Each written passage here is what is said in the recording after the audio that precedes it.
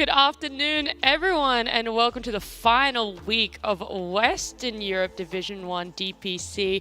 It is a little bit bittersweet to be getting week number 3, but to help you through it, at least for the start of the day, is going to be Sind, T-Gub, and Lizard. Hello. Are you doing your best fogged impersonation? No, I'm surrounded by my bodyguards today. Got muscles and intimidation around me. Yeah, I'm very intense. Look after me, lads. Yes, You are. that's why I'm standing over here, Yep. because that is too I intimidating. read some comments. Why doesn't Cinderan, as the tallest caster, just eat all the other casters? He does. He- Yeah. Wait, what? Yep. Yep. That's Yeah. Yeah, I've we eaten actually some. started off I'll with- He's save eaten you for some, later. yep. Okay, yeah. Keep up this, and you'll be next. The dessert for later, yeah. How are you guys feeling, though, coming into the final week and seeing how Western Europe's shaping up? Pretty good. I think. Wait, final week? Yeah. Already? It's so Yeah. wrong. I don't want to say it, but it feels It's so week wrong. 3. Week 3, day 7. Is this it? Yeah, Yeah. Look, mate, look, there you go. Look, it's just one home straight, and then Secret been- Enigma eliminates. No, I'm joking.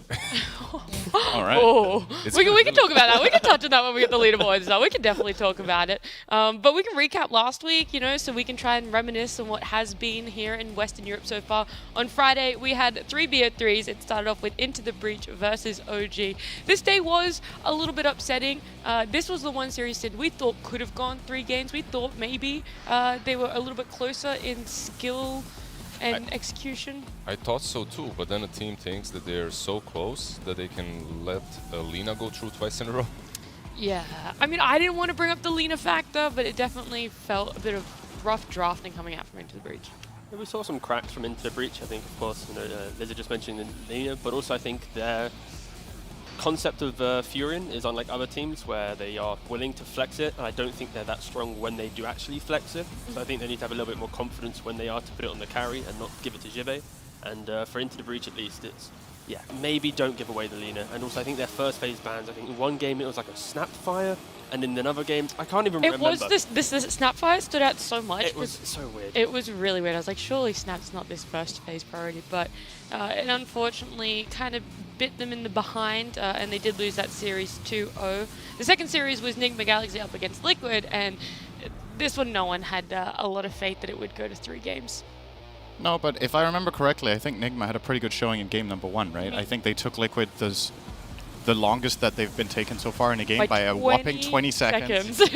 20 seconds more than Tundra, so Nigma should be getting second in this division by that logic. Not really happening so far, unfortunately. But yeah, I think Nigma drafted If you look at it pretty well upside this down, series. maybe. Yeah, yeah, that's true. Then they're in second. Very good. It was the inverse of the first series too, where Nigma Galaxy got the Lena twice, and it just didn't come. Right. So, I mean, that's something to keep in mind as well. They did lose 2 games in a row with that, right? But in the second game, Liquid kind of dominated them. But in the first one, it was very close. And with a couple of things going slightly differently, especially itemization, I think we could have seen a potential game 3 here. So that's good news for Nigma. And once again, they're a weird team for me because, like, when they play their best in this division, I think they look top 3. And when they play their worst, they look bottom 2. And unfortunately, they play their best in 1 game out of 3 in the series that they play well. So they never converted into a W against the big guns. And Yeah, they're definitely still figuring themselves out, I would say. Like, they still have to figure out how to play with 2 offlaners, which doesn't always look great. Sometimes they have 2 semi-cores on those side lanes, and it looks amazing. Sometimes it just doesn't. Sometimes they have no scaling. The first game that you were talking about, the one that they took Liquid the longest to win, I feel that probably it was one of their best drafts that had no chase picks, nothing like that, no Huskars, no gacha picks. The draft was just very solid. Like you said, I believe it was a couple of Lotus Orbs that could have helped them perhaps, or something like that, but yeah, Liquid just proving to be too strong again. Just ban the Rubik, lads. That's it, okay? It's like you got to think about Brood, Furion, Rubik, Tusk. Pick your poison of the 4, but clearly Rubik and Tusk are OP. Brood, still OP. Furion for them, also OP. What can you do? You don't have enough bans. They're going to probably just win the tour. The best thing about this series, they're just going to win the tour. The best thing about this series was the interview we had afterwards with Blitz, and he was so on point with saying they're just so strong in the opening phase right now for Liquid. Like, you only get 2 bans against them, Yep. and if you're letting through a Rubik Tusk, games are going to turn out this way. Even when it looks like you're doing well, they're still going to come out on top, and then you have to factor in Nature's Prophet, there's still that Lena, there's the Broodmother. It's just tough to come up against Liquid, but series going 2-0. The third and final series to close out our Friday was Tundra up against Secret, and this one was just really kind of rough to watch Secret draft, at least in the second game. It was this disconjointed draft. It wasn't game one, sorry, it was game number one. You were saying, Sin, you just didn't see the connection between all the heroes. Yeah, so that's the one we're watching right now, the highlights from, which is basically a Tundra smacking heroes highlight reel for more or less the entirety of it. Yeah, I've had this problem with some of Secret's drafts so far this season that I'm struggling to see the red thread. This was not a one-off for me where it's like, all right, they just had a bad day against Tundra. I think half their series, at least one draft, I just haven't really got. And that doesn't mean that it can't work, but there's a good chance that when they build lineups like this, that the level of execution and the margin for error is just so extremely small. You're playing against a top-tier team, you make one mistake, you just fall flat. And you've been like a captain for a really long time, captaining different players, some players that got poached afterwards, some players that didn't really make it afterwards. I have a feeling that it's not only about the drafts, perhaps, when I'm looking at Secret, because some of their drafts looked really great, and then they didn't work out. Do you, if you're Puppy, look, that guy is a giant in every way in Dota. Would you be able to eat him? I'm pretty sure. I stay away from that guy. He's the top of the food chain in Dota. Definitely. He's on top of the pyramid. What I'm asking is, do you lose a little bit of confidence in your drafts and then you start doing wild stuff afterwards, or?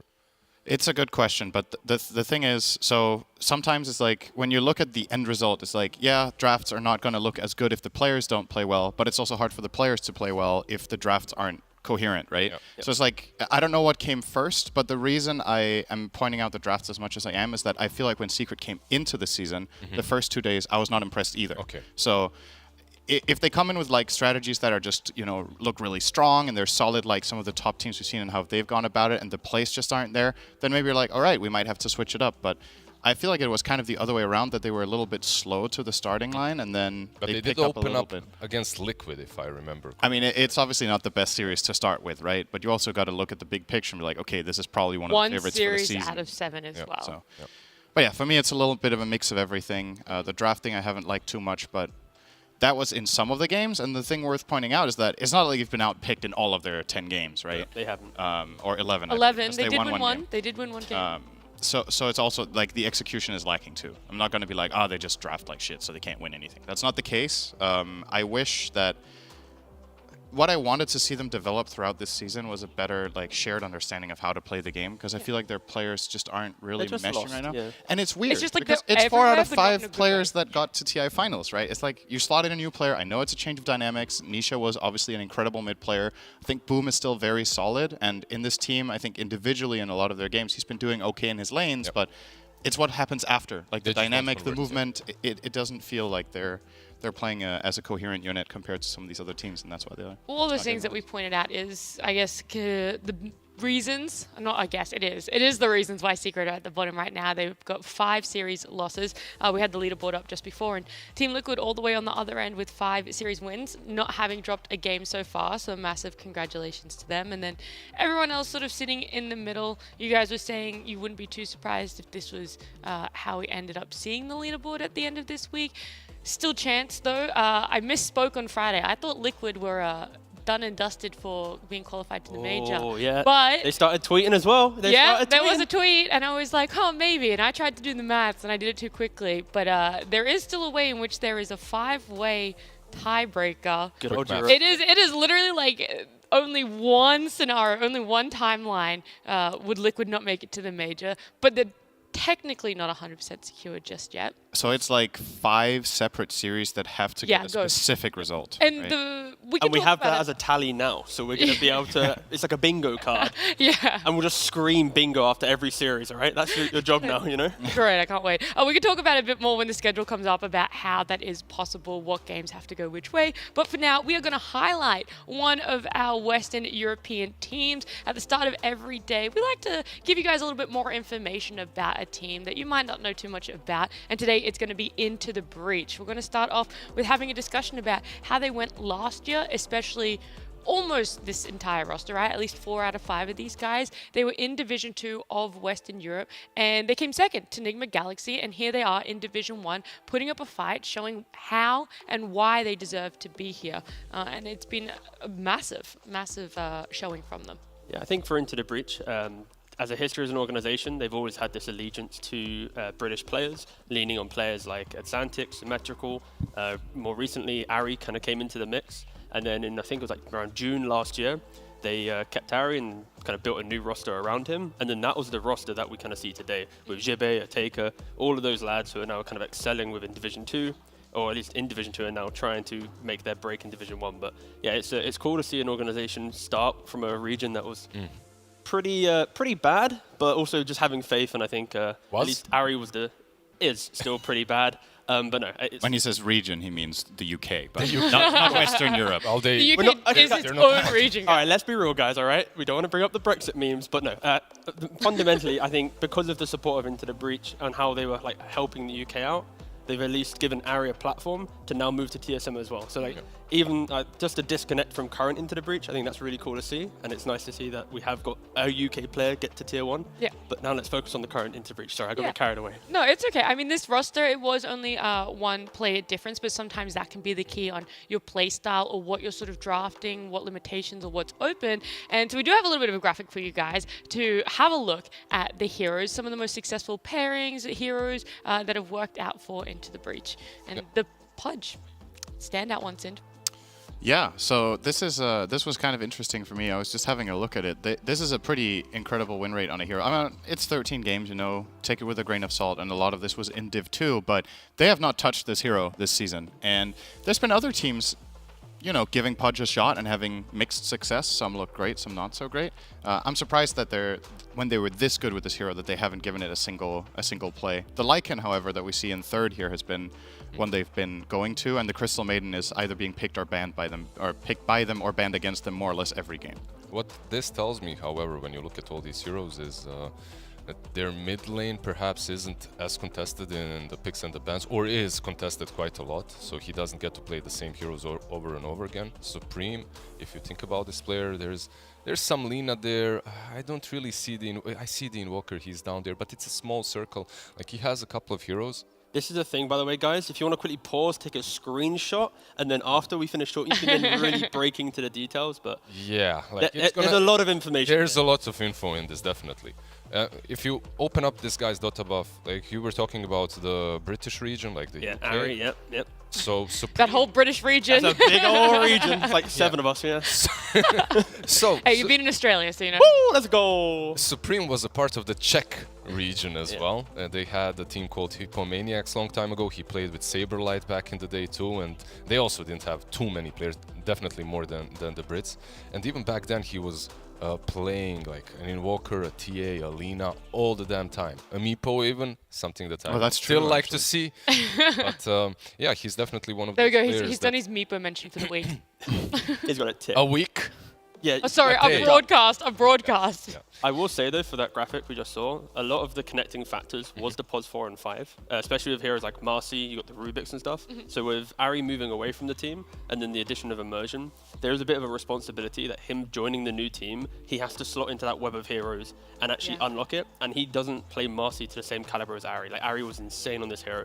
He also played it when it was a lot stronger. That's true, and he still plays it nowadays as well, But the point is, at least for Immersion, his hero pool, like, he's playing with the Earth Spirit, so it's a very different hero and concept to a Marcy, but they're still having to slot it into that kind of big old web of Into the Breach. So it hasn't worked out perfectly for them, but they've still been this like constant underdog that can take games off of anyone.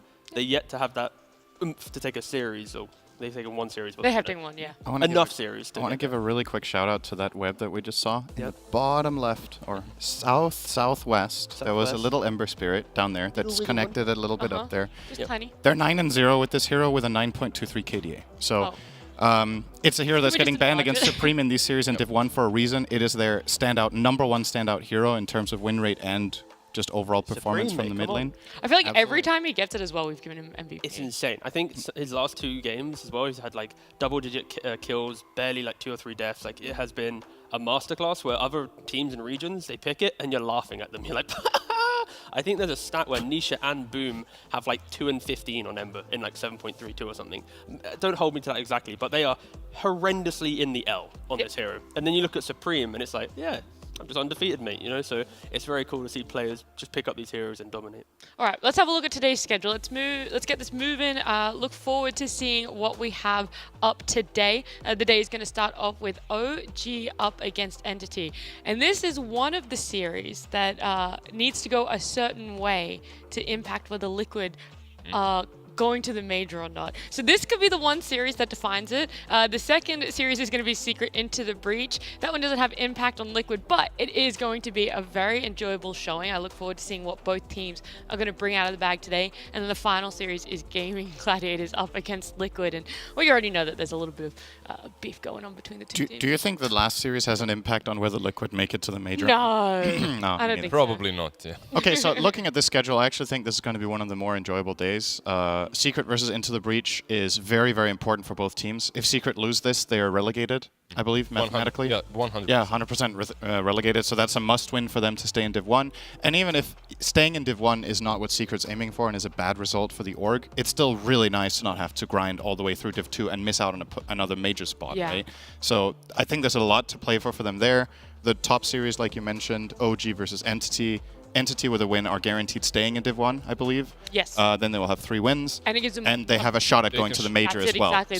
So That's the really important too. It's a big series. And the final one, if Gaming Gladiators win that, that's more or less them going to the major if they beat Liquid, because then they're in a really good spot. If Liquid win it, they're through. So every game has pretty high stakes, actually. I guess the last one for Liquid matters the least because, like, come on, is everything really going to play out? I kind of hope it does. I really want everything but I to also play out kind that of way. do. It's so Entity have to win every series from here on out for themselves, and then the other series we can discuss as it goes through. But I mean, a lot rides on this first series, OG Entity, for both of them, and I guess even teams not playing within this series. I'm still going to request the graphic right now. I know it's a bit of pressure from you. Oh gosh. But at some point today, Give us if the like at graphic. the bottom of the screen we could have all the the 5 series needed, and it can just be a tick or a fail. So then at the end of this week, we can blame a certain team for not making the 5-way tiebreak. But what if it's a fail in the first series? Are you going to keep track still? Yeah, Is it, like, because then worth it's it? their fault. No. Oh, if everything else checks out. Yeah, exactly. Entity lost okay. us the 5-way tiebreak. We could have repeated the entire group stage again, like we've done in previous tours, in previous seasons.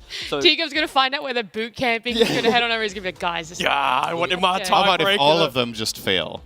There's just like 5 X's. Oh, well, it wasn't even remotely what can close you to do? going wrong. I mean, that's Europe But- for you. Just a letdown.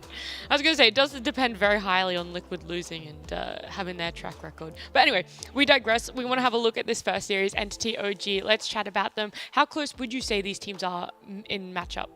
I think when both teams play their best, I would say it's close. But for me, OG is more consistent overall. I think some of Entity's strategies, they had this one draft where they had like no stuns and had this kind of weird dynamic in one of the games against Ricky, Liquid. the OD. Yeah, that draft I don't think looked very good in that game. Then in other games they have these like strokes of genius. So I think if they bring their best today, I would say definitely for me it's going to be a 2-1 series. On paper, the most likely result probably 2-0 OG, just from a consistent standpoint. But yeah, I do think this one is up in the air for sure. I don't know. I'm actually seeing this as a possible 2-1 for Entity, or not necessarily a 2-0 for OG, even though they have played slightly better. Like if you look at their pub stats, they're very Here we go, important. here we They're go. very important pub stats. Only one player is over 50% in the last week, so they've been losing a lot. Is that like? Are they saving the energy? Yeah, Guess who? kinda. Guess who? Is it Stormstormer? Is anyone who's No, doing it? from It's OG. OG. Oh, from OG. Oh, from OG. Ah, it's Yeah. Misha. It's Mish. Yeah! The only one with a positive win rate is their position 5. So He has been farming clockwork, to be Yeah. fair. 10 games, 6% win rate. I think team-wise, though, OG and Entity are very similar in nature. They both lean on incredible teamfight mechanics. These drafts that have a little bit of, let's say, disconnection, but in the game they find these like miracle moments to just pop off. And that's where I think consistency will be key. You know, Syndrome just mentioned OG's a little bit more consistent. And yeah, I think that's going to be the main break. I think drafting-wise, pretty similar. I would say the Entity might have a little bit more. Okay, with Watson, things have changed, Yeah. but they are still like, if I see a draft and I don't see a team name, I could guess it's Entity, right? Like just from, like no one else drafts Undying plus 3 end. like no one else. Right, that's fair. Right, like no one has. There's a reason for that, but Okay, it does work out. They for have them, trust, though. You know, I feel like it works. When you look at Entity and like the interviews that they give and like the camaraderie that they have, it really feels like a copycat of OG. Like not in a bad way, but it's just cool to see. Anyway, draft started. Yeah, Anyway. draft is here. Something that stuck Oh. out to me in the Into the Breach was that Enigma win rate. I was like, wow, are we ever going to see a rise in Enigma again? Well, here it is. OG pick it up. Enigma Tiny for their opening. Does mean that Entity have Lena +1 though. It's not good, Nat. It's not good. Why? You already know what's going to happen. What? Tell The me. sacrificial offlaner, and it's DM. It's going to be a tri lane from Oh. OG. Lena's gonna get a Grove Bow, and Yep. she's gonna outrange the Black Hole by 2,000 range. So. I think, so in all fairness, I don't know. With OG, I think Enigma is always a little bit of a wild card because they have in the past played it on Taiga as a 4 as well. They can flex it if they think it's that kind of game. So I'm not locking it in on DM. I think it's likely. The Tiny can be both mid as well as 4 for them as well, so they do have that flex. But man, they gave away some serious heroes They gave here. away Rubik, they gave away Lena in the first stage. I just had to interrupt. Seeing the 2-shot of Sind and T. Have you guys seen Wednesday on Netflix?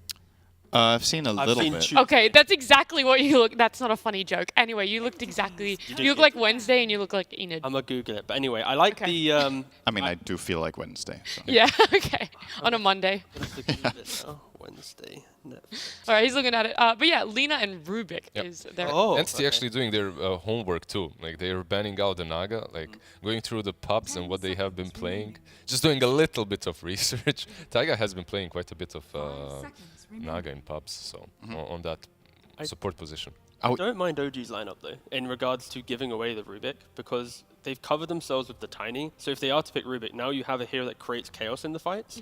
And this Tiny isn't about finding Lena. It's about wait for the vision, see Rubik, and as long as OG picks up another hero that can do that, some position 5 Clockwork that we see Misha playing in his pubs, you then identify the problem, you locate him with the Tiny, initiate with the Clockwork, for example, and now Enigma gets to play his own game out. It is a bit more high risk, but we literally mentioned that like 4 minutes ago. It was both teams often draft for high risk drafts that have to execute in the game. And Entity, of course, will be super comfortable having the meta Lena plus the Rubik cover, but I think OG, they kind of felt prepared for this. I feel like they weren't surprised by the Lena first pick, the Rubik response. I do actually think this Tiny is, like, the reason they gave away this Lena is because they consider Tiny a potential counter just overall. We've talked about, okay, what are the heroes that can beat Lena in the stage that she's strong?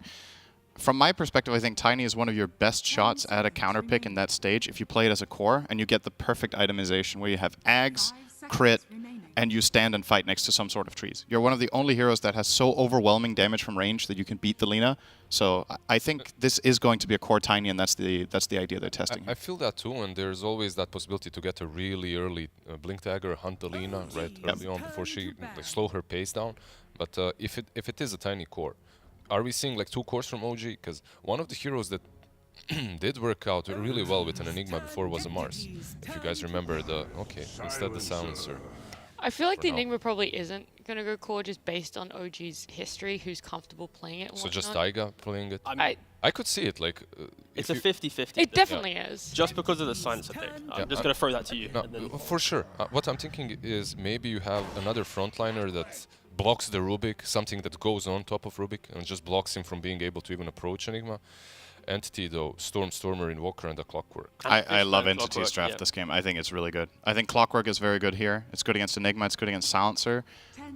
You would be, if you think back, you'd be like, wow, you just snap-picked Invoker into Silencer. That's a little bit crazy, right? But I don't think the matchup works the way it used to. I think this is fine for Invoker. You're playing on mega range. You can itemize against Global Silence. You just synergize with your teammates really well, and it's your standout star player hero mid, right? You now have a guaranteed setup for Sunstrike with Clockwork Hookshot. You have a secondary setup with Rubik Stun. You have a tertiary one with Lena Stun. So, like, there's plenty of ways for Stormstormer to be involved with this Invoker. I'm looking at these picks, and I want to see something from OG that makes me hopeful that they have the Made his key here. Yeah, it's clean bad. Very clean bet, yeah. For Entity, it's like, I feel like the clock pick into Silence is quite nice as well, because now you're forcing OG that they can't just blink black hole global. It's if we initiate a fight, you'll have to global our initiation. So now if Enigma doesn't instantly respond in that brief moment of clock initiation, you then don't have the Silencer to cover your Enigma, which then gives Rubik a really good game. So I think I like how Entity was like, okay, you're trying to do this, but we'll counter it with just even more aggression. And we just see so many specialty heroes now from Entity. And just early damage as well. Their laning phase, Clock enabling Lina, you're perfectly fine. If this is a core Enigma, Clock does great against this. Lina will free farm. And then, of course, Invoker is Stormstormer. He's going to do great. So we actually are seeing a Tiny position 4. It could be carry. Yeah, that's the other thing. Still. Yeah, it could go Do you carry believe or in mid that? if it was going to go. I believe in it in this game. I think Tiny carry. Again, from my perspective, they don't solve Lina without having, like, all their other heroes don't solve Lina for me. Yeah, Void Spirit can jump her and try to kill her. He's not going to do it alone when she has 2 or 3 items. So if Tiny is not the carry, I think the carry has to be a direct Lina counter. And what are the options? Spectre, Sniper, Sniper. Spectre, Sniper's brother. Is this actually a lore question? I couldn't come up with it. I think the other end I was of trying the, to think of lore for you. the other end of the question is, instead of like, do you like Tiny as carry, it's what support combo do you enjoy more? Is it a Silencer and Enigma or a Silencer and Tiny? I honestly would really dislike the idea of Tiny Core in this game. I think because you have an Enigma in the side lane, you want a 4 that can be more open. And I think you need a carry that can consistently fight with the jump. And I think a Tiny carry is a little bit more Echo Saber, Ags, kind of you're playing on hit the black hole, we kill you in that moment, and it's fully subscribing to the Wombo combo. And I think Entity's lineup is super anti-Wombo combo. There's Sniper's brother, by the way, Slark. We forgot about him. Yeah. I like Same all height. of your suggestions though, like Slark, Sniper, Spectre. Sniper and Spectre still in the pool, quite comfortable, I believe, to play into the Lina. There's Drow Ranger as well if you want to go that route. I'm just a bit worried about the pace if you go any of those heroes, right? Like Spectre, Enigma, Yeah. and then you have Silence or Tiny supports. I just think the game is really slow, and BZM has to pop off. Yeah, Entity, no matter what in those circumstances, will at least get time to build up their lineup. I don't think you put enough pressure fast enough. Okay, you get time, but you're also playing into an Enigma with that time. So eventually the team fight might be a little bit scary for you, if the black holes are right. But I take that back. There's just way too much range from Entity. Like seeing their 2 cores Invoker plus Lina, I just don't see a good... It's hard to black hole this. It's just hard to black hole. I mean, OG has last pick, so right now it's more what's the offlaner for Entity. I think anything that has a bit more pacing in the game is going to be good. OG's already Beastmaster banned in second phase. They just did Lycan. There's still the Visage. Brood's banned out in the first phase. You could even argue just a casual Brewmaster for the lane, or like a Centaur. Like, it depends on what Entity want to do. If they want to push and get the game out, then they'll ban out the Visage. If they want to go more team fight, they'll ban like Brew or the Centaur. They ban out the Ursa, like Cinderin was saying. Maybe they don't want to give Entity too much time, so Ursa would kind of fit that role of getting that rush early. I actually being like a bit that more ban. active. Yeah. I do like it. One option for OG, if Entity pick a weaker carry, not carry, offlaner, is going like an Alchemist or something.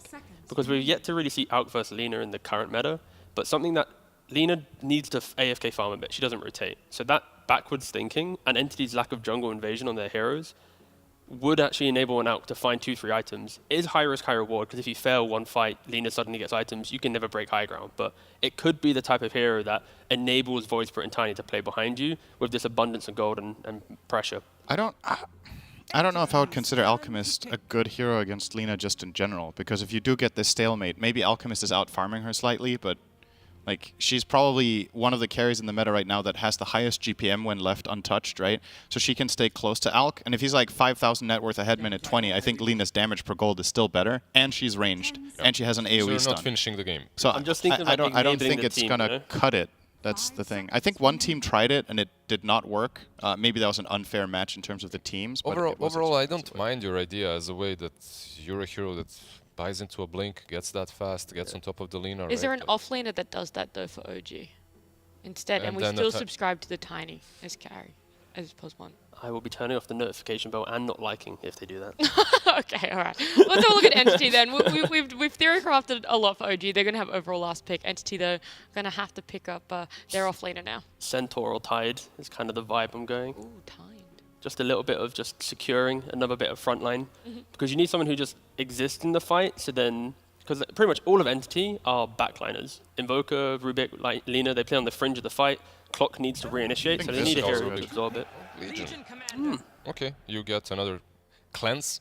Little pipe buyer, on yeah. your offlaner, so Sure. you have that against the silencer too. Yeah, you need to remove the global from yourself first, though. So he has to itemize. That's Itemize his against job. it, yeah. Legion Commander can buy Lotus Orb, can buy BKB as an offlaner. I think more than likely we're going to see Toby potentially get a pipe this game, though. I think you just want damage mitigation, you want a pipe carrier.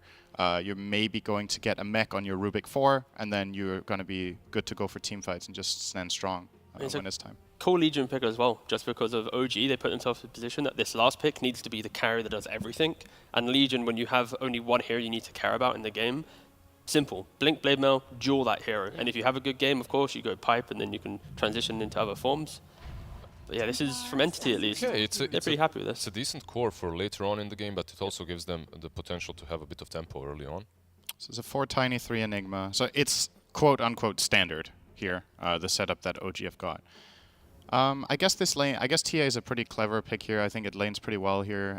It's one of the heroes that can assassinate Lina if it gets to go in. I'm still a little bit worried about zone control and the overall tempo of the game that Entity can set. Yep. If Legion does well in lane, it doesn't necessarily need to win, but just gets farmed. You need to reach this 1 key item on the Legion, 1 key item on Rubik. They're swarming the map like no tomorrow. They could play pretty quick. And there's another setup for Sunstrike. So Legion, even without items here, actually has global kill threat.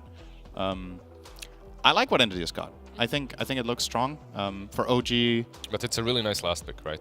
It is definitely a very good last pick, but I would still go slightly with Entity based on draft, so I'll pick them for this game. Europe has really failed us, and they've lost 5 games on Lina in a row. I think we're potentially maybe now the worst region on Lina in the world. No, I didn't. I mean, just on the fact that we've lost 5 in a row. I don't think any other. Oh, okay. I don't think any other Not region, actual stats. Exactly. No other region's lost 5 in a row on Lina. So I think Entity is really trying to prove ourselves as a region. We've got to step up. We're just looking like idiots in front of the world right now. So Entity, you've got a lot to do for Europe. Oh, so you're just putting your faith in the Lina? I also like their draft a lot more. I think they're going to play really strong lanes, and they're going to break down the farming patterns before you get to see all the cool things happen. All right. 0-5 is a bit too much. It's time to break the curse. And Enigma is... I love the hero, but the game looks just so difficult for him to get those black holes. Well, now it's stronger. You know, well, the question of what is stronger, is it going to be the panel curse or the Lina curse? As we jump into game 1 between Entity and OG with Bcop and Lacoste. Thank you very much. There are those things, the panel curse, the Lina curse, the caster's curse. This is the strongest of all the curses out there. For sure. Stronger than the arcane curse from the silencer that we're gonna see in game. But looking at both of these drafts, I like what Entity's got in this one. OG might have some damage issues, like having this silencer Enigma. It's a very slow lineup just from these two. Then you have 4 Tiny. I think a lot of the teams got much better at playing against 4 Tiny, where he doesn't do as much as you would want him to. It's been a while since I saw this 4 Tiny pop off and have like a really early Blink Dagger. On side of Entity, I like what I see. A lot of global presence. Panel did mention like the build on Legion Commander. Something I've seen in the pubs the other day. I've seen it 2 times on LC because the Guardian Greaves is so popular. Right. People bought Guardian Greaves, and I think this might be the pickup here against the Enigma. You dispel things on yourself if Toby wants to go more that route, and then you have press the attack to remove the global silence from the one other guy. Yeah, so it feels like you have an opportunity there once you have that cleanse that comes through, and well, we've talked about it before too, the combo of Clockwork Invoker, or even now with the Legion Commander with the Invoker, the Sun Strikes that are possible, and you know, it is that first level into the Exhort and goes quickly to the Sunstrike for Stormstormer. So I'm expecting a lot of Sun Striking. It's also a very easy setup, whether you said the Clockwork, a Legion Commander, even LSA is more than enough to bring it down. And this is pretty much a classic. Let's see the first Sunstrike. BZM knows what's going to happen. Heavy involvement, 175 mana from Stormstormer, half of his mana pool gone to miss that last hit. Can't ask for a better start. Yeah, mana to CS. It's not looking good on that first one. That's an interesting stat. Now that I've said it in my head, mana per CS on some of these heroes, but we'll end the discussion at that. Just 175 for nothing. But taking a look at all 3 lanes, we have seen Lina time and time again, especially from OG. You would expect, we've played it so much, we should be able to beat it, right? Like, we have the tools necessary, we have the knowledge of playing it to know what we should do in a situation. Yeah, you like think this. you can beat it 15 minutes into the game. She has Maelstrom, BKB, Falcon Blade, Boost of Travel, and Shadow Blade, and you're like, yeah, we can't really beat it. You want to try, but it's tough. So we'll see what Watson can do. We've definitely felt it on OG when Yuragi's got the Lina in his hands. So I'm ready to see what Watson does here. And he's up against DM and Taiga on the Enigma Tiny combo. This Enigma will get the farm, no matter what. Right now, struggling a bit, having 1 CS, but it's the first wave you're going to be denying. You also have extra units for Lina's Fiery Soul, so might not be the greatest. So you like land one LSA, and it's going to be fully stacked pretty much. Oh boy. And you got to be careful with the way you move those Eidolons, and Stormstormer mid up against BZM. He's only 4-3 on this Invoker, so Stormstormer a little bit of trouble at the moment. Toby and Kataomi with that Arcane Curse. Eventually that'll wear out. What are you expecting from this this Rubik as time goes on? He might be the other guy that builds into Greaves. I wouldn't mind seeing that, to have a bit more teamfight presence. For now, I see Toby with just a casual chainmail in his backpack. Fishman. Oh, Fishman. Cogs, LSA, lands on 2. Fishman still trying to run. Just gets some distance, and yeah, I thought Misha it was a Sunstrike, considering all the light that we had. It was very bright for a moment. Watson, Yeah, this is tossed up LSA. again. Missed the Light Strike Array, and these heroes are eating a little bit of damage as First Blood comes bottom. Toby gets it with the overwhelming odds and lands on Misha. It's a lot of spam, especially once you hit level 3.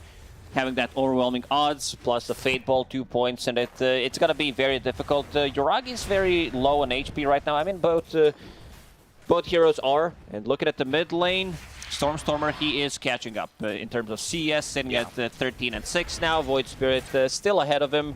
It's one of the BZM specialty. So something we speak of when we talk Entity is aggression. Aggression. But OG always seems like they're the kind of team that feeds off opponents using their aggression, right? Like, it almost gets reflected. I don't know if you've ever seen the Yu-Gi-Oh card Magic Hats. Eat up some energy, throw it back out. No, I haven't, and I don't think I will, but the Yuragi is in trouble. It's going to be a lot of harassment coming out. I did watch the anime. Oh, Fishman. Well Ooh, those Eidolons. Yeah, DM getting the kill there, and bottom lane still, Misha dealing with a lot of damage here from Toby. Both these heroes still sitting very low. Another Fate Bolt is available. Misha's dead. Yeah, if he could just land it. There it is. Needs a glimpse of vision, and that will be enough. And Yuragi's also very low. Like, they already used the healing salve on him. He brought the Raindrop on his Templar Assassin. Taiga making a move. Yeah, going over for mid, trying to get Stormstormer, but Cold Snap doesn't exactly go the way that he wants, and he also tosses Fishman into the air. Cogs around 2 of them. They get the kill on Taiga. BZM being pushed by the Cogs, and he's out of mana now, and with no bottle charges. Bottom lane again, Yuragi and Misha just have to try and endure this aggression. Telekinesis, but throwing him away from the Sunstrike, and Kataomi is going to drop here to these glaives from Misha, so not feeling that great for the Rubik when they were putting the pressure on. He had another overwhelming odds. He just got it. Silencer steals his mana. Never mind. Does have a stick, but definitely needs some extra mana regeneration in this lane. Misha needs to be careful. Once Rubik is back, he's definitely a kill threat again. Yeah, missing the Sunstrike there, it could have definitely turned the fight and potentially even gotten Entity 2 kills. Last time Stormstormer was playing Invoker, he hit 4 out of 5 Sunstrikes early on and didn't have that good of a setup. And now he's got a bit of a better setup, so let's see if he can up those percentages. Right now, not really sitting that high, but as time goes by, maybe that'll change. Taiga getting chased by Fishman with the battery assault, but tosses him over to the DM. That'll mean he takes a couple tower shots here, but nothing really doing. He'll just pop a salve. A-okay. 38 and 10 for Watson. We have seen Linas die twice in lane and be successful in lane. It feels like it doesn't matter.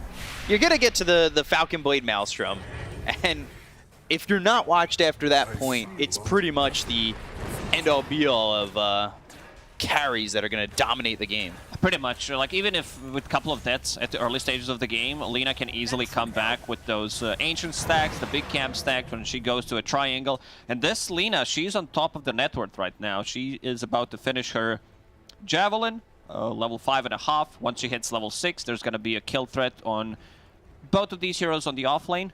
Taiga, he still couldn't find like any good openings. Fishman a bit too tanky, forcing him to use this... Oof, there's the damage from the LSA and the Sunstrike. Taiga getting low. If Fishman could just catch up with the battery assault, they'd get that kill, but this rock rolls too fast for him. So, just getting away from that clockwork, and yeah, you can see bottom Toby taking a lot of damage there too. That Arcane Curse has been pretty pesky for him. Yeah. Overwhelmed by those odds. Definitely. It's just difficult. If they had mana boots in this lane, like an early pickup, you just can't lane. If this offlaner like buys mana boots, I've seen some Legion commanders buying Ring of Bassi to be able to keep the sustain, keep the harassment.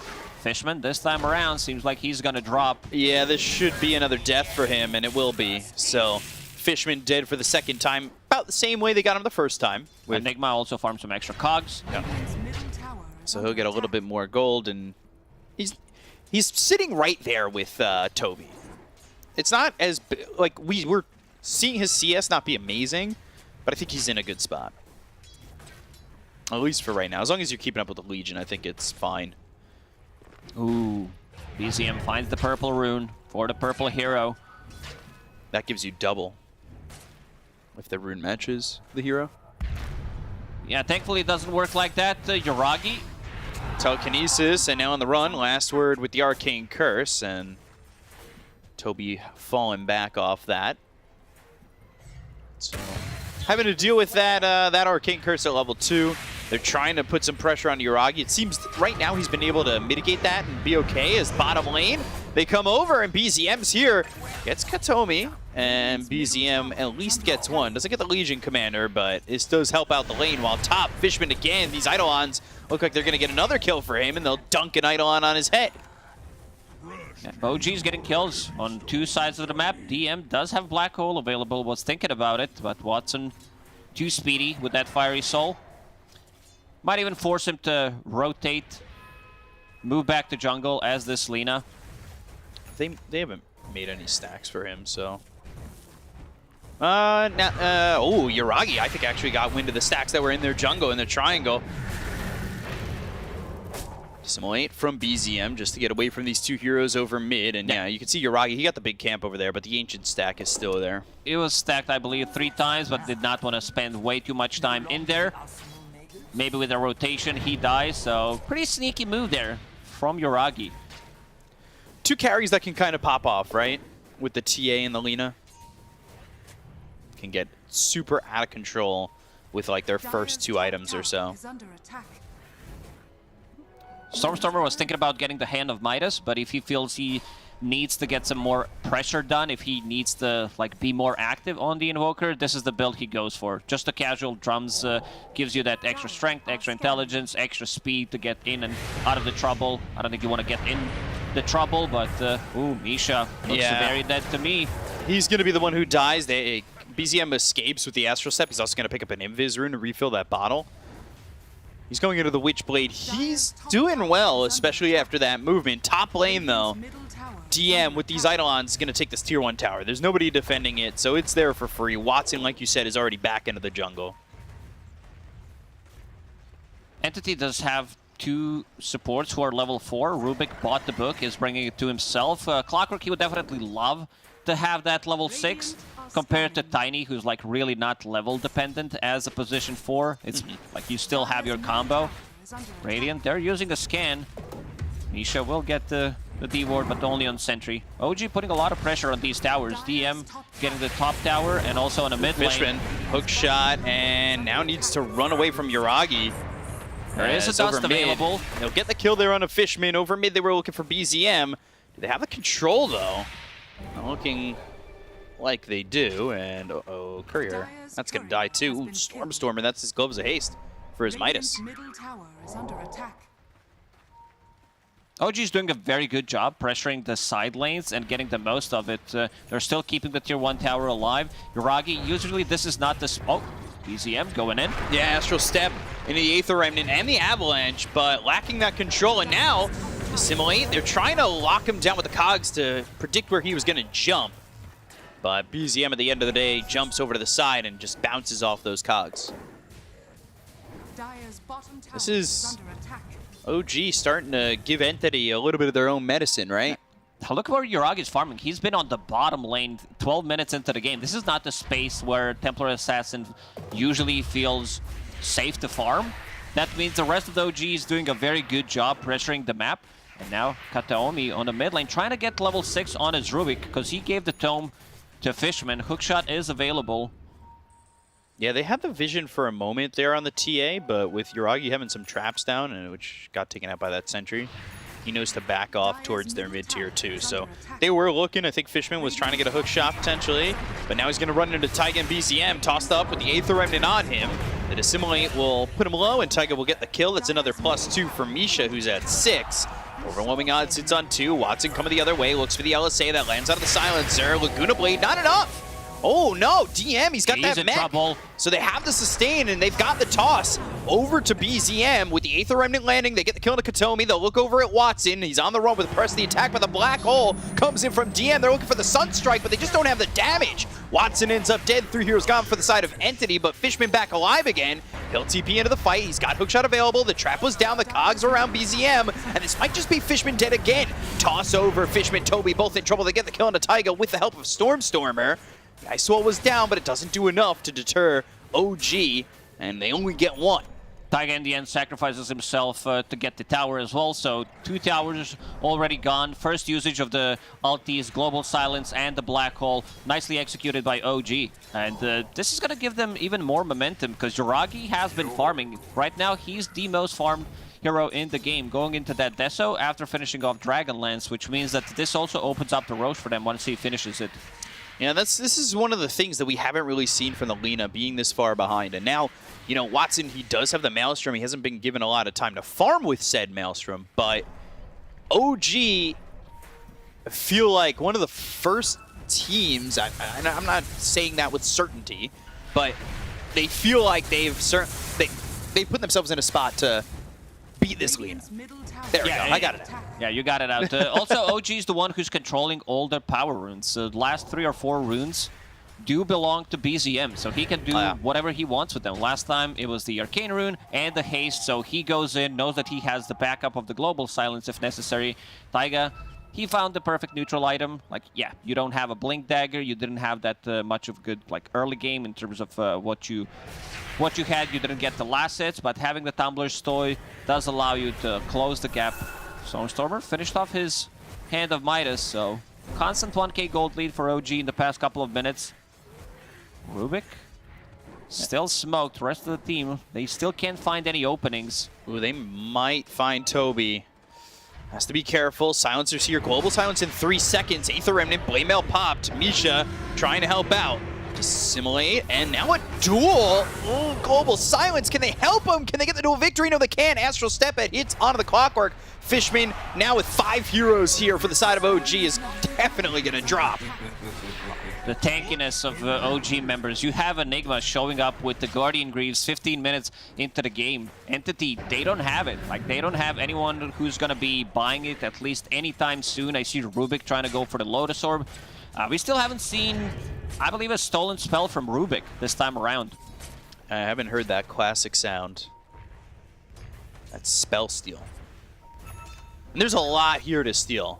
That is going to help your team out for sure. Taiga being very sneaky, plants down the Observer Board with that Tumbler's Toy. And he gets around Toby too, so they're going to move forward. Stormstormer. He's showing himself. Aether Remnant hits that Forge Spirit, and Taiga, gotta believe that he might have been spotted. Yeah, there it is. Hook shot, overwhelming odds. Now they see him. Sunstrike, just trying to get through these cogs. Avalanche will be thrown out, and now they've got the Cold Snap. I think Toby was looking for a way to get a duel off, and finally does. So he'll get a victory. Put him at 18 duel damage, but will they get This hint observer at this ward. I think, is going to stay for the full duration. It's a really sneaky ward relatively early on. And he also bought a lot of time. Instant move to bottom. Entity wants to play this slightly faster.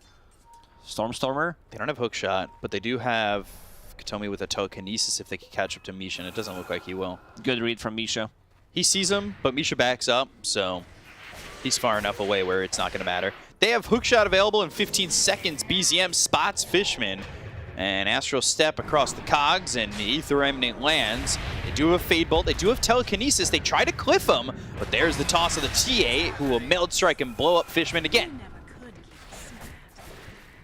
Entity needs BKB on Lina to take the fight. She's very close. OG is going to smoke. They are looking for a fight. Global Silence will be available in a couple of seconds. DM has been on this top lane for a very long time, falling back to Triangle a couple of times if necessary, and going into Blink Dagger next. So you will have this Blink Dagger plus Global Silence combo. Top lane, Toby again. This is who they want to go for. Has Blink in a second. Avalanche, though, hits. And never gets the blade mail off, so BZM has an easy time killing off this Legion commander.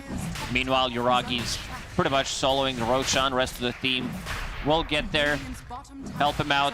DM, a lot of farm on this Enigma. Yeah, he is 1,400 gold ahead of this Legion commander. They see this, but they cannot get over there in time. There's nobody to stop this. Sunstrike maybe to steal it, but just a little bit off. So Yuragi will grab the Aegis into his hands, and now working with that, and almost a Blink Dagger too. So you could see that Yuragi's starting to get there, but at the same time, we talked about how Watson was held back a little bit. He's almost catching up to the TA. It's just Lina things. BKB is finished. He's been farming. He hasn't shown in any of the fights. This is pretty much what every Lina does. If you get anything from the laning stage, yeah, that's cool, but she wants to spend farming for 15 minutes. Double Blink Dagger pickup on OG. So closing the gap, finding the right target is going to be much easier for them. And also they found the Philosopher's Stone. Usually it's the Tiny who wants to hold it because he can't really farm as a position 4, but because he already has a Blink Dagger, they decided to give it to DM. That means that this Enigma, if he holds Philosopher's Stone for another 20, 25, 30 minutes, this is going to be BKB refresher type of a game. Yeah, it was actually triple Blink timing, I think, right? Taiga, yeah, one on TA as well. Yeah. Oh my god, Tiny, TA, and Enigma all get it at the same time. Dual big one on Illusion. Beats the Illusion. Avalanche, Global Silence. Down goes Fishman and Toby. They got you baited so hard. Oh dear. BZM with the confusion. And now has That's a rough. Sanj. A bit more tanky on him. So duels, those stuns are not going to last as long and will amplify his damage. Stormstormer has a Blink Dagger. DM thinking about getting in. You see this ward, almost a full duration already. Wow. Getting them all the info, secures them a tier 2 tower on the top. Yeah. And they're just moving for the tier 2 mid. 11 wards placed here by the Tiny, 15 for the Silencer, and they've removed 8. While Entity, they've removed just about the same. So, mid lane, 3-man smoke. Let's see what they can do. Katomi sitting back and showing. They want to use this global being on cooldown. Lina has that BKB that we mentioned, but she's not in that fight, so she's going to be either late or needs to connect with the rest of the team right now. Yeah, needs to start coming over because they're going to fight without her, and that's going to be an issue. BZM, though, hook shot, duel, Sunstrike, Avalanche on a 3, toss up into the air, the Black Hole on a 2, and now Yuragi's starting to output a lot of Stolen damage. Black Hole. Stolen Black Hole, and it's not going to be enough. They've got the Aether Remnant down, they'll get the kill on Katomi, they've taken out 3, they bought back on Fishman, but it does nothing for Entity. OG coming out clean again. Yeah, what a clean execution. They're not losing any of the heroes, still holding that Aegis. Like, Watson was not there. They killed the tier 2 tower, so that means that he can't really TP there. Stormstormer and Watson trying to get a kill on the side lane. Uncharacteristic mistake there by Stormstormer. Black Hole by DM, like, he catches 2. Damage has already been done, even though Rubik steals it. It's not one of those games where they can turn it around so easily. I think the one who's been playing pretty much the perfect game so far, yeah, looking at the odds from esportsbet.io. 12 to 1.03. Really, 12? Yeah, they decided to say not comebackable in this one. Yeah. What about Gaben? What does Gaben say? Can we get a look at the... yeah, there it is. All right, you know, 91 and 9. That's pretty similar, I would say. Let's see if they can find an opening here again. Yeah, Fishman, who just bought back. They were looking for the duel, but the splash damage for the Sideblades does a lot of damage to start on a Toby. Overwhelming odds. LSA lands. Fade Bolt also thrown over. But DM coming in. Doesn't have a black hole. The Aether Remnant's dropped down, but it's not going to grab anybody. An Aether Remnant there for the Rubik will just hit a creep, I believe, and that's it. BZM so far had a perfect game. The amount of pressure that he puts on the enemy heroes in these fights is nuts. He goes in, gets out of the trouble, especially when he knows that there is a Global Silence and the Black Hole to back him up. They still haven't killed him, sitting at the 7-0-5 on this Void Spirit. Yeah, the perfect game, and you know, look at the hero damage. Ooh, that's while Stormstormer's in some trouble. They've already dusted him. And Tornado, Arcane Curse, and he's silenced. Watson comes in, gets the kill there on Amisha, but Watson, the damage, uh-oh, you're gonna die, Watson, and that's Yuragi getting a kill and a mega kill streak for himself. Toby also in trouble. BZM's here with the tiny avalanche hit. Toby, though, hookshot onto this Legion. They'll get the kill with BZM, taking out the Legion commander, and another right click from Yuragi to grab Fishman. This is a slaughter. OG playing it to perfection, losing only a silencer here. Yuragi comes in, deletes Lina. She does have a BKB, doesn't even pop it. This is 9-second BKB. You're getting hit by Eidolons and by this Deso Melt, amplifying the damage from the Eidolons as well. And she's like, I'm not gonna even use it. I'm dead already. Yeah, dead after the first strike, it felt like, and all there to try and save this Invoker. Meteor, and then, yeah, let's see it again. DM comes in. And Malefice as well as Misha coming over. But Misha dies quickly, but it's a position 5. Like, is it worth Watson TPing into this? Well, now that we've seen it, I think the chat would definitely agree that it was not worth it. But even the positioning there, like, Taiga, it feels they tough found to get Stormstormer there. again. Yeah, toss into a dust and dust to dust and ashes to ashes for Stormstormer. Misha's like, I'm the carrier right now. Power Treads, Dagger of Ristul as a Silencer 5, going into 4 staff next. He does have 20 permanent intelligence stolen. Ooh, it's a good amount. Without Shard, too. We haven't seen 2 supports on Entity do a lot. We haven't seen them find any openings, especially from the Rubik. Like, I do praise Kataomi a lot, but he's having a really tough game. Yeah, I said it during one of the casts this season that he's been the most improved player. I mean, probably the standout player in the previous season, but he's really struggling in this one. Found the Philosopher's Stone for himself. Finally finishes off his first item. That's going to be a Lotus Orb to remove the Global Silence. Makes him a bit more tanky against Templar Assassin. Oh, Blink Avalanche. Fishman again getting caught, and he's just dead in 2 strikes. Man, Taiga is all over the place. He's been involved in 18 out of 23 kills with that Tumblrstoy, Blink Dagger. Ooh, Lotus Orb. Reflecting the Malefice, but Guardian Greaves. Okay. I believe that's a full BKB on DM. So now, how do you stop the Black Hole? You don't. At least that's what it's looking like. You can still with the hook shot. If Enigma doesn't use the Black Hole on top of himself, a Legion Commander can get the duel off. Previously, Legion Commander had a slightly better time because he did have that dual cast range talent. Now that it's gone as well, so very difficult is my answer. Watson under some vision. Doesn't even know it, and they're going to smoke. They want Watson. They want to kill this Lina, and they're already TPing to the outpost. Watson needs to get out of dodge, but Taiga again. There's the BKB. Ooh, tosses now, BZM. Press the attack. LSA hits. Laguna Blade, Black Hole. It's on a Watson, and he's going to die in 2 shots from Kataomi stole the Yuragi. Black Hole. They will need to use this for the next fight. I think their damage output is pretty limited, so Kataomi instantly Lotus Orb, removes the Global Silence, steals the Black Hole. But they need to do something with it next time. Roshan's going to respawn in a minute and a half, so he will still have it. Going to be tough to maintain the stolen Black Hole. No global, makes it a little bit easier, but feels like you got to catch everybody to get the full duration out of this. Silver Edge for Yuragi. He's going into the Lincoln Sphere. That's... Gosh.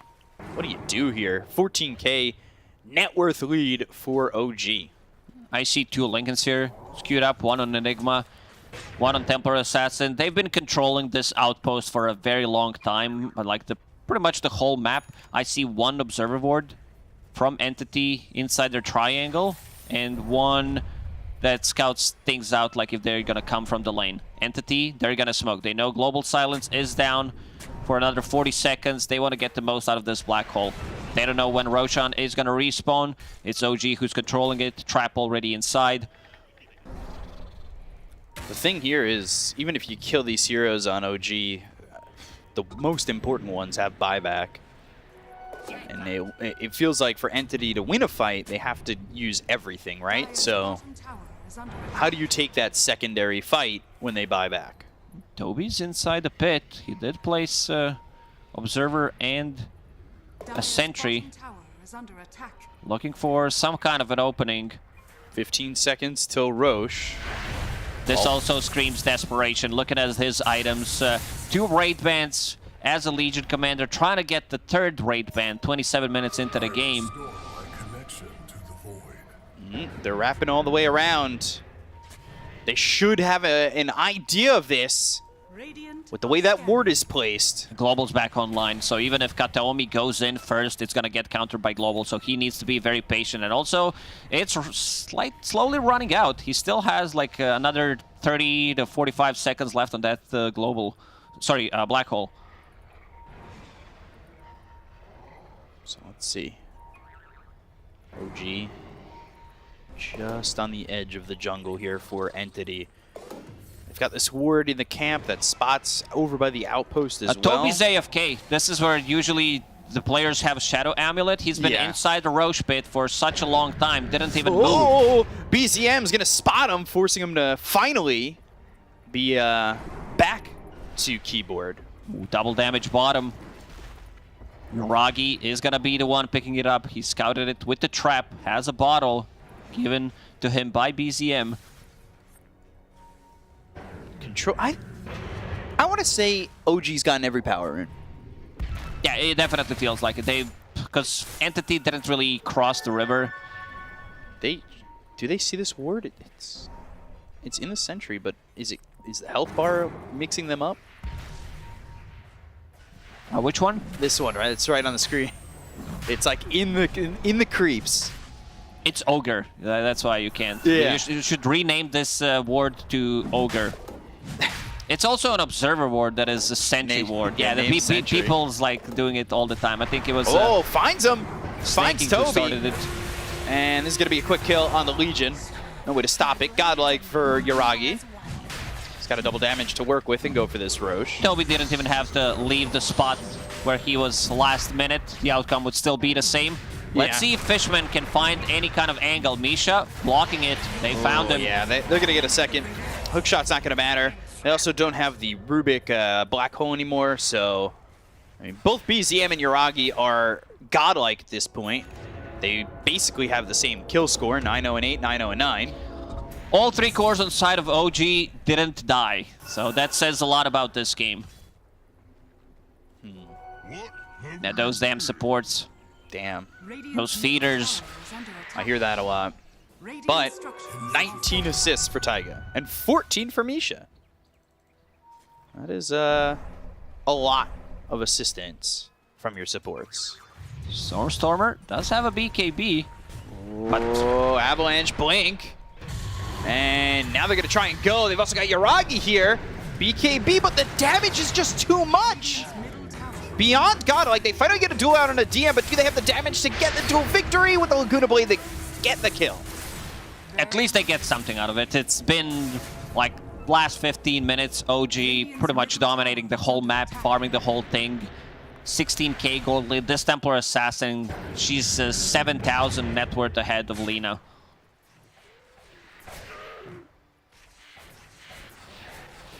So that put BZM at 10.09.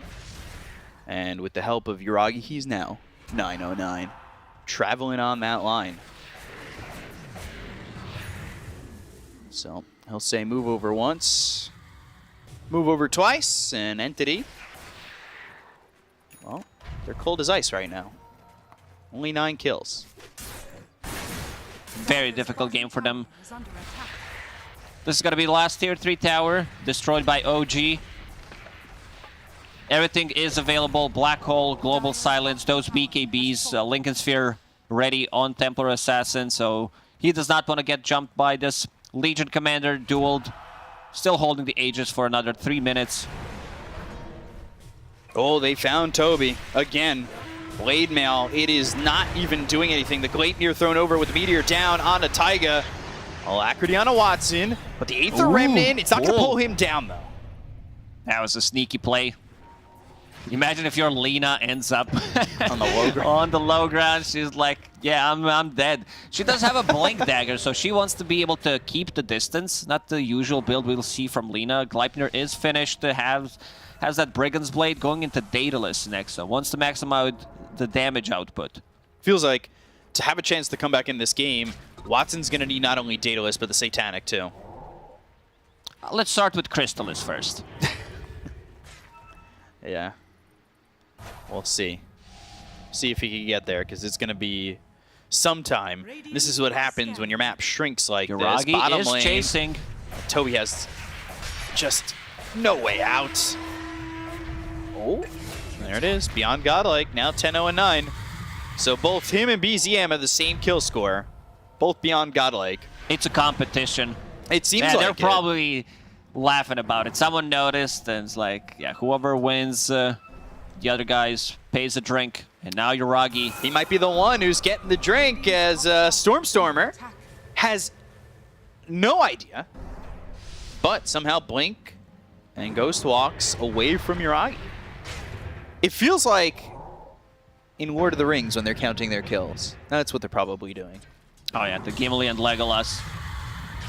Gimli lying though. You know, Gimli's a That counts as 3. sneaky dwarf.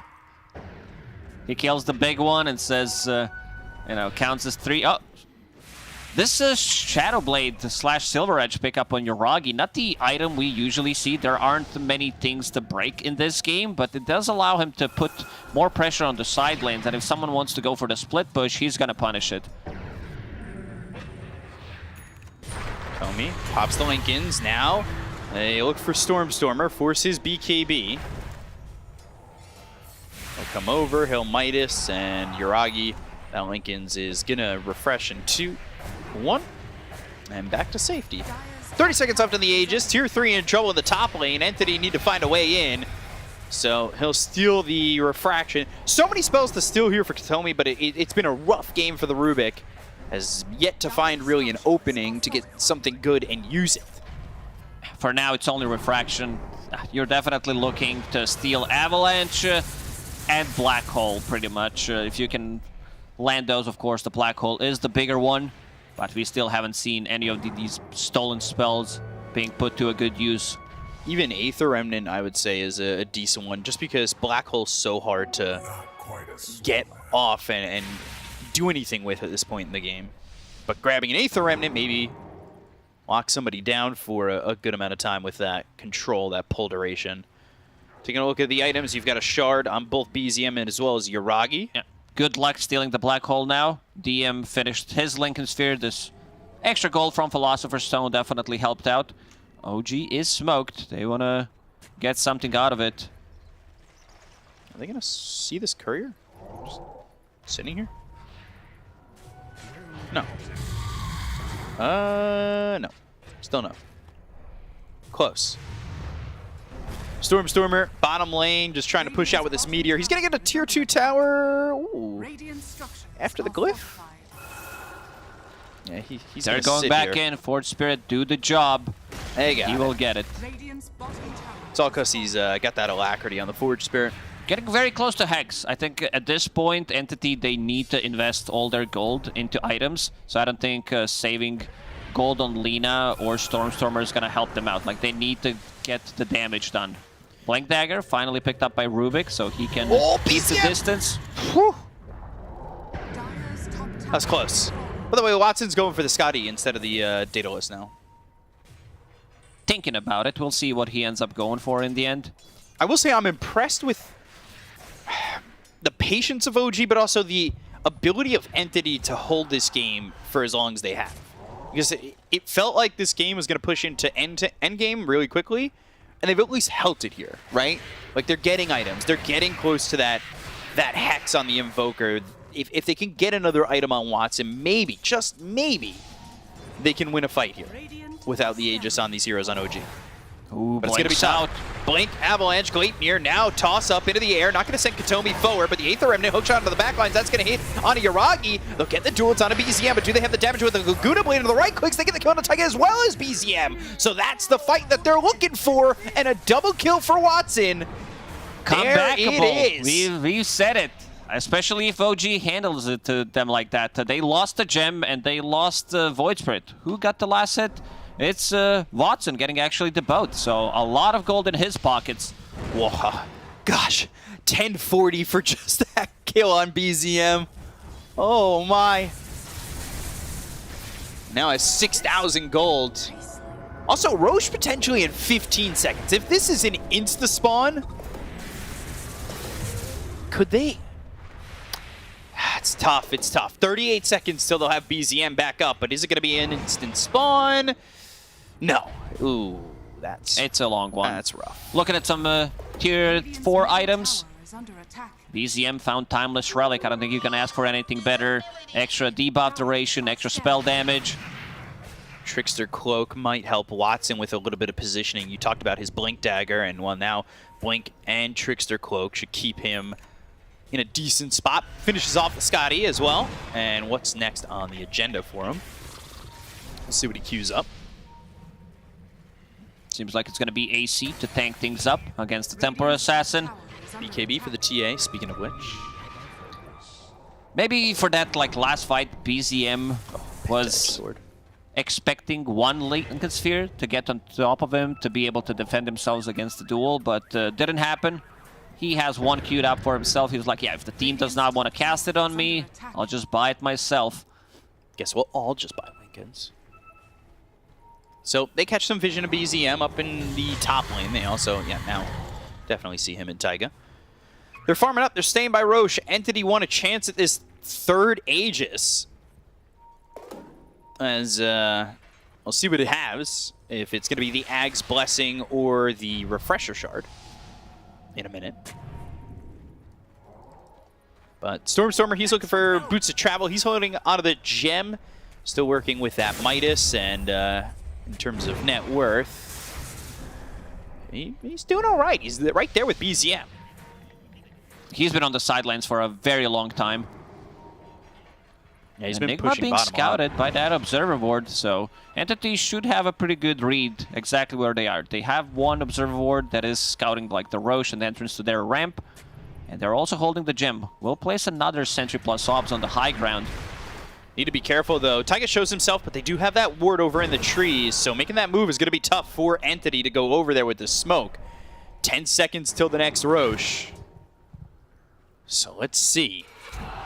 Because if Entity win this fight and they grab themselves an Aegis, I would say the game's pretty even, Yeah. exactly. Looking at the buybacks, there's only 4 heroes with the buybacks at the moment. Lina getting very close to the 5th one. About to be level 23. And Roche has Refresher Shard, by the way. So. Usually I prefer Aghanim Scepter, but since you have Enigma in your team in a game like this, I think having a Refresher, casting a Blink Initiation. BZM, though, he's into the trees, and he's able to escape. Sunstrike. It's grabbing vision, but they've got the telekinesis on the Astral Step. They've got the Gleipnir, but they assimilate. Now they're going to move over. They've got the Black Hole. It's going to be on the Stormstormer with a global silence coming out. DM taking a lot of damage from Watson, who's standing his ground. Goes to the LSA. They get the kill on the DM. They'll look over at Taiga. This Tiny's in trouble. Toby's on the run, but the hookshot comes in. Toby survives. Oh, Taiga's going to fall here to Watson, who's got himself a second kill. Good positioning on him. Some right clicks. They finally take out Fishman. Fishman, he's going to have buybacks. Oh, Stormstormer. Gleipnir on a 2. BZM, he's going to be locked up thanks to the telekinesis coming out from Katomi. Astral Step to simulate again. Where does he go? He goes into the trees. Watson now looking, searching, trying to find BZM. They've also got Yuragi nearby with a silver Silver Edge in hand. They go to the Hex, they go to the Deafening Blast, they get the kill on a Taiga. They'll take out the Tiny again. Man, what a positioning from Lina. This is why this hero is the most contested, one of the most contested heroes in the game. It probably is, right? We checked the stats. It is the most contested. And now Roshan respawns 7.6 thousand damage coming out from the Lina, more than the whole OG squad combined. He kept the distance, he positioned himself well, that the Gleipnir on 2, then another Gleipnir on 2. This Hex pickup really changed things a lot. BZM going in at the solo Black Hole, and you can see the Watson will just pop the right clicks on DM.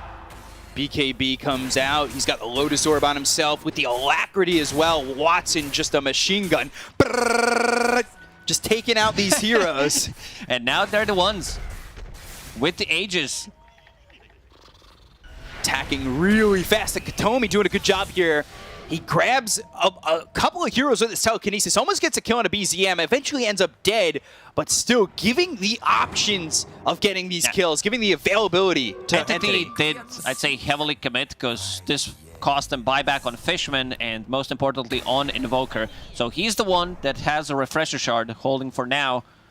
Has that gem, might need to get rid of that gem, give it to someone else so the slot opens up for him. Radiant's middle tower. Let's see how this goes now with an Aegis in their hands.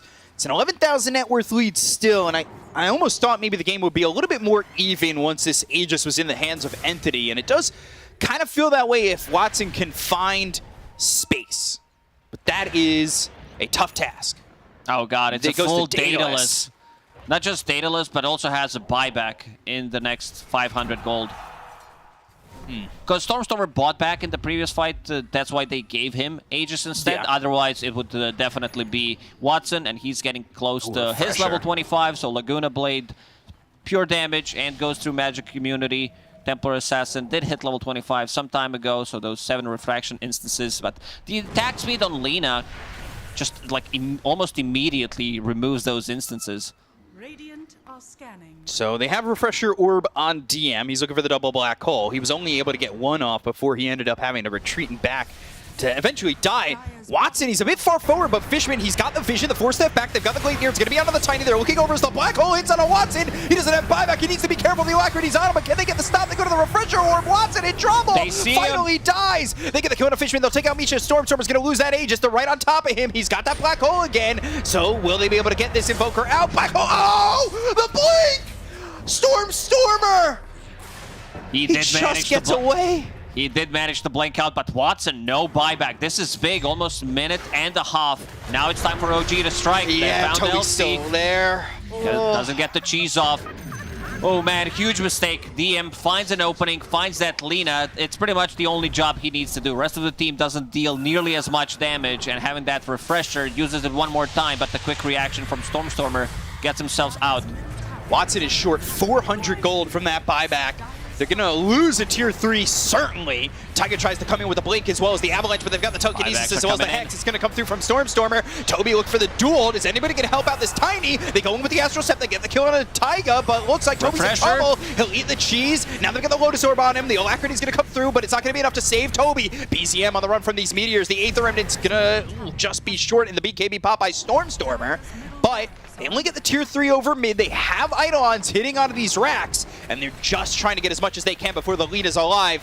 And when Lina comes back up, might have buyback for a second life to fight. Yeah, she needs to get like a kill, but losing one set of barracks, one range barracks, seems like Entity will be able to defend the last one. Let's see, BZM going in, quick in and out with the Blink Dagger. OG, they don't need to rush anything. They need to wait for this Refresher Black Hole to be up and online.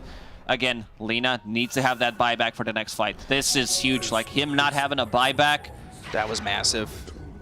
A second life could have potentially won them that fight where the Black Hole, especially when it missed on Stormstormer, if they had a Lina in the mix, it could have been a change for Entity to take that fight. Tornado misses BZM. Swift Blink picked up for the Templar Assassin, so even quicker damage coming in from Yuragi. BZM also looking potentially to go for the Ags. Dire's middle barracks. Thinking about the Lincoln Sphere first, it's very important to have a buyback Lina. 200 gold short. Rest of the team very close to her. So what can they do here on Entity? The buybacks, just BZM and Yuragi at the moment. 190 gold short on Lina, 2.5 minutes away on the Invoker. Everybody else, she's not there for Entity.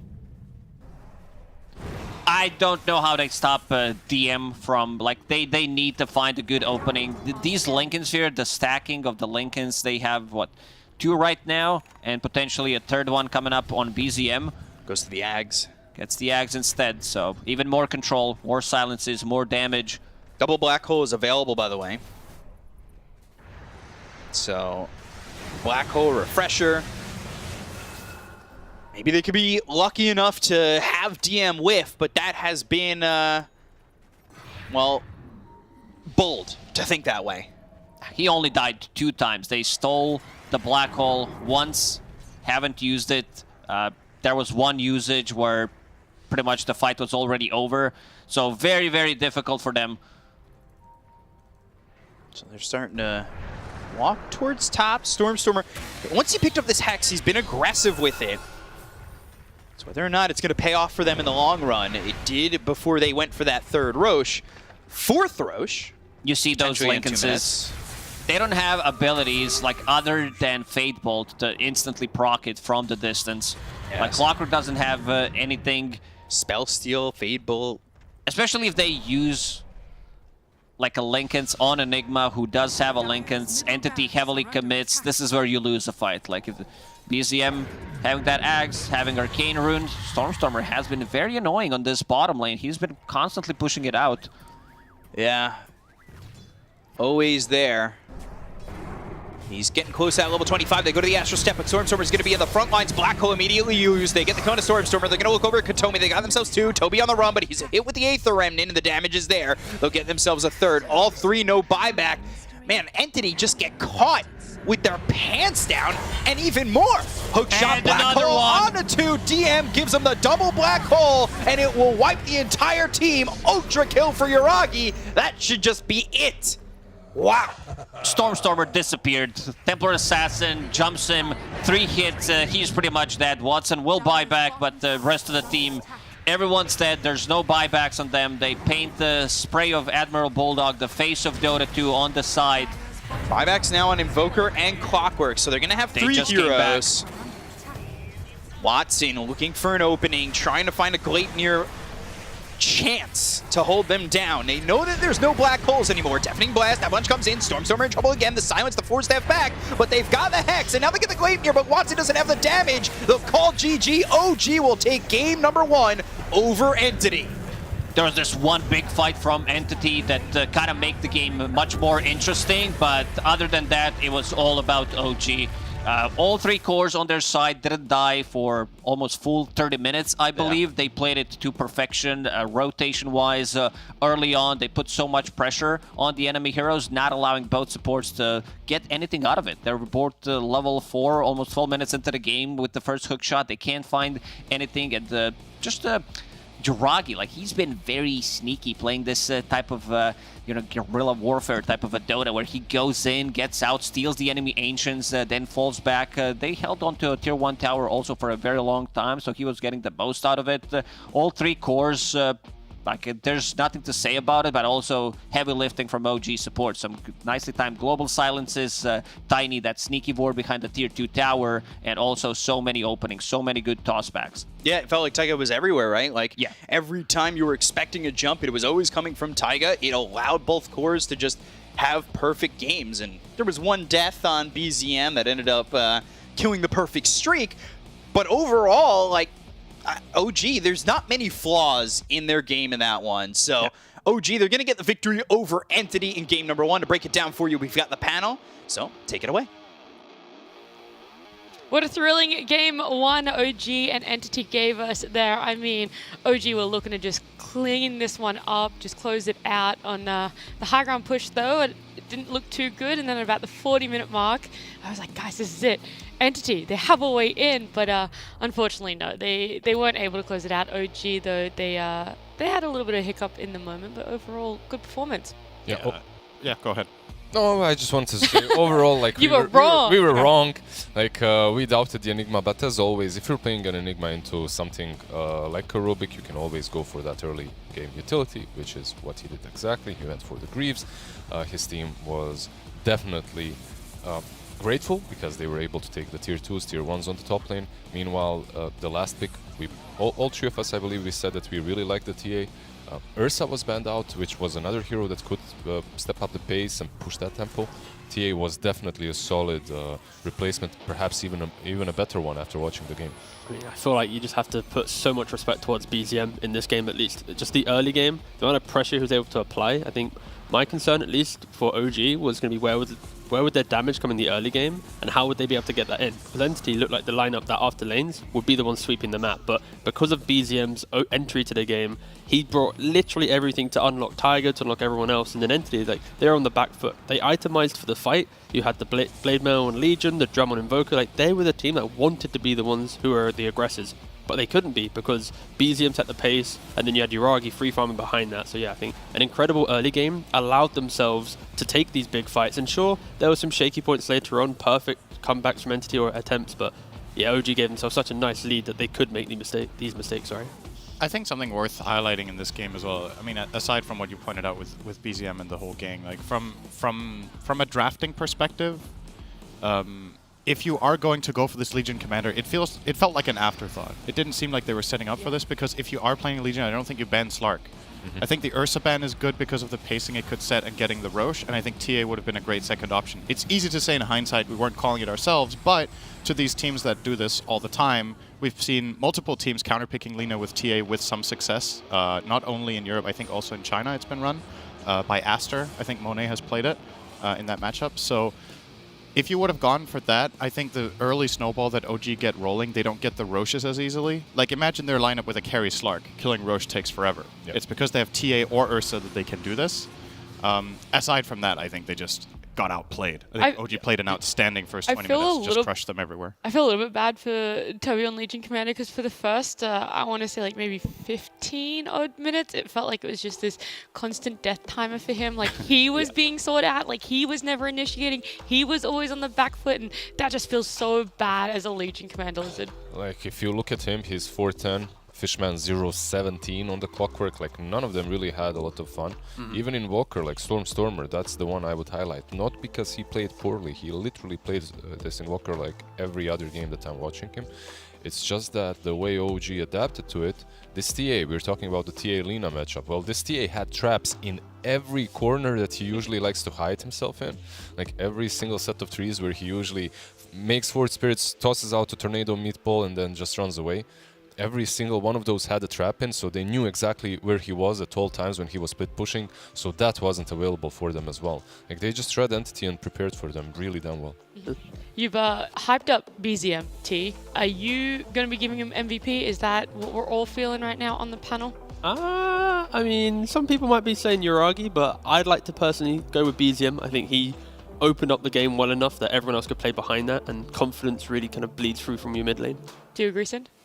Sounds like a no. We're going to have an argument here on the panel. I can feel it. I'm kind of leaning Taiga. Actually. Too late. Oh, bam. No. Production could change it. All right, we've apparently... all right, it's BZM, guys. Tiger also popped off. So I think what's really impressive about Taiga's play this game, you see him ending with 8 deaths. It's a sign of how he played in the game. He was doing so many good initiations that are sacrificial but lead to good fights.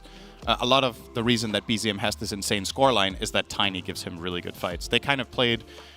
It was very synergistic. So the Tiny and the Void Spirit in the early game together kind of enabled each other really well, and they really bounced off of that in a really great fashion. I think it's... We're getting a joint MVP. Yeah, let's go. I was going to say, do you want to throw a third one in there, Lizard? I mean, Uragi went 18-0-15.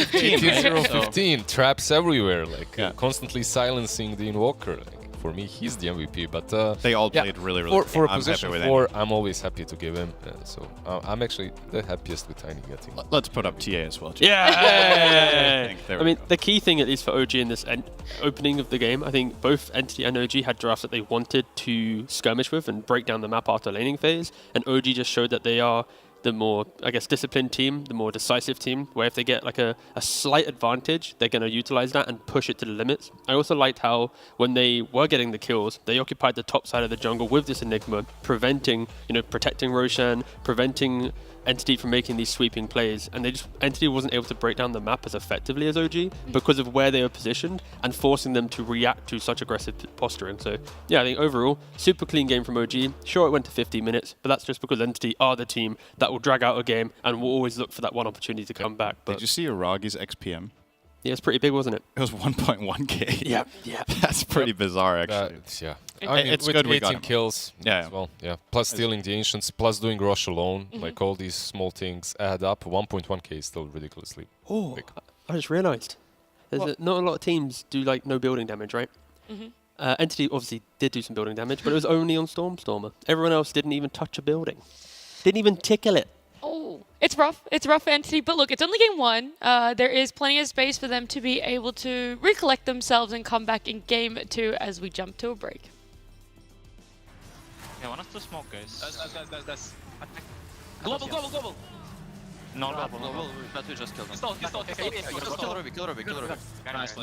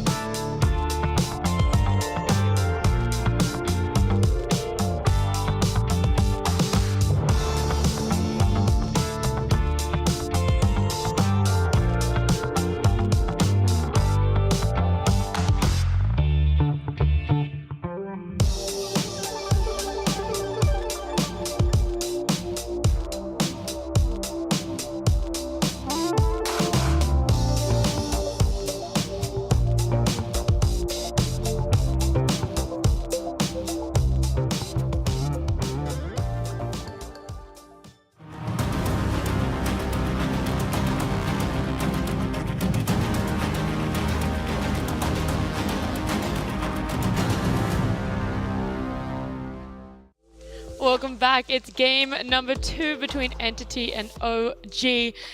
It's the big question. Every time we're like, oh, Lena, she's busted. She always wins. This, that. Now, though, It's the opposite. We've seen this amazing aggression from OG. They were able to shut down the Lina. Sure, she had some moments where it looked good, but they very much knew how to take advantage of the Lina timings and the downfalls. So is she figured out? Are we going to see a party in her?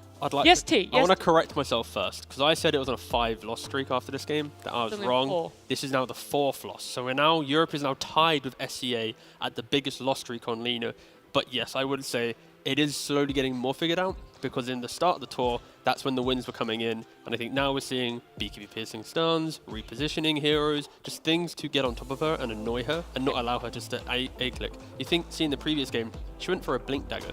She was like opting for, I need to reposition. And as soon as the Lina has to think about where to take the fight and not just to stand and A-click, that's when the hero goes from like giga broken to broken, and that's still pretty Only annoying. slightly broken. But it's like, yeah, it's like when you start having these small things come in, that's when Lina looks a little bit weaker. I feel like your Lina looks a little bit weaker when your offlaner has 10 deaths and your position 4 have 17. All right, as well. No. We are only here to flame the Lina. That also sometimes does not help. The fact that only Invoker was the one on the map, the fact that he was the only one actually be able to do anything and push towers and create a little bit of space.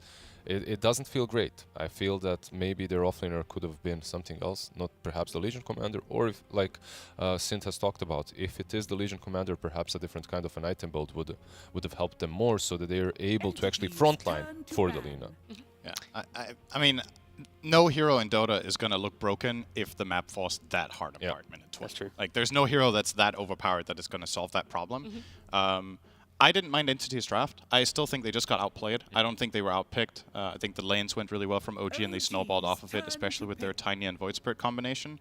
Yeah, they were just better that game. And, you know, there's no shame in that. They just played a great game. And you see Entity, they still respect the hero. They ban the Lina regardless, even though they're second pick. I will agree, though, that these solutions that we're seeing coming in are getting better and better. There's a reason Lina is starting to lose more games. But I think there's going to be this counter wave where now you start counter-picking the counters if you have the Lina, or you ban out different heroes in the second phase that are now discovered. Like, maybe you start seeing some TA bans, maybe you start seeing Ursa bans, and then it might still be incredibly good. And you solve the, for example, Spectre instead. Yeah. Like, maybe you just outpick the Spectre in lane and ruin its game, and then Lina will carry anyway. So I would still say it's really strong. Okay, and that's why you already said it. Entity are still going to ban it out. OG opened up with Death Prophet though, and Entity, they had faith in that Invoker, so they went back for it, but this time with the tree. Yeah, I think draft-wise, for OG, this is the first time that I think a team's banning Undying against Entity. We've seen a lot of the second phase, like Tree plus Undying, Undying plus Rubik's, like the little combos coming from Entity at least. But it's cool to see them respect this hero a lot. I don't think we've seen other teams do it at least. It's always Tusk, Lina, Rubik's, etc., etc. But for OG at least, Death Prophet, really stable opening. My question for Entity is this Invoker pick, it's more comfort. Normally, DP does pretty well against Invoker because you're pressuring the tower, you're always progressing the map, and Invokers, they like to play a more static game where they can think about the kills rather than protecting towers. Yeah, they go for the Naga. And now you have to think, is this the Taiga Naga? Is this position 4? Is it carry? It can still be the carry as well, right? So have to be really careful about the way you draft from this point onwards if you're Entity. I do believe that Taiga has played the most Naga in the last week at least, like he's been prepping it a little bit in pubs. But overall, if you're Entity, you already have Invoker. You get one more hero that is able to scale late, and I think you should be fine against that. Yeah, I would say Invoker is one of the best mid-heroes you can have against a carry Naga. He has insane AoE damage and control. Something like Deafening Blast should not be underestimated against this hero. It's really powerful to just AoE disarm. And on top of that, Invoker is a natural Hexspire later, so he can actually kill the Naga almost on his own if things line up really well.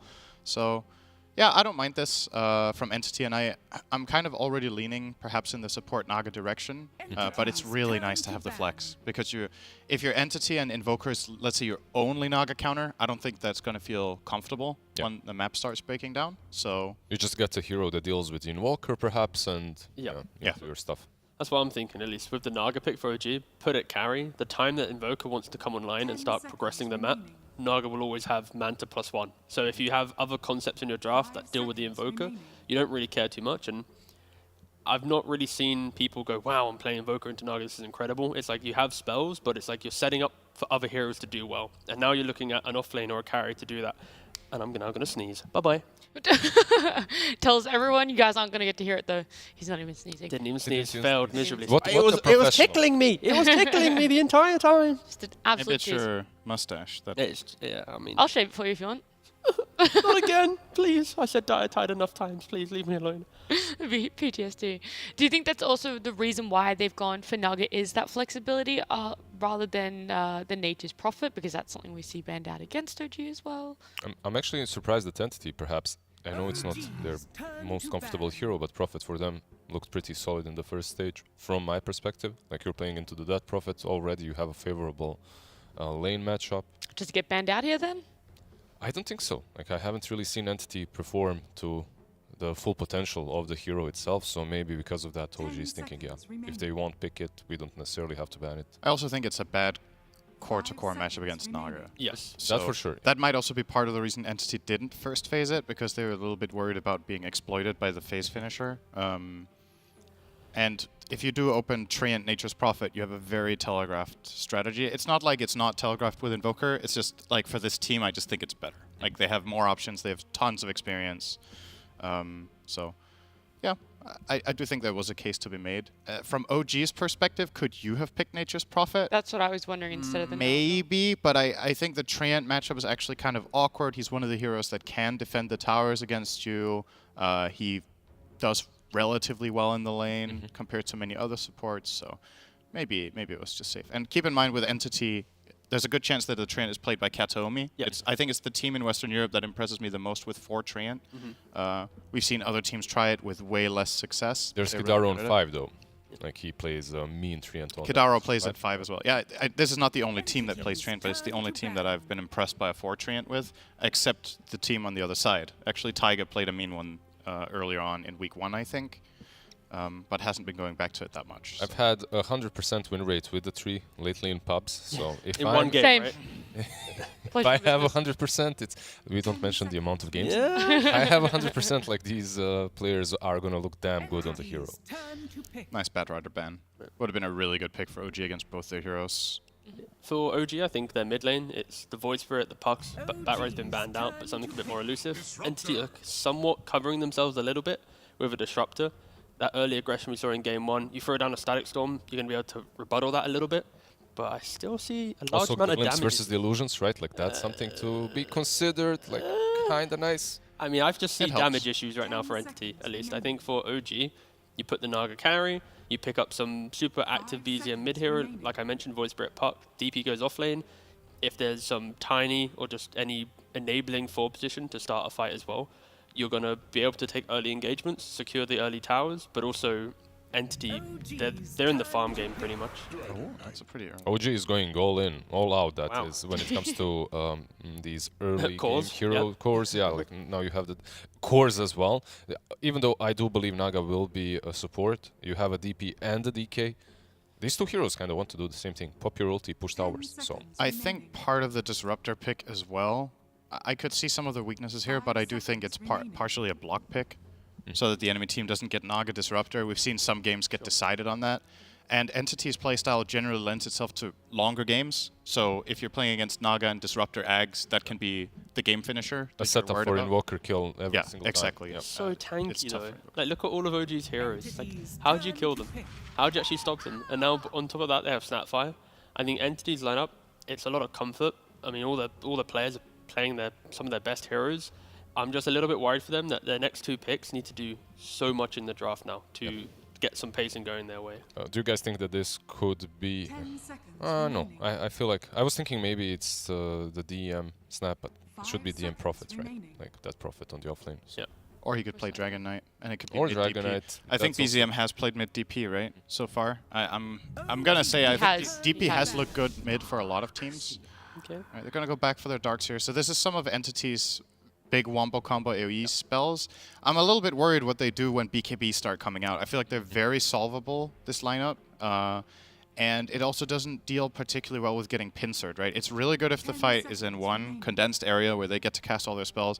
But what happens when Naga flanks you from one side? Dragon Knight has a dagger, blinks someone on the left side, and then DP comes rushing in with Ghosts. Like, how do you pick your fights? I think this is kind of difficult for Entity right now. I would definitely prefer to be. I guess the vision game will be extremely important for Entity, and one thing that can solve these problems is, well, partly Kataomi on the Treant if he's playing the tree, and then Invoker just giving a ton of vision with everything, like just with Ghost Walk, using Force Spirit, being the first one in. I'd love to see it like a Pudge or something for Entity. So Yeah, carry that Pudge. actually sounds really good here. It's incredibly enabled by Darkseer Living Armor. You don't care about Naga being carry. If it goes Naga support, you don't do anything to a Pudge carry in lane, so it will secure your 10 time seconds entry. remaining. And sure, you don't really do Roshan or anything like that, but you'll be able to sweep the 5 map and just seconds always be in remaining. the face of your opponent. You can see Watson the play it though? Is the question. I'm pretty think sure he he does. Do you want me to does. check it? All right, I'm going in. You can see the switch ups in bans. Like now, it is OG banning out these early aggressive kind of heroes. Like Pudge fits right into that role too. Like the Ursa is banned out. He hasn't, in his pubs at least, he hasn't really jumped on the hero. Whoa! A wild anti-mage ban. We've That seen is it in China. Versus a Darkseer, so That's a versus the really An good Invoker. ban. Oh. It's good against the entirety of their lineup. I want to see this hero more. I won't lie. This hero, people were so easy to say it's shit, putting it bluntly. 10 But when you get to like seconds pick 24 or something, and there's these Leshraks and these Storms or whatever, remaining. 5 seconds when you're playing remaining. into just pick it. We're playing into 3 4 heroes. heroes. that Yeah, can't do exactly. anything against Just them. pick it. Exactly. That's what I mean. Like people just. and OG is definitely a team that won't shy away from picking your Storm Spirit, maybe even an anti-mage if Yeah. the game's perfect. So I could see that. Yeah. Why the But it's still a Bloodseeker bad ban? hero. What do they want? Pengo is banned out. Is there something that OG can finish off that Bloodseeker is really good against? Rupture Or- is very good against Death Prophet, and I think they're Okay. just looking at what can Entity play with Ion Shell and just early That's game super that strong can put early. pressure, right, and just play fast. Is Lifestealer a thing? Probably not, right? Can you see it? Because with Surge, with Iron Shell, I'm just worried about the Naga matchup. Then. yeah. Entity have last pick here, so they're going to see the 5th hero of an OG. The confusing aspect of where's the Naga going, what's the DK, etc. should be answered with the final pick of OG, unless they pick up another flexible core and really just bamboozle everyone. The question is, what are they going to do? I would argue that DK should just be the mid, and then Snapshot 4-5. Naga is technically the flex, but I still think they just want to pick up another support here, put the Naga carry, and then play out a normal game of Dota. I don't think they want to concede any lanes by putting Naga into support. But maybe if they have a better pick to win a different lane, then they can sacrifice the off lane. It just depends on what they want to play on Uragi at least. And if you want to go really crazy, I actually do think this is a game you can play support Dragon Knight as well. If they see better value in something else, like if there's a perfect pick now, I actually do think all of their heroes can flex right now, including DP. That's the one I like the least, because I think in this game DP should be a core. And most likely the Dragon Knight will be a core, of course. Yep. But if you see some sort of interesting idea here for OG, their lineup is very An adaptable. Entity, they're just banning out heroes that are good versus Darkseer, but on multiple positions. First you had the Anti-Mage, that's a great carry against him. Now you're having the Enchantress banned out as well. Bring back Very the different Oracle. bans. Let me see Oracle support. Oracle enabling the Death Prophet, 5 countering the seconds Darkseer in lane. Sounds good. Oracle's good this game. Actually a hype return to this. Purge Forgotten that works hero, versus a billion things in the game already. billion. Oracle is an amazing hero against Invoker. Yep. Oracle generally doesn't get picked very much because in this meta, I think a lot of the lane matchups aren't necessarily the best. There you go. Nice. Great call. Thank you. I think it's an amazing pick this game. OG, so if I you're the love it. second coach, then where to go.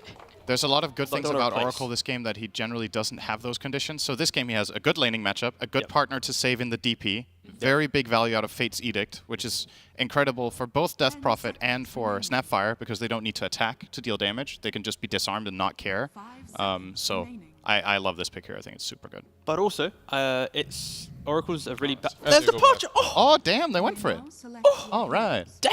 Okay, but anyway, I like the No, anyway, Oh, I God. like the Oracle as well because nowadays in meta, everything's so scrappy and skirmishing.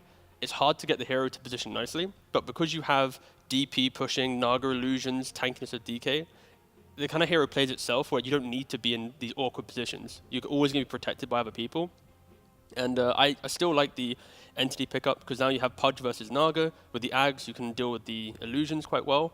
And yeah, I still prefer OG's lineup, I think, a little bit. But this Pudge pick, it can just destroy games, It especially screams when Entity, right? Like yeah, the- exactly.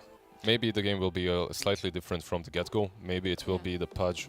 How do you feel the lanes are going to be then, Lizzie? Because that was, I think, such a big being fancy. Versus Oracle, I can't see Toby doing that great. Like, the Darkseer will suffer, and that's usually a problem when you have a Darkseer that isn't having a good lane. Yeah.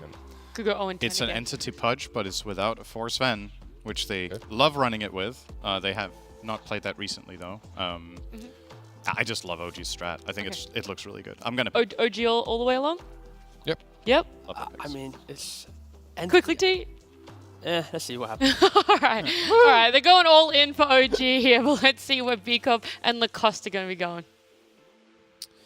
Thank you very much. Again, talking about panel curse, caster's curse. Do we have the power to override that, you think? I don't think so. Like No? it only works when it works, but most of the time it doesn't work. So if you know what I mean.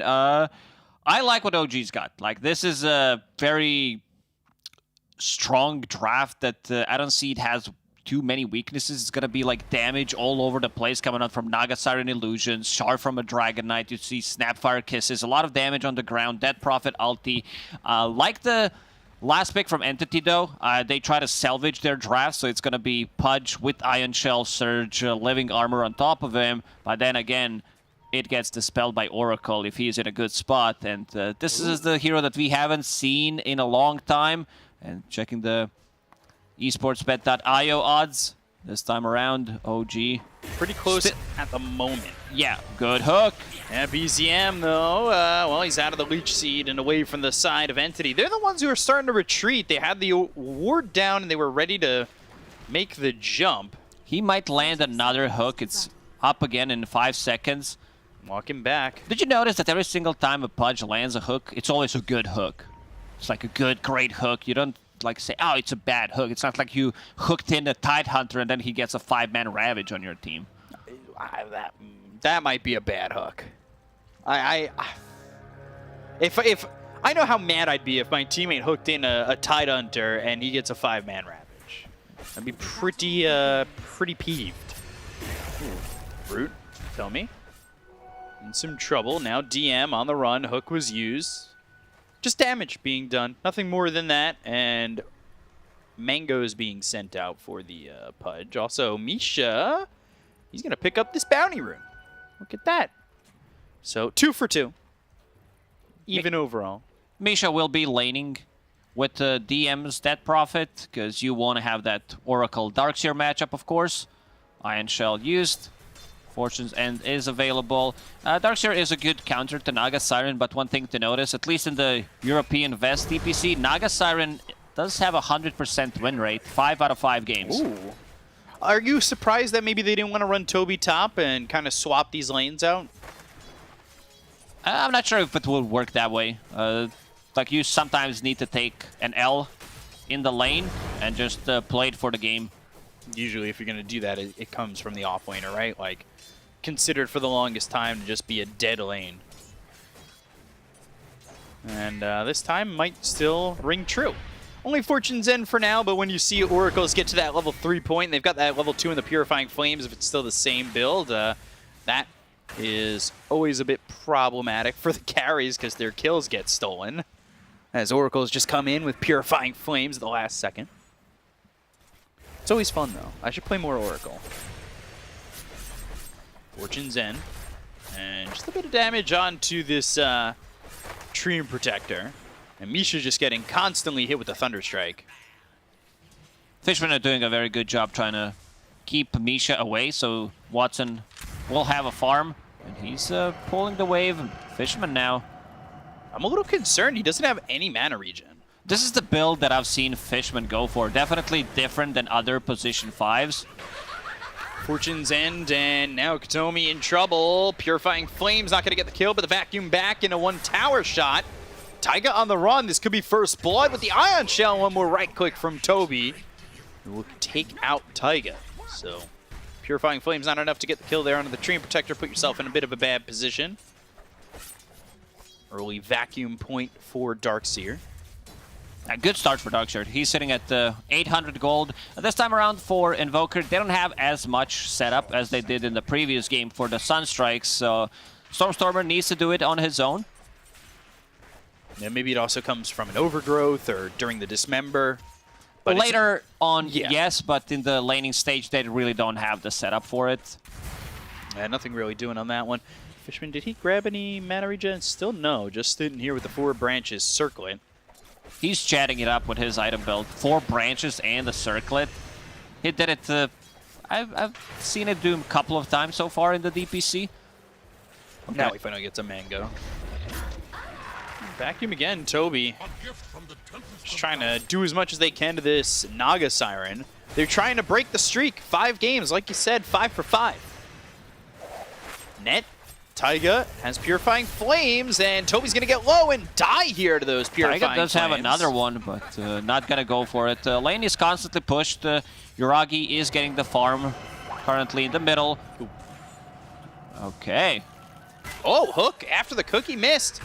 Misha now in trouble. Thunder Strike, Scatter Blast slowing him up, but the Rot on top of Misha. They should be able to run him down and will. Meanwhile, bottom lane again, they'll get Katomi. Cookie misses, but the hooky hits. Yeah, I mean, that was a bit of an odd one. Like usually you want to use it on the hero who's trying to run away. So good start for Watson. 19 CS has enough money to buy Ring of Health, which is going to be his sustain in the lane. He's off to a really good start, and he's getting the levels. Fisherman level 2, Watson is level 4. Taiga, Nature's Grasp, and now the root for the net there from Yuragi, but Taiga taking a lot of damage and on the run for Katomi, who's in the trees. Now behind the tower, Fortune's End, Purifying Flames onto the Tree and Protector, and he's going to pull this wave all the way over and back towards the tower. So 25 and 6 for BZM mid. Stormer 22 and 5. A lot closer than the last game. It felt like Stormer, he had to recover a little bit in the mid lane, but now pretty even in CS. This Dragon Knight seems to be like one of the picks that we're going to definitely see more often in this patch until something changes. He seems like one of the offlaners that can sustain on his own, is a replacement to some of the older offlaners that were like popular, like Timbersaw. So he can, like you have a Blink Initiator, you have a hero that scales so well in the laning, in the mid and late game. Kataomi being very annoying on this Tree and Protector. We've seen him time and time again do his own thing. Now with the Iron Shell on Toby available. Let's see if they decide to go for it. So Leech Seed, Fortune's End, Surge forward, Taiga surviving. While that's going on, Misha was bothering Fishman in the jungle. Ooh, Sunstrike may not even be needed. Rot, ooh, right clicks with a Spirit Siphon, beats it! Oh, Watson. Damage from Spirit Siphon. This is, you know, extra heal, and now he has mana boots. This time around, that Prophet probably gonna go for the same item build as he did in the previous game. Get that Guardian Greaves. Level 3 Rot losing to level 2 Spirit Siphon and Surge, but Purifying Flames, it's level 2. So, as we've seen prior and in other Oracle games, not as much in the DPC, but if you remember it, it's a lot of damage and it'll really ruin your day.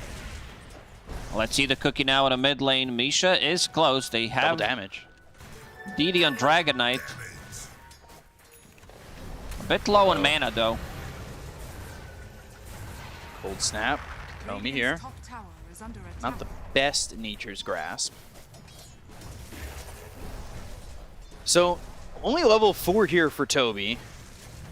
And Watson, that death, I'm surprised. Ring of Health and level 3 and Rot losing to level 2 Spirit Siphon when it was up. This is, oh, good cookie. Yeah, cookie lands. And we'll get the glimpse. Oh, one more right click, but now the Rot, Misha might be too very far. Dead now. 3 points in Rot, as you said, will hook him out. Oh, actually, Sunstrike hits DM. Watson's like, yeah, I'm not letting Invoker gets this kill. Using a hook, gets him close to himself. I'll do the same thing. Can't blame him. Taiga, wrapping around. They want to go on Darkshire. He does have a raindrop. Fortune's End, Vacuum on 2. Nature's Grasp, Taiga on the run. He comes back in with the Purifying Flames, but Toby will now start to heal up. Leech Seed, and that's Fate's Edict. That's going to be so much value from Fate's Edict in this game. Most of the damage they have is magical, and then you have like Naga Siren who can still deal damage with her illusions. You have Dead Prophet as well if she has Exo up. Doesn't have Fate's Edict because he doesn't have the mana. Now he does, but Toby is super low, so he can't exactly go towards this fight, or he'll just be killed off via Purifying Flames. And there's not enough mana on Invoker for a Sunstrike. Glimpse, Watson, Dismember, still holding it. And the Glimpse just gets him further away, but the Exorcism now with the Spirit Siphon, the Cookie lands on a Fishman. Ooh, Watson also got hit by that Crypt Swarm. He needs to be careful about his positioning. Exorcism, Ghosts, looking, searching, and doing some damage. Crypt Swarm misses, and now there's a Glyph onto the tower. Watson has 13 wand charges, so maybe if he catches Waiting Misha. for another Dismember. Misha will find him. Yeah, Scatter Blast, and now the wand, but Hook, Sunstrike! Can't even get Misha, but here comes Katomi to clean up. At least gets Misha, but this is a full health Death Prophet going back to the tier 1 tower. Everyone seems to be super high level in this game. You have this Pudge, who's about to crack level 7. You have Treant Protector, level 6, and 8.5 minutes into the game. Definitely looks like a much better game for the supports on Entity than the previous one.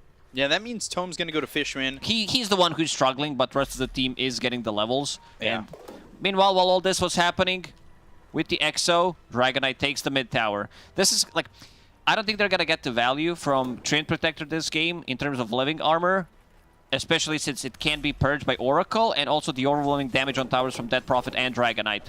BZM with that invis. Yeah, they find Toby again, and he is an easy kill here for BZM and Misha.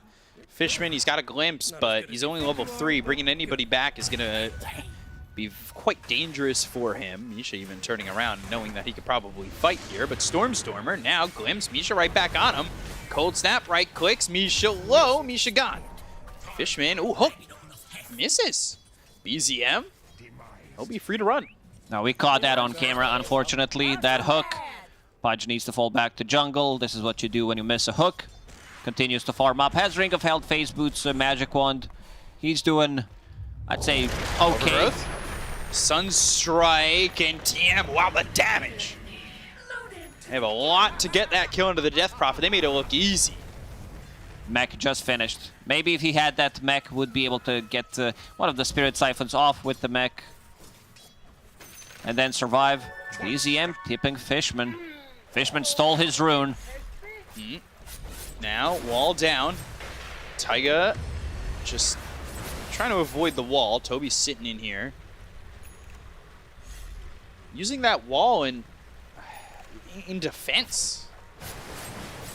So face down. Not great. Not great, not terrible, I would say. Hiragi not farming too great, honestly, but I mean, the only one who's really got a lot of farm is Invoker. It's not terrible, I guess. I don't know. I looked at it. I saw that he was mid on the list, and I kind of expected more. I feel like Hiragi's always a quick farmer, top of the net worth early on, right? Cold Snap, Ice Wall, Misha. Now Sunstrike. Ooh, can't even get away. Stormstormer quick on that one with the help of Katomi. He's got Overgrowth in 24 seconds. They'll back off with this Exorcism still running. Watson. Misha needs to be more careful about his positioning. Oh, double sentry here. Yeah, Fishman for the glimpse. Hook hits. DM caught. Has the Spirit Siphon, though, on the Treant Protector, who is surviving. Just gets away. They're trying to get this damage out onto the Death Prophet. Exorcism still Oracle going. The Ghosts are going to come back, so he'll heal up. Taiga's also here. Stormstormer moving over. He goes into the Ice Wall. Taiga slowed up. BZM as well in this Ice Wall. Nature's Grass as well as a hook under the tower. BZM now. Cookie's coming over. Kiss is coming in. And they've got the Overgrowth that's just off cooldown. Look at that kill onto this Dragonite. So Kiss is not enough. And Taiga, oh, Static Storm He and just the got Kinetic level 6 Field. from it. Yeah, they'll have Oracle caught, but now Cookie's not going to matter with the Glimpse. They pull him back in. Watson needs to be careful. He's got a little bit of health. He's looking for the hook. Juke, juke, juke, juke. And then, well, DM. It's a difficult hook to land right there, but the Entity fighting back, defending the tower. All this slow from the Cold Snap, from Nature's Grasp, Thunderstrike does allow Watson to land some of the good hooks underneath the tower. They reposition them away from Oracle, and if there's no False Promise, if there's no Fate's Edict, look at the hook accuracy, 57. It's better than my teammates. Usually 0. They should add it in the game. Before, in Dota 1, you could type arrow accuracy minus AA or minus HA, and you could see your hook accuracy. Not sure why that's not in the game. Bring it back.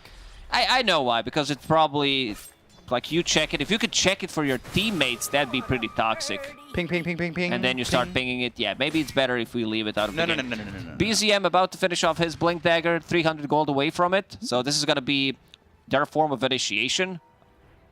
So they'll have the Blink Dragon Tail, probably keep up with another cookie if they could get the stun lock there. They've also got themselves the ensnare. So the lockdown, it's available, especially the initiation, like you said, with the Blink Dagger. But now, how do you defend against that if you're Entity? Man, Kataomi's getting way too much on this lane. He's got almost 2,000 gold. He'll have, if he wants it, the shard. But you've got this much gold, you got to think it's Blink, right? You can't. You want the Blink I into the know that he overgrowth. loves that shard. He's the one that does farm a lot. He even puts a second point into Nature's Grasp, wants to be annoying, wants to get that extra slow for the hooks, and gonna stay inside those trees. Watson going for the Aghanim Scepter. This is the build that pretty much every single Pudge goes for. A lot of value, increases damage, increases AoE, reduces healing from Death Prophet, Oracle, and Dragonite's Dragon Blood. It's the best item you can go for. Gosh, the only another thing double is, damage. like, can you farm it in time? DM? Radiant's They're trying to kill this tower, but he's relatively alone. Rest of the team smoked away from him.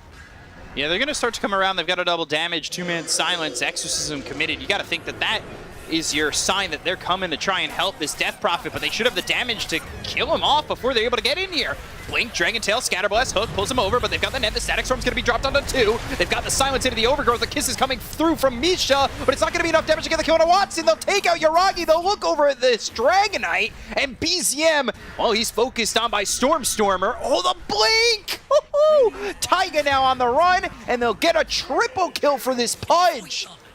Oh man, Entity understanding exactly where OG is going to be. They go for the Death Prophet, they kill her off immediately. Like, they do have the burst damage, especially if Oracle is not there. OG try to go for a pick-off instead of sitting behind the Death Prophet. You know, sometimes it does work out. Like, he lands a really good silence, but Fishman, it's a level 1 silence. It gets the glimpse off. Death Prophet dies immediately. Yeah. And then you still have your Pudge, because they already used most of their damage. He gets the Flesh Heap off. Like, even with... look at this damage from Misha. It looks really good, but damage has already been done. And then BZM, Blink. Oh. He tried to go for backpack, but not timed perfectly. Yeah. Doesn't have the vac enabled. BZM trying to go for a Hand of Midas. He feels like this game is going to take a long time, so wants to be able to scale. Right now, only level 10. He was off to a really good start, and you can see the difference from Invoker with that Hand of Midas. This time around, Stormer is allowed to get himself to this greedy build. Boots of Travel, Blink, Hand of Midas. Wow. Yeah, he went drums last time to start. Tornado a little bit short of BZM, but they do have Fishman here, which means they've got a glimpse. It's already used. Over to the side, though. Stormer with Katomi. Overgrowth, it's available, and they'll get the hook. It's on to Taiga. Taiga hit with a dismember. They're not going to have a save. Not that he had the false promise up. It just comes up as he dies. And Misha, overgrowth from Katomi. This means it's going to be 3. That'll be a double for Stormer and another one for Watson. Was that shard, by the way, for Treant Protector, and he's almost got the Blink. He really loves that shard on Treant. Level 11 on Treant Protector. Same level as Death Prophet. Same level as Naga Siren. Higher level than Dragonite.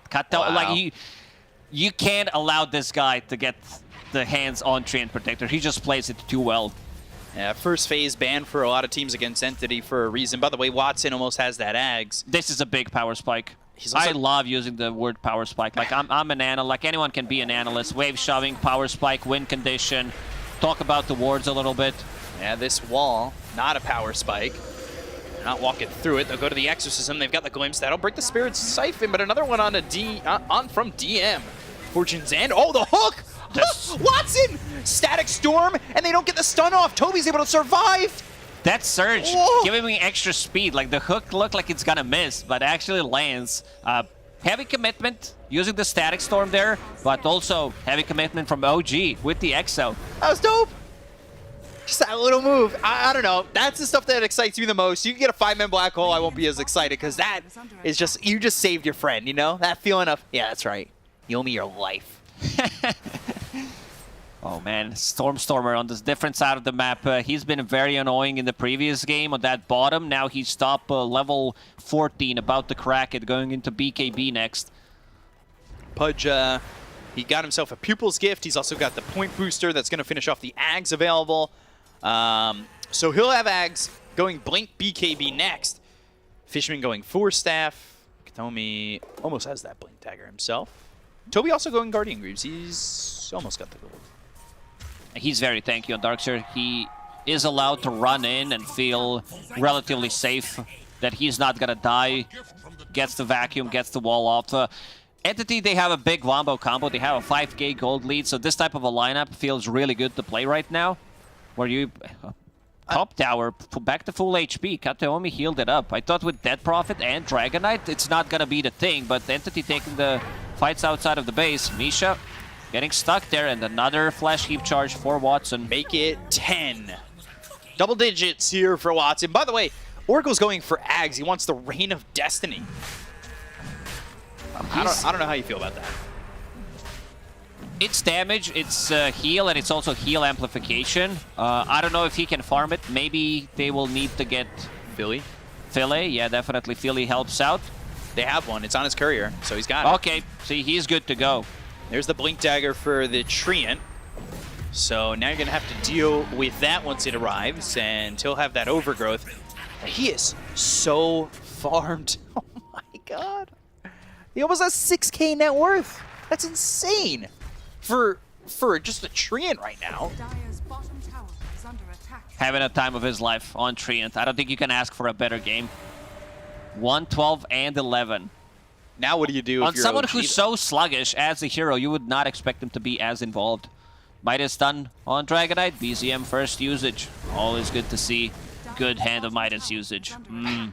Is it ever a bad Midas usage?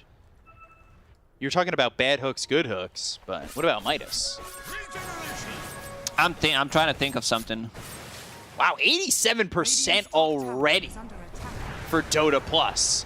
Tornado, Cold Snap, BZM gets the Dragon Tail off, but now they've got the Vision. That means they'll have Glimpse when they want it. They'll immediately use it to put them in the Ice Wall. BZM trying to TP, but there's the hit with the Shard from Katomi, stopping that TP, and there's the kill for him as well. It's been a 4k gold lead for like last couple of minutes. Entity is getting the kills. I don't know if Nagasaran is going to feel too comfortable joining a fight before she gets that heart. Her illusions are not as tanky. Pudge with Aghanim Scepter, it's Pudge with Aghanim Scepter and Ion Shell on top of him. To go back to this potential Ags on Oracle, which he changed his mind, at least for now, try to pick up a Blink Dagger. Ags with Reign of Destiny does amplify the healing by 25%, and then you have Pudge Aghanim Scepter that reduces regen and healing by 25%. Seems 25%. 25 and the other long. 25. Yeah, doing the math right now. Long division. Minus 6 Cosine plus pi. for Dire's 0. structures are fortified. I don't know if that's You how it need to works. stand like inside of it, so it's not that great. Katomi finds it. Yeah, finds Misha, and he'll try to cookie. Tekken trying to give some help with Fortune. Zamba Toby able to run him down. Now they've got the Static Storm and the Kinetic Field around DM. Meteor right on top of the face of the Death Prophet, and, well, feeling just like a dinosaur because that Meteor took him out. Yeah, they are putting in some work here on side of Entity. Still holding the Aegis for 2.5 minutes. You have Hasted, Pudge running around, try to get a kill on BZM. He does have a Blink Dagger that is being delivered. Oh, Sunstrike. Blink. Toby, oh! Missed it. Close, but missed it. On cooldown for 100 seconds. So he's going to just casually farm up his refresher orb already. Placed an observer ward. He saw BZM, so they might still find him. Does have that root. They still have the shard haste. pickup. Blink, Dismember, Sunstrike, easy kill. Stormer grabbing BZM, so Overgrowth it wasn't even needed. So far, perfect game from Stormer. 6, 0, and 9. Nice. Going into Hex next after finishing off BKB. So that's going to be another form of initiation. Another Smoke. lockdown. Now back to bottom lane again. Entity just hit the gas, and they never stop. It is, like, when they sense an advantage, they go for the jugular. It is insane, the aggression they put on. He's so quick with those blinks. We saw it in game 1. Taiga. And now rest of the team They will just be grasp. They've also got Yaragi's song. Yaragi's got a TP, but he doesn't have one, so he's going to be running by Toby. They get the kill on Amisha. Now, if he's not far enough away, they'll have the glimpse. It's right into the hands of Watts in the hook, and the kill. Oh, yeah, it's there. Down goes another Sunstrike on a Taiga. Make it a third. there. OG, they don't have what it takes to fight back in this one. Pudge still holding the Aegis for a minute. In terms of tower damage, they don't have the most. Yeah, you have Invoker with the Alacrity, Forged Spirits, but you don't have that like one hero that destroys the towers. But this type of a lineup is very good at killing the heroes, and Watson will drag the creep wave back. Building damage, yeah, most of it coming out from Invoker. Bottom set of racks. This could just go. Blink Dagger finally picked up here for Taiga, but he's only level 9. What does he do at this point? He's 2 levels behind the Disruptor. Katomi's level 15! What? He's higher than the Death Prophet, DK. Yeah, no one on OG is level 15. What? How do you let this man have Treant Protector glimpse back into the base? Now they're going to look. BZM moving over, but they've done themselves the Overgrowth and the Static Storm. BZM falls, down goes Taiga. Misha out. See ya, see ya, see ya. They've taken out 3. They'll look for DM, but the Dismember comes in. Kinetic Field, no BKB for you. Right, they call GG. Entity take it in 24 minutes over OG. Just full-on aggression.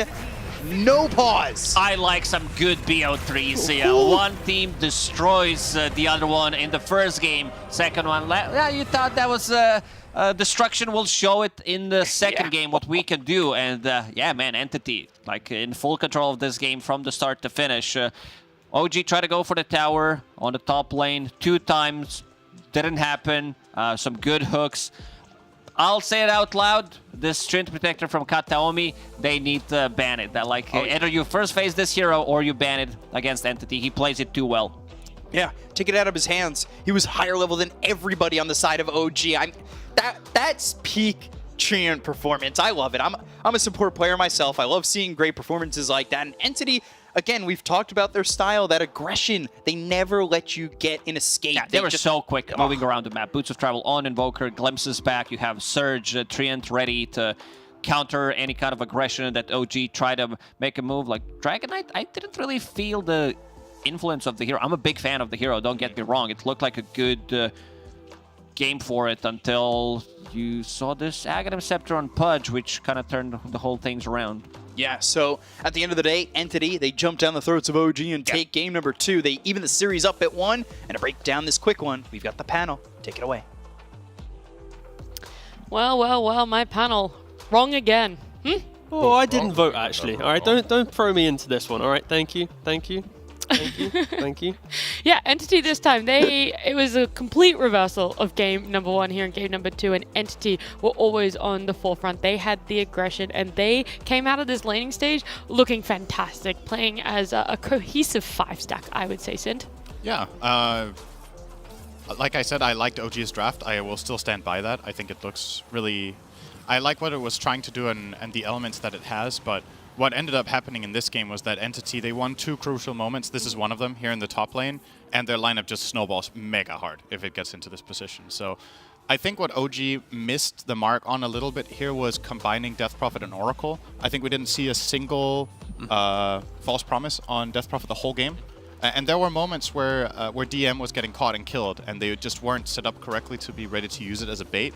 But at the same time, credit to Entity for just pouncing on every opportunity they're given. They played so fast and just cleaned house. I feel like that's the problem. Like, they played so fast, but you also allow them to play that fast because you're taking all the fights. You're taking those early game engagements, and the Oracle, like the top lane fight. Oracle and DP aren't necessarily ready, and you want to use that ulti, you want to use the Oracle ulti, but it's just not there yet. And you're kind of trying to combine everyone, the Dragon Knight, the DP, and these heroes are strong naturally. Like, usually they are strong in the early game. Versus any other draft, I could see it working, but not versus what Entity brought. Like, this is full early game aggression from them. Yeah, I mean, I think OG did a good job trying to take away this mid tower, but then through trying to replicate that same take tier 1 logic in top, that's where it kind of came crumbling down, because Entity was ready for it, right? They have the heroes for this. And, you know, I was mentioning the Pudge during draft, it felt really cool in concept, and it's like, you get this Pudge game, you get the free kills in top, and now it's like, core for core, you just don't care about Naga Siren. And if the rest of your team is enabling you, you know, in the casters they were hyping up the Treant and stuff. Also Fishman, I think when you're playing with heroes that can just stand up front, you're always going to hit the perfect spell. So I think, yeah, Watson, we haven't seen him play much Pudge. I don't think he's played it at all on Entity so far. He hasn't really been playing it in pubs, at least in last week. But again, an insane performance and yeah, really good. Do you guys think that from OG perhaps they misread the pace of the game or how it should be played a little bit? Like DM does get a BKB, but BZM at the same time. Going for a Midas, I just think, honestly, like later on it could definitely pay off, but they forgot about Pudge. That's kind of what I'll go with. Like, I think when you have this type of draft from OG, it, like Sind was mentioning, it looks insane on paper, but I think there is one hero in the game that would just dismantle it, at least through the enabling factors of Darkseer and Tree, and it is the Pudge. So I think in hindsight, they'll look back at it and go, all right, maybe we don't ban the Ursa or the Bloodseeker here, we ban it out instead, because how do you kill this hero? You can't rely on like a DP Siphon. Like other than that, like there's no hero that can kill this. So I think it's a little bit of maybe just forgetting about the hero, and OG maybe could have tried delaying the game a little bit more, but it's so hard against the aggression of Entity. So Slark ban 2 times in a row is game losing. I mean, I think there's something to be said about the Bloodseeker ban being more logical against Watson, because we haven't seen him play Pudge. No, right? for sure, yeah. But the other thing is also, I think OG's lineup in terms of execution, they have these 4 heroes plus Naga. I think you need to have a very good understanding in this game of how you place your heroes at every given moment, because if you take a team fight, Naga isn't ready yet. She's not a very useful hero, so your other 4 have to be strong together. If any of the pieces is missing, like Oracle isn't close enough to DP, or you have a little bit wrong positioning, or you get hooked into tower, the fight just completely breaks apart. So it is difficult to play in practice, and I think if you go back and rewatch that game as OG, you could probably find a couple of things you could have done differently to have a majorly different outcome. So then is it mainly just those team fights that you thought if they had gone a little bit different, OG could have stalled this game out for that Naga to get online and we could have seen a different ending? I think it needs to go really late before Naga truly becomes powerful in this game, because she's against a carry Pudge as well as Darkseer and Invoker and Treant. Yeah, I mean, the list is pretty long. They really counterpick the Naga. For me, it's not the centerpiece in the lineup. It's the mid-game timing where your Death Prophet, Dragon Knight, and Oracle play together and are super strong and stand their ground. I see. But when you've already lost those fights, you never get to that point. Yeah, 100%. But Entity, yeah, they showed up in this game number 2. MVP, though, who are you guys willing to give it to? Do you want to just Storm and running it back, showing that he's consistent on the Invoker? Can we have 3 MVPs? No, this time I'm putting my foot down. Last time you got 3, this time it's only 1. Can I get the 3 MVP then? Are you guys okay with Tree? Yeah, I mean, he ended the game with 2 voice. All right. So that's pretty cool. MVP build. MVP build, for sure. I'm glad that you can all agree on something, that a Tree here deserves the MVP. But what else? What more added to the fact that he stood out so much in your eyes? Yeah, just the itemization and the build and the way he plays this tree. He's super active on the position 4, makes it work. Gets that shard, blink shard, cancels TPs, catches people. So just plays the 3 and 4 as it should be played, and it's not an easy thing to make work. Yeah, I just like the fact that he is one of the few players that actively wants to play it for. You know, Kataomi as a player, he's always got the 3 or 4 hero pool, but he plays them at an insane level, better than anyone else in the region, sometimes even the world, and certain heroes. And I just like the fact that on his tree, like Lizard was mentioning, he is just at the forefront. He feels like a frontliner, even though he's a tree that normally just plays in the fringe, right? Like, he feels like he's just dictating everything, and he just understands the map so well that when Entity can get out of lanes with a bit of snowball, that's when they can take over. And I think that's why the comparison of Game 1 to Game 2, Game 1, they had the same type of concept, they just got shut down in lanes. In this game, they didn't, and now we get to see the Entity playstyle really come into the game. One of the biggest points of this tree for me is, like, on one side you have Snapfire and Oracle, and he's constantly invis, he's constantly behind enemy lines, and he's the first one that sees them, catches them, and then it's so simple to set up the fight after. Yeah. Well, we've been treated. It's only our first series on Monday, the start of week 3, and it's already going to a game number 3, which will be happening after this break. Bottom. DK, the Oracle's behind. He don't have ulti, right? Yeah, I think he has ulti. Oracle can push. Probably don't have it. No, I think Oracle has ulti. I kill Oracle. Snap. Get snap. No, cancel. Get tower, get tower, get tower.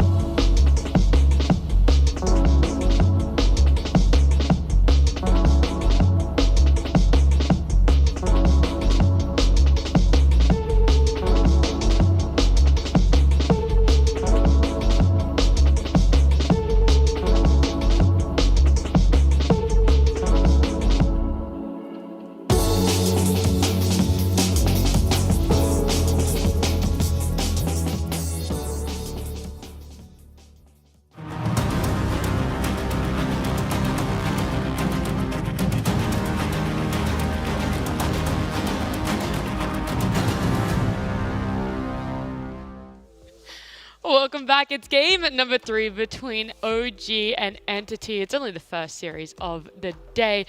Guys, joining me, would you like some interesting tree statistics? He was our MVP from game 2, so would you like some interesting tree? Yes, please. Not really. Oh, all right. So anyway, game 3 draft. Well, Okay, go on. Segue from that that's one. seniority. Hey, what are you going to do now? I'm going to tell Syndrin to get on your knees. and- Jesus, we run a democracy. We had 2 votes of yes, so just ignore Okay, him. all He right. failed the vote.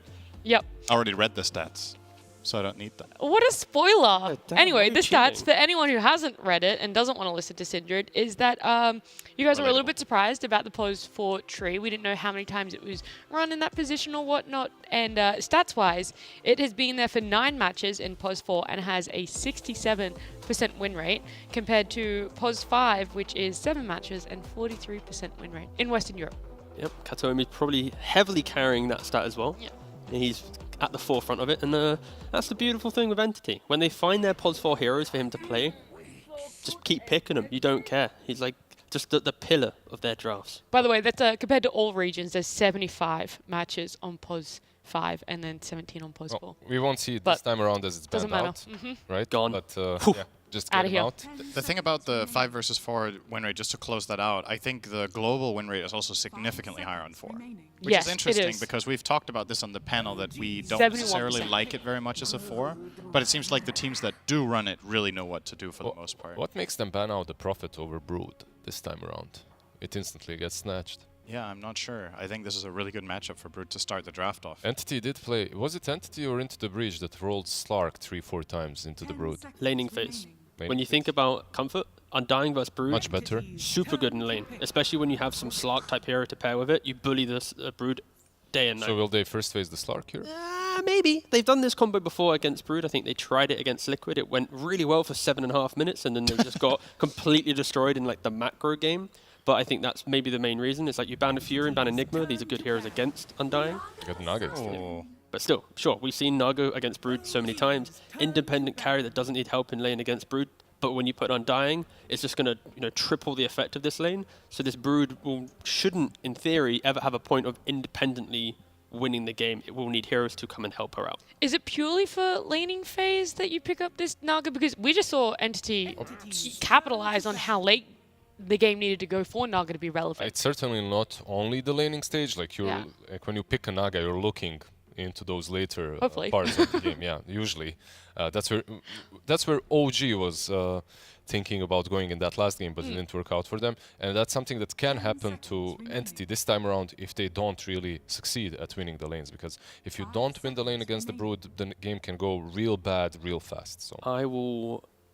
Actually, no, I won't make that bet. I was about to make a very bold bet for a second. Just But say- basically, put it I won't say what I will void. bet on, but if Entity lose an Undying Naga lane against Broodmother, He then will I will. shave his mustache. I will. I mean, I was. I was literally Yes. thinking of it, but if they, if also they, do it if they are win. you going to shave something? no, I'm off camera. But like, they're not gonna. They shouldn't lose this lane ever. Like, if, I feel like if you ask any safe lane combo, we've picked Naga Undying. You're playing into Brood. I think every single safe lane in the world will say we win this lane every time. For sure.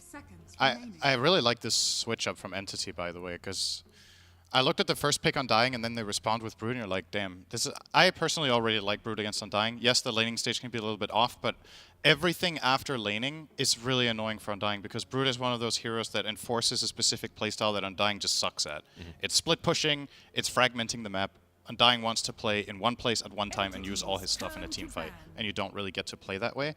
But they used it as a setup to get this Naga. This for me flips it 180. I think this is super good now because Naga can solve this problem on her own. Her illusions can just push out the Brood lane and she can still be present and force the fight on Undying's terms. It's a good lane matchup and you have Song Tombstone combo, so really, really nice bait and switch from Entity here. It's also, I think, Entity utilizes the Undying slightly different to other teams, where Tombstone, sure, it's impactful, but in the fight, it's like you throw it up, sure, someone's going to instantly kill it, be it Brood, but that moment of vision unlocks someone else in the team to then go, okay, we now know everything in the fight, right? You have the insane vision from it, so I think, yeah, it's countered, but there's still going to be times in the game where you don't have an observer, you throw it on the tomb, sure, it's going to die, but like it's just a pseudo ward for 10 seconds of the fight, and that alone in Dota is like an eternity to actually win the fight or not. I also think Fishman generally maxes decay in most games. You if I'm need not to mistaken. nowadays, yeah. Yeah, so it's a way of staying relevant and of getting farm. The old build with Undying of 1-1-4 or 1-4-1 is not as common. God, I'm taking away the damage, man. Like level 1 decay used to have a bit of damage, you could kill them. Now it's 0, so you're like decaying them. You're like, why are you not dying? Oh, I need to be level 3. Hold you on, get now more you die. damage. You get more damage later on, which helps you actually farm up. Undying's back in the day, it basically was you're never getting a second item. Maybe you're getting the first one and that's it. But right now it's completely different. You can actually get a couple of creep waves with the decay. You can finish them off. So that's kind of a quality of life that has improved for the hero. Right now, if I'm looking at OG, do you think that do you think that Naga is a 4 or a core here? I think it's a core, right? So all that they have to do is find like the right matchup. They can already think about that, finding the right matchup into the Naga. They don't have to think that it will be too flexible.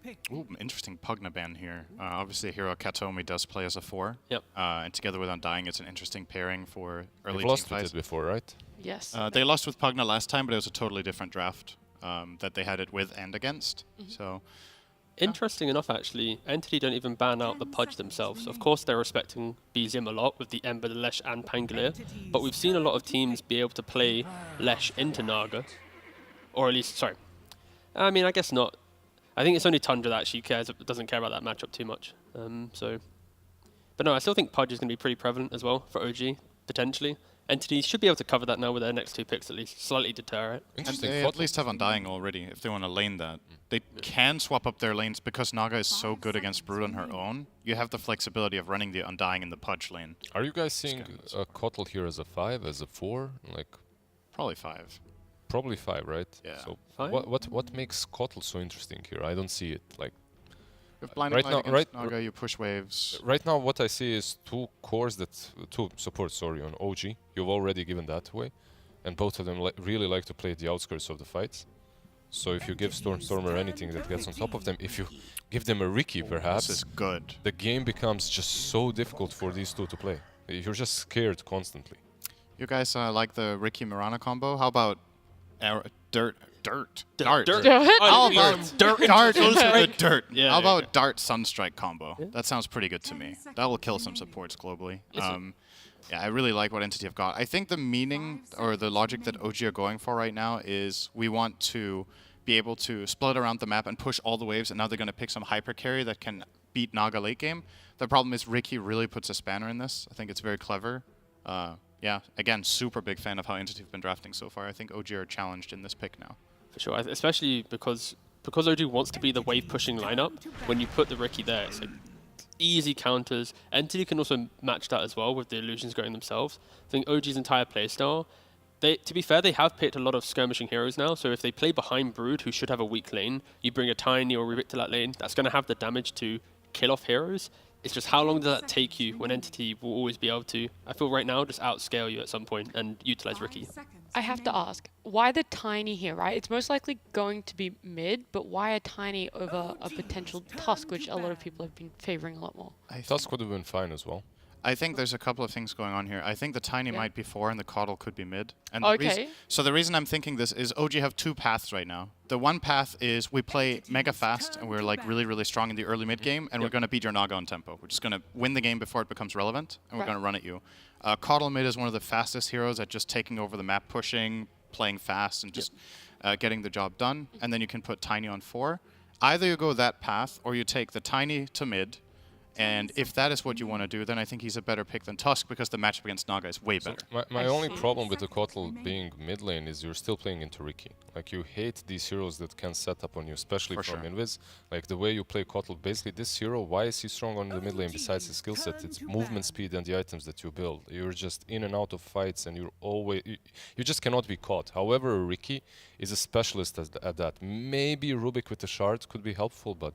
I think if it is mid-Coddle, you can always itemize against that. You're a hero that will always have items and farm, so you can buy Force, you can buy Lotus, Force for yourself, Lotus for others. Entity, if they do sleep and dart you, where's the follow-up, right? So Sunstrike, a Cold Snap, right now and maybe enough, yeah, a net. So I agree. But from the offlane, perhaps, if they get anything to follow that up, it doesn't take much to take down a Kotl. No, not at all. And who's using Chakra, though? That's what I'm looking at. If you're playing Coddle support and you don't have good Chakra friends, it's Tiny 4 or Tiny mid, right? Yeah. If we're assuming it's Tiny mid, does that feel valuable enough to pick Coddle for this? Like, literally the first thing I watched when Kotl was picked is Ember banned. Yeah. Because it's the second stage, and it was. So both Ember and Pango. Exactly. So I'm not really seeing these heroes that combo that greatly with Kotl. Maybe they have something envisioned on the safe lane. Yeah, I was going to say maybe a Puzz 1, that last pick, and they value it Tiny more. Yep. Yeah. And there is still the option of Tiny being carry and getting another mid, and then Coddle Tiny lane is pretty good. You have a lot of burst. You can give Tiny mana, so you can keep using Avalanche. I would say Tiny is one of Coddle's better friends for Chakra because Tiny has mana issues and he has relatively low cooldown on his combos, so it's not bad. But so Razor Riki offlane. Yeah. Yeah, I don't know about that one. Good response, yeah. Yeah, because I've liked everything Entity has been doing until this point, and now I'm not sure about this. Wait, so the Naga is offlane, probably on Toby. They do play Naga 3. They could. So Razor safe lane Razor. Okay, but either way, I think Razor offlane with Riki and then Naga into Brood, you're just going to be able to win both lanes. Yeah, maybe it's better. When you have Coddle, Rubik as your support duos, they're lane pushing heroes or rage group Securos, sorry, but they don't threaten the actual heroes in the lane. So Entity have now picked 2 side lanes that should go well, and then with a BKB on Razor, Manta +1 on Naga, you're going to sweep across the map. I feel like they doubled down to what won them the second game, and that's very strong. Aggression, game, yeah. aggression. That's great. Is this Razor blocking something? Because I'm like, let's say they just put standard lanes. Yeah. And it's Razor Ricky and it's Naga Undying. I mean, Is it you, like a troll or something? What Yeah, carries are they? you can't troll, you don't really want to Terrorblade anyways, you can't do some fun PL pick, It's you cool, know. yeah. It does force you to more of a ranged option, and they go for the sniper. So what I would have personally liked more, I love everything Entity did until the Razor pick. I think this Razor pick could have been a straightforward targeted stun that sets up Sunstrike, some sort of teamfight initiation, something that synergizes with Ensnare or with What's the or reasoning, with though? the dart. I'm looking for it. That's why I was looking at is it blocking something. Yeah, I This is felt like, literally the same way. All they otherwise- needed was a front line that gives them a stun, because they don't really have that, or something that builds utility and sets up a fight properly for them to actually use your tombstones and everything. But right now, the Razor, they're doubling down on lane control. Yeah. I mean, it could have been the fact that they also weren't 100% sure what OG were going to be doing with theirs. We obviously see that Tiny is going to be going mid now. And how are you guys feeling that this one's going to play out 4 lanes and transitioning into that aggression that we've seen both teams be able to deliver? yeah, I don't know about this top lane. So what is it? It's probably going to be Razor Ricky against Sniper Rubik. I think Sniper Rubik are fine. Like every time Razor wants to link, you just toss him away. With Telekinesis, you reserve it just to stop links, and you farm. I don't... Unless I'm missing something, I think that lane's fine for them. Both carries should be farming fine in this Yeah. game, the Naga and the Sniper. I think it's mainly how does BZM pop off in the game, how does he open up the game, what Storm's entry as well, and then who kind of breaks down. I think Entity can group earlier together, and yeah, we'll see. But I kind of favor Entity. It looks weird, but they should be able to replicate game 2. Okay. Yeah, I feel like for them it should be a little bit easier to get on top of Sniper later on. You have the Naga Siren Song as well, so slightly towards them too. Only a little bit. This one feels probably the most even. Definitely going to be keeping our eyes on mid lane, seeing how that matchup goes. But game number 3 with Bcop and Lacoste. Thank you very much. Coming into this one, it's going to be a fun one. The first 2 games have certainly been action-packed. The second game was all Entity, but coming into the third game, looks a bit more even and an interesting last Razor pick. I want to see a bit more 50-50 in this one. In terms of the execution, both games looked pretty even after 15 minutes, but let's see this one. A bit of a unusual off-lane choice for Entity, since they were picking it blindly, going for Razor. Maybe they thought that carry is going to be something melee, because you want to have a hero that's going to be good against the Naga Siren later on. If someone can make this type of a lineup work, it's definitely Entity. And Stormstormer playing Invoker again. Level 600 Invoker. Master tier. 30 It seconds has to feel left. good. Playing like the same hero 3 times in a row in a best of 3. Yeah, and you've seen both sides of the coin for him on this Invoker, right? One where he went back and kind of got drums and then Midas, and maybe not the best lane for him. Game 2, popped off. He had probably one of the better games in his bell curve for his Invoker. I don't for think he sure. died in that game at all, the second one. He That played is. really aggressive. We'll see what Katomi could do with this Ricky. I know we've seen Ricky's kind of have this slow farming start, or not like they're the exclusive farmer or anything, but it's just like, oh, I'm saving up for Shard, right? But we saw how much farm he could get on the Treant, so it'd be interesting to see it now with this Ricky, as there's a little bit of a skirmish inside the triangle. This offlane duo from Entity doesn't strike me like there's no real synergy. Yeah, there is some slow with the blink strike and the smoke screen, but then again, you're playing into Rubik, so I don't think you're gonna be able to get the link off anyway. So this lane is more about the plasma field, the harassment. Maybe if you catch Rubik off guard, you're gonna be able to get something done. So double slow, triple slow with the smoke screen. Let's see this one. Not again. 175 mana used, 0 last hit secured. Same thing happened game 1, and OG won that one, so doesn't look good for Entity. Is it telling of how the lane goes? Back it up, really boys. Yeah, game 1 it happened, game 2 it didn't. Here we go. But taking a look at these lanes, and like you said, Toby and Katomi here on the bottom lane, like it'll be interesting on how they trade and everything. And I don't know how they get these kills over bottom for Entity, because they play aggressive lanes, right? They can kill Misha, I think, if he's out of position in a fight like this where they make a new lane for themselves. The river lane. Yeah, the river lane. Ricky doesn't have Orb of Venom this time around, but he does have 2 Blink Strikes. Where are you going with those creeps? Where are these creeps from? where did he take these from? He's just stealing creeps. Someone's not going to be too happy What is about going it. on? Where are they from? Are they from top?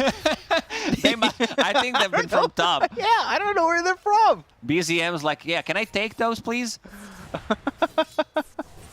This is so odd. So he denies the mid wave from the enemy mid laner. He steals some of the CS from the top lane, gets the XP for himself. So odd.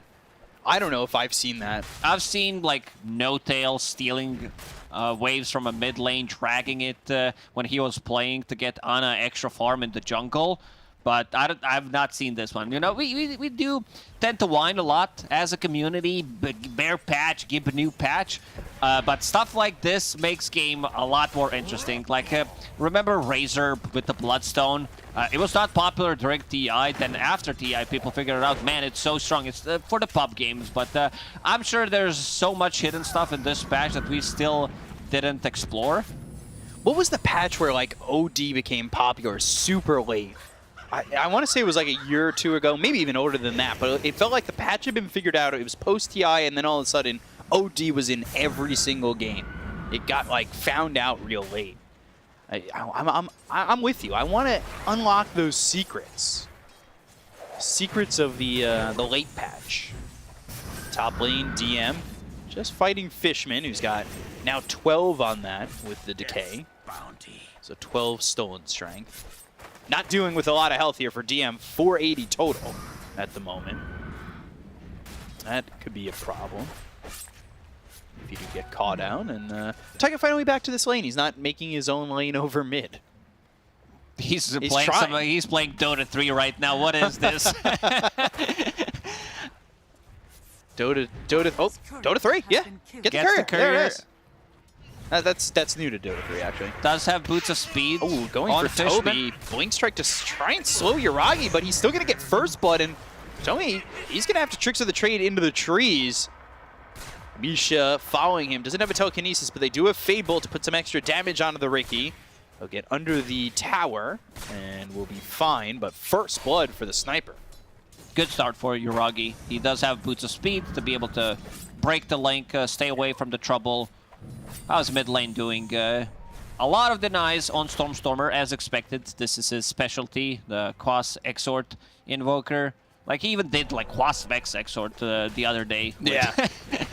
1 point in Vex just to be able to have that Meteor. But having Forge Spirits, you are the one controlling the runes, denying the runes if possible with the Forge Spirit, and having that extra damage does help out quite a lot. I believe he tried to do that with a Water Rune at the 2-minute mark and didn't quite get it. So Toby here kind of struggling a little bit. What's the build for this off-lane Razor? Is it still going into the Bloodstone? Judging by his items, it seems like it's gonna be. This is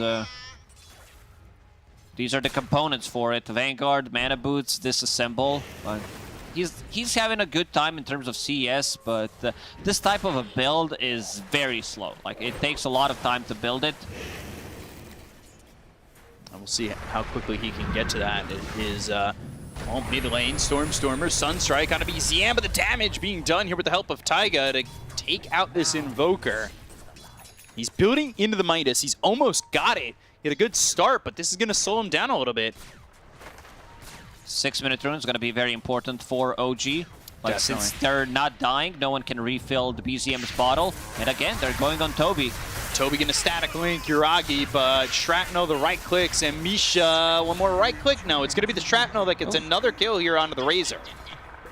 Try to use the static link. I think maybe if he starts running away, he does have higher chances of surviving. And now Yuragi free farming on this bottom lane. DM struggling as expected in this type of a lane. You are playing into Naga Siren and Undying, so a bit more difficult. Still, DM is gonna go for the Guardian Greaves build that we see pretty much on every single Broodmother.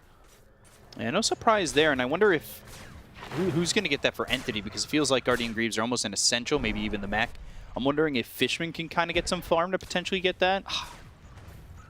I doubt it. It's tough, right? Yeah, position 5 Undying. Bottom lane, Avalanche, toss, BZM making the rotation and get the kill here onto the Riki, because going back, Riki wants the shard, right, as quickly as possible. He wants the sleeping dart. So, doesn't even have boots. This might be one of those games as Riki where you're really gonna struggle. Like, your win conditions still Naga Siren, Invoker, so these other three heroes really not having that good of a time. My issue is who's the playmaker. It needs to be Riki with the shard to use the sleeping dart into combo from Invoker into net, and then Naga Siren with the illusions will deal the damage. going to be tough for the Riki. He throws down a sentry, and, well, not going to find anything with that. Misha, Blink Strike on him, but he needs to be careful because Yuragi's just coming over. It's a level 2 Fade Bolt. With the right-click damage from Yuragi, can't be too careful. Radiant's courier. Yuragi's going to lose that courier. That's with the Javelin on it. So that'll slow down the progression of the Maelstrom. By taking out that Javelin, and well, now they're coming over. Fade Bolt, looking for the right clicks, but just the shrapnel down. We'll farm the stack. Lane is coming back close to Sniper. He just got level 6. Stormstormer now 6. He's got that Midas secured going into the Boots of Travel and the Blink Dagger. It was the Boots of Travel that allowed him to be very aggressive in the second game that he just had a quick start on. I'm really worried for the offlane for Entity, because this Razor, he's been CSing nicely for the first like 6 minutes, but now you can start to feel the difference. Only level 4. Sunstrike, Misha gets hit, and this should be a kill here onto this Rubik. So Stormstormer gets the ball rolling, but gives up 125 gold to BZM on the Tombstone.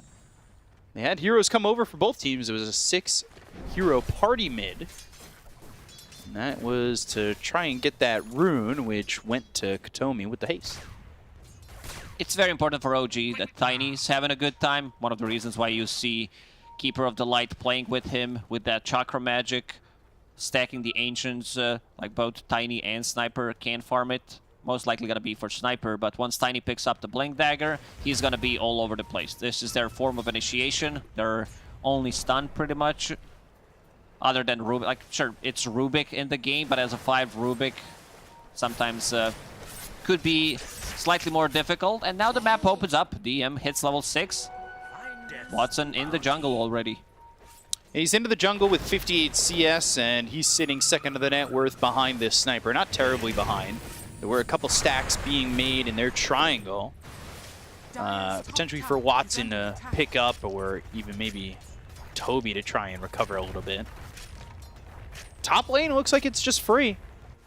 Nobody coming in here to defend this tier 1 tower. They're going on Razor again. Yeah, Toby in trouble once more. Right clicks in, shrapnel's down, assassinate not even needed. Misha kind of stealing that last hit on the Toby, and that's already the 3rd time that he's died. He's 0-3-0 with only 27 CS. I think he needs to change his item build. Like, he's level 5, wants to go for Vanguard. This type of a build only works when you are ahead. If you get like 15-minute Vanguard, it's really not gonna do much. Another kill on Amisha here for Stormstormer. Assassinate and won't get off in time as Stormstormer just TPs away. And now BCM, there's a Tombstone down. Toby's got the static link, but nobody's here.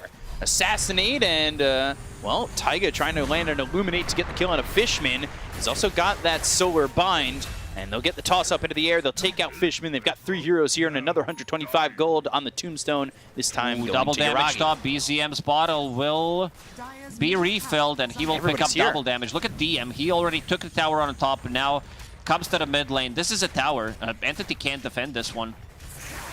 They can't defend top. They can barely defend mid, and the map's just going to shrink. It's only a 1k lead, but it is starting to feel like Entity, who are so known for their outward aggression, when they get kind of curled up, they have nowhere for their energy to explode. So it's a bit of a slower lineup, but they also had a slower entry to the game, especially this off lane. Razor, like, he's really not a hero right now. 3,000 mana boots, has that plasma field. He's never gonna feel too comfortable getting to a fight to use the static link. Katomi, he's not even level 6 yet. Radiant's bottom tower They gave the is tome, under attack. I want to say to Dire's structures are Undying. fortified. And ooh, now they'll look over. Misha, again, Ice Wall. But Yuragi's starting to throw some right clicks on a Stormer. Sunstrike's not even going to be needed. They'll go to the Assassinate, but the smoke. Fishman using that to survive. Meanwhile, Stormer TP's away. So a kill and an escape for the side of Entity, but Toby may not be so fortunate. He's not going to be. He's dead on the screen already. Run down, Plasma Field, not going to matter. And he'll be killed off by DM, who just chases down this very poor Razor. Radiant's top tower is under attack. Double damage on Tiny. He wants to use it and does have a Blink Solar Bind. Dagger. Silence with the smoke screen, a lot of damage onto the Coddle. Telekinesis is not going to be enough to save Taiga, but they've got the Avalanche onto 2 as well as the toss. They look for the Assassinate. They get Fishman, Tomi on the run, while Misha's taken out by Stormer, so they don't even get the kill. Ooh, Shrapnel. I was going to say they don't even get the kill on a Katomi, Tiny's but ready to just go on in the one edge. more Yeah, he wants the time. Blink. Blink, Avalanche, right click, toss all the way back onto Yuragi. Here comes Toby once again. Stormer. He's not going to survive, though. Double kill for He can't Yuragi. fight this. Toby, he's dead again.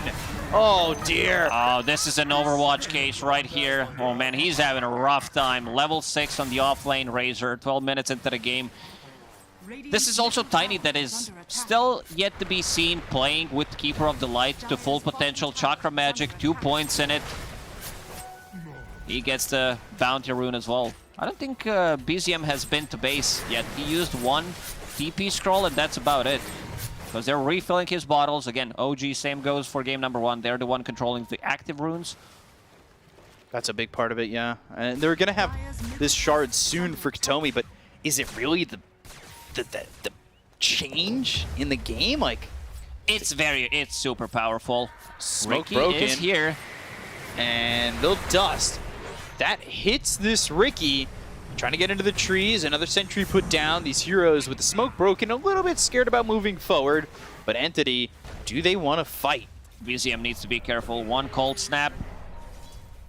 Toby's here, but Toby hasn't really felt like he's doing anything. The Naga Siren's still farming, so not going to be involved in this fight. The Illuminate comes out. They've got the Assassinate hitting on a Fishman.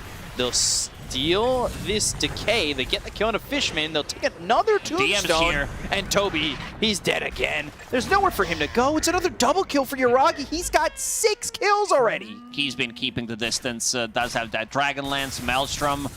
He's thinking about his next item. What does he need? Is it a BKB? Is it a full pike? Or if he wants to maximize his damage output, then go for Mjolnir to deal with the Naga Siren and the illusions. Because Watson has been farming. He's sitting at 0-0-0. We still haven't seen this hero. It's a Manta on the Naga, but when are you going to feel comfortable to Watson's even get involved? Keeping up with the farm of Sniper. Now with the Manta style, you have an extra way to farm. You have like whole jungle, mid-wave, and the top lane. But the thing with Naga Siren is she soaks up so much farm that the rest of the team doesn't get it. So we already know who's not getting it. Razor's definitely not the one. But you also have Undying, the hero that doesn't want to sit in the lane and farm. If it was any other hero, I would say that they have issues pushing out the waves. But since it's Naga, she's going to be taking care of that job. Yeah, I mean, you're taking care of it, but you're also dealing with this shrinky-dinked map.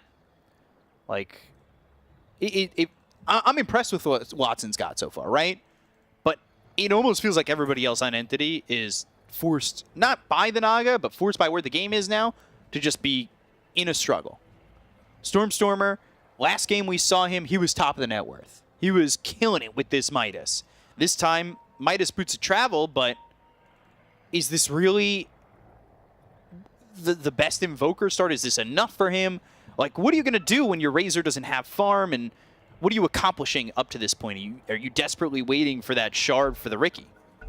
This is where they're going to smoke up, try to go for a kill. Maybe one sleep on Sniper, get close to him.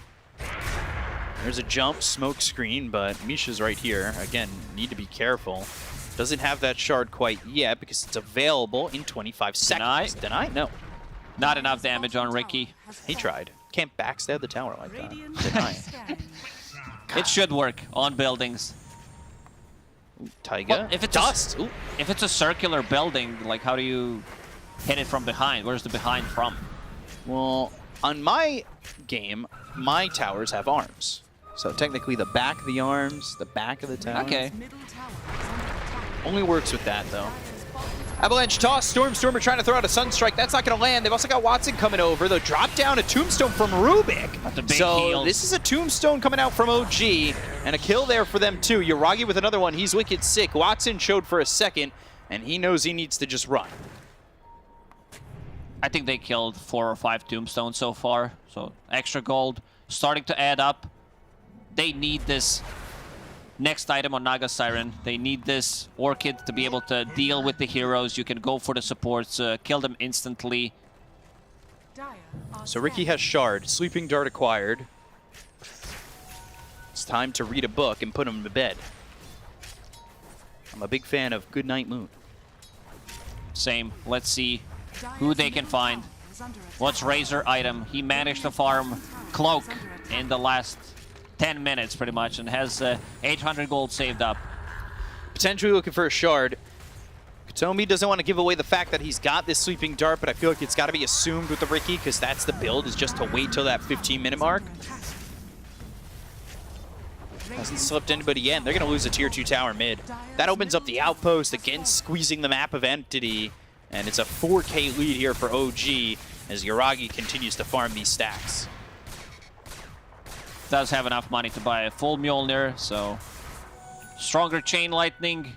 Also, if you toss that on a Tiny who goes in, this is going to be a lot of procs. So, Stormstormer went to the Blink Dagger. His last 2 items, hold that thought, Sleep, Sunstrike, Smoke Screen, Static Link. This is the combo we were talking about, and that gets him a kill.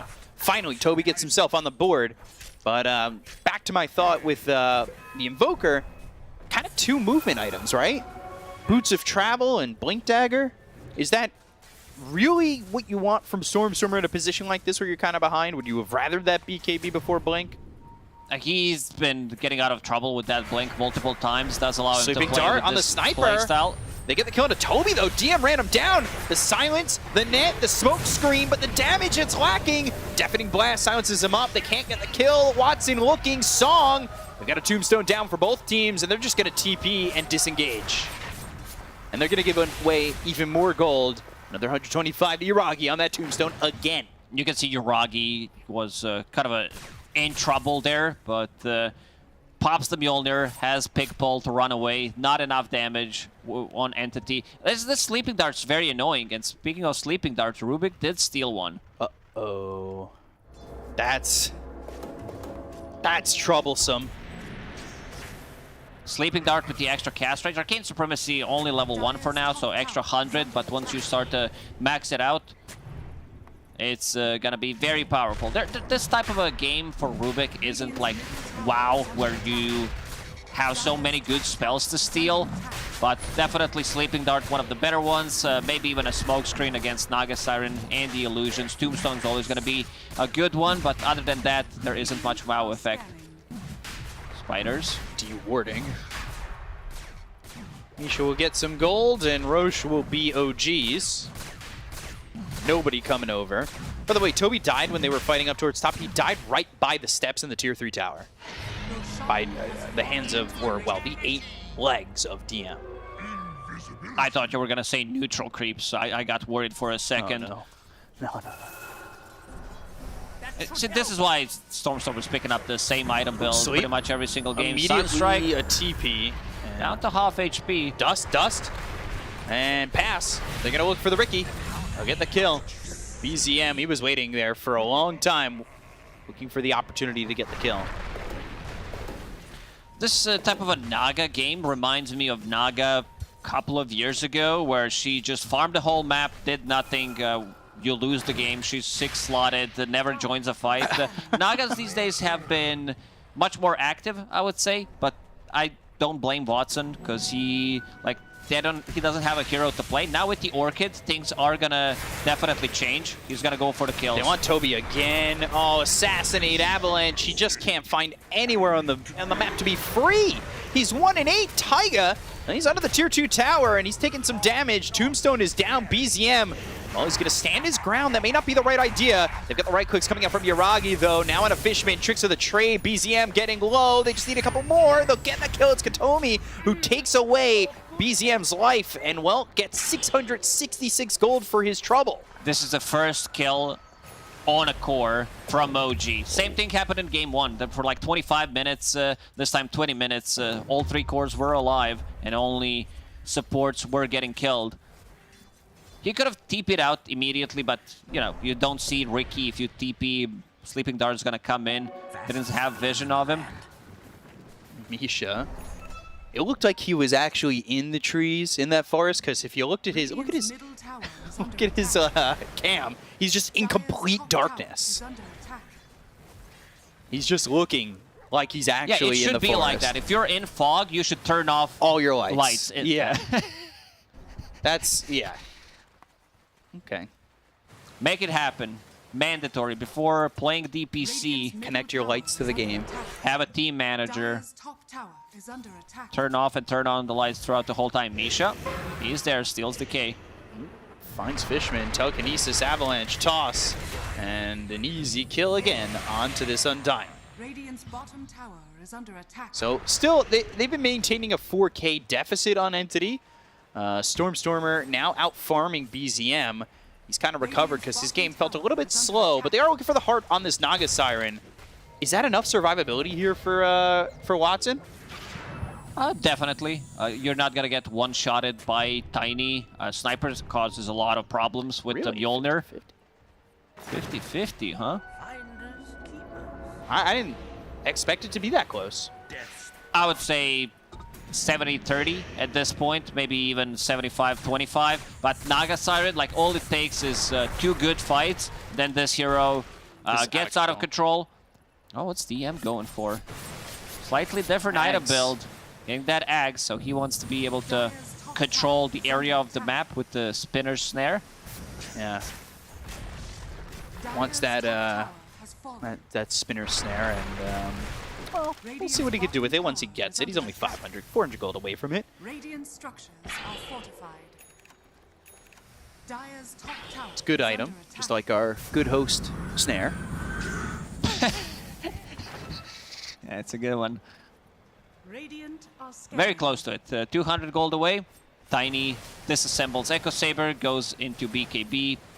Another rune for BZM. It's going to be Regent this time around. Every power rune is for OG. Again, it just constantly feels that way. They've got the obs that spots Taiga, and they might just look for the kill with a Sleeping Dart. They should understand that he's in the trees, and, well, now Sleeping Dart, there it is. Sunstrike, that'll land, and down goes Taiga. Watson gets involved 22 minutes into the game. First Finally. kill, first assist, whatever you want to call it.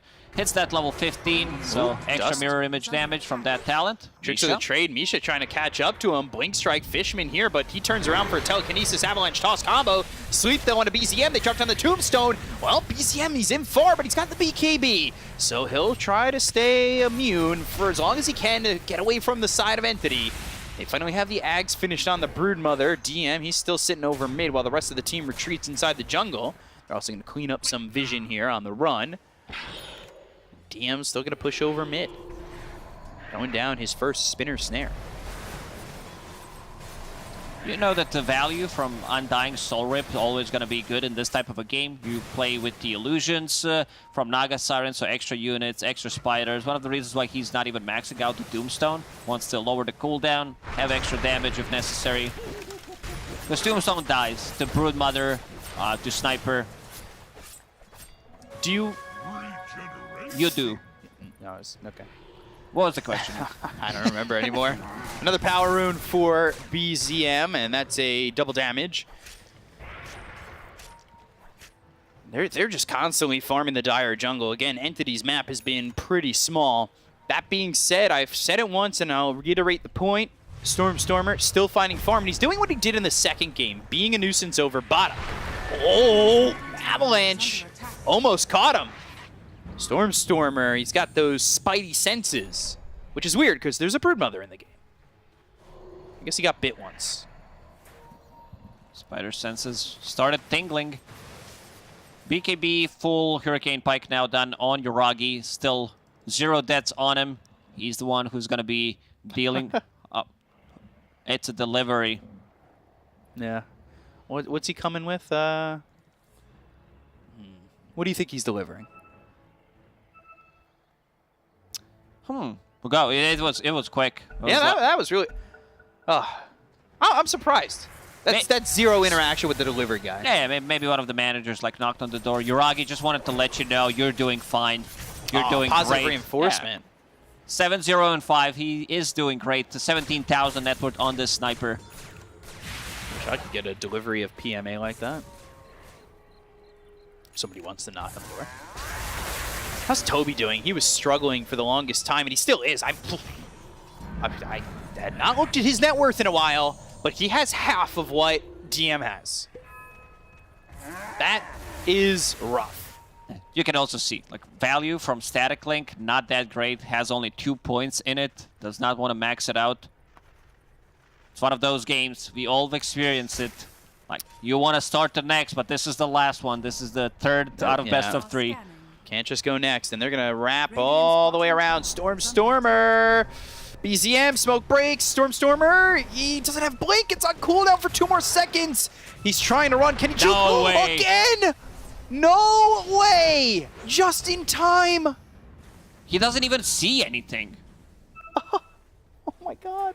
How does he do it? And then you ask, like, why is he getting a blink dagger? This is the reason why. In retrospect, stupid question, Ben. It was a good question, but Stormer, like, really pushing it to a limit. Seriously, Avalanche missing from BZM. Trying to keep up with this Ricky, who will blink strike over to Stormer. So going on the high ground, you may not want to. By the way, this is Watson going for the Axe. Trying to upgrade that ensnare, also get that reel in. Going fishing. Let's see if he commits with this one. I always see that item be a little bit underwhelming for what I want it to be.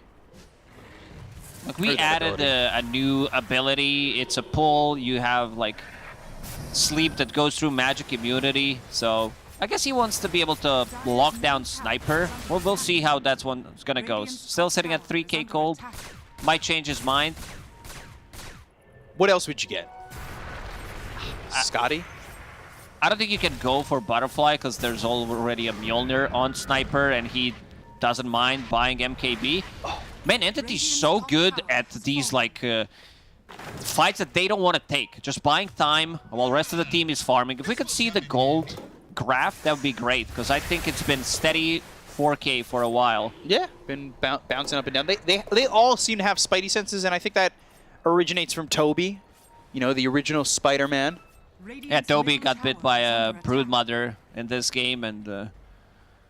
It's now whether or not they meet Andrew and Tom. They just have to change their team names, or their player names. I miss Toby as a Spider-Man. Yeah, they should bring him back. Make it a Spider-Man 4. Radiant's middle tower is under Katomi, attack. being a ward right now. Tricks of the trade on cooldown. Photosynthesis. All right, Axe picked up for the Naga Siren. So, committing to the Ensnare upgrade, reel in. And now, next Hex. Okay. This game has kind of slowed down because of the fact that Entity's been disengaging really well. Yuragi with another pause. It's maybe the door again? Sorry, forgot the fries. No, they forgot to let him out, so he needs to leave.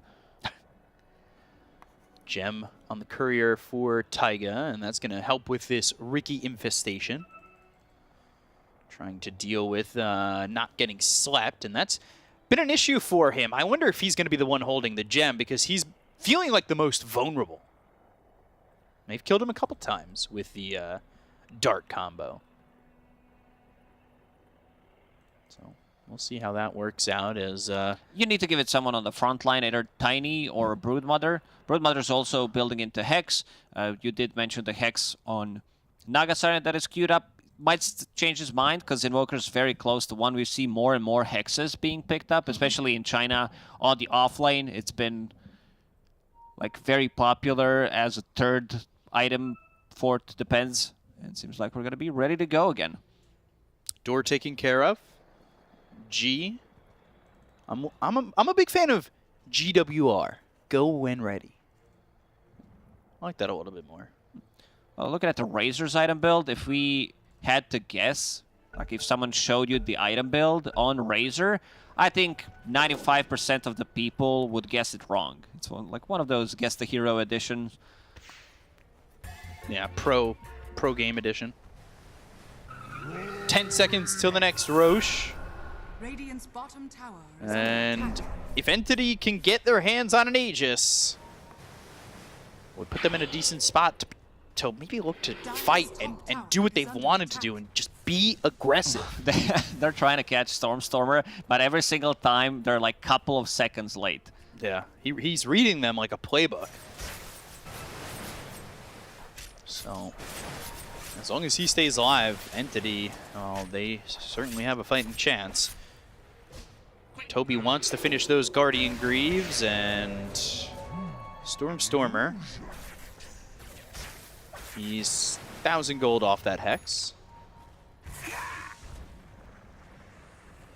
That Hex is going to be big. We saw, even in the game that they were losing in game number 1, when he picked up that Hex, we saw how much it was able to accomplish for them. And that was with them being down 15,000 net worth. He was still able to have a fighting chance. Oh, Taiga. He's got the gem on him. If they can spot him, Tricks of the Trade, Force Staff, Blinding Light, they're just looking for the Sleeping Dart, never get him. That would be pretty big. And the team's rotating. Oh, DM. And Yuragi. They're all coming over, and they also have that recall with the Shard. So everybody able to make an appearance here for OG, but Entity again. Masters of Disguise, Entity, deeping away. Aghanim Scepter done on Tiny. Tree Volley. It's gonna be a lot of damage coming out from that. So, Stormer, does he just straight up buy out here? Radiant's middle tower. Yeah, you definitely go for Hex. You don't want to save for a buyback here. Double damage in the river. And Very close to it. OG. And yeah, he sells the Mantle. DD Sniper. Again, another power rune for them.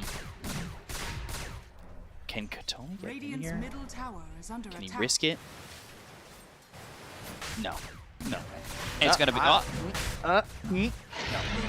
Okay. Was thinking about it. There's They left the Shard. Guys? Sniper has one queued up. I guess he wants to spend the money on it. Yeah. Free Shard in the pit if anybody wants it. Katomi is nearby if he wants to just check it out and find some goodies. Sunstrike. Nope. Not going to land. I'm going to keep an eye on this Shard. Keeping things balanced. They don't want to take it. They don't want to up their net worth lead. Yeah, They want to keep it at 4K. Definitely that. I remember Saksa doing it when he was playing Barcy. Everybody else had a Shard, and he was like, this Shard is so bad, I'm going to destroy it. That's rude to the creator of Shard. Very rude to Ice Frog. Spinner Snare. Oh, I was thinking Aghanim.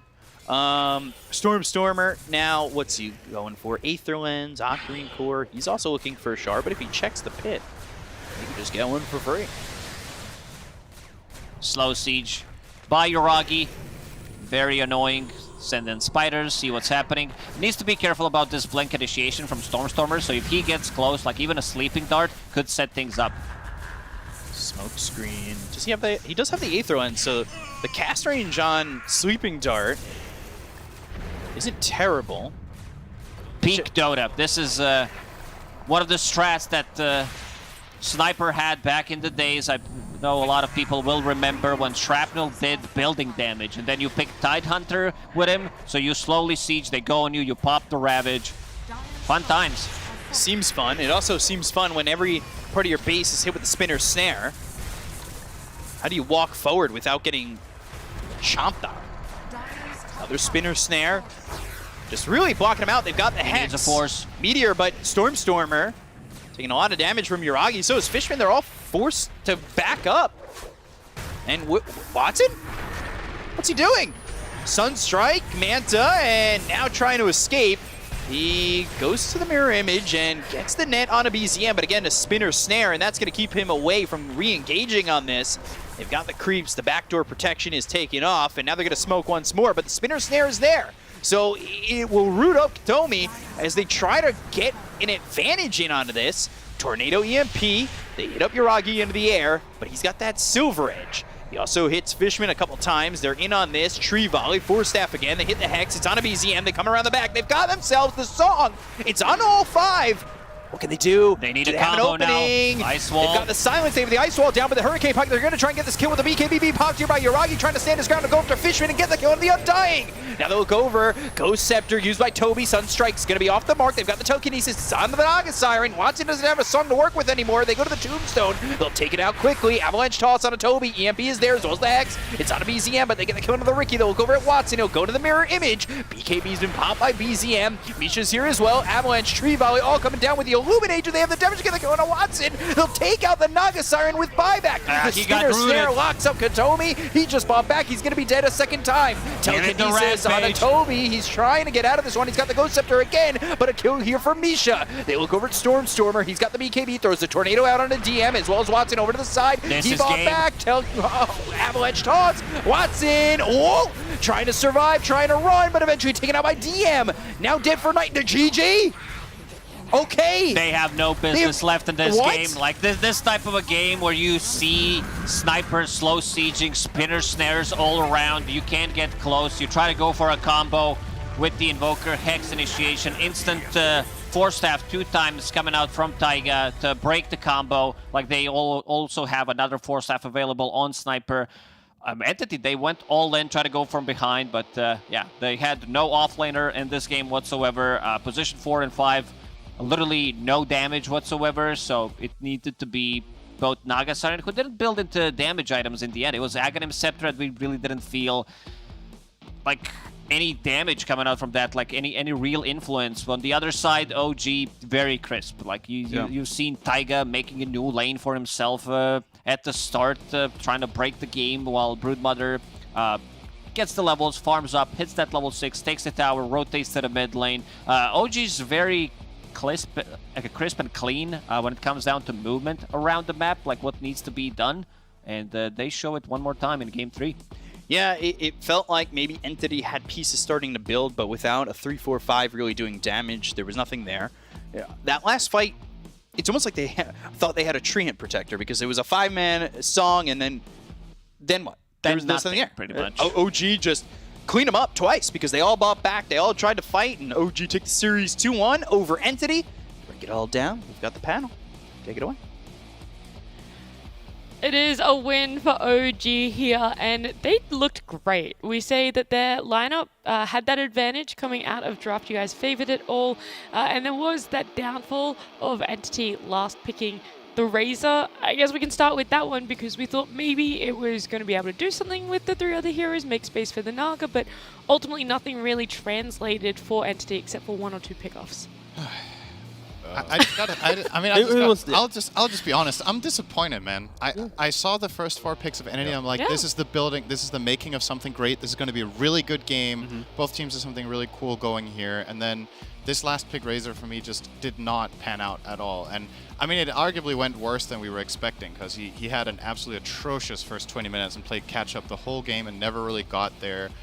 It invited OG to pick a great safe lane sniper and win that lane. And Entity, kind of despite losing the lanes, actually, I would say they made this game look competitive despite barely having any offlane presence the whole game. So it goes to show how good their first 4 were. I feel like it's one of those things where maybe in the draft they were thinking, okay, pick the Razor, we then prevent them to go like PL or Troll or some aggressive hero that Yuragi plays. And then I think maybe in hindsight, after they pick it, it's like, oh, there's Sniper still here. So I think unfortunately it was maybe them trying to be a bit too big brain with the draft, and unfortunately this is the opposite of how Entity is meant to play their games. They often have Toby top net worth, at least top 3 in the cores. He helps dictate, he helps cushion a little bit of Watson's farm, enables Stormer, and then when that doesn't happen, they are playing comeback and hoping to hit the big plays, and they had some moments. Sometimes you just tunnel vision. You go for an idea, you kind of have an idea, but then after you pick it, after you see what's happening, you realize, oh damn. That's like we've spoken to Entity in the past, and that was something they brought up in their interview, Lizard, is that sometimes they get really fixated on a certain hero or a certain idea, and you kind of forget about the bigger picture, and it definitely felt like that's what happened here in Game 3, but also in Game 1 when they last picked the Legion Commander, she's kind of fallen a bit short. I feel like Legion Commander was much better Yes, than the Razor pick. Like Legion Commander could have worked. Maybe the itemization could have been optimized in that game. Maybe they could have played around her a little bit better in the mid game. But here Razor is just not only did the lane go poorly. Like overall, I just don't see the Razor as the best pick out of everything that was left in the pool for them. Like any sort of utility-based offlaner, teamfight controller would have worked, in my opinion, better. I think just look at the emotions, right? I think, you know, DM, he's going to be happy as well with his game, playing this Broodmother, finishing it 3-0-8. Of course, into lane, it's not a lane he's meant to win, but he transitioned from the off lane into then mid and taking over the jungle. It kind of indirectly choked out Entity as well, because Invoker needs to farm a bit, Razor has no game, Naga needs to farm a bit. So it's kind of the opposite of what you expected a little bit from Entity's natural playstyle, just because DM, even in a bad spot, is able to position himself in such a way that it forces Entity to overlap their farm a little bit more than they really anticipated. Yeah. The only criticism I can kind of give here, Sind, or at least ask you about, is why OG didn't finish this game faster. Was there space for them to be able to do that, or Entity kind of holding on with these pickups? Again, I think it speaks to the other 4 heroes that Entity drafted and how they interact with the game. Yep. I think OG don't have the best ability to go high ground without an Aegis, and they're constantly having to put out fires that Naga is making by pushing out lanes, and it's not safe for them to handle this Naga and Invoker when they're split pushing, because there's a Riki hiding that could dart them and set up kills. It happened to Taiga bottom once, for example, as Caudle. He's trying to clear the wave, he gets killed. So, from a macro strategy perspective, it's not an easy game to play for OG, and it just makes you wonder again. Okay, I know I'm harping on it a lot. Oh, here we go. Come on. I'll listen to it anyway. So one more time. So what I'm trying to wrap my head around from their perspective is, maybe, this is also what we talked about pre-game, is it because they see value in flexing it because they do play Naga offlane, and then they want to pick a side lane core that has good matchups, and then they can swap them around. And the problem I see with that is, if you do make that swap and force it and put Naga offlane, then you're playing Razor into Brood, and I don't really see the value there. So I'm really just trying to grasp. Yeah, we were trying to do that before. We can't interview them. They lost, so we'll have to wait until their next series. series. You can at them on Twitter. We can ask OG what they think. Yeah. Maybe Let's they'll not do that. They just lost. Let's maybe, if they win the next series, we can bring up the dark days of losing to OG and ask. But this will be something that maybe Entity, they have a lot of faith in, and it was like we just executed poorly. Maybe they have a bigger picture to it, some aggressive map play, some early timings that they could have hit in scrims, but in the official it just didn't hit. So during the interview, it's something that they said. They were literally saying, yeah, sometimes we have an idea that we believe in way too much, and then we pick a certain hero because we believe in it, even though it's not a perfect draft. Maybe for the Razor some other draft would work, but this one, yeah, it was definitely rough. Let's try and focus a little bit more on the positives. Unfortunate loss for Entity, definitely, maybe a little bit in that draft and execution, but OG, fantastic. They were able to react, and in such an amazing manner, both in that draft but also in the game. Standout player, MVP. This time though, do you want to make it for the series instead of just this game? If I had to pick one player for the whole series, it's probably Uragi overall, I think, because he had the standout TA game, and in this game I would pick him flat out as the MVP. Okay. So for me, this one is more clear-cut. I think the way he played Sniper in the safe lane was standout. He was super good in the lane. The kills came to him at some point. They were just throwing bodies at him. He was just going, pew, pew, pew. So thanks for the quad. He had a really good understanding of his power level in the game, which I think for Sniper can be a little bit tricky. Like, when can you just stand your ground and hit, and when do you need to run away? He had multiple instances, like he's static linked by the Razor bottom. He just stands and delivers. He doesn't try to back off. He wasn't trying to run. He's literally just... That was also Razor with a couple of branches. And that was it when it comes to the inventory. It's just an example of a situation where maybe, you know, your gut might tell you, all right, I'm static linked, I'm not winning this fight. He's literally just trusting in his headshots and doing that damage. We have a team fight top as well. He's just, you know, standing and delivering. And yeah, I love what he did in this game. He got some tips from his teammates too. That's generally an indication that they like what they see. So yeah, nice game for him. We've heard from a lot of people on OG because they have successfully won a lot of series, and it's time that we get to have a chat to Tiger. Tiger, congratulations on the win today. I have to ask first and foremost, game number 2 just didn't go the way a lot of people would have expected. We definitely were fans of your draft, but from your point of view, why do you think that game 2 just didn't really work out? I think game 2 was very uncoordinated.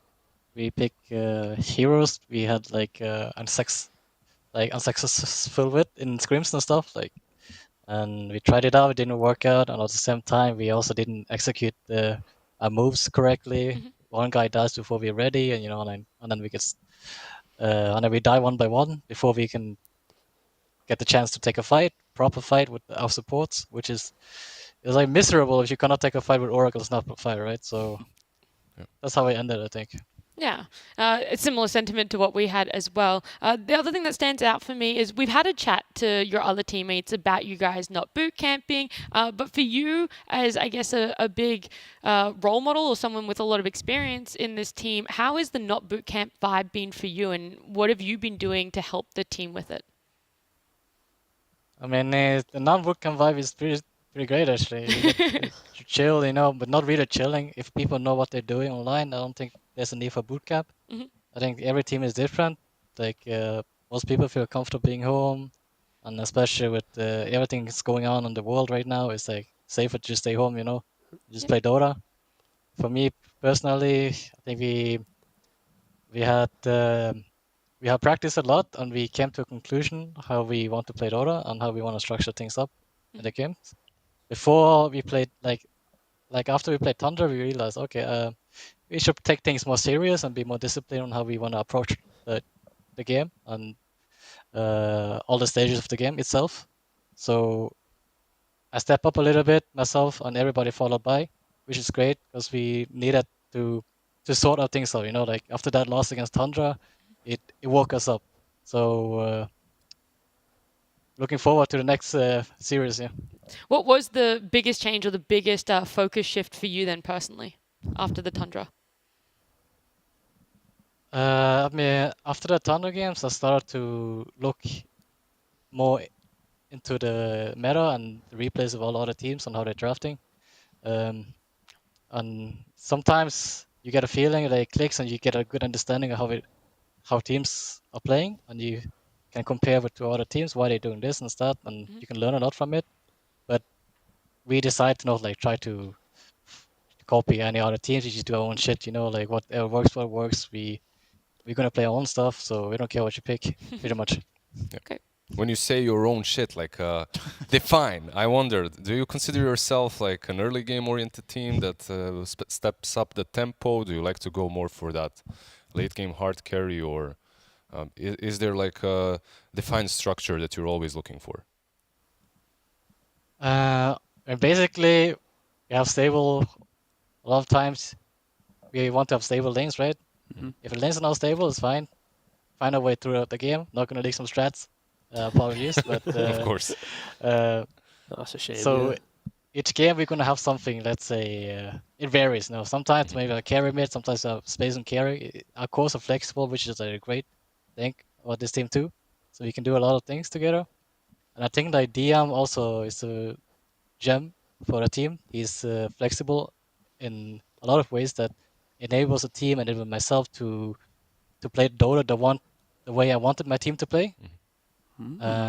Probably before you get destroyed in the early game, we have no idea of comeback and stuff and that rarely happens now. We always have a way to come back into the game. We always have a way to approach the game. We don't just pick random heroes because they're good for the game, which we did second game, and that's why we lost. We're just picking Oracle for no reason, just for the Doxy lane. Yep. But in the game, the hero itself didn't feel good. Yep. So yeah. Okay. My question, congrats on the victory, by the way. OG looking good as ever. So, Yuragi and yourself, you've been playing fewer pubs recently. Looking at Dota 2 Pro Tracker, for example, yourself, 9 games in the last 8 days. Is there like a shift in your kind of philosophy for the week? Are you playing more scrims? Are you doing more replay stuff? Or Yeah, well, what's the deal, Tiger? You're not fiending the pubs. Two things, not feeling the pop so well, and the other thing is that I'm watching a lot of games from the other regions to get a feeling of the heroes. So I'm more like, doing my exams than I see. playing. If that Sure. makes sense. Yeah, I get you. I used to play a lot and do less of the exam, but now it's like the opposite, and I feel like I don't think my mechanic skills are what gonna decide if we win or lose the game right now. I think our players are good enough to have their own mechanics. Like our mid laner would beat anyone when it comes to mechanical skills, stuff like that. Our safe lane carry will do the same. So right now I'm thinking of studying for the exam, what is good, what is not good, what's the best matchup we can get, blah blah blah. And as like an up-and-coming player, what distribution do you think should be between playing and actually doing the research? Like, obviously playing 50 games in a week or whatever might be a lot, but like, what do you think is a healthy distribution between watching the replays and then playing if you're trying to get to that higher level of Dota? I personally feel like if you playing pubs to warm up, to get ready for games and to learn something, like it's really productive. But if your pubs are just like random games, everybody, there's gonna be a carry bounty hunter in one game, on the next game you have undying mid lane. It's not productive, Sure. These things rarely happens in competitive. You're not gonna have these type of heroes. Like some games you might end up with, let's say, a lot of random heroes that doesn't work well together. And you play these pubs, you feel miserable as a support for like 50 minutes. You're like, okay, guys, please just end me. Just get me out of this game. This is miserable. So you feel like you're wasting time playing these pubs, especially at 2 a.m. ones. So I was like, okay. All right, that's very important. Come on. Yeah, I mean, especially just my personal experience. I was like, okay, I'm done with this. I'm just gonna study. I'm just gonna watch some replays and see how it goes. But these pubs, no way they're helping me getting the team forward. Like maybe they've helped myself improve mechanically and stuff like that, but that's not how it is in a team. You're not gonna solo win the games. Your team are what matters when it comes to winning. Tim, do you have one? Yeah, sure. If we have time Yep. for one last question. We have Okay. one question. Yeah, so I was harping a lot on this on the panel. I wonder if you could maybe shed some light on this. So the last pick of the last game from Entity, the Razor, we couldn't really understand what they were trying to do. Do you have an idea what the goal with that pick was that you can explain, maybe without revealing much about how you think about Dota as a team in general? Like, what do you think they were trying with this pick? I actually did not understand that pick either. The only thing I can think of is that because Toby ran out of heroes, because I think most of his heroes were like kind of banned, and he wasn't sure what to pick into like real big plus last pick on our carry. Maybe he picked Razor to preemptify, let's say pre-pick the Medusa last pick, because Medusa seemed pretty good to until they pick Razor. So okay, it made some sense there, but I just think Toby ran out of heroes. Fair enough. All right. Well, Tiger, thank you so much for joining us, and congratulations again on this series win for OG. Thank you. All right, see ya. Congrats. Tiger giving a little bit of information there. Better way to spend your 2 a.m. is to not play pubs, and it is instead to watch some replays or watch some Dota. And luckily for you guys, there is so much more Dota coming on. We only had our first series of the day concluded. We're going to jump into our second series. It's going to be Into the Breach versus Secret after this break. They cannot get out. They cannot tip this. They cannot tip this. Slow.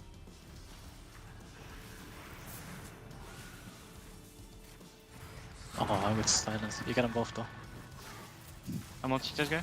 I'm dying. Hitting Tom. Tom, kick Tom, bro. Ooh. Oh shit. I get him. Yeah, I get him. yeah. I have No no mana on him. shackles. No mana on him. On you. I killed him. He's low 6. Level 6, Razor only. He dies also. Gold.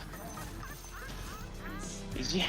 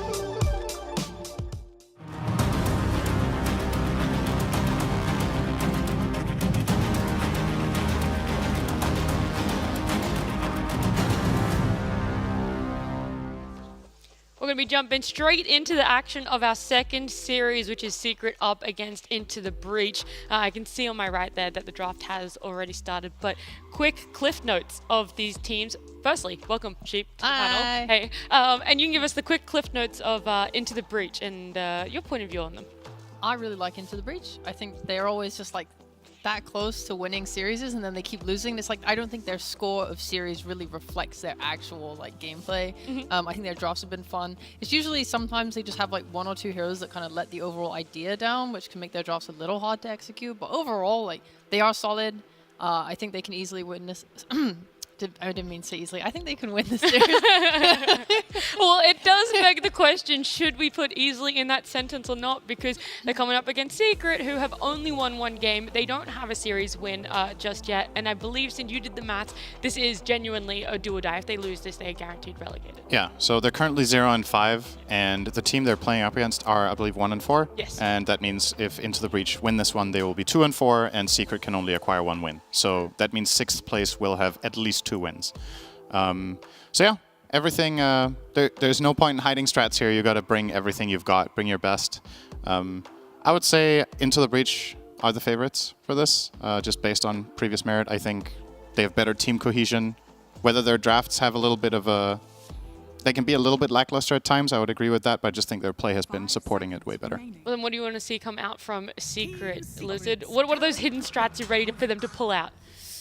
Yeah, I don't see their players as players that have too many hidden strats or cheese picks or anything like that from Secret. Like if you look at Boom, if you look at Chrysalis, they're kind of straightforward. You know what to ban against them. You know what they most likely will be picking. It's just your normal carries and mid laners. And I'm not sure, like when we were talking about Nigma earlier, in the last day of Western Europe, like we were thinking, yeah, maybe they can switch things up, put ATF on offlane, switch things up that way, like mix up the cores. I don't see that as a probable option or possible option for Team Secret. I would have to say the last series that we saw for Secret, it was very much, they just picked comfort, they just picked heroes that people were like, I want to play, I want to do this. And so as a whole team, there just wasn't too much to it. And an issue that we've pointed out that we don't really like from Secret is that they play very passively and disconnected Sheep. They do, yeah. It's just an issue of like they either draft in a way where they don't have anyone to actually make moves for them, and then the games that they did, they actually had a much better game. I think their last series in the second game, I really liked their draft and I thought they would win, or at least do really well. But it sort of just fell flat where they're, I don't know, I want to say like taking the wrong fights or like getting initiated on. It's hard. Everything feels just so disconnected on their team where no one's really like setting up moves for other people. They're farming too much. That was one of the things. Yeah. Is it like they have win conditions? Like we can see that, we see the potential, but they still just play very individually?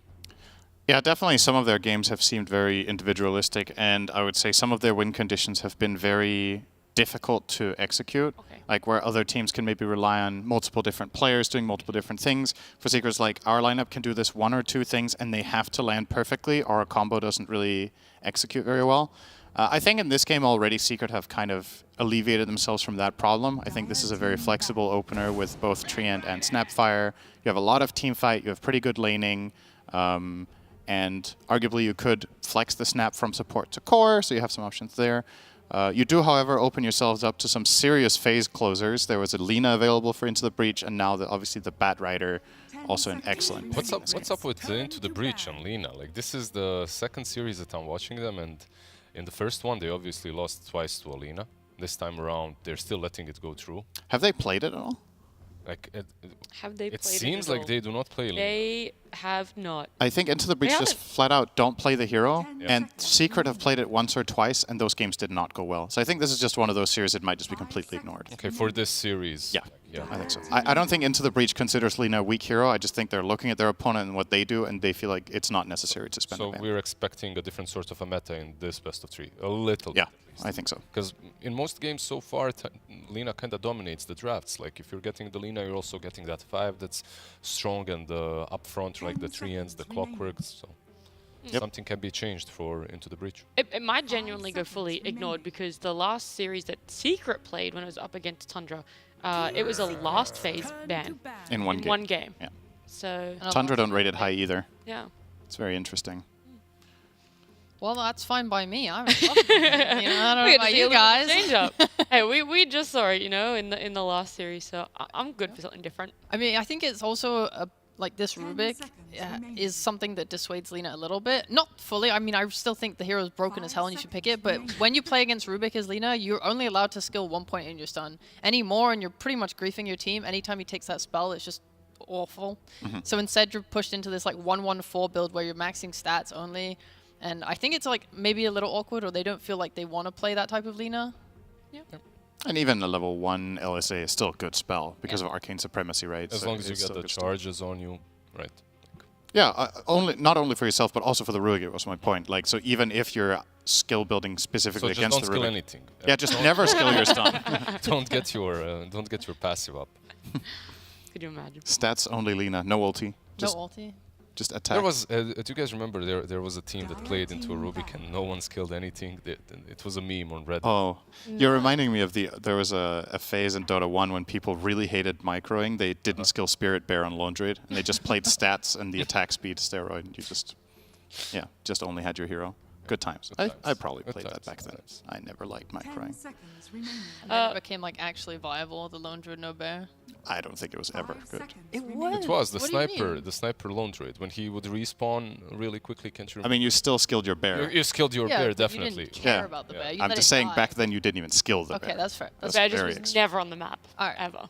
Let's have a look at these bans, though. It doesn't really feel like anything too Team crazy Secrets when it comes to turn them. ban. Feels No, very much rinse and not repeat. really. So Secret are taking out some of the summon heroes that they could have played in the offlane on Zibe, his Beastmaster, the Furion that they flex sometimes. And the bans that we're seeing out from Into the Breach, 2 bad matchups for Batrider mid. One of them is the Queen of Pain, or that's the bad mid matchup. And then the Slark is one of the harder carry matchups, so you've just set up your bad for a good game. Pretty standard. 5 seconds Yeah, I see remaining. Boom though, and I'm thinking Storm Spirit as well, like a possibility for them versus the Batrider versus the Rubik throughout the game. Pretty solid, but one time it was picked, it was not only great against Bat, like it was the perfect Storm game. So It was BZM playing It it, was BZM a as couple well, days yeah. ago. Yeah. What an amazing Storm game that was. Yeah. Yeah. It was beautiful. Just truly Team beautiful. Secrets Just like turn Net. to pick. Oh, stop. She just had Not to you, compliment. Sind. I know. He knows, he understands. You, though. Oh, that guy. oh, That guy. This draft. This draft. I'm actually only on panel to make you look good. thank you. Oh, that's so cute. What a bromance. I think there's a real possibility here of Into the Breach running over this game with this bat, though. I think they should keep picking heroes that can Oh, fight. that's good. I don't like this Bango. You don't? No. I think it's one of the best picks that Boom has against Bat, right? Yeah, but it's not a good matchup mid. I think Might work. it's bad in the first few levels, but then in the rest of the game, Pango does fairly well. I mean, it's double-edged regardless. I think it makes it worse that you're against Rubik as well, because then you're risking getting the Rolling Thunder stolen. But again, in the grand scheme of things, for Boom, there's just not that many options that Secret run him on, except this, right? Yeah, I mean, for his comfort, I do like the pick as Pango, but like mid-wise, you're pretty much giving this bat a free time. That's true. And then he's going to get early bots. Like, you can't pressure him as Pango, and then they might be able to just take over the game. You're playing with a Rubik, Spirit. These are 2 supports that can run around with the bat very easily and make plays. Your Doom. I like the Earth Spirit. I don't like the Doom though. Like, Yeah, I'm not a Red fan of Bull, the yeah. Doom. We don't see the carry matchup, though. But if he can free farm while your bat, Rubik, Spirit play together, I mean, that's pretty high. I already see the 3 ends, right? Like you're playing into a matchup that is going to be difficult for you regardless on the safe lane, on the off lane that is as Doom. It should be at least. Later on you have ways of getting away from the Doom. Once it's popped, you have Overgrowth to follow up. Doom plus Earth Spirit also don't strike me like the ultimate kill combo. But it's possible, like maybe they can make it work. Do you think If Secret should double down on this lane and just absolutely trash it with like an Ursa? Is that worth it? When there's a Bat mid? Or get this. All right, they'll play the carry Lina. I mean, you have the Treant, which is what we talked about in position 5s, these bulky boys up front. There is a chance for Earth Spirit to get on top of Alina easily. They don't have ways of dealing with the lasso as well, which is something that Lina absolutely hates if that can get on top of her. So maybe that's a little bit problematic, but in the end, it's a Lina pickup. Like, Are we worried about how much potentially have to jump on her, the mobility from Lina once she gets caught? Is there enough, I guess, tankiness or enough disables from the side of Secret to be able to protect her? Well, they still have the last pick for that. Of course. And there's But looking also- at it so far. So far, I think there is enough control. Like, you have some repositioning tools, you have Overgrowth, and you have Pango to make a mess out of a team fight. So I believe that there is enough so far. The primary issue I see is based around items. I think until items become a big part, I think Lina is fine. But when Batrider gets, let's say, Blink BKB and you have no save, you're going to be dragging this Lina into getting doomed, and then the hero is just useless. Yep. Lina as a carry actually suffers really hard from being doomed compared to a lot of other carries because she needs to keep Fiery Soul stacks up or she's just falling completely flat. So I think Into the Breach have solutions here. And on top of that, we just have to say that this doesn't feel like Crystallis' comfort zone, which is an added layer on top of it, right? Yep. So, Do you see any ways of... Well, there are many, right? Like on Into the Breach to round this up with a carry that deals well against the Lina. I think it's a really good Spectre game for me. Is it a good Spectre game? Is it a Sniper game? Which direction? Like, I don't want them to look at carry matchups so much as I want them to fill the holes of their draft, which is the fact that they don't have a single objective taker. They have no way to take Roche. They have no way to take towers. So that's kind of like my primary concern for them. I don't want Secret to just be able to keep up their towers forever with this Treant Protector while Lina just free farms half the map, gets ahead like 10k net worth. that's a good ban, right? Exactly for that reason. It is, but I think O-Taker is more likely to play Lycan in a game like this, right? Like, this feels like their bread and butter carry when they've had some outstanding games on that hero. It's somebody that just runs in and eats Lina alive. It takes towers. It fits the bill for what Sheep wants. So I think that would be pretty good. I also think the hero is good against Snapfire. It's super hard to hit your spells against somebody who's really quick. It's hard for Pango even to hit spells against Lycan sometimes. So Are you worried about picking Lycan right now, even if you don't have the last pick? Like, you were picking the Lycan and then Team Secret picks an offlaner last pick.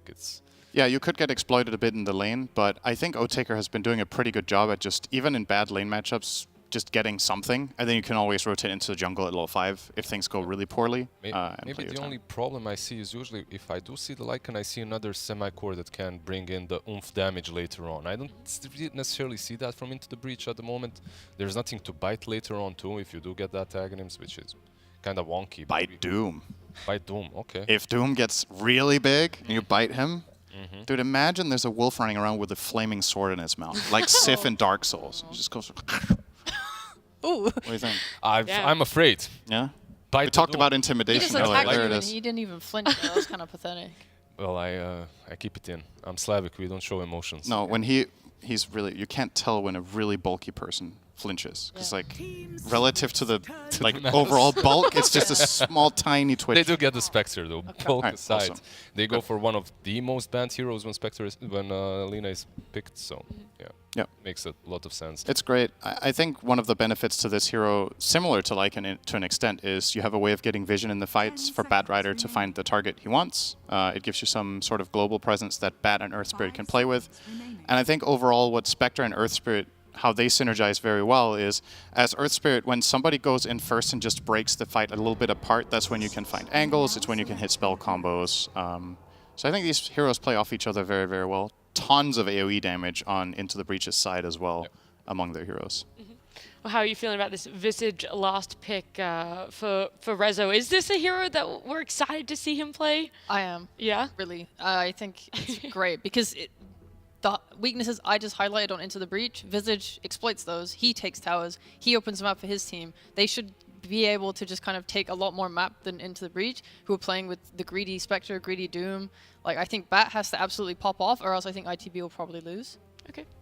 I'm gonna go with history so far in this season, I think, and just say it's Secret needs to impress me, and I've been very impressed by Immersion on this Earth Spirit. I think he's gonna set the tempo and gonna cover the gaps that she just mentioned. So this Secret draft isn't the big wow factor that you hoped for? I mean, I think it's stable. I think it's a good draft, and now they need to deliver in the game. I don't think they're outpicked, personally. But again, I just think Into the Breach have looked better, so unless they're like very clearly Secret heavy in the draft, I'm going to go with them until they prove otherwise. I kind of share the sentiment. I like Secrets and Into the Breach's draft, nothing really wrong with it. I believe that Visage can be exploited in that mid game if the Bat has a good game. So for me, that's a problem that they have to work around. So it's going to be all down to the skill matchup. No one being outdrafted here in Game 1 between Into the Breach and Secret as we jump on over to B-Cop and Lacoste. Thank you very much. Coming into this one, like you said, skill matchup, and even the odds showing that it's an even 50-50 between Secret and Into the Breach. Cost, what are your initial thoughts about this game? Oh, man, it's a difficult one. It's a rough one for Secret. Coming into this series, knowing what you've did so far in the DPC, they need to shake it off. On the other side, Into the Breach coming up from Div 2. They have some leverage here, I would say. And looking at the draft from them, I'm a little surprised that we have Treant Protector and Lina. Lina was left in the pool so far into the draft, and this is Lina plus Treant Protector. We've seen what these two heroes can do. It's going to be more about the execution. Into the Breach, however, having Spectre, this is a build that Skeeter kind of pioneered. Tundra always pioneers things, having extra mangoes. She has 11 per second regeneration. Under the tier 2 tower, it's going to be less, of course, but you're going to bring tangos, get that blade mail. Good matchup against Lina, usually gets banned out. I've been really impressed by Supreme. He had a bit of a rough time, I would say, when he was in Alliance, but he stepped up. Both him and Jibe, I want to see how this mid matchup is going to go, because I've seen this matchup where Batrider, not going to say dominate, but has an upper hand where you do put points in Flame Break instead of the Firefly. It's a good adjustment. I want to see what Supreme's going to do with it. I'm interested to see what Crystallis does with that Lina, too. Like you said, it got late into the draft when that got picked up. I don't believe Crystallis has one game with the Lina, but I mean, we've seen this hero all the time. The fact that it made it to the second phase was insane. I want to say this is always a hero to kind of get your like momentum back as a player, right? Like this feels like a 80% win chance. We've seen Lina being beaten, like even in the previous series, so maybe that's why. Boom, a bit of a different starting items. You are playing against the Batrider, so getting the magic stick.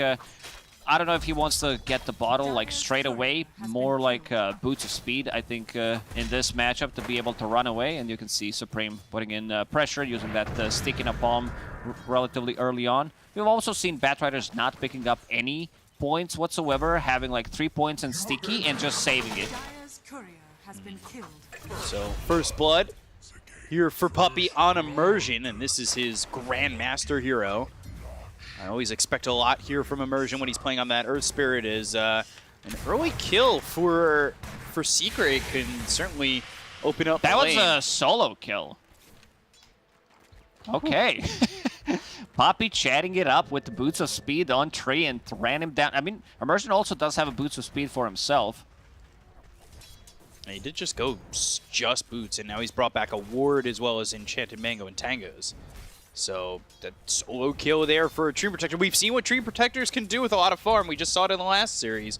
Domi had more levels than the entire side of OG when he played that tree in the last one. So maybe Puppey can kind of get off to a good start to get in that similar direction. Immersion bought Boots of Speed so he can drag the creep wave. Puppey gets kicked. So he's going to do the full circle. Puppey already knows, so he's going to chase him down. And he's hoping to get there, but he's going to eat a lot of damage for this because Puppey's also got those Boots of Speed, and he'll come over to pick up a Water Rune too. Or maybe, yeah, he's going to pick it up because Supreme, he's going to fill up his bottle, not going to leave it there for Boom. And we've talked about how important these runes are. Game 3 of the last series, it felt like OG was getting every single power rune. And when you're getting 4 or 5 double damages a game, all of a sudden, it feels like you have a massive advantage. Your chances double up for sure of winning that game. You see Supreme on a mid lane, he is saving a skill point, so you can flame break him during the swashbuckle and the shield crash if you time it perfectly. I want to see if he can find an opening here. Boom is CSing nicely, 13 and 3, same as Batrider. We'll see how long that lasts for, and they're pretty much even. Meanwhile, you've also got this Visage for Resolution. He's getting towards the top of the CS chart, and he's here with Zayats on the Snapfire. How does this lane go for Secret? Good start. This lane, you're really not threatened to be killed by Spectre and position 5 Rubik, so one of the reasons why Rezo can play much more aggressively. CS nicely has that raid band we see time and time again on the off lane. Bottom lane just trading as Crystallis is 12-9. He seems to be very in need of having a secure start. I've seen a lot of times where he kind of falls behind and doesn't really know exactly where to open up the map for himself. And with Lina, you know, even with a bit of a fallen back start, you do get that Maelstrom, and eventually it feels like you can farm no matter what. But getting ahead will certainly benefit Crystallis, who would like to see himself in a proper position on this carry Lina. Yeah, definitely plays better when he is ahead compared to like being in the middle of the network. Getting to that 5 first. And as I said, Supreme, we see these Batriders not skilling anything. So if he thinks he can get a kill, goes for the Flame Break. Like 1 point is enough, but there's a particular game I watched and it looked really good against Pango because you don't need to dive underneath the tower. See what he can do. Now level 5, going 3 into the sticky napalm. And 4.5 minutes in. We should expect rotations in at level 6. That's always seeming to be the case recently, where just try to get that first power rune secured. LSA lands on a Jibe, and we'll just eat a couple of right clicks for his trouble. Doom looking to go devour into the Midas and stick at the top of that net worth. We've seen Doom struggle, though. So many games. Like, I don't believe in this hero anymore. Maybe, like, during TI, pre-TI, last year, it looked really good, but now it just feels it's way too slow until you get to your item timings. If you can, like, if the rest of the team can play well, but this is Spectre, that means that she's not going to come online that fast enough, and having Doom, it's a very slow start, and especially if you max out Devour, if you don't go for the kill in the lane. So they've been pulling, Immersion has been pulling this lane so many times. Constantly making a new lane for him and Jibe in this bottom lane. It is been a bit awkward, and a couple of creeps will actually back up. One will get all the way back and make their own lane right there. Has this catapult following, and finally it breaks apart as well and goes back towards the lane.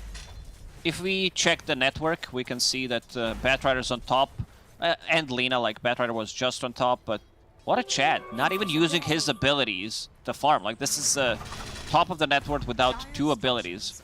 And now he's gonna go. Yeah, Butter Smash. In a Flame Break. There's the roll, has the lasso, and with the Firefly, just gonna burn Boom away. That's a good kill there for Supreme, who was now sitting firmly at the top of the net worth, and this is with a secret 1k net worth lead. Going into Boots of Travel as Bat. Pretty standard brown boots into bots, very close to it. This is like 7-8 minutes Boots of Travel, and then you can start being much more active on the map. I'm a little worried for this Visage because he's having too good of a time in the lane, and Zayas has been doing a good job staying away from the XP. That means that Visage will hit relatively early level 6, and then he starts to put out the pressure. This is where Oathtaker will not be able to be in the lane anymore. The constant harassment, even with the Blade Mill, yeah, sure, you do reflect some damage, but the harassment is way too much. Yeah, we'll probably see Rezo hit that level 6, and I wouldn't be surprised if they push through all the way to get that tier 1 tower immediately, because that's the job of the Visage, right? Similar to what we saw with the Broodmother in the last game. Get to that level 6, push. Go get that tier 1 tower, make sure the opponent's carry's farming area is much smaller. Looking at the wards from Into the Breach, they have one in the river, second one on the near the mid one, and near the outpost. So they see most of the movement that's gonna come out from Secret. And nobody really rotating off the mid lane yet. Both sitting level 7. And it's 4-1-1-1 right now for Supreme. And he's about to have that lasso back up in 20 seconds. So having that lasso up, it's going to coincide with him getting Boots of Travel as well. Fire Snap Cookie with a Swashbuckle Scatterblast combo. Shield Crash on a Supreme. They've also brought over Puppey, but the Telekinesis slams this Pangolier into the Dream Protector. Daro not going to be able to run away as that Swashbuckle comes in from Boom. They do secure Rune for Batrider. It's going to be Regen for him. Boots of Travel picked up. Needs to use the Courier. As you said, this is where he's probably going to make a move on bottom, especially if the lane's pushed in like that, where you're sitting close to a tower. The damage from Scorched Earth, 3 points in it. The one flame break puts you in a tough spot. You might not even need a lasso to kill Lina. Like, one connection from Earth Spirit should be enough. This is where you have to be a little bit careful if you're Crystallis. He's getting close, though, to that Maelstrom, so if he's able to pull off a kill, which he should, with this Laguna Blade finishing off Immersion, it's just going to push him even closer, and he's already got 1,000 gold, so 600 away from Maelstrom, and that's really the jumping off point for every Lina. Supreme tried a TP, but saw that it's not going to work out. Earth Spirit's already dead. Lina is backing off, so good start for Crystallis. As you said, this is going to be 10-minute Maelstrom Falcon Blade. I see no stacks in the triangle, but she can stack for herself. She can farm it up while Puppey is going to be soaking up the experience on bottom. And now into the breach, they want to get a kill. Rezo, very farmed. This is a big kill if they can get it. Let's see if Zayats breaks the smoke. Yeah, he'll break the smoke, but now, what do they want to go for? They'll focus their attention on a resolution, but they already gave up on Zayats. The cookie lands, and now they've got the Familiars to stun up Supreme. He's getting a little bit low. You might want to be careful. Boom's coming over from the side, and they'll go through. They've got themselves the Soul Assumption with a swashbuckle. Supreme comes over for nothing but a death. I think, considering everything, how this will start to play out, you needed to kill Snapfire and try to get out of there, because rotation-wise, 2 rotation from Team Secret, and now you have Zayats on bottom collecting some XP, which he's going to be free to do so. Boom, getting very close to his Diffusal Blade. Team Secret hitting up really early timings. Yeah, their supports should hit 6 at a similar time. You've got the Tome coming through for Puppey, so that'll leave him at about 6, if not there. And then with Zayat soaking up that solo farm bottom, well, now you've got Overgrowth and Kisses to add to the mix. And I mean, that is everything that you want for a team fight if you're the side of Team Secret. And you can take a look at these odds already provided to you by esportsbet.io. And it shows that Secret are way far ahead in the feel of this game. And I kind of agree. It seems that way with the way that they're moving around the map. Yeah, they shut down into the breach early on. These, like, we haven't seen Immersion do much on his Earth Spirit. He was mostly pulling. He gave away the First Blood, which secured the lane for Team Secret. Boom. After that one death, he's almost top on the net worth. Has the Diffusal Blade finished in 300 gold. And you have this super farmed Visage with the mech going into Guardian Greaves, plus Treant Protector. So that's going to be a lot of sustain coming out from them. Rezo can send the birds on Kidaro, and they will get a kill here. Yeah, he has nowhere to go. Double stun. Here comes the LSA Laguna Blade combo from Crystallis, and that's exactly what Secret want to do. Continue to just put the push on and keep the pressure in. This is going to be a tower. I don't see Into the Breach taking this fight. No reason to force Haunt defending is this. available, Blade Mail as well. This is why I talked about Doom being very slow when it comes down to him being active. So right now he wants to farm up. Your playmaker, like Batrider and Earth Spirit, need to do so much lifting. And hopefully they get to the gym, and well, we'll see how much their PR is, because they're going to really need to pick it up. It's tough because you're almost reliant on that lasso pretty heavily if you don't want the Spectre to join in. So your control, yeah, you've got the roll. If Ruby can get there, you've got telekinesis, but it feels almost like a kill is almost impossible without the extra lasso, without that extra control. They need to heavily commit. They need to use these ultis to get a kill, because Team Secret is being very tanky right now. Mech that we mentioned, almost full Greaves in 700 gold. Rezo, roll is going to miss. They'll go to the Haunt. They're going to try and get Resolution here, but they've also got Puppey, and the Overgrowth is on it too. The Flame Break pushes Resolution back into the hands of ITB, but now Soul Assumption, Blade Mail popped on the run. Magnetize. Rezo's just tanky enough to walk away. No, they've reapplied the Magnetize, and that is what will get the kill into the Visage. So they did have to heavily commit there. They didn't go for the lasso at the end of the day, and that almost cost them. Boom with the finished Diffusal Blade, wants to be more active, and Puppey will TP back to bottom, hold on to this tower. Lina, Crystallis continues to farm up. You can already feel the difference, almost 3,000 net worth lead, comparing 2 carries. Sheesh. That is a lot of gold, and closing in on the BKB. Thinking about the Rolling Thunder. Familiar's also starting to edge over there as Resolution's going to TP towards top, and Immersion, oh, he just rolls away. Safe to do so. Jibe, what does he have? Midas queuing up the BKB immediately. So he's just trying to find a way to roll in, right? Or not roll in, but run in. He's not the Earth Spirit, sorry. But he's just trying to run in and get the Doom out, right? Yeah, we've seen different builds on Doom. Mana boots into like BKB Blink Dagger. It slows down your timing, and I think he understands that needs to be like active a couple of minutes earlier than he would expect it to be in those fights. So he's getting it. Try to sync up the BKB maybe on a Batrider, but he's not having that good of a game anymore. That actually now surpassed by all 3 cores. It still feels like Supreme's in on this one, but his farm's just not there. It felt like he probably had to be more aggressive with this and get more kills, and they've only got 3 here for Into the Breach. He's involved in all 3, but the Breach needed more. And I don't know if their lineup's fast enough to catch up, right? Might be difficult. We've seen Helena's lineup just explode. 15, 20 minutes into the game where she gets her 3rd item, gets that BKB online, she starts to join the fight. Zayas. There's also 2 birds, so he can go low ground with the cookie. Yeah, if he can get it off. Get down there, roll. Now they found themselves Resolution. They go to the Magnetized Boom coming over looking for the Rolling Thunder. There's a double damage on Supreme, and the lasso and a Resolution is the damage there with the Fade Bolt. They've got the kill. They'll take out the Visage. They'll get themselves 1 familiar. So a good amount of gold going towards Supreme, which was desperately needed. That fight not really finding itself for Secret, as they were kind of split up on high ground, low ground.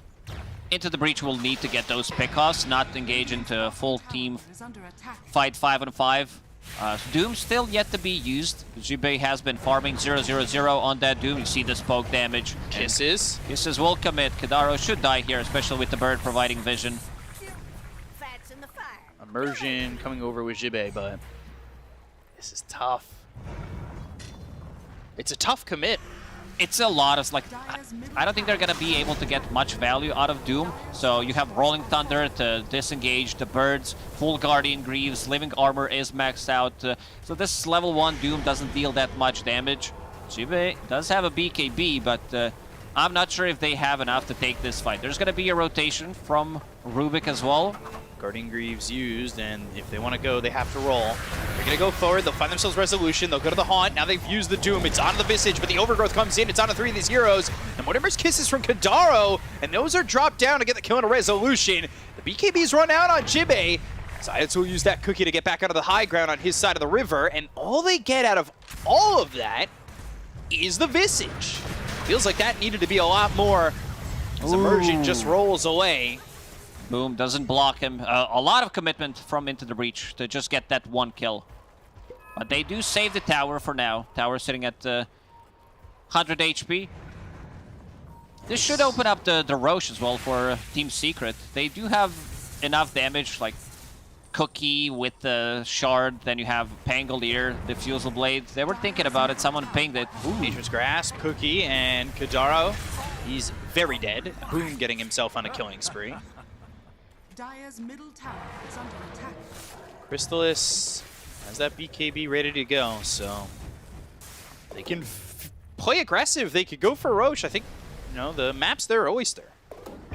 They wanted to kill the tier 1 tower first, and now maybe they're gonna respect the damage that Into the Breach can bring, but definitely Team Secret's lineup doesn't care as much to fight with some of the ultis being on cooldown compared to Into the Breach. They need that Haunt, they need Lasso and Doom to take a fight. Yeah, so another minute till they'll have Doom back up. They're trying to get the Blink Dagger on Jibe. So with that BKB, he should have a way in. He's still holding on to Hurricane, though. See if he changes that to the War Stomp, if he can find it. I always get surprised by that ability. Hurricane? It's a fun one. I like the change. Let's see, anything? I'll give him Hurricane? Or War Stomp? Yeah, okay. So if he can grab it, maybe he'll switch to that, especially if you want that with the Blink Dagger. Blink Dagger is gonna fly out of the courier. So what's coming up next? You've got Spectre looking for Ags. So that'll bring in the Shadow Step, which is to pick off these supports. But it's not like these supports are really that They're weak. not that easy to kill. Yeah. You have Treant that can hide in the trees, has overgrowth, potentially TP out, Snapfire with the cookie, and this time they've seen the whole squad of Into the Breach with that Observer Ward and will use it, go inside Roche Pit. Dire, they know something is up, scan connected, but Team Secret will take it. This feels, I mean, free for sure, but kind of troublesome for Into the Breach. They're not able to react to what Secret's doing. They don't really have the power to do so. They're already Puppey losing their vision in the jungle. will de-ward it, and there's also another ward that just scouted Jibe and the rest of the team, so there's still smoke. Secret will definitely Cookie want on to the take that fight. familiar. Lands all the way on an Immersion. Rolling Thunder in the blink. Looking towards Jibe as they get the kill on an Immersion. They'll steal a shield crash. And they catch up to him. Swashbuckle. Nothing really to go forward with. But they do get that kill. That was really well done there by Zayats and Resolution. That's a combo of players that a lot of people have talked about coming into this season. They looked really good during the TI this time around. They struggle, the whole squad is struggling, but seems like this game, Team Secret, playing much more crisp compared to the other ones. Cookie again, Supreme, caught, swashbuckled, and, well, left to live. They saw the BKB, maybe try to force it.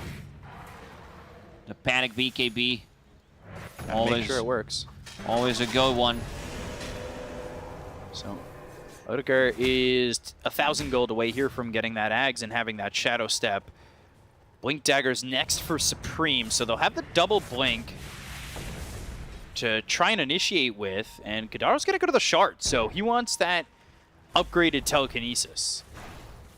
Does have it, so this is gonna be their way of saving people. They don't have that tankiness, like they don't have the aura builder this time around compared to Visage, who already has Guardian Greaves, has drums, building into pipe next. Visage feels like the utility builder that Secret are working with and sustaining with in these fights. Not really sure what you're meant to do if you're into the breach. It's a tough one. We haven't seen the full 5-on-5. There was a attempt to it on a mid lane where Team Secret sieged the tower, but this one, this tier 2 tower belongs to Secret. Yep, and the Glyph will slow this push down, but Crystallis really not afraid with the familiars in front of her to just push this tower without creeps. Tower damage for the Lina already at 3,500, and what a hero. Has everything. Magical, physical, tower damage, scaling, burst. With farm, the away, yeah. Whatever you want. And she also found the Grobo for herself, because why not? Every Lina game. 4-man smoke from Into the Breach. They pick up a haste on Supreme. They're going to jump forward. They've got the haunt. They're going to look here for Puppey. Puppey with a cookie to try and run away. Goes to the overgrowth. That's on to 3 of these heroes. They try to get in front of Immersion, who rolls away. Puppey's going to be the first one to fall. Supreme with a BKB gets the lasso on a Resolution. So pulling him back towards the side of Into the Breach with the BKB be popped by Jibe. They go to the Mortimer's Kisses, and these are thrown out onto Kadaro. So they get the kill there onto the Rubik. Boom, moving forward, has the Swashbuckle and disarms Supreme. But with that haste, he's able to run away at speeds greater than Secret can chase. Again, only 2 people dying in these like last 2 team fights. They don't even take the Aegis. Into the Breach needs to heavily commit. There was a Haunt, Lasso as well. Doom this time around, Jibe couldn't find the right target. He would definitely love to go on Visage. Like Lina does have a full linkage right now, so that's gonna be an issue. Wow. Down that Lincoln's really quickly, and it's Satanic. I assume Silver Edge afterwards coming out. I mean, if you buy Lincoln Sphere on Lina, it's a Linakin Sphere, we can call it that way. It works. Yeah, expected it to be picked up more, but let's see if they can time it. 40 seconds. Immersion has been doing really well after the laning stage, where he goes in, gets a big magnetize, gets rid of his spells and the Spirit Rolling Vessel. Thunder, all bouncing 2 into the air, and now they've got Supreme. Just an easy kill. Swashbuckle still trying to stick with Kadaro, who steals the Swashbuckle of his own. Immersion with the roll in, but that's a problem because Puppy's here with the root. The team is not there. They did not follow. No. They were not immersed into that fight at all. So, Crystallis gets his Lincolns popped again. They'll go to the Haunt. BKB, though, they Doom afterwards. Overgrowth onto the Spectre as well as Jibe. Jibe taking a lot of damage here from the Lina, but doesn't want to step too far forward, knowing now, well, that Aegis is gone. So the regen properties of it don't really get to help out. I like my Lina. analysis there after like, just a after that Doom is being used. Team Secret has a very good way of disengaging the fights with just Birds, Cookie, Force Staff, Rolling Thunder, Overgrowth. There's so many things. And looking at the Dota Plus, 86% against only 14 on Into the Breach. That's that Spectre extra, I feel like. If this was any other hero other than Spectre, it would be probably 1 digit. Yeah, I would agree with that. I think Dota Plus has like a bit of a thing for Spectre. You said Sand King as well, like a week ago. A couple of heroes that alter the percentages. So Manta next for the Spectre, who now has the Ags with the Shadow Step. But I don't know if that Shadow Step's really going to be as effective anymore. You're looking to use this Axe to jump in these heroes, and when we were talking about it being built initially, we were saying that these supports are too tanky already, too strong already in that point of the game. Now you've got it, and they've only gotten stronger. It doesn't feel like it's a good game for that Aghanim Scepter, where you're like not picking people off. Would maybe prefer Manta style here over that Axe, because you are playing into Treant, you can get out of the trouble, you can remove Disarm from Pangolier. Boulder Smash, Rolling Thunder coming out from Boom, hitting onto 2 heroes. Immersion's gone now. Can Kadaro get himself out? He tried to telekinesis and throw himself away. He's also got the Tumbler's Toy to get onto the low ground. Does have a stolen Overgrowth. Might get away, but Crystallis finds him. Yeah, we talked about Crystallis, how he plays much better when he is staying ahead, and staying ahead doubles the net worth of the enemy carry this time around. 18,000. Yeah, level 18. I didn't realize Spectre was at the bottom of his own team. Odegaard struggling. By the way, Boom, he's also got this Ags finished in 100 gold. He chose to take the 3-second shield crash cooldown in Ball. With that upgrade with the Ags, gonna be a pretty disgusting combo. I like how it's called in Ball. Level 15 talent. Like, it's called Rolling Thunder. Not enough space. Just in Ball.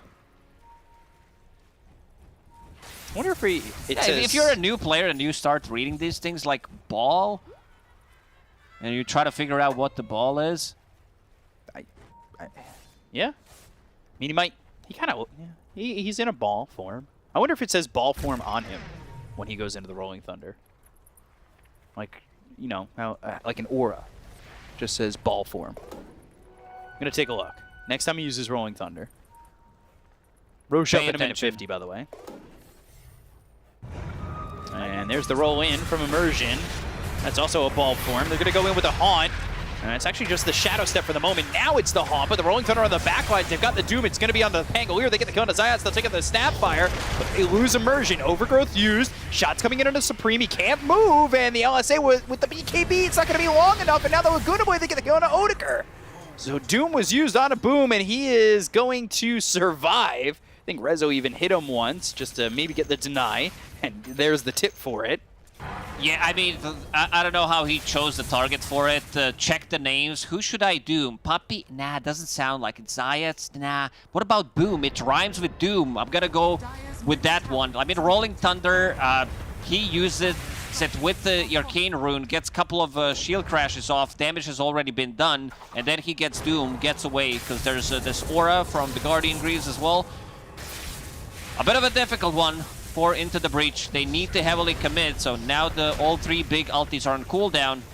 Team Secret, they're gonna get some damage done on the tier 3 tower. Oh, go back in, kill it. this is lining up for Roche too, so that'll be a shard for whomever wants it, and maybe go over to Boom, put him in the roll-up, ball, and then he wants that Basher. So, is this Satanic? Yeah, it is Satanic coming out for the Lina. This is where you don't care about the Blade Mail anymore against Spectre. If you get Satanic off during the Doom, you're still gonna get... I don't think he's gonna be the target of the Doom anyway. They need to find a better initiation. And looking at the GPM, 700 on Lina compared to below 400 on Spectre. Yeah, Spectre only slightly ahead of Zayats on this Snapfire, who's going for Lotus Orb next. Yeah, you pop that on Lina with the Lotus and Linken's, you know that she's not getting doomed or lassoed. Could reflect the Doom back if they're not too keen on seeing it. Especially if you throw it on Boom. Boom rhymes with Doom, like you said, and I feel like Lotus Orb there, Doom dooms himself. And then goes Boom. And inside Roche Pit, Crystallis will pick up that Aegis. Picked up the shard as well. He's gonna pass it? Does Visage... Visage has a shard of his own, so does Trian. Like, everyone has a shard, so he's gonna pick it up. Whoa, Odeker, that's problematic.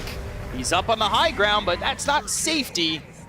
And now Telekinesis, Kadaro throwing himself down to the low ground and will use the Tumbler's Toy again to get some space. But Puppy's here. Swashbuckle misses, but they've got the Diffusal Blade to slow him down and get a second. So using that inhibit active on the Diffusal, and that helps him get the kill. Let's see how Into the Breach is going to defend the high ground. There is Spectre, because she's level 16, will be available for the next fight. Lasso as well, Blink Dagger, Psychic Headband is there, some extra cast range. They need to pull people underneath the tier 4 towers. This set of barracks looks very done. Do they just shift towards top? Where's the lane at? Lane's not there. The creeps are going to take a long time until they get there. So it's just going to be Crystallis TPing and pushing out the wave. Rest of the team will connect there in, like, 30 seconds. And now going for the full Gleipnir. This Lina is a mean machine gun right now. Yeah, just shooting off shots and pushing Into the Breach away. They haven't had an answer for this Lina, and, you know, this is really the first game that we've felt like Crystallis really hasn't had much trouble in a game. He started off really well, and I think that this... It's a little late in the season, but a game like this can give you your mental back. It's never too late to stay in Division 1. Yes. So, they smoke is 4, is...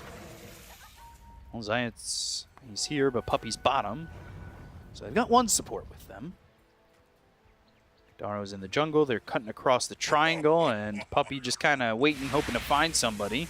Holding onto a gem, and it might be Kadaro who they get to, but a Force Staff and a Telekinesis. He'll throw himself deep into the trees, and got it.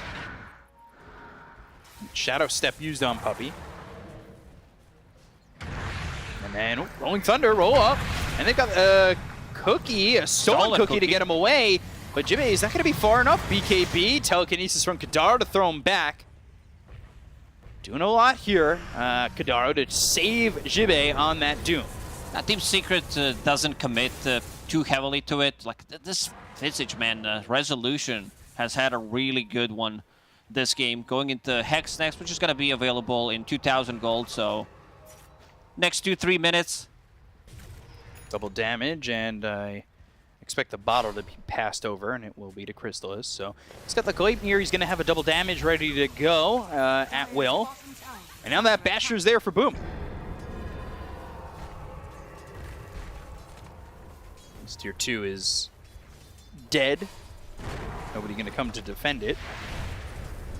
Trying to have Odeker farm as much as he can into the enemy's triangle, but he's still looking for the Manta. Look at where he is in the net worth. It's just a desperate game for Spectre. Yeah, like you said, Zayats is catching up, and now Lina with the double damage, Lotus Orb, Lincoln Sphere, Drums Pop, plus Aegis. They will force a Glyph, and she can do the same thing in the next 15 seconds again. With the Rubik on the other side, keeping the Dragon Slave at level 1. He's been there even though he's level 22. So refusing to up it at all. And, well, we'll take up the tower. Now get the Gleipnir onto Kadaro. Blink in, there's the Infernal Blade, but reflects the Doom. It's not quick enough. Overgrowth comes in, they get the kill into Jimmy, they're going to buy back on the Doom, but look at this Rolling Thunder with the upgrade from the Ags. They get the kill into Immersion, they'll take it a second, the Cookie, it lands on a Supreme, they've got themselves 3, make it a 4th, they look over Kadaro, full team wipe, they're taking out these heroes multiple times over and over again. It's a triple kill, double kill, everything going on. Satanic's available with the LSA as well as the Laguna Blade. Give Crystallis the Rampage, gets the Gleipnir to land on Odeker, they've got the Swashbuckle, that disarms the Spectre, they'll call GG, but the LSA, the right click damage, Rampage for Crystallis, and can he get the double? No, he cannot. It's Puppy with the kill, the GG call. Secret take game 1 in a big mental builder of a first one. Yeah, they buffed up Crystallis in this one. They made him dataless, pretty much. He was sieged the high ground, 0 deaths on him. This is the type of a game that Crystallis needs to carry the games, and they set him up for a success. Puppy on this bottom lane. I think it also comes down to Into the Breach drafting, very weak lane. I'm not impressed by Doom picks. Like, this is the Doom plus Earth Spirit. You know that there's going to be too much of a...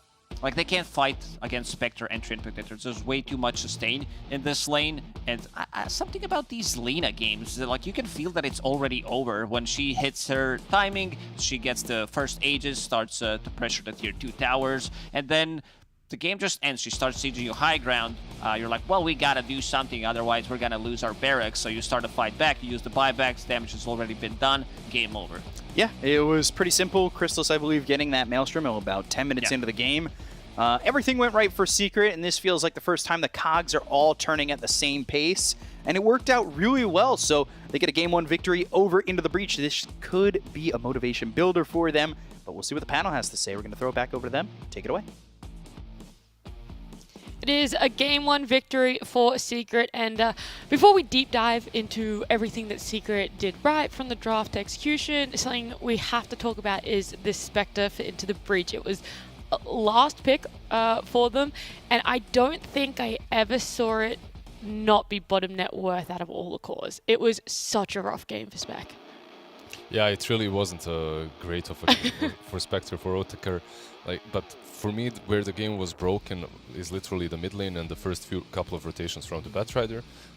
I feel that for the Spectre to be even relevant in the game, Batrider has to have an amazing game. I think both of you actually touched on that a little bit.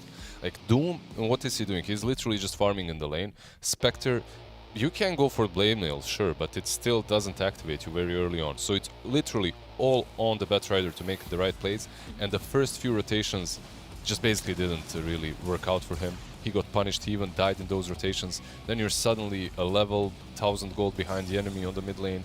Like, you just aren't able to make as many moves as you would like to.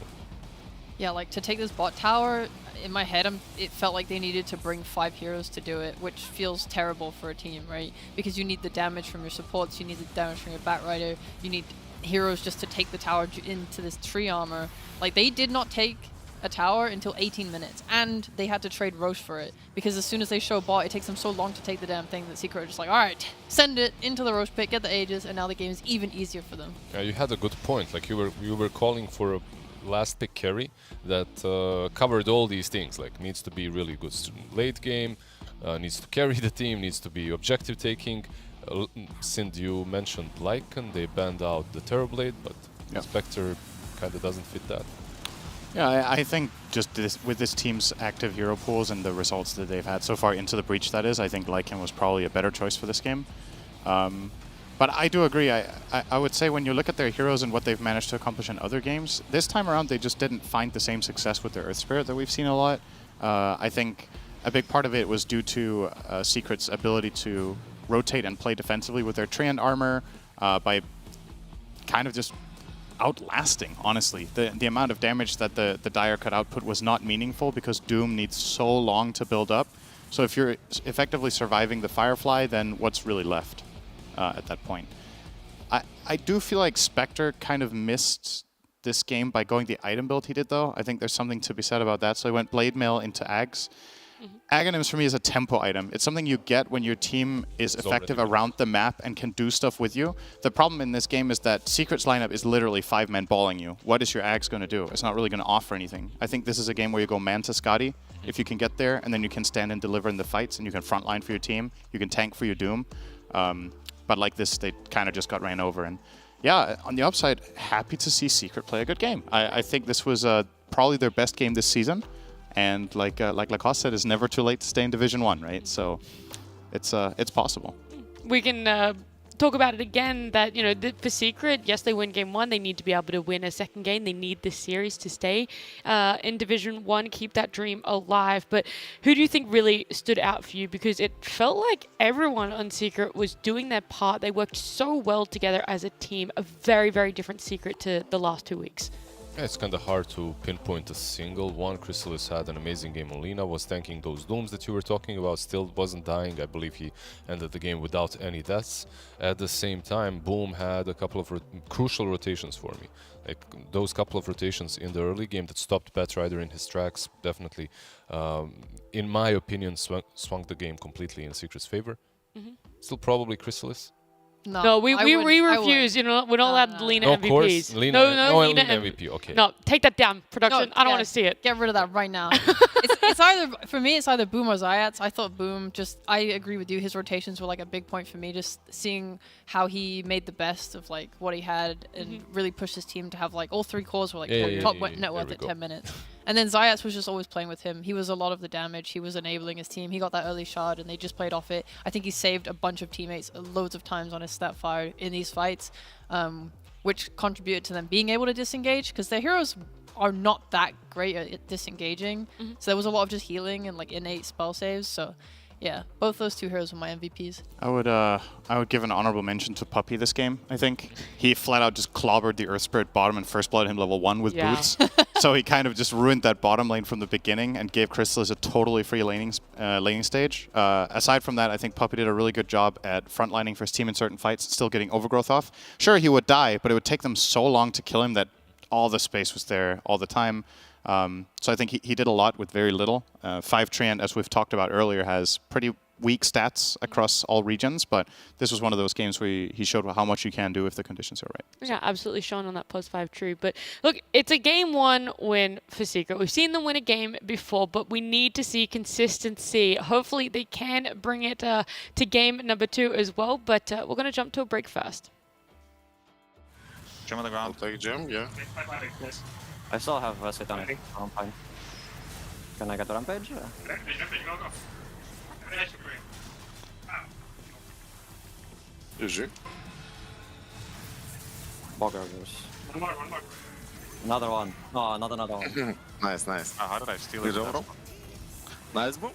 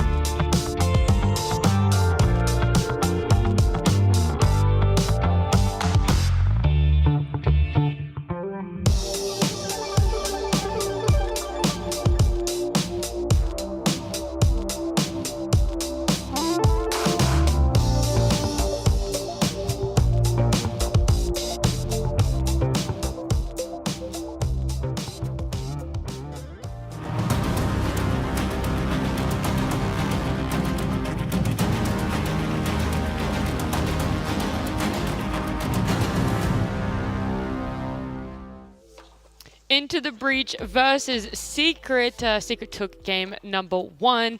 And the other thing that comes to my mind when I think about this series is we all thought it was going to be pretty close, potentially going to game 3, if not favoring Into the Breach. After seeing how game 1 played out, would you say it's even more of a close series, or you're just like, yeah, Secret could take this 2-0?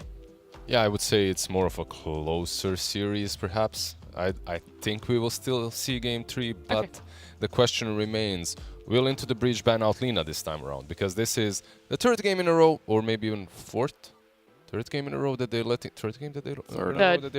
They're letting that Lina through, and they're losing every single time so far. Do I think Lina was the only problem? I do not, but yeah, I think the hero needs to go. Yeah. 100%. Was there anything else that stood out for you guys that needs to be changed up for Into the Breach when it comes to draft? Not executional play, but for draft. Yeah, just have a well-rounded draft. It's not hard, guys. Don't have any holes in your draft. Heroes that can do things. But I mean, seriously though, like, you could just see how they struggled. I don't know the idea behind their draft, like, on their end. Maybe they had an idea of like, oh, we can execute a gank in this way that allows us to take this tower and open up the map in that way, or they thought it wasn't a problem. Because the highlight of their draft, at least, was when they were holding their top jungle, for example, Secret fed up there a couple times, like especially on Rezo's Visage, because they were just like failing to breach the area. Batrider was pulling them back with Lasso, and they struggled once out of position. So I like that side. Yeah. This is a tricky situation for Into the Breach, because Team Secret having first pick, I was going to say, do they ban the Lina or the Broodmother now? And do you think Secret are going to first pick the Lina? Are they straight up going to grab it? I think what they probably should pick here, from a meta perspective, for most teams, would probably be the Rubik. If you do have the solutions for the Lina and you know how to handle it, you're probably pretty safe in not picking the Lina, because I don't think Into the Breach are going to run it. So you can kind of pick whatever you want and then close the face with Lina. So for Secret specifically, what they've had success with, I would say Treant, or I think Tusk could have been an option. I feel like they haven't explored that hero enough as a team. It's banned, so that makes sense that they didn't pick that. I think they should have picked it, but they couldn't. Or, yeah, the Rubik would have also been good. But it's just in this specific series, you don't even have to first face the Lina, right? Because you know they won't be picking it. You can close the face with it if you think it's good enough. Otherwise, you don't have to take it, and you're gonna force the opponent's hand with a ban, or you. Yeah, we'll see. We'll see what Into the Breach respond with here. Okay. They pick it themselves. Alright, it's time. It's time. You don't sound impressed. God damn, I hate Lina. And there's a reason they haven't been picking it in the first phase of their games, They hate it too. If they don't like it, if they don't feel comfortable on it, this could be bad. Especially if Secret are able to find a last pick here on the phase that can counter it in a nice way. Like Rubik. Like Rubik. Love that guy. Well, they could still pick up the Rubik for themselves and Into the Breach. I mean, my man literally came into last game against a Rubik, maxed his stun, and was fine, so... Guess there were other problems in that. There were other problems. No, it was but he still purely did that. it. He still did it. Yeah. Spirit, tried true. You weren't really impressed with it for game number 1, and, well, dare I say it, there were other issues. Yeah, it's because Immersion puts the bar really high for this hero. I don't think it's a particularly good hero in Dota right now in general, but this team has found a way to make it work, and I think in the last game they kind of just missed the mark on how they've been having success with it. I think they went a little bit too greedy, because in my mind the most impressive Earth Spirit plays I've seen has actually been when they've had Lycan, because these heroes just run in together and just create chaos and start killing people off. Spectre is a different kind of tempo, and it just didn't work. I have a feeling that they had literally 2 cores that are the worst to play with as Earth Spirits. You have Doom on one side, Spectre on the other. It's not great. It's not great. These guys, they are literally never joining, and Boom just had way too much pressure on him and his Batrider to really perform. So Earth Spirit and Bat, is that enough? Most likely it isn't, and it wasn't in that last game. Is this a pretty straightforward opening from Secret? Resolution on the Primal Beast and Puppy on the tree? You don't feel like there's too much movement for either of those heroes? What I don't like about the Primal is that this was their response to Lina in a previous series, and they picked Zayat's techies alongside it, and they lost that lane. Lina just clobbered them. They fed, they died. The Sounds Lina so fun though, free-farmed. Primal Techies. So what you're saying is don't pick techies? That's true, they could try something else, but all I'm saying is, clearly they still think that this Primal is the answer. There's a reasoning, right? Like when you're thinking about Lina, usually it's all these heroes that get on top of her and control her easily. Tiny comes to my mind as well. Later on, Sint talks about Aghanims and how it can be used too. But The main reason why is you get on top of her, and Primal Beast has a built-in way of doing that, plus a BKB. Like it's really hard to deal with. I do think in that game that you're referencing, they were playing Primal Beast techies against Lina Clockwork, and I think Clockwork is really, really important for that lane, and Secret have learned their lesson, and they just banned it straight up to try to enable this. I still would not like to see them go techies. I think you just shelve that idea for the rest of the season. I don't think it is making your team look good personally in general. I think there's a reason no other teams are playing it. I know it's a specialist hero and you can't have like really standout players on it, but I do think from a technical perspective it kind of just limits your draft a lot of the time. Into the Breach played it, actually. Oh, you're right. They lost as well. No, they won? They won, actually. They won. Who did they play won against? Right here against Enigma Galaxy. Oh, it was that game. I remember. Yeah. Yeah, I think that was the game where Enigma kind of just did nothing for 25 minutes. Whoa! The techies shut them down. My guy, come on. That's why they did nothing, because the hero is so good. Techies was so broken. There was a post-game interview where it was like, why'd you pick such crazy heroes like Techies? And they said, actually, we just think Techies is a good and normal hero. So, Sin, shut up. That's true. I was actually in that interview, and I was like, good on you. I disagree. I don't believe the word you just said. That's what I said. I said, that's a bad answer. Please give better answers. It's not a good hero. All right, I concede. I don't know how to refute such a strong point. No. Look, let's say they run it back and they pick up the techies or whatnot. Is there a similar hero like Clockwork that Into the Breach could pick up for themselves to lane with the Lina that is just as annoying? Maybe a Marcy. Yeah? 5 seconds. I think that's not as good, but it is a valid replacement. If your primary goal is to protect the Lina against a primal +1 lane, and the +1 being techies, maybe Oracle could actually do it, but it's kind of weird. You don't want that, right? Oracle is really good against Primal Beast. Trample is magic damage, so you're literally just Fate's Edict, and everything that lane does is magic damage. Primal Beast and techies just full magic, but but then you have an Oracle. Not necessarily a hero that protects her that well, but the one that can stand up almost against anything, and an Undying. Undying will be good. You can pick I agree. Yeah. Undying is good for sure. You just fight into the Primal Beast +1, so... And even if you do die to Primal plus, let's say, techies, they need to expend a lot of resources on it. So, and you're keeping your Lina safe. Maybe you die once or twice, but she's farming. So I could see it. Soul Rip could also keep her, could be the difference maker between death and survival for her. They are also very bad at killing Tombstone. There's a lot of pluses for that hero here, potentially. If they do take it, which they haven't, so I won't finish This is that also thought. good. It's a Crystal Maiden. Yay! Whoa! Oh, the Sister lane, sisters. sister Yeah. lane. Wow, that's so cute. That makes me wonder, are Lina and Crystal Maiden still sisters if Crystal Maiden is a dog? You know, that's a really good point. I think we should spend the next rest of the draft talking about Can we that. get a fiery dog as well for Lina? Oh. I think that's a new persona they should bring There in. My you god, go. there's nothing like the sisterly bonding of creating fursonas together. What? Team secrets. Turn to pick. Do you reckon? Yeah, nice one, Nat. Just pretend you guys haven't done that already. That's good. The audience is Yeah, definitely yeah, buying we this would one. never do that. never That's do so that. that's so No. weird. She. Ah, woo. I whoop you. So, We'll be over here. Do you reckon they're gonna play it with the wolf? Seconds remaining. yes, no, that 100%, 100%. This is Kadaro. That's There's a great question. That's really absolutely important. No way he isn't. Nyx assassin, but I don't care about that. But is he playing with the wolf Yes. persona? Of I'm willing to course. bet my entire life earnings of anything I've ever had on the fact that he will use the wolf skin. All right, That's bold. now you can talk about the Nyx Synth. Good matchups here. I think Carapace is good against all three, so I think it's a great pick here from Secret. It's a way for them to get vision so that they can go in with Primal Beast on And the the targets. in the lane, though, right? Like Nyx plus Primal Beast, nowhere Yes. near as much oomph as the Techies Primal. So I even think that they might lose that lane versus the Lina. Maybe Earth Spirit plus Lina instead of Lina plus Crystal Maiden as well. It's an option, but even Lina plus Crystal Maiden, that sounds pretty damn strong in the lane. It do be sounding strong. I do think the downside here for Into the Breach is that I actually think Crystal Maiden is exposed in this lane. If Crystal Maiden, she can play lanes in two ways. She can either stand behind the carry and be a counter engage, or she can try to play out on the sides and play offensive with her spells and put pressure.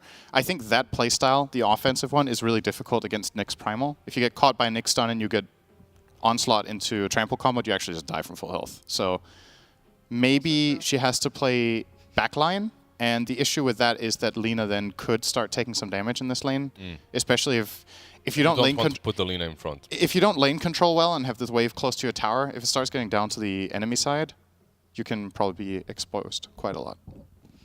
Do we pick up a mid here, knowing that the matchup is going to be against Invoker? Is there a flex pick for offlane mid that's into the Breach's wheelhouse? Into the I Breach's wouldn't wheelhouse? mind something simple like a Kunkka here Kunkka's good. for Into the Breach. Okay. Yeah. Lane winning versus Invoker doesn't care about Nyx or any of these heroes, so The one thing I do like about the Nyx is that it covers against like Batrider and Leshrac, which are both pretty decent against Invoker. And Ember too, which Well, is Supreme's best a lot hero. of spirits actually, right? Like So That's true. I was debating last game after we saw it play out if Into the Breach made a mistake by not picking Ember in the first phase. Not because I thought it was a better pick than Bat, just because they're lossless on the hero and he's popping off every game he gets it. But I think now the pros just are outweighed by the cons. I think the matchups are too rough. You're playing lane against Invoker and you're playing against Nyx in the game, so Secret kind of covered their bases there. and they just go with the Dragon Knight. I feel like it kind of fits the same role, like Dragon Frontline. Knight or Kunkka, like these heroes that. I thought you were going to say Ember Spirit and Dragon Knight. I was like, I have never seen that. No, not those two. They're both flying around. It's close enough. They're both red. Yeah, fiery. Makes sense. Practically. I mean, they've given themselves ways to at least take towers early now. If they want to bring in Lina or just use Dragon Knight, like you're going to be pressuring this mid tower, and Secret are going to have to respond to that. You know, Good even if ban. Lina's not involved, it's going to give her the space to farm.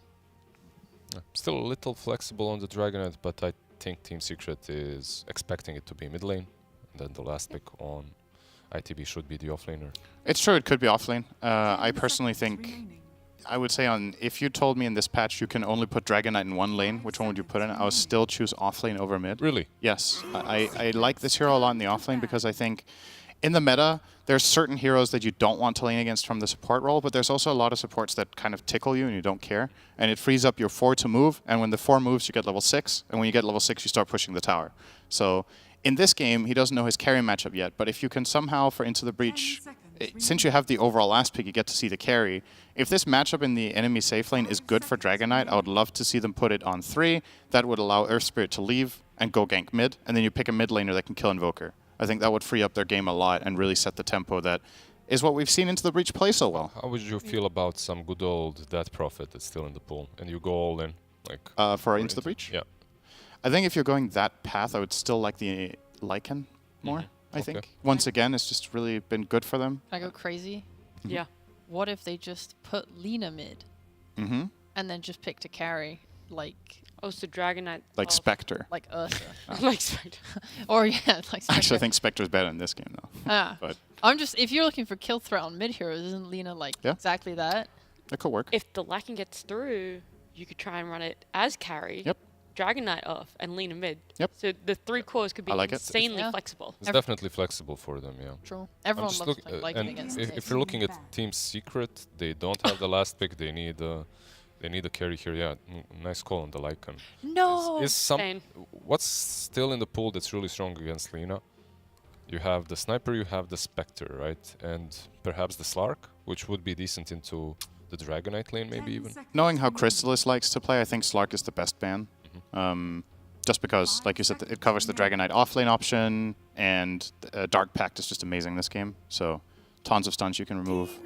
Is They banned the Ursa, though? Yeah, Okay. Ursa. Also a good choice. I Also mean, an both of option. them are good for similar reasons, honestly. What about TA that we saw today? I was going Maybe. to say, do you want ranged? Or is the ranged merely not too much of a factor right now? It's more about what are we missing in team fight or... I'm feeling like they have many options that they can go towards. Like they can go the early game aggression, Ursa and TA, kind of like that. They give you that mid game oomph. You could also go for later on in the game with the Spectre, something that Into the Breach didn't manage to pull off the last game. They go with the Drow. Okay, It's their go-to. Yeah. It's Kinda fine. similar. I will say about this hero, I think this opens up for the offlane DK. Drow is strictly physical damage, and you have high armor. So you help Dragon Knight get level 3, and he can actually just sit in this lane and farm. Maybe he will die once to Treant Drow playing very aggro, but it gives you some options there. Alternatively, if you do want to try to exploit it, let's see, are there any summon heroes left that Drow doesn't like? So Lycan's out, Beastmaster's out, Nature's Prophet is out. So you could try run the visit. That's what I was looking at as one option, but I don't think it's that good. Do you want to go into illusions or are you more just very much summons? You could play PL carry. All right, they still get the message. Fair enough. Good job, Nat. I think out of all of the summon heroes, I mean, this was the one that was left. I think it was the worst, but you know, they banned the other ones. So if you wanted that archetype hero, this is what was left. Yep. It gives them the very strong mid game, right? Like it's something that Team Secret exploited really nicely in the last game. Maybe Into the Breach can literally just copy their homework and do the same thing now. Your bank account is safe. It's the wolf, baby. Let's go. All her life savings can stay in the bank account. Nice work. What did you have to gain from that bet? Nothing. Yeah, there was nothing. I just wanted the Dominance. joy of being correct. She got to assert dominance. Yeah, I risking her life savings. I risked everything. Well, now you can risk everything by telling me what you think about this. Line up the lanes and into mid part of the game for both teams. I like the lanes on Into the Breach. Yeah. I feel like I like it. I won't elaborate. You don't know why, but for some reason Into the Breach. Yeah, do you have any insights? Sometimes you just feel that way. Are they the same vibes for you? I think both teams' lanes are pretty decent. I will say I feel like Into the Breach maybe with this Visage pick have cornered their own Earth Spirit a little bit. That's my downside. Is I don't think Visage can stand alone against Trent Drow whatsoever. So he's a little bit pinned down. I actually think based on that reasoning, I'm gonna pick Secret for this game as well. I think Into the Breach are gonna be a little bit too static, and Secret get to farm. Lizard, you're the tiebreaker. We got one for Into the Breach, one for Secret. It's rough. Like the Visage pick and everything definitely feels right for Supreme, like Dragonite and Lina. I think they can do the same thing that Secret did in game 1. Okay, so it's 2 for Into the Breach here. Yep. Alrighty. I love being wrong. We'll see if Outcast is B-Cup and Lacoste are divided, or if they're in unity on who's going to be taking this game number 2. Thank you so much. Coming into game number 2, we'll see if Secret can take the series 2-0, or if Into the Breach have a way to fight back. They do get themselves the Lina, but is that going to be enough? That's the real question. I like what Secret's got. I think they have a very well-rounded draft overall. Good scaling, good lanes this time around. Instead of Lina, it's going to be Drow Ranger, but same position 5, Train Protector, and also keep an eye on Puppy. This time around, he's not starting with the Boots of Speed, but let's check if he can solo kill Earth Spirit. Yeah, if he could do that again, would be the start that Secret want. I'm a little worried about this Drow Ranger, though. We have seen Secret try it again and again and again. They've only won once with it, and that was against Entity. Look at what O-Taker did. He went top, used LSA on those trees to cut them, so now Train Protector does not have the angle to come from. Pretty smart, thank you very much. Look at these carry players. Now walking back and not having full mana. It will regenerate over time, but yeah, very... So we see some cool ideas coming into a game with the Boots of Speed being purchased, placing down Observer Wards, then selling the boots. Hey, chopping down those trees. You think it's going to be enough? As, you know, making Puppy maybe not so confident in his positioning? Because O-Taker, take your trees away.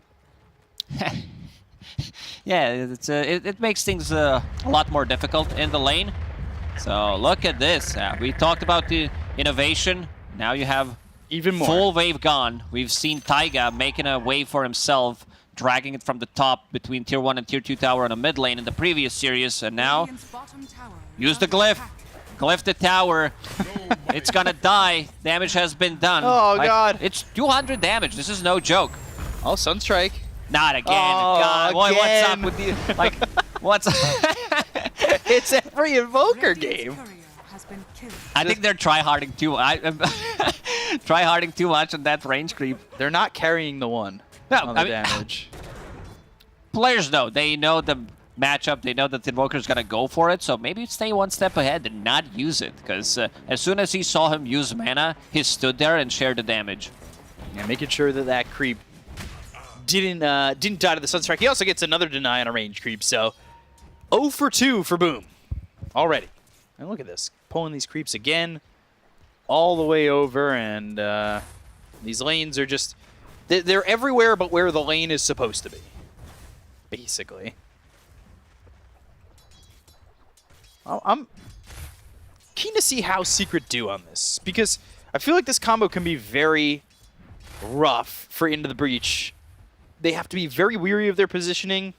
Impale, trample, even starting with an onslaught. Like, when you're trampling, if you're immersion, can you really roll away if resolution just stays on top of you with the trample? It's difficult. These two heroes, like, are going to cause a lot of issues, especially for Lina pre-BKB. You have this Primal Beast running in. His first item should definitely be a BKB, so there's nothing that can stop you. So if Rezo's having a good game, they have a very good opening. This is like 13, 15 minutes into the game where he runs in and he can do whatever he wants, play with the Nyx Assassin, with Vendetta, and also have an extra bit of a global presence from the Sunstrike. Right, and we'll see Rezo, he's going to get that BKB early on. Like you said, Primal Beast, it feels like it's just ultra necessary so you can get the Pulverize off. We see it with Primal Beasts that go mid as well. It's just, if you're playing this, even in the 4 position, 2, 3, 4, BKB, BKB, BKB. Give me that. It's a lot That's of all you need. BKBs. It's Magic Immunity times 3. Kadaro, not wanting to really take too many punches here from Puppey, but Jibbe comes around with this Visage, and well, that's a lot of damage for the Soul Assumption. Have to worry that you're probably going to die here with a Frostbite and another Soul Assumption. He will do just that. Jibbe getting first blood. A lot of mangoes. Jibbe is still holding on to 3, has that Ring of Bessie, Soul Assumption. Ton of damage, level 1, if you can get the damage in. But this also leaves Crystallis getting some solo XP, about to crack level 4. LSA into a Spike Carapace. That'll lead to an Impale.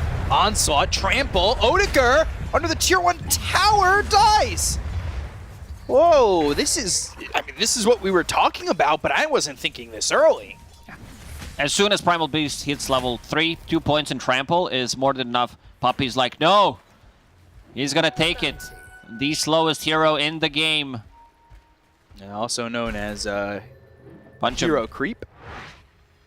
DP's out, which also leaves, again, Crystallis 1 versus 1 in a Visage situation. So him getting levels closer to that level 6 does give them a lot of kill threat once he gets it.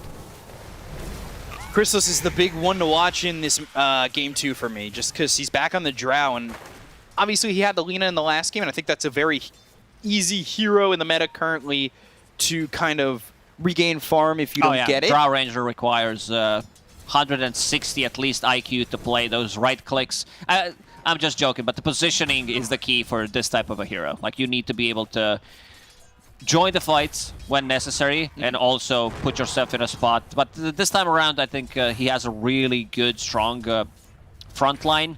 Treant Protector, Primal Beast with a BKB, and also Nyx Assassin to cover him. Yeah, we'll see how quickly maybe Puppey gets into like a Blink Dagger.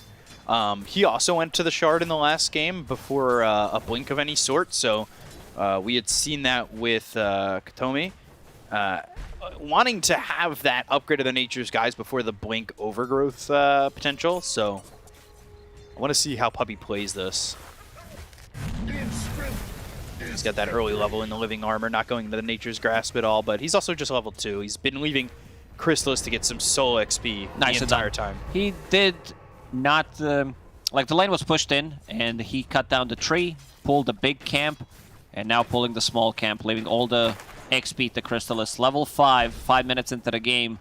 Sounds pretty good. And look at the bottom lane. Oathtaker goes for the Boots of Speed, something that we don't see Lina pick up like this early on. Sometimes we see Lina like just go straight into the Javelin. But against Primal Beast, he wants to be able to run away. Rezo is level 5. He wants to get in. Yeah, Impale with the Onslaught right there. Spike Carapace trying to get the body blocks. LSA comes in, and that should stop Odeker from going down, but... Next Trample and Onslaught, Lina's dead. Yeah, you gotta retreat and find some HP regen. Right now, it's just a tango. Yeah, find it somewhere. Dig with the Kobold. 6 minutes into the game, not possible. Need that 7-minute mark. Needs to hit some neutrals. Once this Drought hits level 6, Kadaro, I feel like he's in so much trouble. Looking at the mid lane, Supreme dominating in terms of CS. Ooh, mid again, Onslaught, nope. Ooh. Rezo Enzai has 6 shown up here in 6 mid, minutes. no one's dying. Not the perfect execution. This leaves Oathtaker alone on bottom, so he can get some solo XP there. Yeah, Bit of a strange one. Maybe this is when like Boom called it to make a rotation. Because in terms of net worth, Dragonite staying 400 ahead of him. He does have Hand of Midas queued up, 250 gold away from it. Didn't invest in any of the small items. So now level 7 here for Supreme. That first Elder Dragon for him. Not getting much, if any, damage over on the mid-tier 1 tower. Now Crystallis is level 6. And this is where I think the lane gets very difficult for Into the Breach. Yeah, this is where they want to try to get a kill with it. Nature's Grasp, and immediately the right clicks, Frostbite, Soul Assumption, multi-shot, and Sunstrike off the mark. Jibe going the other way on the tower. But you can see how quickly you're able to push this hero out of the lane and open it up again for Crystal, something they've struggled with when they've played with this Drow. He had a couple of tough matchups that he played so far in the DPC as a Drow Ranger, and they were always playing from behind. But now staying in the middle of the net worth, Primal Beast, the most farmed one, level 6. Pulverize is available, so with the next Sunstrike, they should, like with Nyx Assassin, they should be able to get a kill. For now, Zayats scouting things out behind the tower, lurking around the mid lane. I don't think they can get a kill on Dragonite, way too tanky. Maybe they could get immersion if they see him come over. Interesting to note, Rezo, right now, Blink Dagger queued up on this Primal Beast. We'll see if he commits to it. I would still prefer a BKB. Same. Jibe, again, getting chased here. Right click, This time, Sunstrike. Sunstrike's gonna hit. The damage with the multi-shot. Crystallis gets it. Just on the edge, and now they're looking over mid. Maybe they're going to go on Into the Breach. They've got 3 heroes here, but 4 for Secret. Do they want to bait him in? As soon as they saw Dragon Form used... Impale, Onslaught, Trample. Pulverize for a second, but immediately hit with the silence of the Geomagnetic Grip coming in from Immersion. They also bring in Crystallis, the Sunstrike. I like this a lot. This hits onto the Earth Spirit to get the kill. Boom, with another one. So everybody here over mid for Secret. This is something that Team Liquid does, rotate relatively early on with Mickey. So he joins a fight. This is 9 minutes into the game, and now he's going to be in bottom to try to get some farm there instead. Visage still level 5, 9 minutes into the game. Jibe, that one death costing him quite a lot. Yeah, we saw in the last game when Resolution was on the Visage, he got that quick 6 and he was able to push that tower. They were able to take objectives with pretty much ease. So it's not going to be the same here for Into the Breach, as you can see the levels showing up on your screen. And you've got DK level 8, but 4 and 4 for your supports. We'll see how it goes. 3 heroes at 7 for Secret. And they're going to take a bottom tier 1. Immersion just denying this ward. Nicely done by Secret. Crystallis gets involved in those early kills. TP's back to bottom. Resolution gives him the last hit on the tower. And now he's going to try to stack for himself. Get some extra farm there.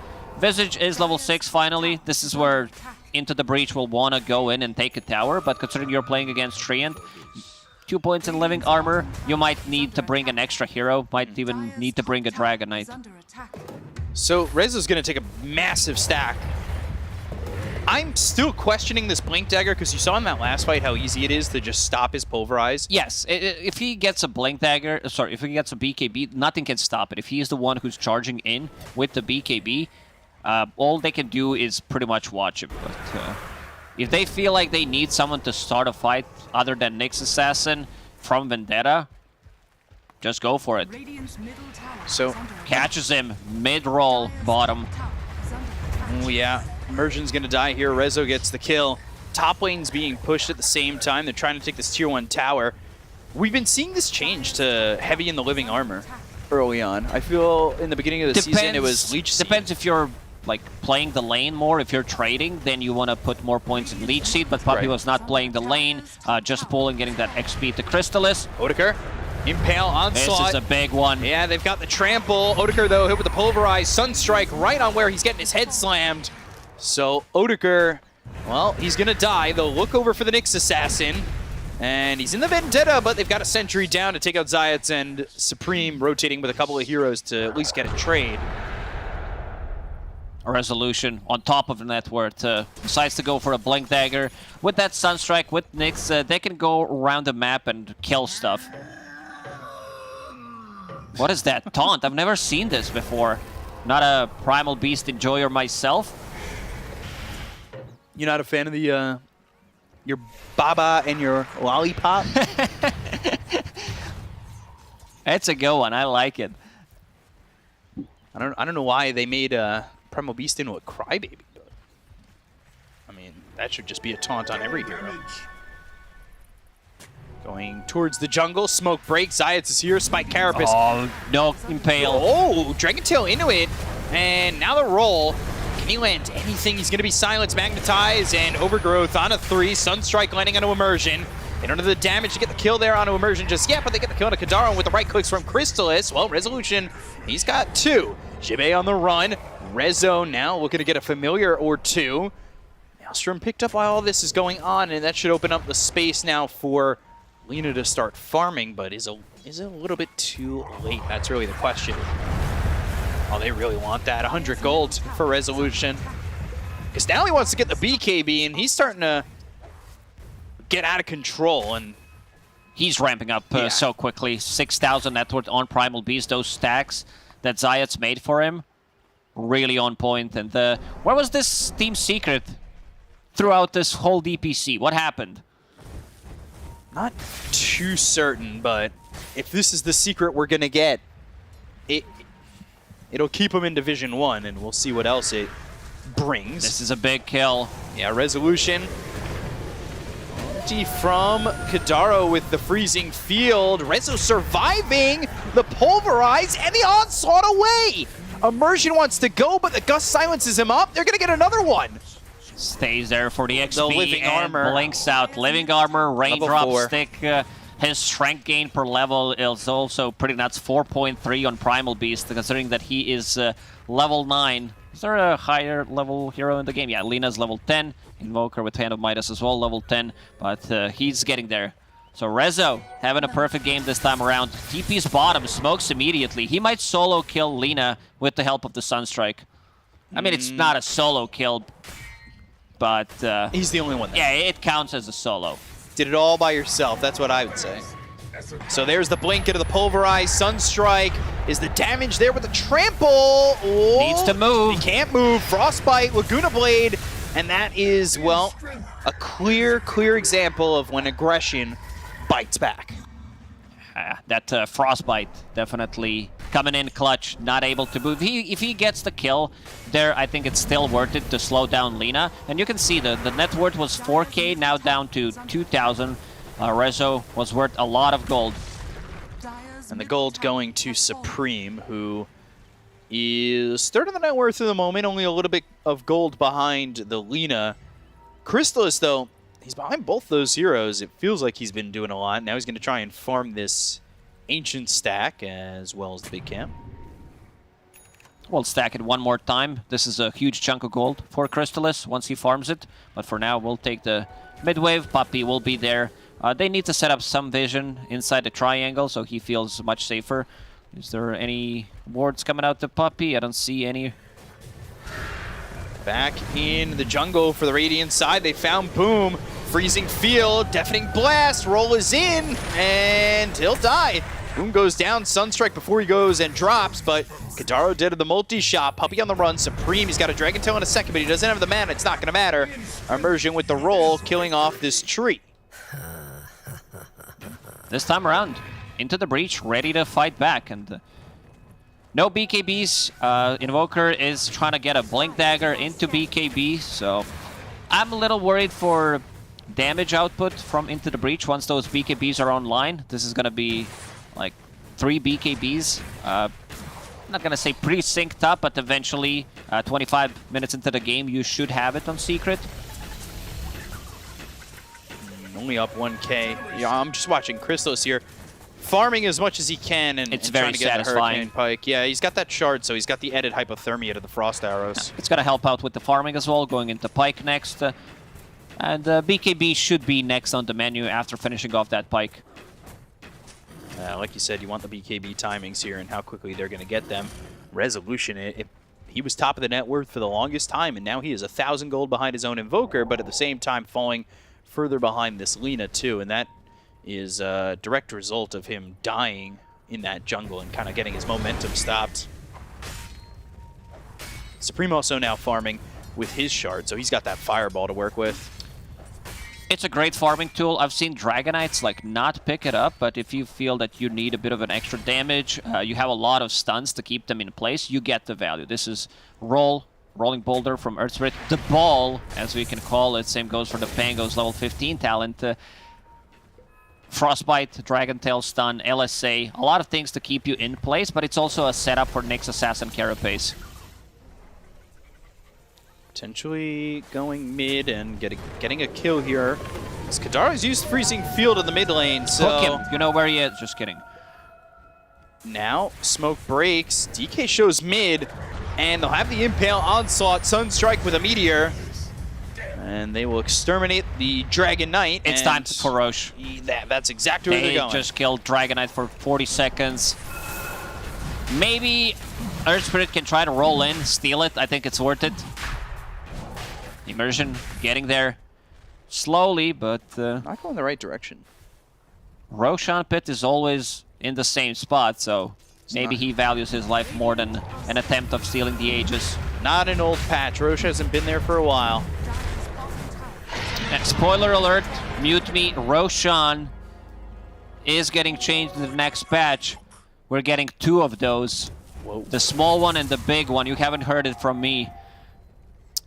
Let me just type out the Reddit thread right now. Lacoste said 2 Roches coming up. Got it. Yeah, you have to kill the small one to unlock the big one. Okay. There was actually a game in Chinese DPC last year where there were 2 Roches in the pit at the same time. I remember the bug. They had to. There was a remake. It was like an eHome game, and because the game was paused and they had to restart from that exact time, it bugged out and they killed Roche, and then when it respawned, there was 2 there. So it was interesting. Crystallis needs to be careful here. The rest of the team should be able to back him up. Rezo in a good spot to break the smoke. They have an observer ward on the high ground, but they're still smoked for another 10-15 seconds. Invoker will TP top. With her right behind him, can they get this backstab to work? Crystallis is going to be the one who's furthest behind. Resolution the other way. Crystallis, he needs to find better positioning. Maybe his spidey senses will work. They don't see anybody just yet. They Poppy can in the sense trees. something is up. Poppy And plants now an they drop observer a ward. Overgrowth onto 2. Immersion going in. Boom's going to be hit by the Boulder Smash, the Freezing Field onto Poppy. They get the kill there onto the Treant Protector, but now they're going the other way. With the BKB being popped by Odegaard, he's starting to find himself a spot to TP out in. Is that BKB going to last long enough? It just does, as they find Kadaro. Rezo's going to find and him. Blink, pulverize onto Immersion. So Kadaro gone, Immersion dead. 2 heroes die on the side of Into the Breach with the +1 of the Visage. So that makes it 3, if we can do the simple math there. Secret was very aware that something's happening. Good positioning from Puppy. Plants down an observer ward that gets devoted, but gives him enough vision to use the overgrowth. And the Sunstrike on top of that during the overgrowth, Lina down to half HP already, so she needs to use a BKB to run away. And Fireball's a little dangerous if there's a Nyx Assassin near. As just shown in that little moment that almost got Supreme caught by an Impale. Blink Dagger on Zayats too. BKB almost finished for Boom. Crystallis. Poppy farming his Blink Dagger as well. Going into the Manta, yeah. Team Secret will have another round of items lining up relatively soon. I see Manta style on Crystallis. He's one of the players that I noticed that loves to build Manta style. I thought it was situational because in like 2 or 3 games that he played Drow Ranger, he was against Treant Protector.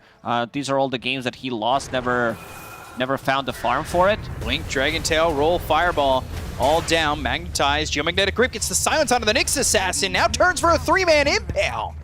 That's potentially going to save Boom. Magnetized reapplied. And now they'll look over as Immersion stunned up and, well, controlled with the overgrowth. They're going to stand right in his face. And these are 2 supports just beating you up in the trees. Zayats, right spot at the right timing. And he's going to get tipped by Boom. He also understands the job that Zayats done there. Has now level 2 Vendetta available. that Carapace, there's a lot of uncontrollable damage on that side. If Lina uses one LSA, Magnetize, of course, easy to set up. Dragonite, we already talked about.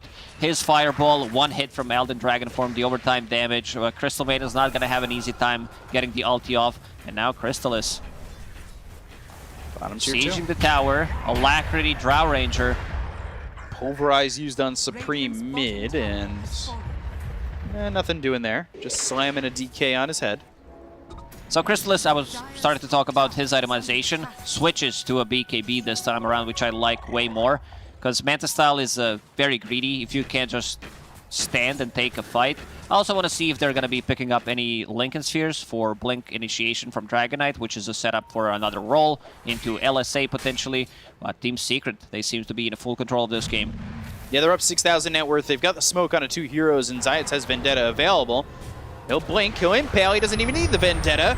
Onslaught, Trample, and a Sunstrike. Kadaro's gonna die here to Resolution. Nice done by Rezo. Pushes him out so Boom doesn't get the kill. This is my kill, we earned it. Don't take it from me. 84.6% accuracy on Sunstrikes. Not exactly fair when your own team is griefing that stat.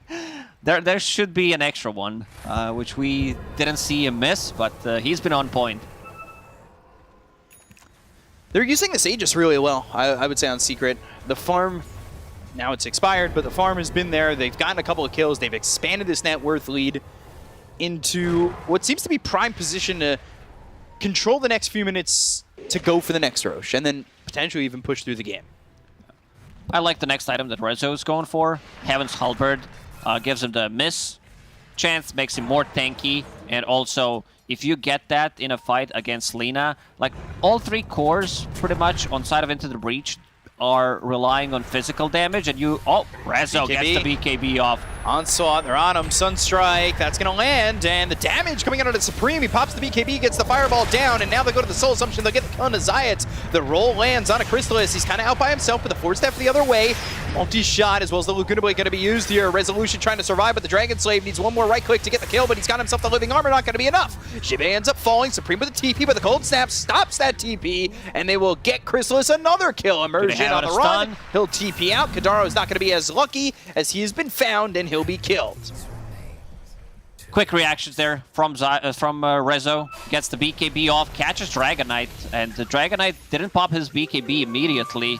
So ulti on top of him, brought down to 20% HP. Greaves comes in, but the damage has already been done. This is a buyback from Nyx Assassin, so this is going to take some time for him to respawn if they kill him one more time. But Zayat's there, getting silenced, but still gets the Carapace off afterwards. Good job by Crystalis to kind of find himself a little bit of breathing room, too. Immediately uses the Pike. Kalina fully committed on Rezo there and the Dragonite. Puppy already used the ulti, so couldn't really help him there, but yeah, the fight's over. Once they have those BKBs up, this is going to be the 3 BKB timing we mentioned on Secret. Crystalis just bought it, just finished it. So there's that BKB. The other ones are at 8. So let's see. This is a good voice line. You like it? Yeah. Could you give me a little impersonation of that voice line? I can't do it as good. Definitely not a race car.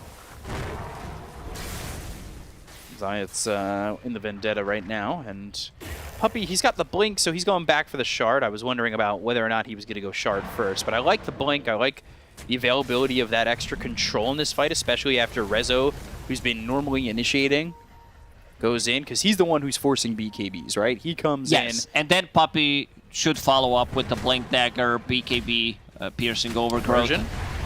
With the Spike Carapace, Impale, Sunstrike, and multi-shot from a distance. Crystalis is going to snipe that kill. Now unstoppable. Crystalis didn't die in this game as well. Next, Roshan. Let's see the respawn time. Minute and 20 seconds. Puppy blinks in immediately.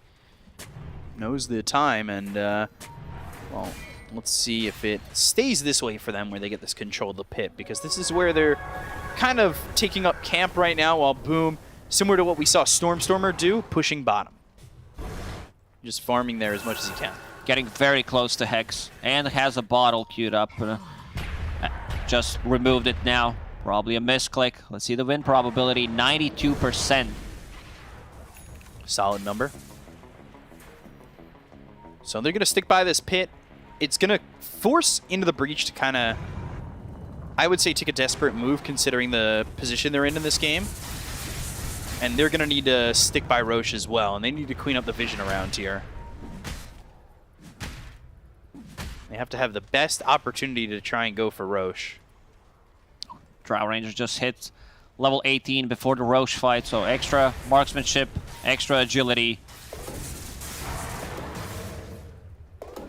Enchanted Quiver for Into the Breach. Blast Rig then for side of Secret. This is a big one on Primal Beast. He loves to run in. He loves to soak up the damage, and this item just makes him more tankier, sitting at 64% physical resistance and almost 3,000 HP.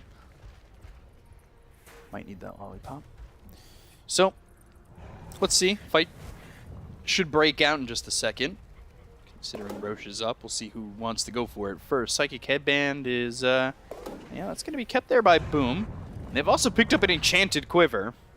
Crystal is currently holding onto the Grove Bow. We'll see if he wants to swap that out. I've seen players keep both, kind of, where they, like, oh, I don't... Because Quiver puts you in a spot where you have this first attack from a further away, and then you need to get close. So sometimes players do prioritize Grove Bow.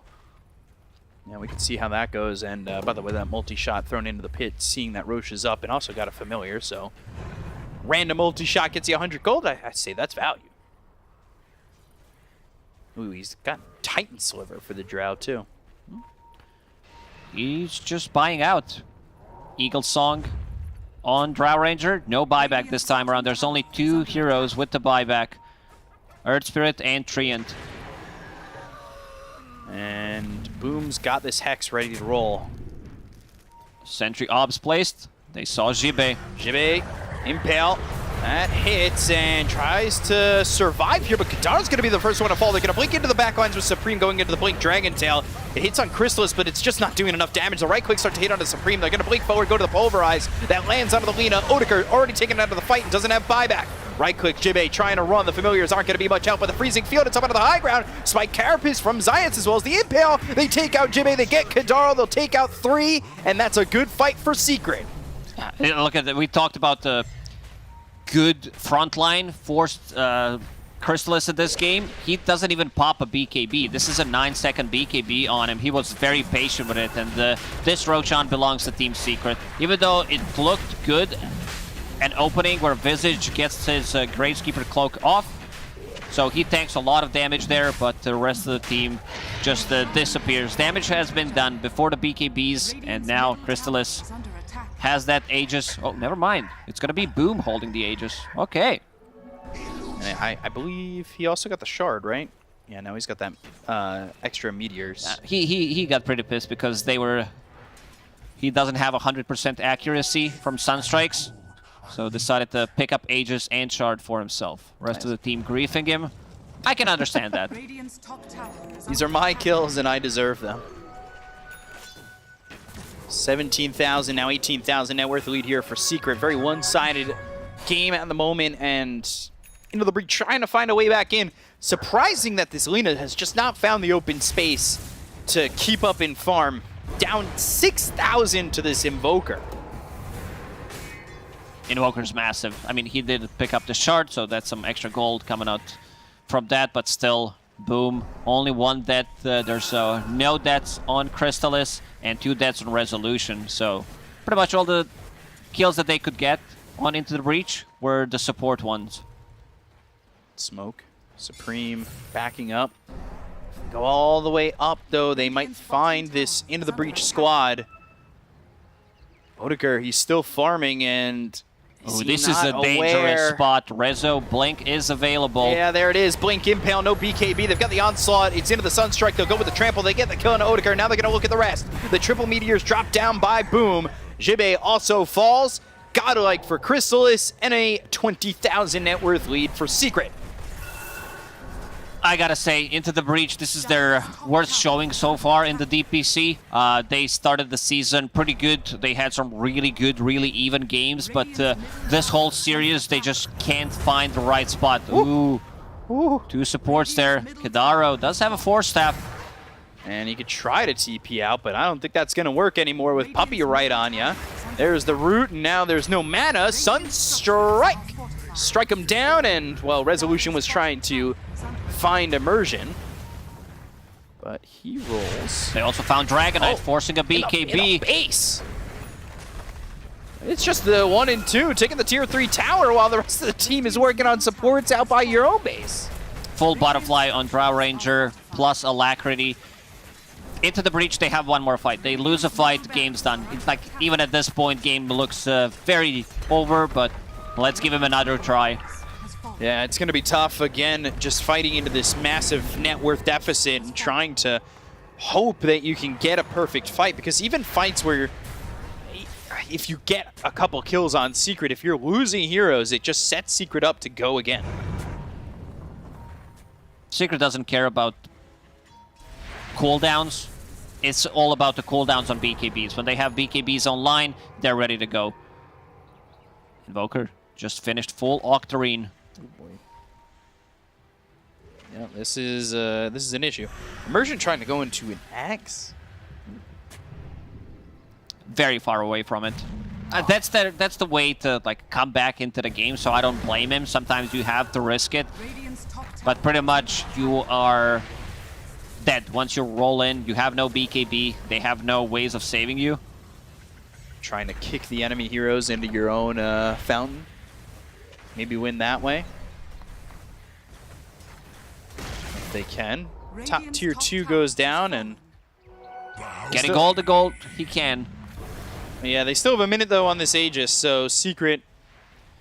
Let's see where their line gets drawn, because... Immediate response from Secret. They are not going to allow him to get this far. Another Rolling Boulder is available. Hex. Yeah, there's the Hex, and, well, there's no way out for Immersion except through a body bag. And boom, with another one. So he's continuing to invoke his wrath onto these heroes. I think we're at the point where you as an Earth Spirit might need to like sell your magic wand, sell your urn, sell dust, get the items in. Like just get all the gold, because this is, I don't see the other way of them coming back into the game.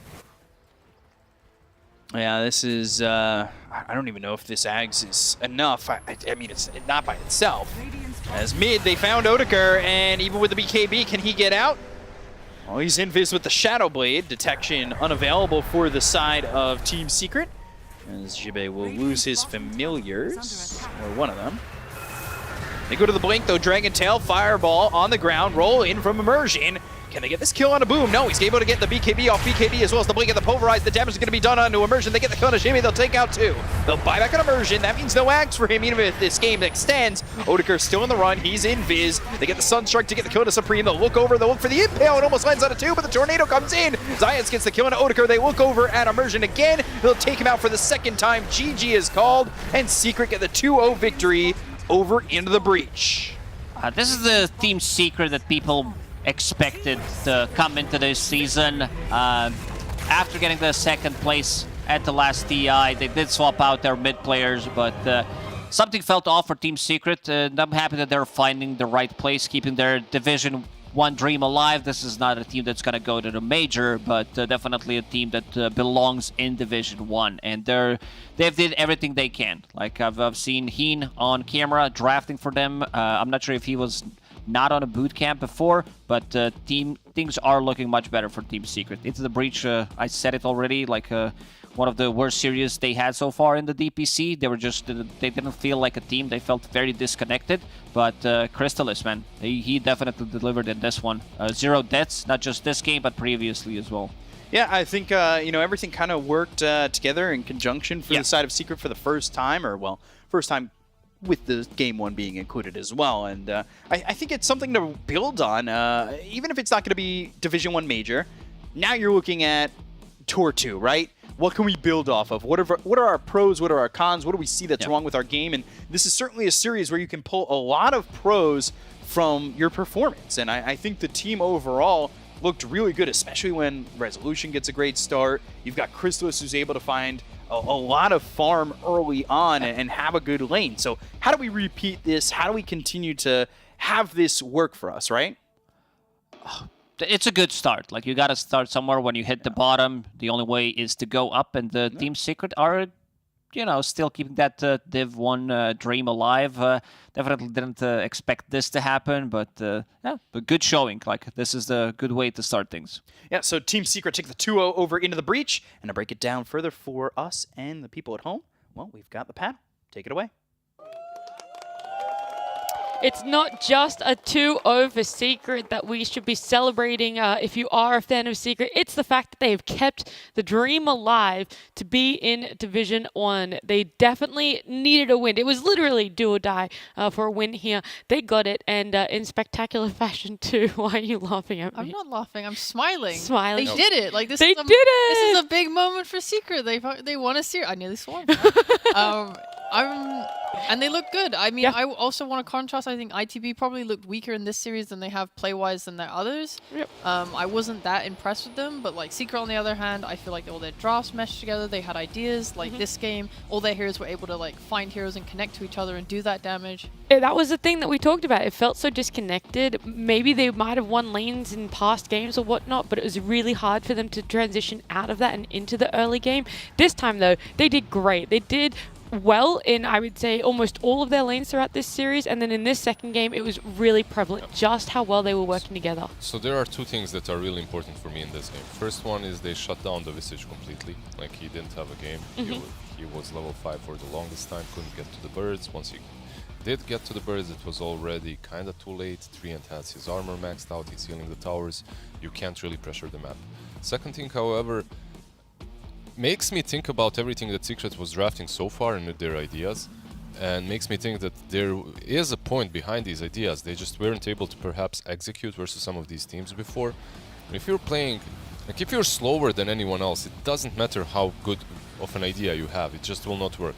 This Primal Beast, it's not the first time they picked it.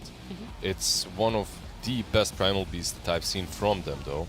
And the idea is very apparent and very obvious in this game. You just jump the Lina, you isolate her, you blow her up every single team fight. This fight, Lina didn't even hit once. Like, she's already dead. And I believe that was their plan in previous series when they let the Lina go through. It just didn't materialize because their laning and the way they were playing just wasn't on point. Yeah, for Into the Breach, a lot of their earlier rotations or things that they were trying to accomplish, it felt they were either, I'm not going to say overcommitting, but they were just using a lot, right? A lot of spells, a lot of items to get a kill that didn't really mean a whole lot in the grand scheme, or they were trying to hold back on not using too many, and then they would miss out on the kill, and someone would walk away with a sliver of HP. Yeah, I definitely think today for Into the Breach, some of the problems compared to previous series that they've had, I think Zibe was a different beast today, I think, in a negative way. And that doesn't mean that he played exceptionally poorly, but I just don't think they set him up for a good time. Game number 1, he's playing offlane Doom, and he needs a lot of time, but he's coupled with a carry Spectre. Their lineup's kind of slow. This game, he's playing offlane Visage, and I thought they were going to couple it with the Earth Spirit and then play the Maiden plus Lina safe lane, but they got scared with putting that there because of the Primal Beast, so they're like, all right, we need to put Earth Spirit here as a blocker to protect our Lina, and guess who has to suffer for that? It's Zibe playing Visage Maiden offlane in this game against Drow Tree.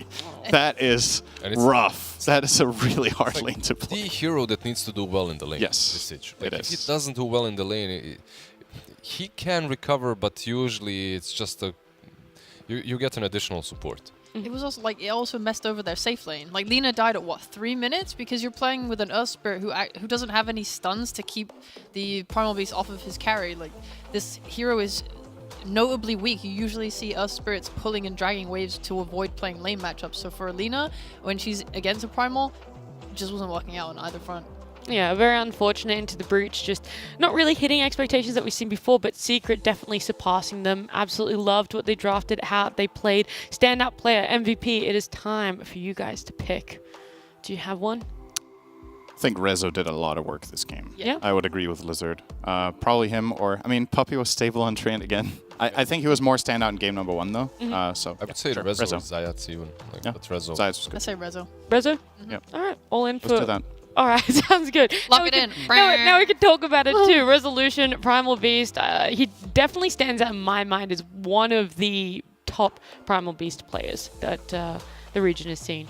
Yeah, it seems like Into the Breach are aware. They banned it game 1, right? So, and that was when they weren't planning on taking Lina. And now that they did want Lina, they didn't ban it. And they paid the price.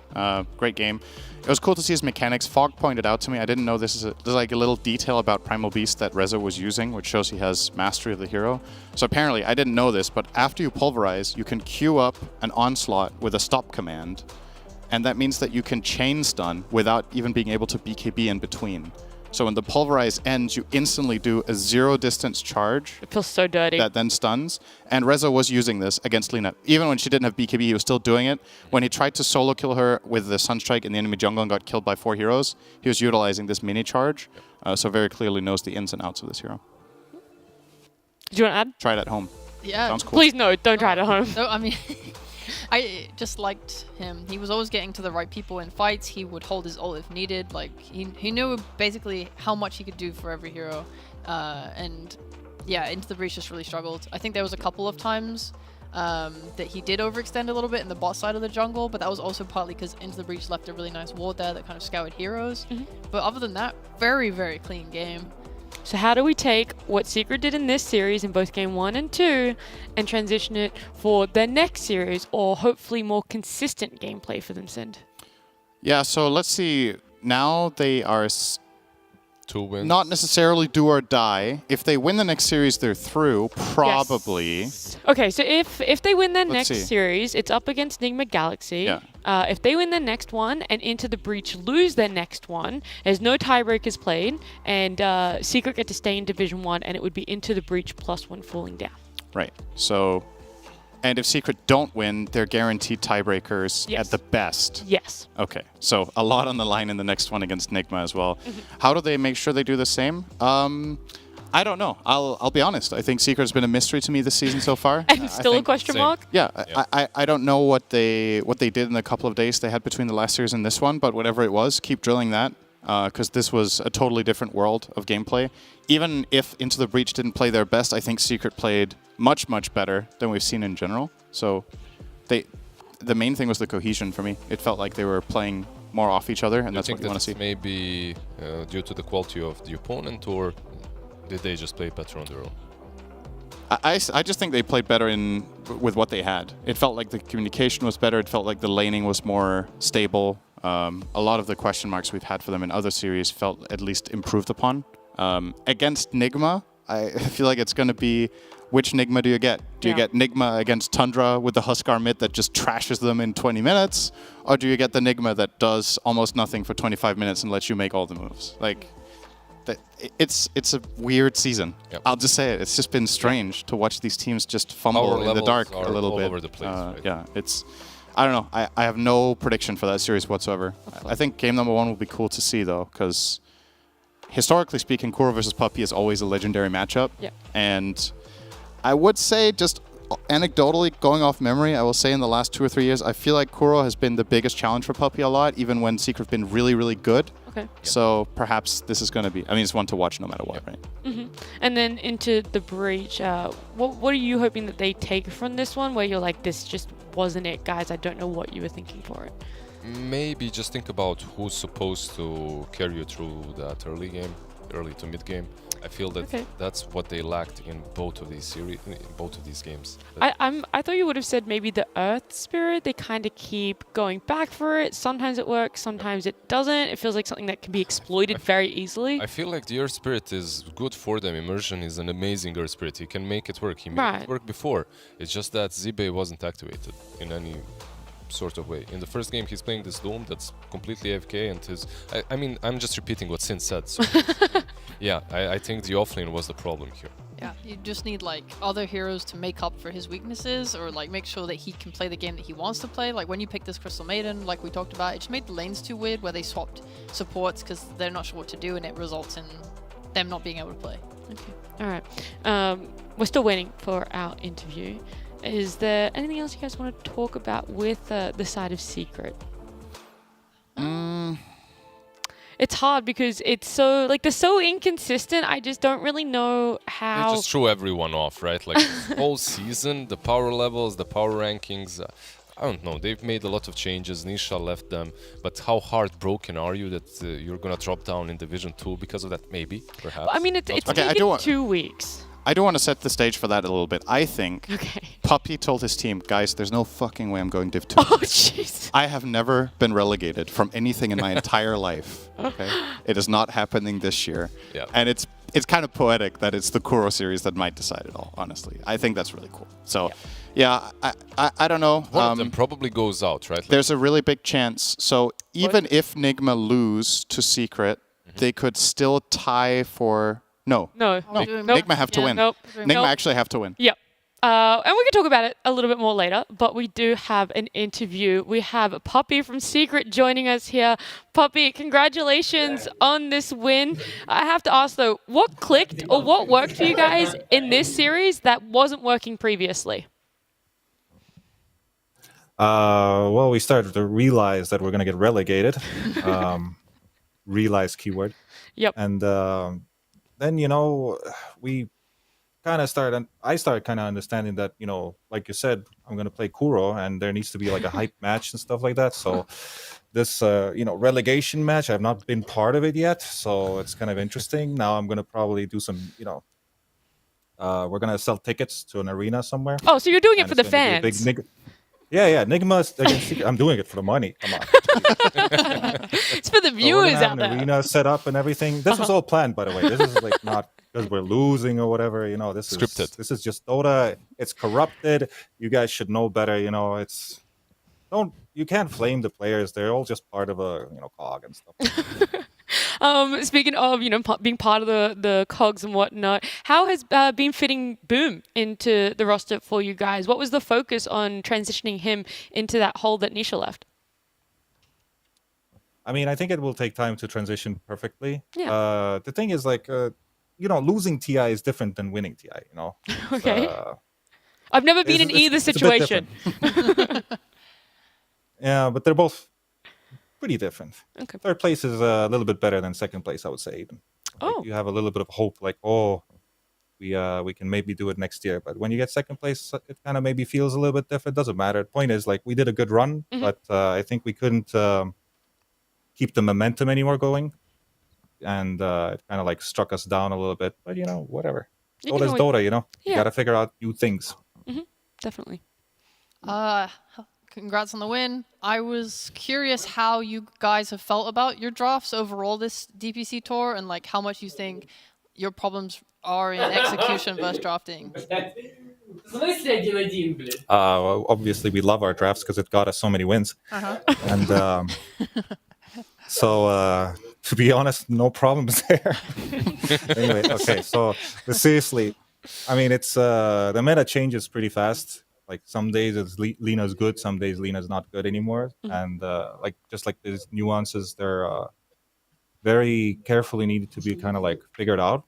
I think we lacked that material very, very, very hard this season, and maybe we're now getting into the groove, but it may be a little bit too late. So it's practically all of our fault, and that's just life. And not gonna don't really have much really things to say, because there's like Dota's all about like doing the right moves, and if you don't really know what heroes are good and what concepts are good and what concepts work against whatever, because stats don't really help you.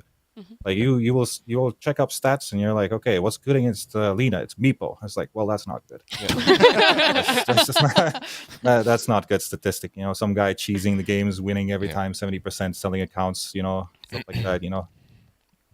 Played with Nico Baby today. Maybe he's doing that now again. I'm not sure. Who knows? Yeah. I also remember you said in an interview around TI that like it's hard to ask for guidance when you're struggling as a team because you're sort of like in that top. Is that something you still feel holds true, or have you been able to like find help from other parties? What do you mean? Like other teams, or Like you said, when you talk to people and ask them for like Dota stuff, it's just like never really like helpful enough because you guys are already sort of like at the top of Dota in tier 1. I was just wondering when if you're during the TI and when you're like just as a pro playing- team. or like winning already a lot, and you need more advice or something like that in that sense? I'm not sure. It was just from one of your interviews. You said that like you can't ask for guidance when your team sucks because you're at the top. That's all I remember. I just wanted to ask if it was something you still felt was true. Because I'm not really understanding exactly, like when we are sucking, you can't ask for guidance from better teams in that sense. Well, it's it's contradictory, kind of paradoxic in a way, because nobody will really tell you what's good, and unless you're really really good friends with the person. But even then, it's kind of like hard, especially because like you got to be professional about this game too. It's not easy to just go and ask, so why are you guys winning? And then they will tell you all the stories. So it's really awkward to do things like that. And to be fair, if you do kind of open up your mouth a little bit and start like telling some friend, what you're doing, it's kind of like your teammates might look at you weird, and then after that, might be kicked out. Okay. Dangerous path. Yeah. So for your upcoming series against Nigma, you and Koro have a lot of history. Obviously, you've played each other a million times. Do you prepare against Nigma in a specific way, like just historically in general, or is it just like any other team for you? I mean, we sell the tickets first, and then we prepare the seats. We all carefully choose out the seats with Kuro. It's a kind of a thing we do. No, but why am I answering all the time as a joke? You know why? Because there's no real answer to these questions. Like you don't prepare for a team differently in a way where it's a different team in particular. You prepare against every team differently. That's just how it works. And if it's Nigma, if it's Tundra, if it's whatever, it's going to be always different. It's not going to be the same. Everybody has their own things that they want to abuse, and like every time any team plays against another team, the bans change. Always. Okay, It's not the same. It's not like they believe with meta. I think maybe I can elaborate a little bit to make my question a bit better then. What have you seen from Nigma so far in both wins and losses? What do you think is like something standout? They've had, from our perspective, some really good games and some games that were pretty weak. What do you think made it click in the games that really worked for them, in case you've been watching a lot? It's very. I mean, I watched a lot of their games, but it's just like their lineups have been funny because Omar is just playing off lane from a safe lane, like 95% of the times. So the game that I felt like that was most like the best for them was when they drafted a little bit of meta heroes plus Omar Sven, and that was like a lineup where they basically can beat probably any team with that one. And I think I should be also very careful of giving away a lineup where all three of their cores feel happy. But yeah, I mean, specifically though, they're in a mess just like we are. and right. I'll tell you one thing: there's much more things going wrong for them than right. So similarly to us. So I don't know, when you're asking, so what did they do good? It's like, well, have you watched the matches? No, but that's the seen what's thing. been going on. They've had individual games that looked really good, right? They took a game off Tundra, they took a game off Gaimin, but they still lost the series. I was just wondering if you're like, oh wow, in this game they did something really cool. They just haven't been able to do it consistently. But yeah, maybe that's the problem. Maybe it's just consistency. When Amar gets Huskar and it's a good game of Huskar, you better watch out. You're losing that game. It's one of those things. Like, and we have a little birdie named Crystallis who knows everything what Amar thinks, and the problem is that also Amar knows what everything Crystallis thinks. So it's kind of like a two-edged sword, But it works. But at the same time, those are the things to be careful about. I think when Amar gets a game where he feels like he's actually going to carry the game, he might as well just carry the game. But so far, it hasn't looked like he could be able to do that in those games because he's too pressured on his lane or something's wrong and so on. All right. Okay. Congrats on the win. The first win, once again, came a little bit late, but thanks. Better late than never. No, it's all that matters, though. Yeah. This win is all that matters. Yeah, so you obviously had a really rough time so far. I'm wondering, like, how's the morale in the team, and is there something that you have to do with the players to kind of get that morale back up? Like, if you have a streak of losses, because that's not something that Secret is usually known for. You guys didn't have a streak of this many losses in a long time. Yeah, this is pretty bad, but I wouldn't say it's like crazy bad. Because like the thing is though, you don't know what's going on behind the closed doors. Of course. Yeah. You know? The machete doors. Point is, there's a lot of times where we just lose like 20 scrims in a row. You know, that stuff happens constantly. That's already equal to like losing 10 DPC matches in a way, and morale-wise at least, you know, and you kind of have to come out and think of what's really going on. You have to have a team talk. You have to kind of like get yourself out of the situation. We obviously are not in a good morale right now, losing 5 matches in a row, and some of them we got kind of really got stomped. So it happens. Like we basically have to do everything that a team goes through. We have to talk to each other. We have to, you know, talk about all the inconvenient things that are probably ruining our game, and even if it's like very hard for people to swallow, we just need to do it. You know, everybody needs to pitch in, and if it doesn't work out, it just doesn't work out. But these are the things you need to do as a team. Everybody needs to pitch in something that can maybe make our life a little bit better. And once one thing happens, it's like working out. You know, you do that one thing, the next one is going to be easier, the third one's going to be even easier. So like those are basically like if we start winning, you know, every win is going to give us more confidence, and we know we're on the right track, at least if it's, you know, happening this way. So hopefully that happens. Are you able to give us a little bit more insight into, I guess, how you're trying to keep the morale high and what a week looks like for you guys, or a day looks like in boot camp for Team Secret?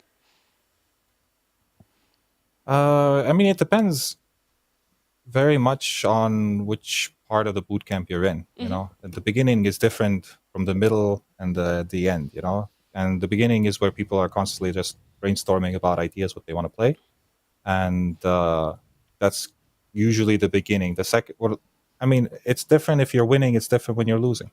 Yeah. So right now we're losing. So let's maybe talk about that. And in my eyes, we're winning. Every loss is a win. Always learning know? something. You're always learning. You know, losing is learning.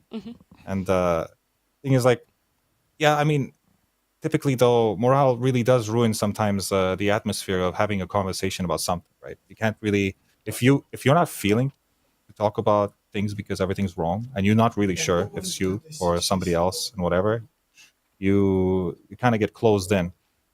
So I think it's most important to kind of like change the scenery in a way. Like screw it, let's not play. Let's do something else. Let's hang out. Let's like take a chill pill. Maybe we can gather our thoughts and change our minds about some things. And you know, because when you're constantly grinding and you're just running into the same issue, you're not going to get anywhere, in my opinion. So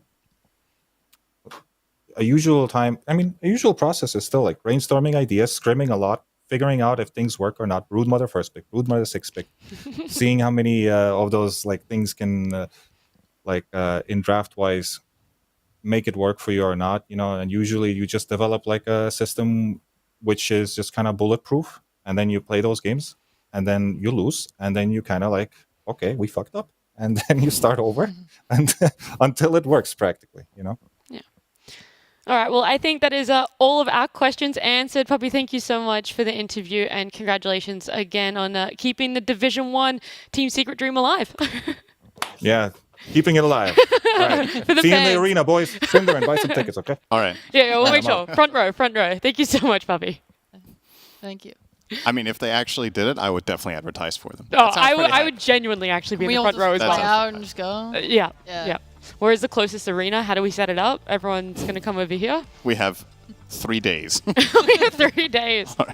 We'll put on like a minor, the equivalent of a minor, and it's only Secret versus Nigma Galaxy. But it's nice to hear from Puppy. He was obviously very blunt about the mood in the camp and the differences morale-wise for them. But yeah, anything else from you guys that you enjoyed hearing about? I really like sometimes when you're losing, you're just in that well and you're not really seeing things properly to get out of it, and then so not grinding constantly perhaps isn't the best idea at all times. Just relax, get into better mind state, then continue doing. Dota relates to everything in life, really.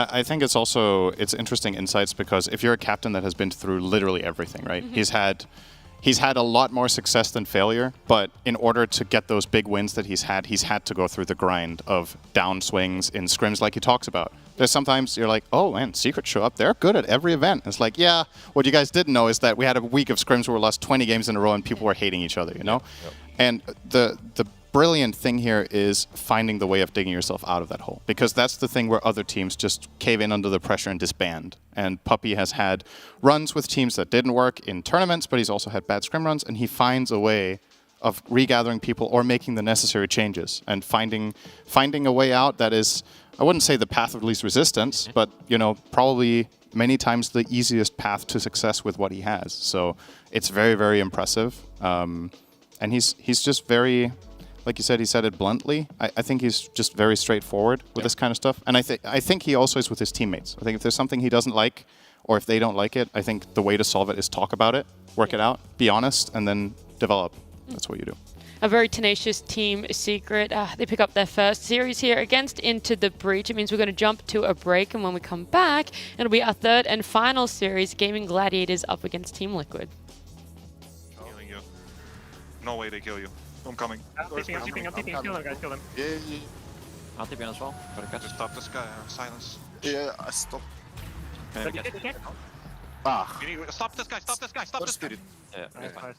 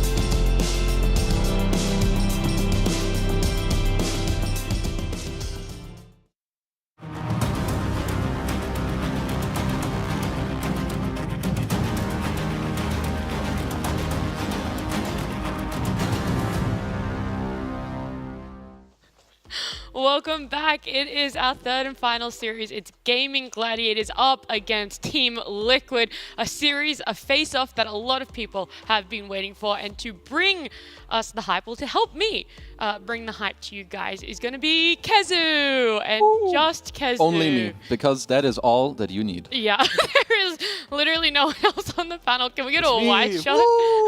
It's more Kezu again. Yeah, so Kezu, who do you favor in the mid matchup? You know, it's hard to go against my boy Quinn, but I think Nisha is too good. Okay, well, this is a little bit too biased on this panel. We're going to have to bring someone else. Sheep, do you want to join us? What's up? What's up? What up? What up? What's the conversation? Yeah, we're just talking about mid matchups. Who you favor? Nisha, obviously. See, this is why I had to invite her. Wait, why would you go for Team Liquid after Blitz was so mean to you? That's a good point. I'm with Quinn. Oh, okay. 1 for 1 then. Who's your... No, you said Quinn. And no, I said it's hard to go against my boy Quinn, but I have to. Oh, you have to. Oh, I see. And then you'll go, okay, I see. It's nice you've been split. I mean, a lot of people would be favoring Liquid. Nisha has been popped off. But not only that, Liquid's drafts have been looking phenomenal.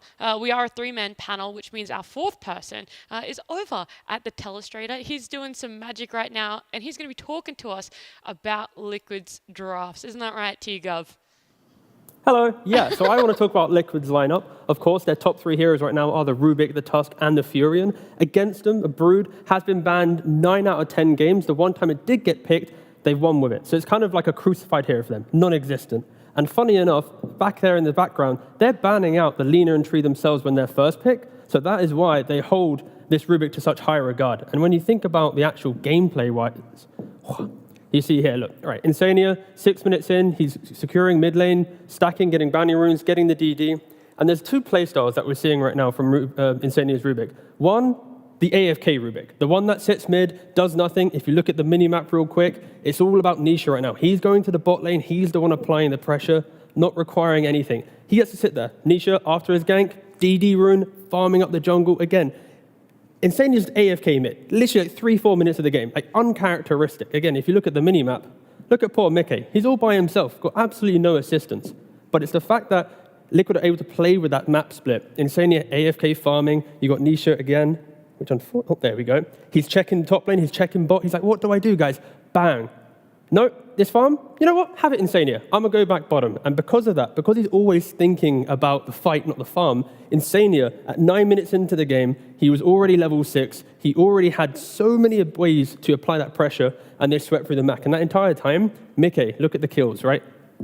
Only 3 to Nigma. They got nothing on the map. It pretty much allowed Insania and Nisha in kind of conjunction to just break open this game together. So I feel like Nisha, he's either a fighter or the farmer. And in the second game, when you think about a different game against Nigma again, this time Insania, he's the one coming to mid lane, utilizing Nisha on the Ember Spirit and finding the fight. So in the previous game, he AFK farmed mid, Nisha just sacrificed his own game to unlock the Rubik. And in game 2, Insania then came to Nisha and then locked him through that way. And then if we accelerate through these clips, basically, it's going to be a kill fest. Insania, level 3, getting kills, Amar comes up, the Tusk again, so critical, be it Nisha, be it Boxy, getting the free kills, unlocking absolutely everything. And if we fast forward through all of this, they're even going to kill off Alina in a minute. But to wrap it all up, the main thing about this is because of how they play, Mickey, always top net worth, always able to play away from that aggression. And we're going to have a beautiful picture in a second, highlighting everything I just said. What bam! Here we go. Here's Insania. Average damage in 15 minutes. Insania's played 6 Rubik games, nearly 5.5k damage. Snaking, nowhere near, 300 damage away. So the fact that Insania is able to take away lanes, able to find his farm, find the fight, he's playing super disciplined, not over-rotating, all these small things that you see in a game is giving him top damage and top stuff, unlike other 5s who get a little bit volatile. So I think this Rubik, you might want to ban it out at some point, but then suddenly there's a Brood, or there's a Tusk, or there's a Nature's Prophet, or suddenly a Lina. It's too hard. Respect the Rubik, but how do you do it? There's not enough bans. Back to the panel. See ya.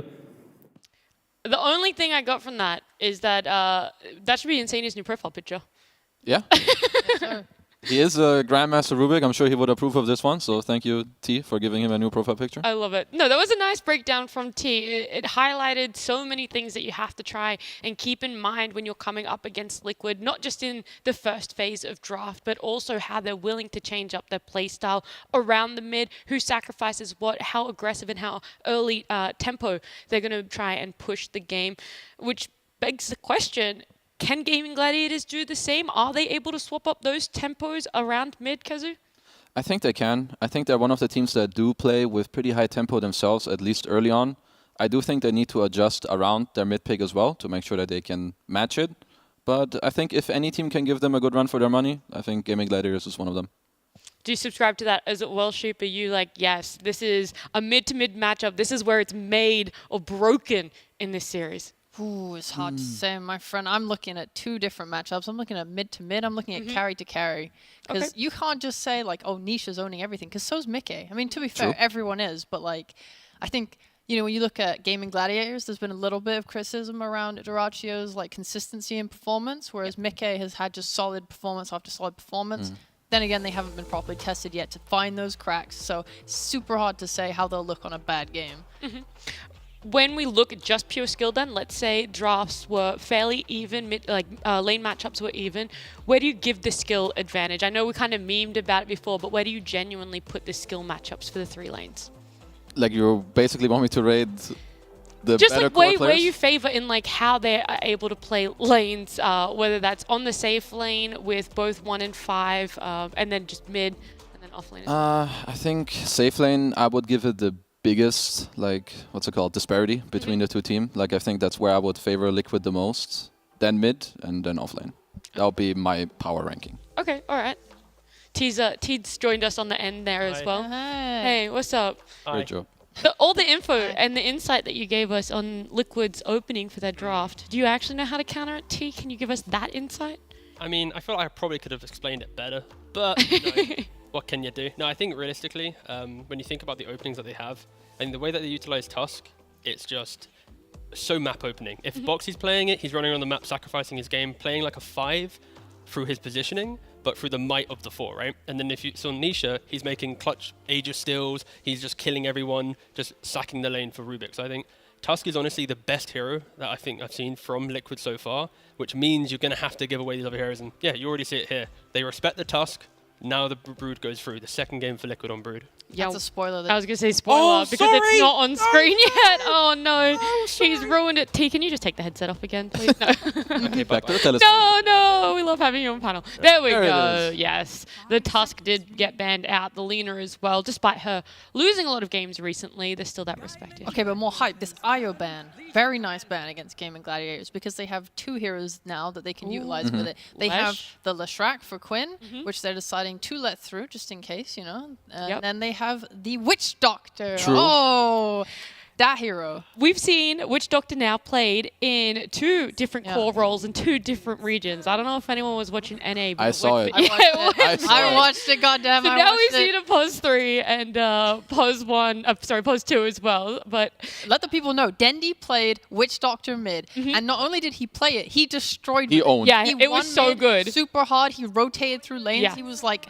single-handedly nearly beat Shopify Rebellion. It was kind of crazy. Not sure if we'll see it here. There is still potential for it, but we are instead going to see a Legion Commander and a Rubik for Gaming Gladiators opening 2 picks. I think the response with the LC is something we've seen them do before. It's like their quote-unquote answer against the Brood. They've also flexed it.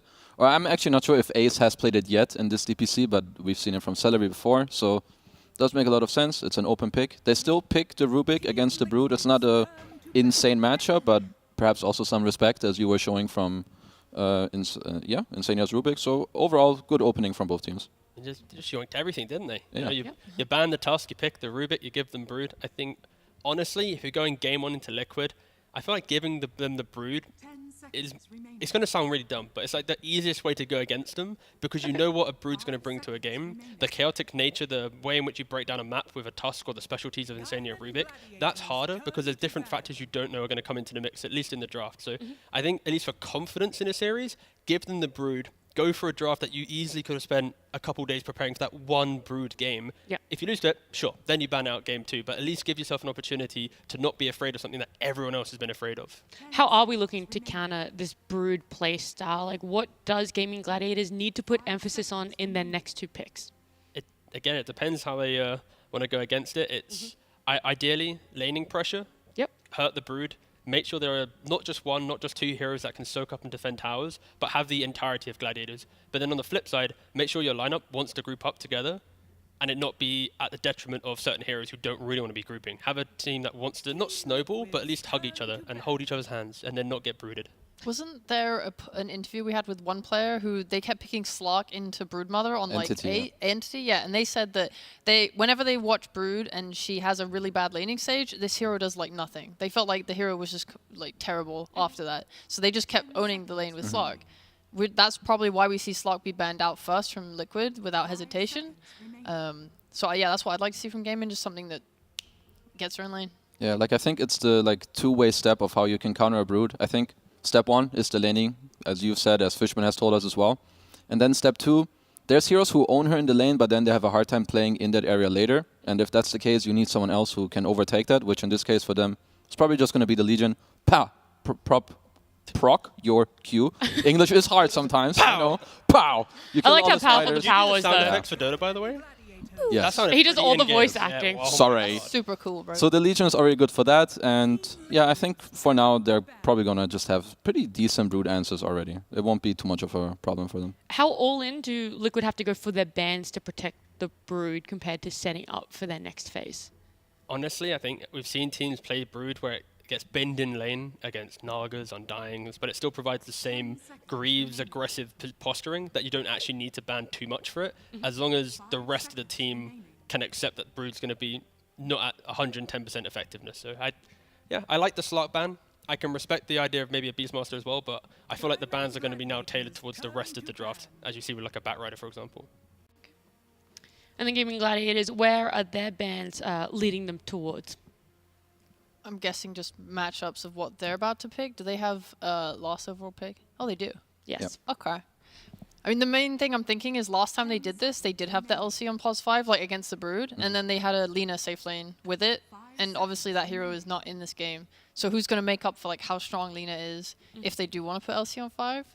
I don't know if is this LC just like a response that they know they want to put on 5 as opposed to flex? I feel like it's maybe just something they know that they want to have in the game. I would assume it's open. If they do want to keep it open, then I feel like it would make a lot of sense for them to pick their carry next, to then allow the LC to be a flex, because I think picking your mid from here is not something I would really want to do. Unless it's a Pango or something. Yeah. Oh, or a Leshrac. Okay. Alright, they take the Quinn Lesh. And there's a slight smile from Quinn there. He's like, oh, I've got played this for a little bit. But again, this is going to be a Leshrac that doesn't have the accelerance of an IO. It's going to be one that if you try and go aggressive, get bushwhacked, get sharpshooted, you can easily die, especially with Liquid going for 3 more picks. So I think it's not going to...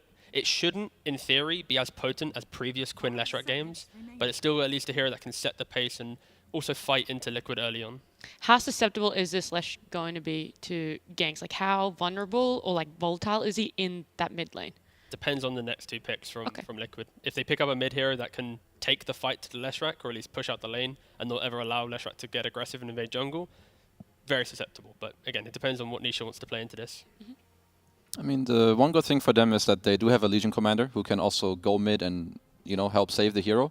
I do also like their bans. I think Liquid would have perhaps very likely picked the sniper, maybe a Drow Ranger. So I think Gaming set up pretty well, at least for this pick.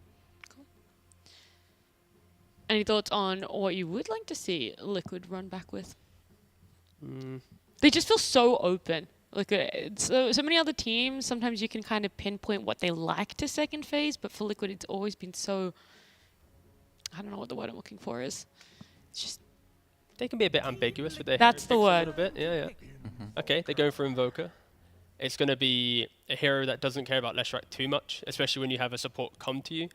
If Gladiators are going to put the Legion 5, that doesn't rotate in either. And yeah, okay. So Liquid's response is just going to be defend the towers as long as possible, look for the fight when Hoodwink's there, and then Gladiators are the one that kind of need to find kills to get their draft online. They also don't want to be sitting back and farming. So yeah, I think Liquid's respecting the aggression from Gladiators and going, please, come to our side of the river. We'll show you who's the better team at fighting. It's also really nice to have this Invoker and Hoodwink who are able to bait out BKBs from long range, and then you can cover after the BKB is used with your tree ult. I mean, I think that the tree, I mean, sometimes this hero just kind of does get through. So I do like the point you're making. It's going to be good against these BKBs. The one thing where I'm a bit, like on a 50-50, depending like with the Invoker against Lesh, is that he is paired with an LC, who's going to give you like all this purge. But I do think for Liquid and how they want to play their heroes, it makes a lot of sense. It also kind of pushes back the ledge, makes it a bit harder for him to push, run around. So I think I would say that both teams are pretty much just getting what they want out of their 2 drafts right now. It depends what they're doing with this Legion. I think if there is this 5 flex, I think that's when Liquid will be laughing, because now it's like you can't ever make moves. And I think the reason why Leshrac can go well against Invoker is when you have multiple sources of supports that want to run to mid and punish you. You get a couple kills, maybe you put Tao to half HP with a catapult wave. I don't see that happening right now if Gladiators are flexing. So I think, yeah, Liquid, they're just super happy with Gladiators trying to be quirky right now. And of course, Gladiators have the ultimate last pick in the draft. They're spending a lot of time right now trying to pick this hero. Is it just going to be the carry, but they don't see anything else? Are they now unflexing? And yeah, they go for the Magnus, and should be, in theory, the Legion 5 now, which it doesn't instill confidence into me, at least. I'm just the only confidence I'm getting is that this is clearly just what they think is good against Brood in the safe lane. Yeah. Like if they think that I don't remember the name of her spell that makes you miss your attacks and stuff. If they think that just by removing that Bola. Bola, yeah. If they think that just by removing Bola from lane that will allow them to like steamroll it, maybe that's just their thoughts. I don't know why they think Legion over like another hero. Maybe it's just for that lockdown that like an Abaddon or Oracle or something don't give you. And now it's, I mean, ban-wise, they've already covered themselves with a Slark ban in the second phase. Now they ban out Ursa. These are heroes that would do well against Brood in lane, but also kind of shrug off what a Tree and Invoker want to provide, be it with their own purges. So I'm trying to think, is there a final carry that I'm not remembering that also lane or plays well into Tree and also is aggressive on Brood? Because I think Slark and Ursa are like the biggest two at least, and they're already gone. I don't think you have too many that perhaps do both. I think in terms of not really caring too much about the tree in the game, could be some heroes like Jug, maybe MK if you're fine, like buying some Manta style, getting purged off later. Other than that, I'm not sure. They don't have too much reserve time on their own. And both teams are going to be banning carries now, because that's what they both kind of need. So I think the carry pool might also shrink a little more than both teams would like. It's like you can't really go Sven, because you just get kited too much, I think. Yeah. It is a little bit more explosive at least, so if you're in the lead behind some Quinn Leshrac, it could feel good, but the eventual kiting of that is too much. Juggernaut is too non-existent. And yeah, I'm trying to think what's the empowered core that's going to be able to do all this. And Every time I find a hero, it gets banned. I'm like, oh yeah, Morphling could work. They don't have that many hard lockdowns. Banned. Gone. Yeah, I've got to see a Mickey hero here as well. Ooh. What's he played so far, actually? He's played some... I mean, Furion's already banned out. He's played Ursa. Banned out Blood... Oh, yeah, Bloodseeker actually would have been a pretty decent shout. What about Tiny Carry for gaming? If there was ever a game it could work, this actually kind of aligns with it. I'm just a big anti-Tiny Carry person in current patch. I think it's a pretty one-dimensional. How active do you want this carry to be early, or do you want it to be that doesn't really need to engage too much, the rest of the 4 heroes should be okay by themselves to be able to push this game back a little bit? I feel like the gaming carry can kind of chill. Yep. I think it will also depend a bit on this Liquid pick, which I'm not having the easiest time pinpointing, so it is the monkey for them. It could be even Troll. I mean, Troll for Gladiators actually seems okay, because you can buy Manta. You can lock onto Monkey King and take the 1v1 fight, but just the kiting potential of Invoker, Hoodwink, and even Brood would remove your hero from the game. So, this is again, I like the Monkey pick from Liquid as well. Like this is very opposite how they have played. This is going to be more concede a little bit of map, but take the fight when the Brood wants to join the fight. Throw out some cheap spells to get rid of them, but you're never really engaging until you have items. And for Gladiators, they need that carry that either breaks down the game quick enough or takes it longer. And the last pick Naga into a first pick Brood, you don't see it that often because normally it's a snap response, but... Or banned out. Yep, we see it at the very end. And I've seen Nagas just fall flat against Monkey, because as soon as that Wukong goes down, if you can isolate them or contain them within that Wukong's, be it with tornado spells or overgrowth, Naga kind of just dies. So, not the coolest of last picks, I think, but it was kind of a difficult last pick. I think we were taking some time anyway to even find a hero for them. My problem is with this Legion, they have absolutely zero playmaking. Like, it's just going to be reliant on Quinn running in with an LC toddling behind him, because Ace needs to wait for his Blink Dagger and Naga's not doing anything. So this does give like a very early 1 to 15 minute timing for Liquid to just run them over as they have other teams. That's true. Liquid love to just be super aggressive. Kazu, does that play into it? And do you see that that's most likely going to be one of the outcomes? I'm actually having a very hard time trying to figure out how this early game will play out. I think this is one of the harder times Liquid have had in their drafting, I'm gonna just trust my gut and stick with Gaming Gladiators for this one. Oh, wow. Okay. All right. I like it. A little bit of spice already on the panel against what everyone would say is the favorites in Team Liquid. But it is going to be Gaming Gladiators up against Team Liquid for game number 1. And to cast it, it's going to be Lyrical and Fogged. Thanks so much, Nat. And the panel, we've got a pretty wild one coming up here. Yeah. And a game that had a call out. Will was like, at the end of that one, Blitz saying, I'm coming for you, Game of Gladiators. And then he's like, all right, we're going to pick Brood again. Yeah. Well, he's more like, I'm coming for you, Quinn. Right. More specific there. But yeah, interesting one. We're blessed with the Nisha Invoker. We're blessed with the Quinn Leshrek, two of their super dominant heroes. I think both drafts did get a little strange because I think a lot of heroes have been like banned out and they've found a lot of answers to make sure that these teams don't get their usuals. Of course, that Rubik for Liquid was taken away from Gladiators, and I think even maybe this last pick, Monkey King, maybe it was a steal by Liquid because we were talking about maybe it looked good for Gladiators. So I don't know, looks interesting. A little worried for Gladiators in early game, but let's see if they can impress with their Legion with this Lash and everything too. I mean, that's one of the big switch-ups that they've got right here. We're kind of wondering if they were going to give that to Ace. Instead, not going to be the case. They're switching things up a lot. The thing that I'm really curious about is sort of what the panel is alluding to is can they deal with that early pressure? Because it was mentioning they felt like the early game could also get a little bit wonky. I'm assuming that's just if Lesh has a really good game. Yeah, and it's like if the Brood is able to actually pressure at all too, because he got kind of counterpicked, right? They picked the Legion because that's just the counterpick that we've seen a lot of times versus Brood. You can remove the Bola, your Q versus the Spiders are going to wipe it, and then also there's a Naga Siren. We've seen Tundra do that time and time again versus the opening of the Brood, even first two picking Naga versus it. So yeah, let's see if the answers are there and let's see if they will work. It's an early ward getting placed was pinged immediately.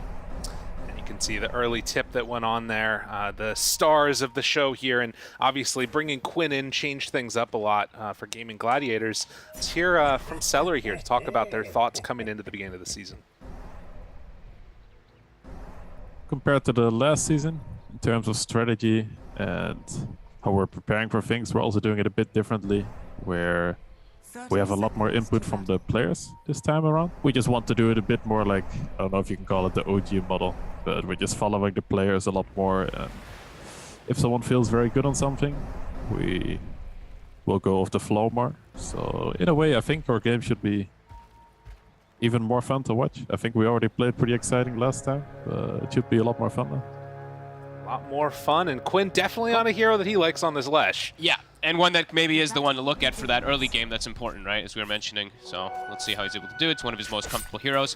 We see early, I believe Boxy did the trick that we've been seeing a lot. Most players have been doing it for some time. Buy boots, quickly run, sell them, place ward. So we see scouting lanes. I know Gaming Gladiators has been a team to constantly switch up lanes, try to get these lane matchups and stuff like that, run aggro tri-lanes perhaps. So I think that's probably the purpose of this, to be able to scout if there's going to be any type of swaps. And here we go. Let's see what we got. Up top, we see Quelling Blade boots on Rubik, Quelling Blade on Magnus, no trees allowed. There's going to be a lot of Quelling Blades. They're playing versus Treant and Hoodwink in the side lanes, so Quelling Blade is going to be high value in those side lanes. Well, and the match that I'm sure everybody here is going to be wanting to watch is this Nisha Invoker facing off against Quinn on his Lesh. Two of the best players out of this region right now. I'm not sure what the ranks are right now between them, but they're pretty freaking high up there, and two of the players that will really set the tempo for this one. Yeah, always super fun to watch both of these when they're playing. Both these players when they're playing signature heroes like this, and I'm always excited to watch Invoker because it's my favorite hero, of course. But Nisha on the Invoker has just carried games single-handedly. We even saw him do it for Secret, I believe, at TI. Getting those denies there on the range creep up on the high ground, and another one. Nisha definitely winning these first two waves, 3-0 versus 5-2, but getting a little bit more of the trade there. Always interesting to watch how these things work out. Yeah, I'm sorry, I'm going to be staring at mid, so keep an eye on these health bars for the other lanes, because this is the lane to watch. Super exciting stuff is Exort versus the Lesh. He should have good base damage, and he should be able to CS nicely with Forge Spirits, but most importantly, rune control, right? So he's going to be able to send a Forge Spirit to take one water rune while going with his body to the other one to perhaps try to slow down Quinn's start. See if they can keep that momentum going, and of course the control over that might mean that they don't even have to bring supports to the sides and you just end up with a straight up 2v2, which is something we don't get to see that often. That's true. Yeah, we're already going to see those. The Forge Spirit going toward the top rune. Quinn, is he going to make it in time? He will. So he's going to actually be able to get that water rune to fill up. So nicely done there from Quinn going early. Knowing the matchup. While that's happening, Boxy gets this pull back behind the tower. Just pulled it along the side of the lane. Didn't even go for pulling it behind the tower there. So does get one of the range creeps into tower range. A little unfortunate there, but well played by Celery to mess with them. Zai's like missing 0 last hits down here so far, it looks like. You see 2 on the Hoodwink, 12 on the Brood, and there's 2 creeps left. That's literally Insania. He gets caught. Pulled back under, and an easy kill there for Ace. Brings him back in for the finish. Nicely done. Repositioning lane. We have the lift, we have the skewer, probably the lane to watch for the kills, but I'm going to still be staring at mid anyway, because it's what are you seeing? What's going on here? I mean, it's just them trading back and forth a little bit. It's very even, but I think the important thing was that Quinn got to fill up the bottle. Right. So getting there in that recovery, certainly important here. And you Again, can see another one pulling Mickey back in, although did have some stick charges, trying to stay alive. Ace does dodge the damage, and that sets him up for enough regen. And well, in 5 seconds, he's going to have a boundless strike back up again, which he can regen off of. Well played by Mickey. Yeah, little mischief play, having the armor too from Insania helping out. Yeah, he'll be relatively healthy as bottom though. Pressure everywhere. These side lanes, super active. That's right, getting some early kills going on there. So Dyrachyo playing the sort of answer in a lot of ways to that Brood later on. But you're seeing the amount of damage that can be put on early here, actually. Yeah, they're doing amazing down here, honestly. Zai has, like we were saying, literally missed like 0 creeps. Same thing for Boxy, he has 5 CS. Celery with the death will fill up the bottle mid and maybe even camp a rune for a second here. So let's see if Nisha is going to be able to deny that one else, or if Queen's just going to get another fill up. Doing a good job of keeping this creep wave on his hill, too. Just going to give him that slight little bit of advantage in trying to trade. Dyrachyo throws out some more of these illusions. Zai eating through them and getting some good damage onto Dyrachyo, too. Dyrachyo's a little bit low, has to be careful. He always has the bailout, of course, of Celery, but if they get double stunned, then they perhaps can't actually get the save. Oh, so yeah, like I said, Quelling Blades to watch. Right. To be able to watch to see if they catch those stuns. And Quinn will get the fill up again, by the way, so he got top rune. Nisha was a little late, or Quinn was a little early on checking the rune. Benefit him. Yeah, it's the timeout there on the Forged Spirits too, and so far across most of the lanes, things looking pretty good, with the exception, notably, up top of Mickey, who's kind of been getting a little bit of pressure onto him after that early pullback. Does get a pull from here on Insania, and that's going to even things out a little bit more. That's going to reset lane position, and he got a stack pull with the Ghost, so whole creep was actually denied. That's exactly what they want to be doing up here on Liquid. They don't want to be playing near that tower anymore. Don't want to be getting skewered under, especially with Arcane Boots already done on Ace. Yeah, it's a great start. Yeah. And now they're going to pull the lane back too, though. So you see up top, Ace is dragging the creep wave. He's probably going to meet behind tower, so they can reset lane positioning themselves again to probably be able to get those skewers and lifts under tower. Dyrachyo gets some good damage out with Celery onto Zai. Big nuke. Forces him back again. And you can see Boxy just all stats there, as well as a Blightstone, trying to do what damage he can. Yeah, in this, we saw him the other day go for the 2 points in Acorn. When you're playing versus Nagasiren, you want to go for 2 points in Bushwhack early so you can help clear out those illusions. You know, I'm already very encouraged by this, because I was worried that this game was just going to be like a rollover, and seeing out of the laning stage things looking very even across the board, giving me some hope that we're going to get some mileage out of this one. Yeah, some nice strong lanes that they've set themselves up on the side of Gaming Gladiators versus the dominant Liquid so far.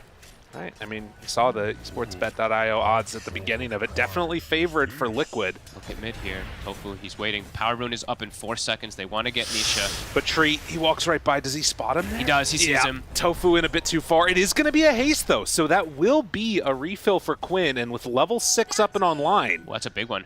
Can they get a kill here onto Insania even? And in fact, it looks like they will. Quinn there for the rundown, looks for the stun, misses it. Insania does a good job dodging that, and Quinn can't find the finish. Rare miss, but a cheeky little dodge there from Insania. That's a guaranteed kill if he does land that stun. Doesn't pop the haste either. He actually saves it to potentially maybe save himself for later. Kind of cool. Keeping those resources in hand. Yeah, he's like, it's a 5 position. I'm not popping haste for a 5. I want a bigger kill, so can understand why Quinn would probably want to do that. Because he can look to free move on either of the side lanes, probably. More so on bottom, if he'd like to make a rotation with that haste turn. So we'll see what Quinn decides to do. And already, again, trading Zai. They're looking for a big overwhelming odds there, but it's just going to be a Bushwhack, and Celery goes down.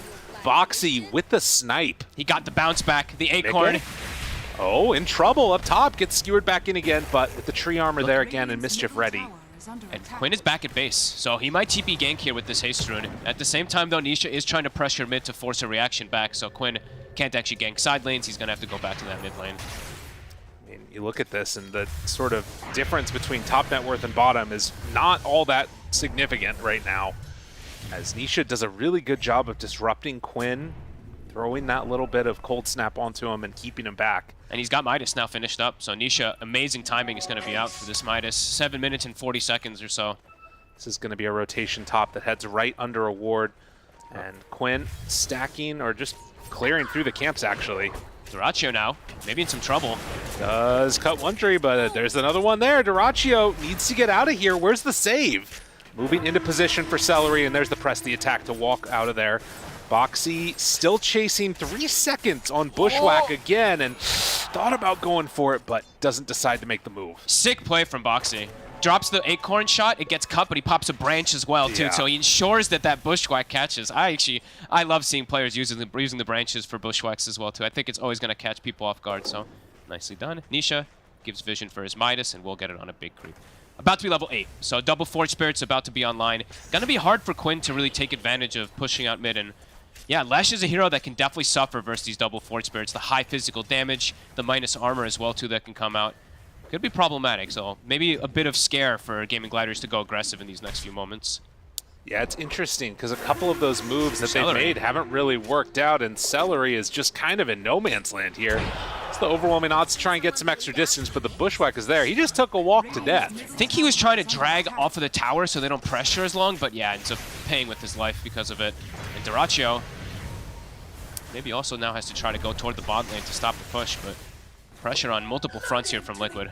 Yeah, they are really turning it up. I mean, look at Zai, 4,500 net worth right now as Dyrachyo is again going to be caught by Boxy, who just scurries away. Doesn't even go that far. He's just standing right next to him, gets the last hit. He's being so pesky on this hoodwink. And mid, look, Nisha, he's able to just hold his ground because this double Forge Spirit. They can't actually bully him whatsoever with Quinn.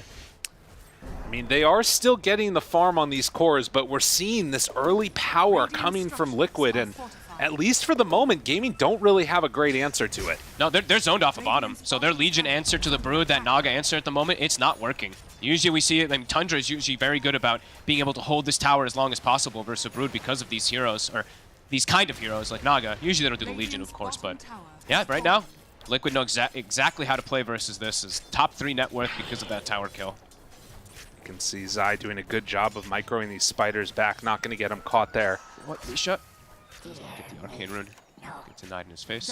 And now, we've seen this a lot from Liquid. I know T just made a little bit of a segment on it, but the way that they distribute their farm, Mickey now goes jungle, Insania takes the top lane to be able to get some type of farm. Sure, he's not playing Rubik this time, but either way, very important to make sure that he keeps up and gets those levels. Yeah.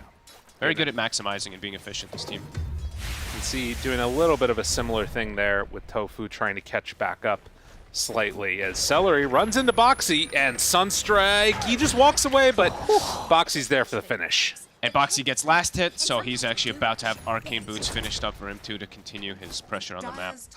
Tons of burst damage. Nisha even putting another point in Exort, not getting that level 9 Wex that you see quite often. It does just feel like they're coming online that much more quickly as Ace there spots Insania, but you can't chase him through the trees. I'm not really sure what the point is that Gaming Gladiators start to make some solid moves together. They're going to try and make something happen up top here. Do have the mechanism done on Ace as well as a catapult wave. And Edict is back up in 5. I think Liquid's going to give this one up. Okay. Feels to be a good move for Gaming Gladiators now, as they will claim that tier 1 tower. And on the side of Liquid, just trying to set up, it looks like, for potentially more aggression. Potentially for mid tower, yeah. Tofu has to be cautious how he steps up. Dyrachyo's illusions go through, spot Boxy, and Spiders and Forge Spirits that on the is tower. So much damage immediately claiming through them. Shockwave goes out, doesn't take out that many spiders, but you can see the Forge Spirit staying alive that long. Tower's almost dead. They're forcing so many reactions. Now they do have the max Empower. Naga Siren, not really the best target, of course, to have the Empower. Not only do you show which one is the real Naga, but also not really the, you usually want to be getting like these like super, these jugs, these trolls or something like that. Not an illusion hero to be empowered, so. Does have to be cautious when he shows up to fights. If he has Empower, they'll be like, that's the real Dyrachyo, so have to watch out for that. Dude, I'm waiting for the bait play where they empower an illusion, drop everything on him. There we go. That'd be pretty sick. And now Nisha has Boots of Travel, and he's now gotten Wex. So if there is illusions and stuff to come to his lane too, he has answers. He can just drop a Meteor on them, Deafening Blast, etc. So Liquid, 2K lead, but it's starting to feel pretty good for them. For like how does Gaming Gladiators really make moves on the map? It feels difficult for them. Yeah, it's really tough. They made a go there onto Tofu. Kind of interesting. He was able to steal Sunstrike. Ooh, that's okay. That could maybe open up opportunities to get some kills, but right now, yeah, Liquid kind of dominating the map, getting so much information and just free farming right now. So Gladiators, tough for them to make any moves for now. Very much a sit back, farm up type of game, but you can see Liquid with the sort of pressure that's being mounted as Boxy just comes in, cuts off that smoke. It's so much extra room on the map for Liquid right now because Zai takes over this whole jungle. Yeah, and his itemization, he's going to just go for Pipe, so he's going to fully counteract the Lash, the early game that Gaming Gladiators is perhaps relying on. But now Zai, he's staying a bit too far up. They actually get the catch on him. Looks for it. They have it. The lift, the stun, the duel, and the Sunstrike. That's going to be enough. And he got Spiders now, too. Oh, all right. Pretty big right. steals from Tofu. He has really been one of the standout players for this team, it's felt like at various points. Dyrachyo gets the cut, well played, but all of that movement down bottom did mean they lost their mid tower on Gaimin. Yeah. Nice aggressive move. Yeah, Tofu, he's been a standout for like a year and a half with this team. Like every game, I feel like he always does have a pretty impactful start, be it just movement, be it scouting things out, or just being the aggressor. Is now top. Do they decide to use RP for this one? He's got mech, but Ace, nah, he's just going to get brought down there. So a solid move, and Nisha showing off those newly minted boots of travel. Level 11 compared to Quinn. Quinn's actually not too far behind. He's 10.5, so he's keeping up decently. Yeah, I mean, you can see the separation between the cores. All three of Liquid very much feeling on top as Quinn's going to move on in, and oh my god, that distance! Nice little vacuum bushwhack, as we like to call it. Yeah, didn't even matter. But what I was saying is, like, they're very much on top right now on Liquid. Yeah. But it's not to that same extent of, like, a full item yet, it feels like. I'm not sure when it is that it, on Gaming Gladiators, they're going to feel comfortable fighting, but feels like at some point they're going to need to make something happen. I think probably the blink on the mag is going to be what opens up, because besides that, they need to have some like really good spell steal on Tofu that probably lets them just make these early aggressive moves. While on Liquid, I think it's go time. You're playing versus Naga Siren, you have a Monkey King who has Maelstrom, you can play super aggressive. You can even start hunting this Naga too as Dyrachyo. Does she manage to sing in time? Not gonna happen. Nisha gets the last hit with the Invoker. Oof. That's the dream for these Invokers. Level 12 now gets pushed up with that, and also has a Blink Dagger, so can continue to play aggressive on the map. Liquid slowing down this Gaming Gladiators draft decently here. Didn't manage to get the deny there on that bounty rune from the Spiders coming from Rubik. Hey, look at the scouting of the map. We have Spiders on one side and Spiders on the other. They've turned against her. That's right. How dare you use these? My babies. Celery? Oh, take Big that. That's a nice little ejection of gold there. I want to see what Celery decides to do. It looks like he's queuing up the Force Staff after the Arcanes, so has gotten some amount of farm by just sort of holding on to that bottom lane.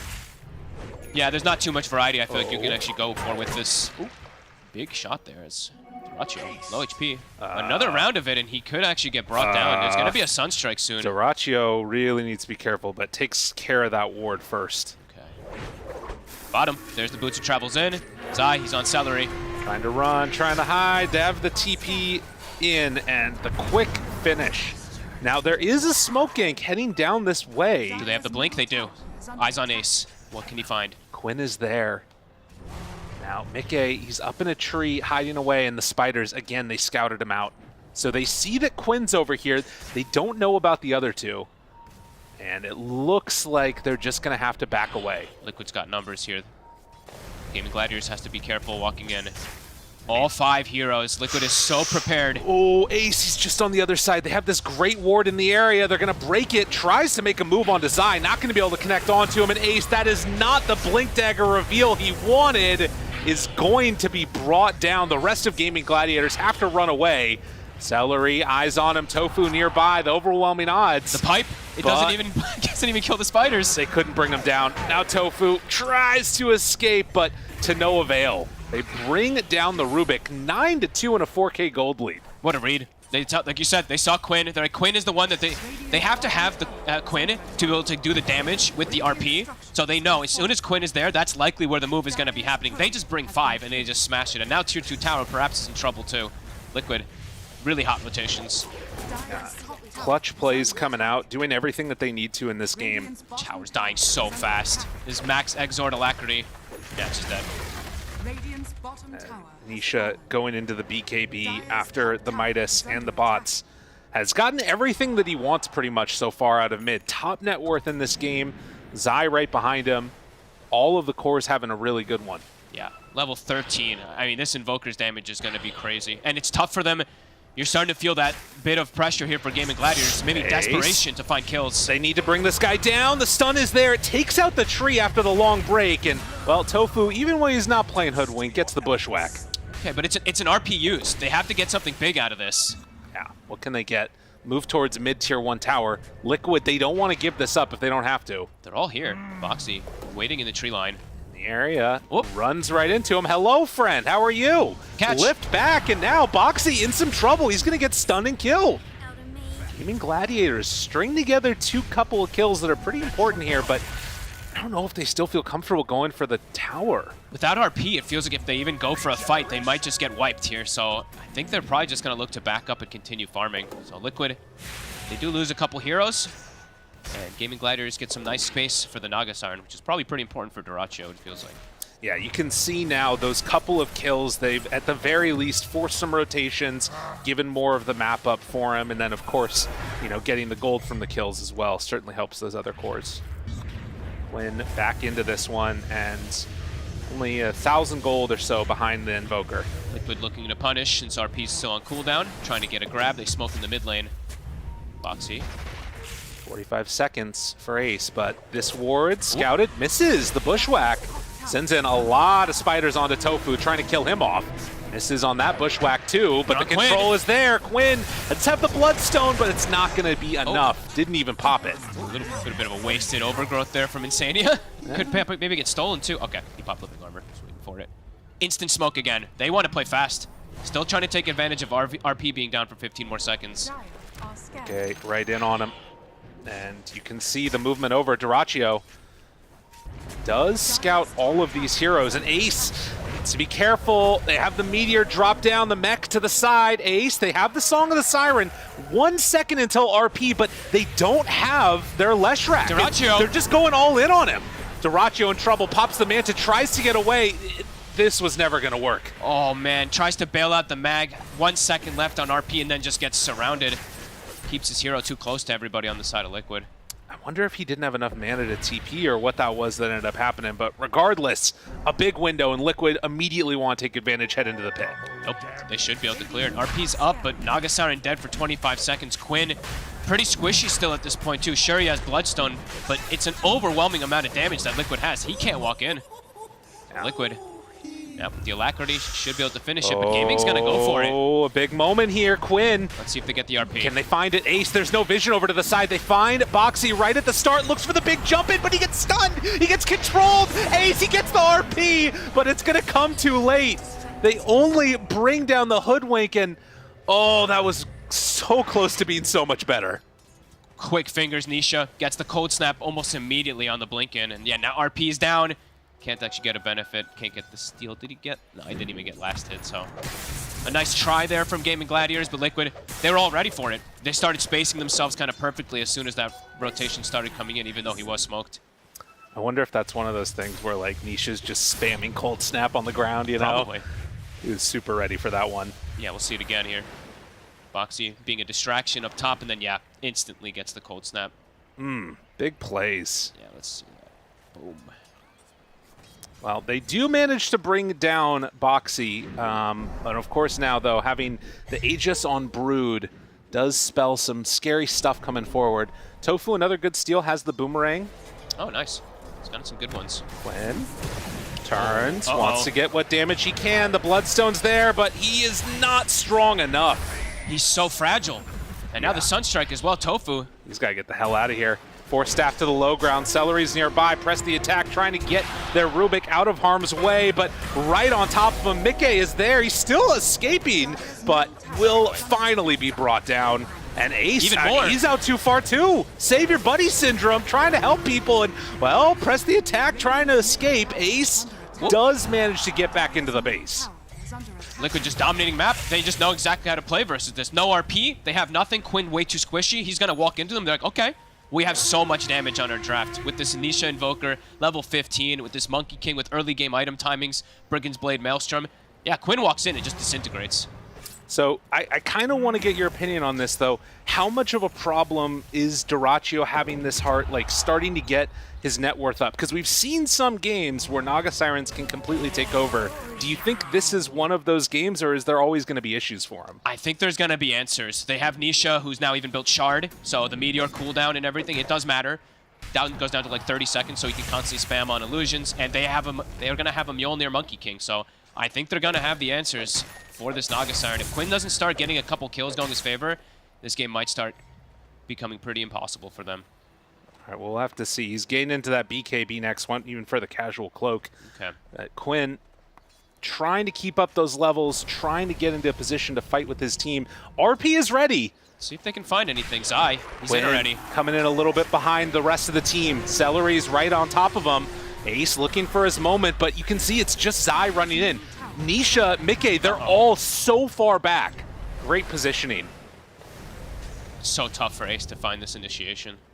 Yeah, when you have to like clutch out a huge RP, it always feels just really tough for the draft. Yeah, and you have to have the Lesh kind of near to do the follow-up because your damage is pretty lackluster without Quinn. So you have to have everyone kind of positioned perfectly. And for Quinn, it's a hard game to itemize. You know, you want to be able to, you always want to go your Bloodstone, you want to have your bots, you obviously want BKB, but it's so much mixed damage on the side of Liquid, be it physical, magical, and pure that comes out from Invoker. It's not an easy kind of solution that Quinn has to come up with. And I'll just say, I don't think that Gaming Gladiators were shy about the fact that Quinn likes to play Lesh. I feel like this was very well prepared for this team and kind of had an idea and left it in. Ace gets one pullback there. Is it going to be enough to take down Zai? They get the duel, a good chunk of damage, trying to kill him off in time, but the turn is huge. Song of the Siren to try and get everybody else out. Quinn backs away. Mickey's BKB wearing off. Okay. So round 2 of this, Ace, he does still have that RP available, looking for his moment, but he gets his blink broken. They get the Force Staff out. They do have a skewer, but he's not going to escape.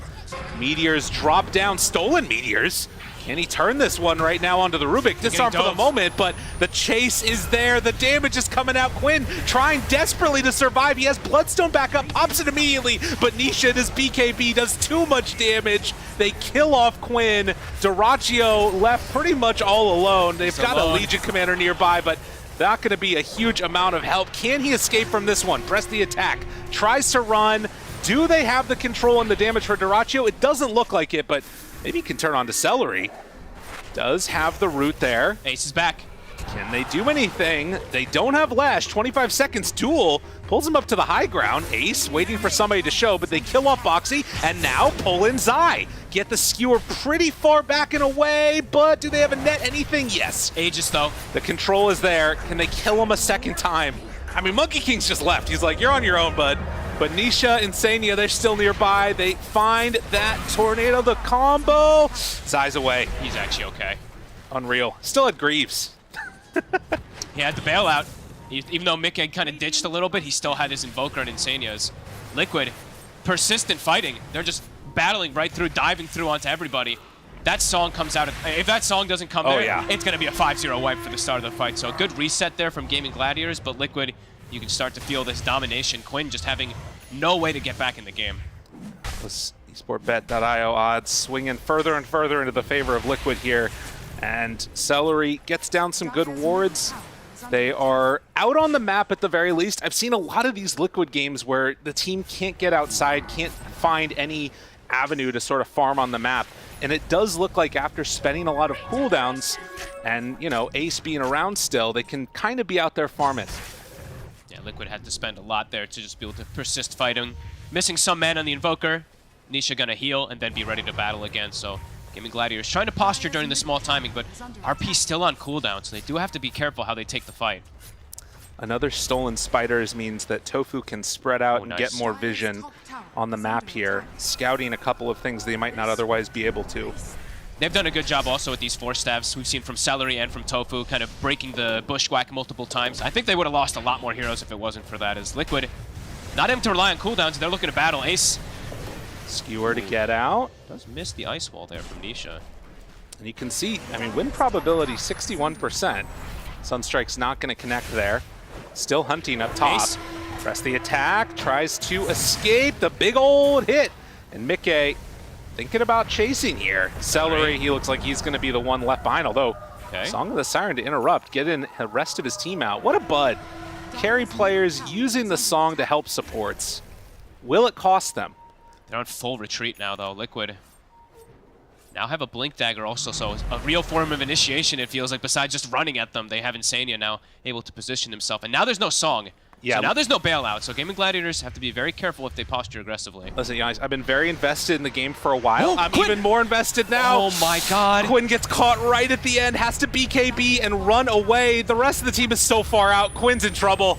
Zai right on top of him. Oh, he doesn't have anywhere left to go. Tries to hide off in the trees. Mickey's right on top of him too. He pops the Bloodstone, but it is not going to last. Feels Quinn like getting caught. Feels like Nisha gets these type of plays every single game. The TP is coming out from Quinn and gets caught last second by a tornado from the tree line. It's like, where was the vision? There's nothing there. Just threw that out. What the hell?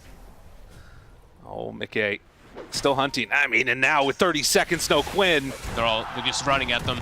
Gotta get out of here. And Force Staff from Celery, another tornado, dodges that one. But Mickey right on top of him. The rest of the team nearby. Duraccio, all of his illusions disarmed. Oh, 40 seconds with no song. And you see those illusions. Ace? Oh, Ace hit. 15. They try to run now. Has Greaves, pops it, tries to get away. Ace, he thought about the RP, but can't go for it, and they find Duraccio too. He has to get out of here. Dude, every time they're just bullying him back.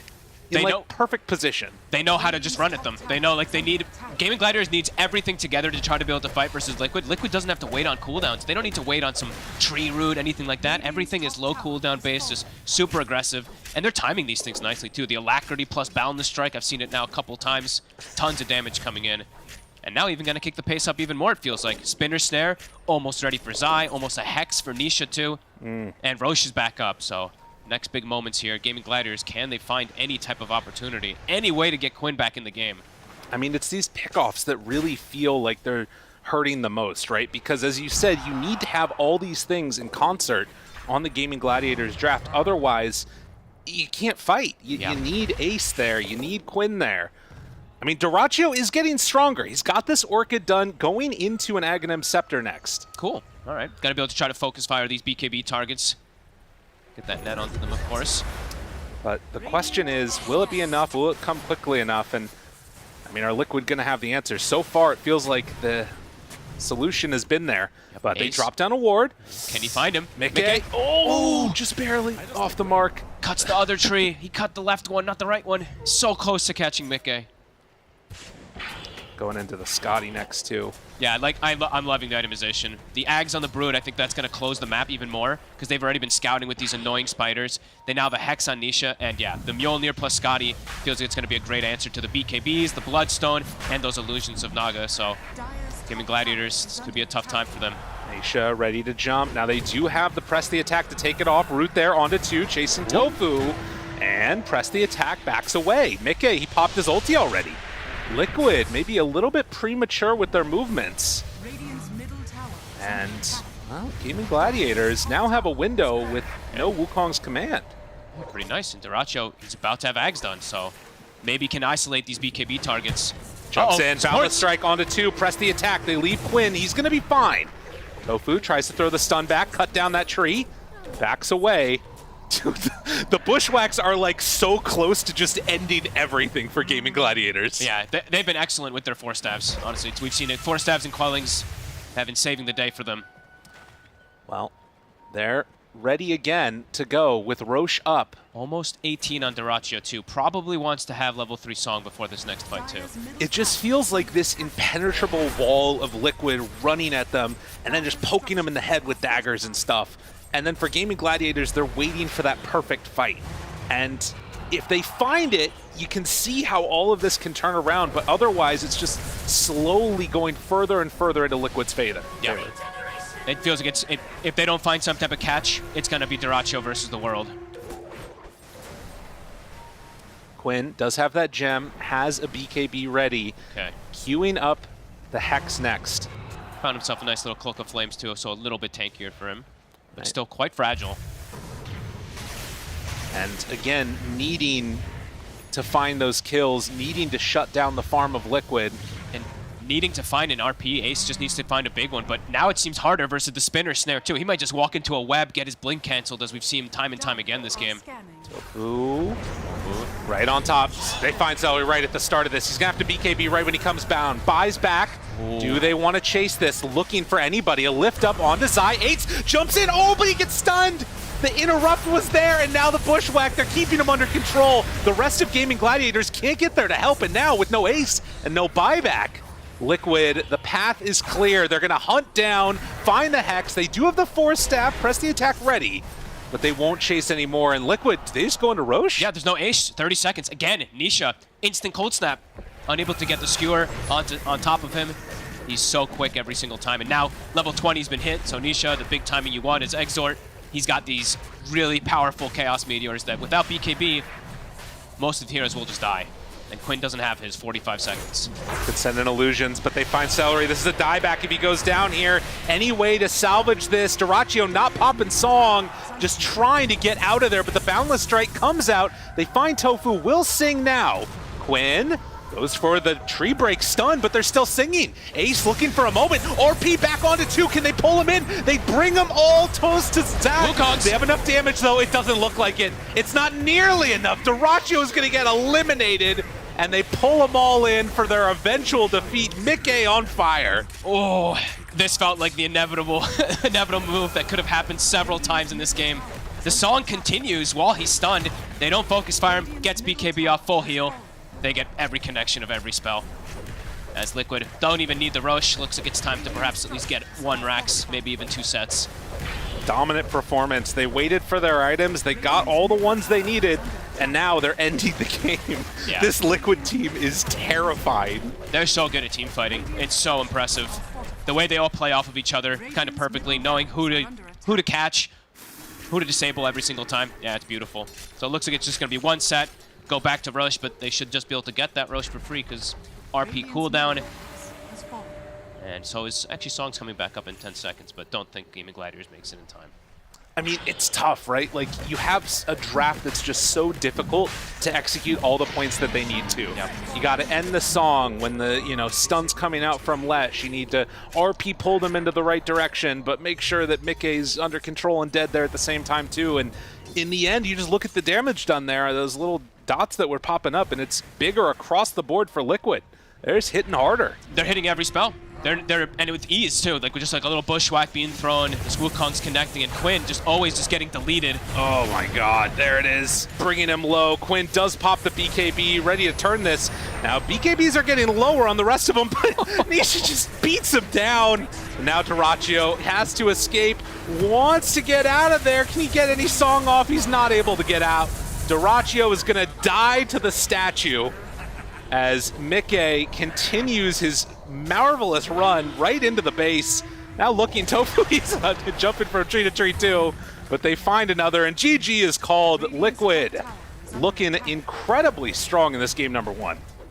This is just Liquid in a nutshell, it seems like, in this tour. They play their draft almost to perfection, it feels like. We see Gaming Gladiators, they draft this Naga Siren, this Legion Commander to deal with the Brood. It was not dealt with at all. No. Zai was a total menace this game. Felt like every single one of the cores just played to, pretty much perfection on Liquid. Wow. Again, 31-6, this team just continues to impress. I mean, that's the thing, right? Was that there were so many moments where it kind of felt like, okay, you can see the path that Gaming Gladiators could make to, like, win a fight or something. Mm-hmm. But not only could they not do it when Liquid was running at them, but it felt like Gaming Gladiators never had a way to run at Liquid. They never really had like a great initiation potential unless it was just Ace finding like 5 heroes magically or something. Yeah, and it's such a hard job for Magnus. Like usually when we talk about Mag is somebody else goes in first, Mag waits for like this dream opportunity. Ace, it felt like he was he felt like he was forced. I know Tofu, I saw him scouting with like spiders and stuff, but Ace is jumping in. Nisha's ready. Right. 2 times or 3 times with the cold snap.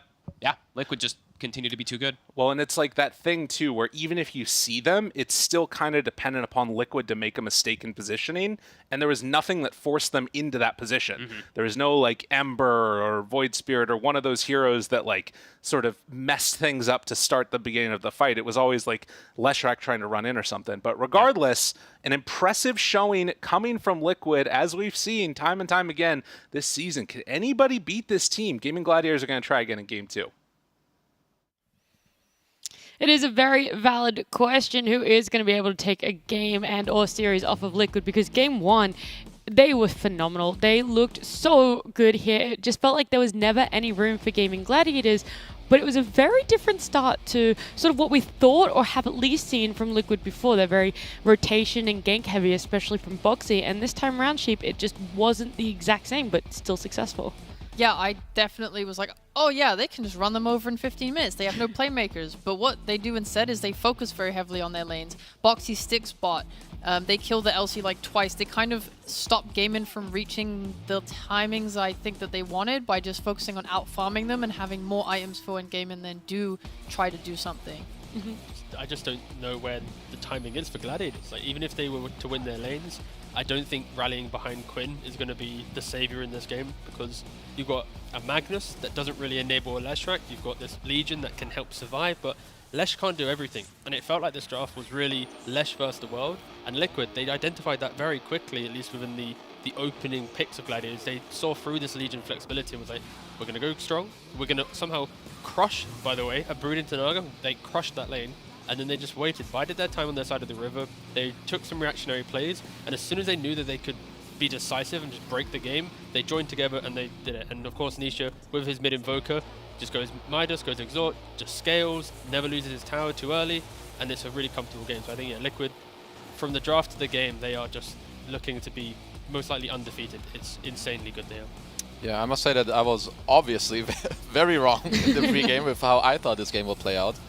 But I guess that this LC Naga lane just didn't really work out in their favor at all. To be fair, I probably should have seen that coming. I think Boxy, on this range hero, he's just kind of bullying them in the lane, because what are they really going to do to him? It's 2 melee heroes that just look at you. Same thing, yeah. They just kind of enable each other to tank, but not to do any damage. Yeah, and then like even from that standpoint alone, you then have Xayah on Brood, who's going to get like really fat in the game. Makes it hard for Quinn on his Lesh to run in. He's going to build all these items you don't want. And then eventually it feels kind of hard for Gaming Gladiators to come together with their draft, and I think Liquid did phenomenal. They just kept chilling. They played their lineup probably to very close to perfection, and yeah, they just kind of dumpstered them. You say close to perfection, which means you saw a weakness in Liquid. There's 6 deaths. Okay? Oh, that was it. If you want to be perfect, you don't die at all. All right, so Liquid, you're winning games, you're defeating everyone, but maybe clean it up a bit, all right? You know, we want a game where you have, let's say, 25 kills, 0 deaths or something. You're getting that good, why not be great? We're not asking for much, are we? Wow, that's harsh. That is harsh. You can always do better. Yeah. Let's put it that way. Okay. And actually, sometimes devs are good. They allow you and bait the I'm a 5-player, Kezu. Don't try and sell me on this one. Whatever. It's all good. Yeah, I mean, the Gaming Gladiators draft, the Legion Commander, whilst it could have had that potential flex select you guys talked about, would you like to just see them not really go back to it? Did you see the idea behind why this Legion Commander could have had value? I personally hated it. I watched it a little closely in this game to try and figure it out because I was curious, right? Yeah. This is the second time they've run it.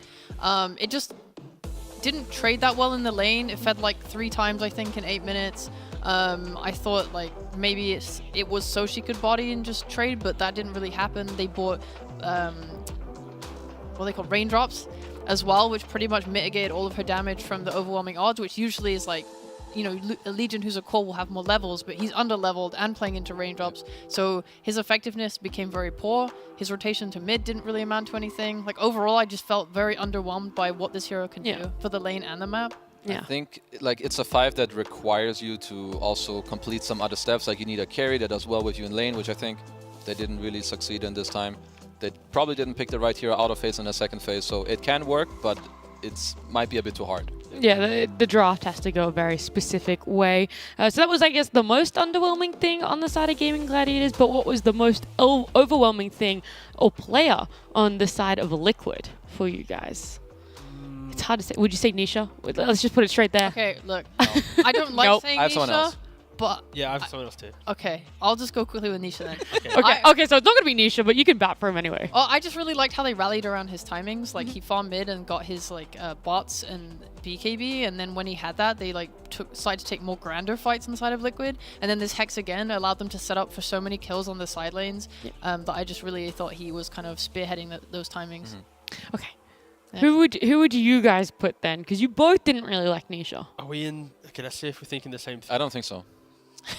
Do you want me to count you down? Okay, I've changed mine last minute. Oh no, you got yours? I think I got him. All right, you I ready? have mine. All right, 3, 2, 1. Zai. I double changed. I went from Zai to Boxy back to Zai last minute. Okay, so you originally wanted Zai. You can bat for him. The key thing is, I honestly don't care who gets it, but as long as it's from the offlane. Because I think the fact that this Brood plus Hoodwink demolished the side lane, which I think in theory, most people would be able to demolish a Legion plus a Naga Siren, but just the confidence that they have. Of course, Zai in regards to in the draft, you have to ban it. If you don't, you're going to have this type of game. You lose your tower, you lose your map, and because of that, now Boxy looks even stronger because he's able to play on the confidence of I'm in the Radiant jungle minute 12, 13, but my Brood's behind me. So I think if you play against Liquid, you have to respect the Tusk. You have to 100% respect this Broodmother, unless you are shutting him down at minute 1, 2, 3, 4, 5, 6, Too many. 7. I can count all the way to the end of the game. You cannot let him have any space on the map. But how well they laning phase, how well they just enter the game with understanding, Boxy and Zai often are just MVP contenders in every game so far. Yeah, that's the hardest thing is you can try and punish the off lane, but something that's always been so consistent with Zai is that he will find a way back in. You quickly, Kezu, though, I want you to kind of praise Boxy, why you wanted him to be MVP. It's the small things. I think carrying out the bottom lane, you always see him aggress like enemy heroes. Like it's even the small things that maybe they don't look so amazing, but he's like in the triangle using his spells on Naga, putting him to half HP, being in the right position. That's it. Just that simple. What else is simple is a shout out to our sponsor, esportsbet.io. They are launching soon a website that is a watch to earn platform. For more details, you can join their Discord channel, and the link is available in PGL's Twitch channel. If you guys want to learn how to do that, then go ahead and join. But I think that is going to be it for us breaking down Game 1. Liquid almost perfect, as Kezu put it. We'll see if they're almost perfect in Game number 2 after this break. Look at Rubik. Look at Rubik. Yeah. Go split him out. Huh? Very good. Cannot move. I'm stunned. I think you're good. I'll pipe push it through. Where are RP? Yeah, they're no damage. No damage. I'm ulting. Rooting everything. I got Giga ulti. They all died. Stunning back. Forcing in. Yeah, my kill, boys.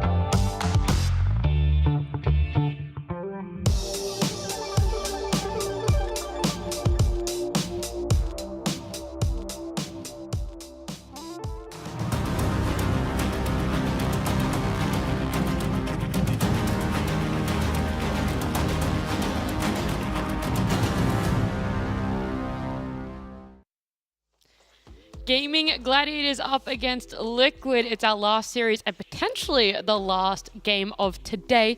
In game number 1, it felt like Gaming Gladiators put a lot of pressure on Quinn. Being the win condition, he had to do so much.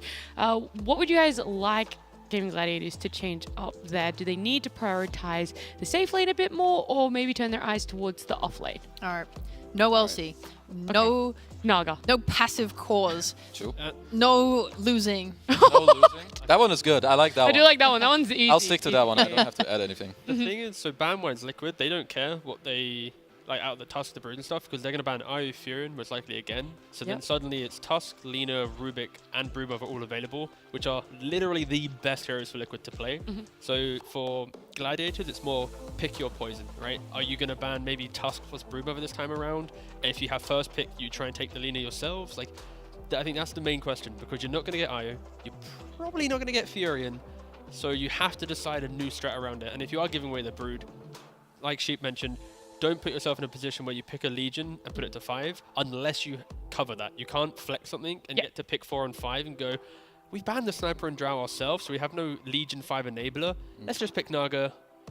30 minutes later, let's go game 2. So I think we'll see. Well, if you were in Gaming Gladiators position, Kezu, would you want to run first pick or second pick? Where is their best bet against a team like Liquid? Personally, I would want to choose first pick. Yeah? I think I would also want Quinn to be on a hero, or at least specifically against Liquid, on a hero that isn't full commit. Like where you, throughout the seconds of the fight, you still get to decide whether you're going in or how much. I think Lesh is a very committal hero. Yeah. Unfortunately, I know I was wrong. Gaming Gladiators. But You're not wrong, right? Because I asked wrong. for your opinion. Yeah. So you can't be wrong on an opinion. Another Brood. Yeah. Question is, will Gladiators keep their opinion and stick to the Legion Commander +1? Realistically, they might differ. I think this is Rubik plus annoying hero. Like Rubik Pango honestly feels pretty good. Allow Quinn to play it. You can, worst case scenario, I mean, Tofu has played it before. If it's a really bad game, the issue with that opening, Liquid might just respond with an 8 Bloodseeker, but I would love to see Rubik plus something that isn't Legion in the first phase. That's very valid. Amen, brother. I mean, I personally don't even... I know Rubik's a good hero, but personally I don't see the presence against Brood. Sure, honestly, at this point, I don't really mind. I feel like you would rather respond to the heroes you see, which I see right now as a Brood. I would rather go for some lane winning, you just go. Slog, bro. Yeah, you just go some CM +1. That's what I would like them to do. I mean, I was already wrong with what pick order they would take, so who cares? But I would take I care, CM. don't worry. Yeah. Maybe it will just turn out that they're wrong. They should have taken first pick. They will lose. I mean, if they lose the series 2-0, then technically they were wrong in the series. There you go. They lost 2-0. Yeah. And it happens. In Dota, there's winners and losers. And Gladiators, they're using a lot of time right now in their reserve time to be the winners of game 2. Skip the Rubik brothers and skip the Legion. You reckon a debate? Take a sick old Bat Rider and give Quinn his bat. And then don't get quapped on 8. I was like, why are we prioritizing Quinn's hero right in the first phase if he feels like such a consistent win condition for Gaming Gladiators? I don't know. Hero's broken. They are eating through an unhealthy amount This is of time. not a good sign. This is just saying. To be clear, exact same draft order as game 1. When you finish game 1, this is the type of prep that teams have coming into a series. This isn't the thing that in the moment they have to think about. This is the prep that they should have drilled in. Bans into first pick, what's your response? And that's the most that you do. So the fact it took them nearly a minute and bit of their reserve time, a little bit worried. Yeah. But they did have a pretty decent response at least. We saw Beastmaster get banned out in the second phase against Broodmother. Very good hero for Ace, of course, BKB versus Brood, or with the Raw. Not too of a bad opening compared to what you say it so hesitantly though. Because I'm worried for the future. But for now, it's looking good. All right. I mean, again, Liquid's so damn good right now in draft and play that one wrong pick, one wrong move or TP, you're going to lose the game. So I kind of talk about this in a way which I am scared for teams going against Liquid. Because if I see a pick that has a bit of a weakness, it's going to be exploited. It's not going to be forgotten about. Tree being the closing pick for Team Liquid, they picked it up in the second phase last time. They originally favored the Hoodwink over the Tree. Why the change this time around? I mean, it's just that they see this Beastmaster, I think, and Rubik. Tree doesn't really care about them in the lane. On the contrary, he's going to do pretty well against in the lane. He's also good with the armor later on, so I think it's just like last game, they wanted to help out Zaya a bit more. I think in this game, they see that, okay, I see my lane matchup already, so I just want the Tree now because he will get banned for sure. And also, you have a Beastmaster, you want to be able to roar and kill the hero that you go on. Tree is going to make that much harder. Combine that with some 4-stars, I'm sure they'll pick up, and I think it's going to be hard. Like, Game Min need to pick some burst damage going into next phase where they can secure that kill, or like a way to keep chasing in these fights, like safely. Otherwise, yeah, Tree makes things hard. Yeah, if you're Gladiators as well, you need to think about like a Drow. They've already banned out Sniper, another one of these ranged heroes that get enabled by the Tree and Protector. Yep. Drow, Shadow Fiend, anything like this. You'll play a pretty formidable lane, and sure, eventually you will concede a little bit, but anything that gets enabled and bridges the early game of Beastmaster needs to be thought about. So what's the pick here for them? I think, so they banned CM, which I think is going back to earlier. It would have been a good pick for them moving forward too. You have your Beast, you have Rubik to give mana, good against Brood. Some Disruptor, perhaps. Yeah. Oh, they snatched the hoodie. Again, they're literally just approaching Liquid with, let's take as many heroes away, because there aren't enough bans to get rid of them. Is that not just falling into Liquid's hand? I mean, a team's 10-0 or 11-0 now. It's a lot of respect going towards it, but 2 out of the 3 picks that you've got are basically covering yourself from banning. So, again, it doesn't look bad though. This isn't like an unhealthy looking lineup. As long as they pick up an active mid and a hero that can frontline a little bit, they'll be fine. But we'll see down the line at least. Liquid probably aren't too phased by how Gladiators are drafting right now. This doesn't feel like the Gladiators draft that we've seen in previous series where they get to kind of present their identity. This is very much we're against Liquid game 2. Oh, please, let's get through this draft. Yeah, I mean, it covers what I wanted. I wanted burst damage. Hoodwink gives that. So I'm pretty happy. I think Liquid's response could be anywhere from some... I would like Snapfire to just give you some follow-up damage. Again, it's like a very simple range 4. We have the Drow that you mentioned, which, yep, it's going to be very good with the Tree, very good against the Beast. So pretty solid, at least opening pick for them. I would assume a range 4 makes a lot of sense for also to lane with the Brood. But perhaps they want something else that can also roam around more, which I think you don't really need. But no. The Moo Man? Moo Man? No. Moo Man? I mean, 3 SP just have like some over... I could see them go for it. I did think about it, but I would prefer a range 4 more. Or Snapfire. Yeah. It's Moo Man, aka Spirit Breaker, or Snapfire. And that's like 2 very different heroes in regards to when you have Brood plus Tree, your towers are alive, you're pressuring, it's easy to like exist in lanes. Or if you go Snapfire, it's all about the kills. Okay, we don't see Willow too often, but they're here that we always forget exists and then it gets picked up.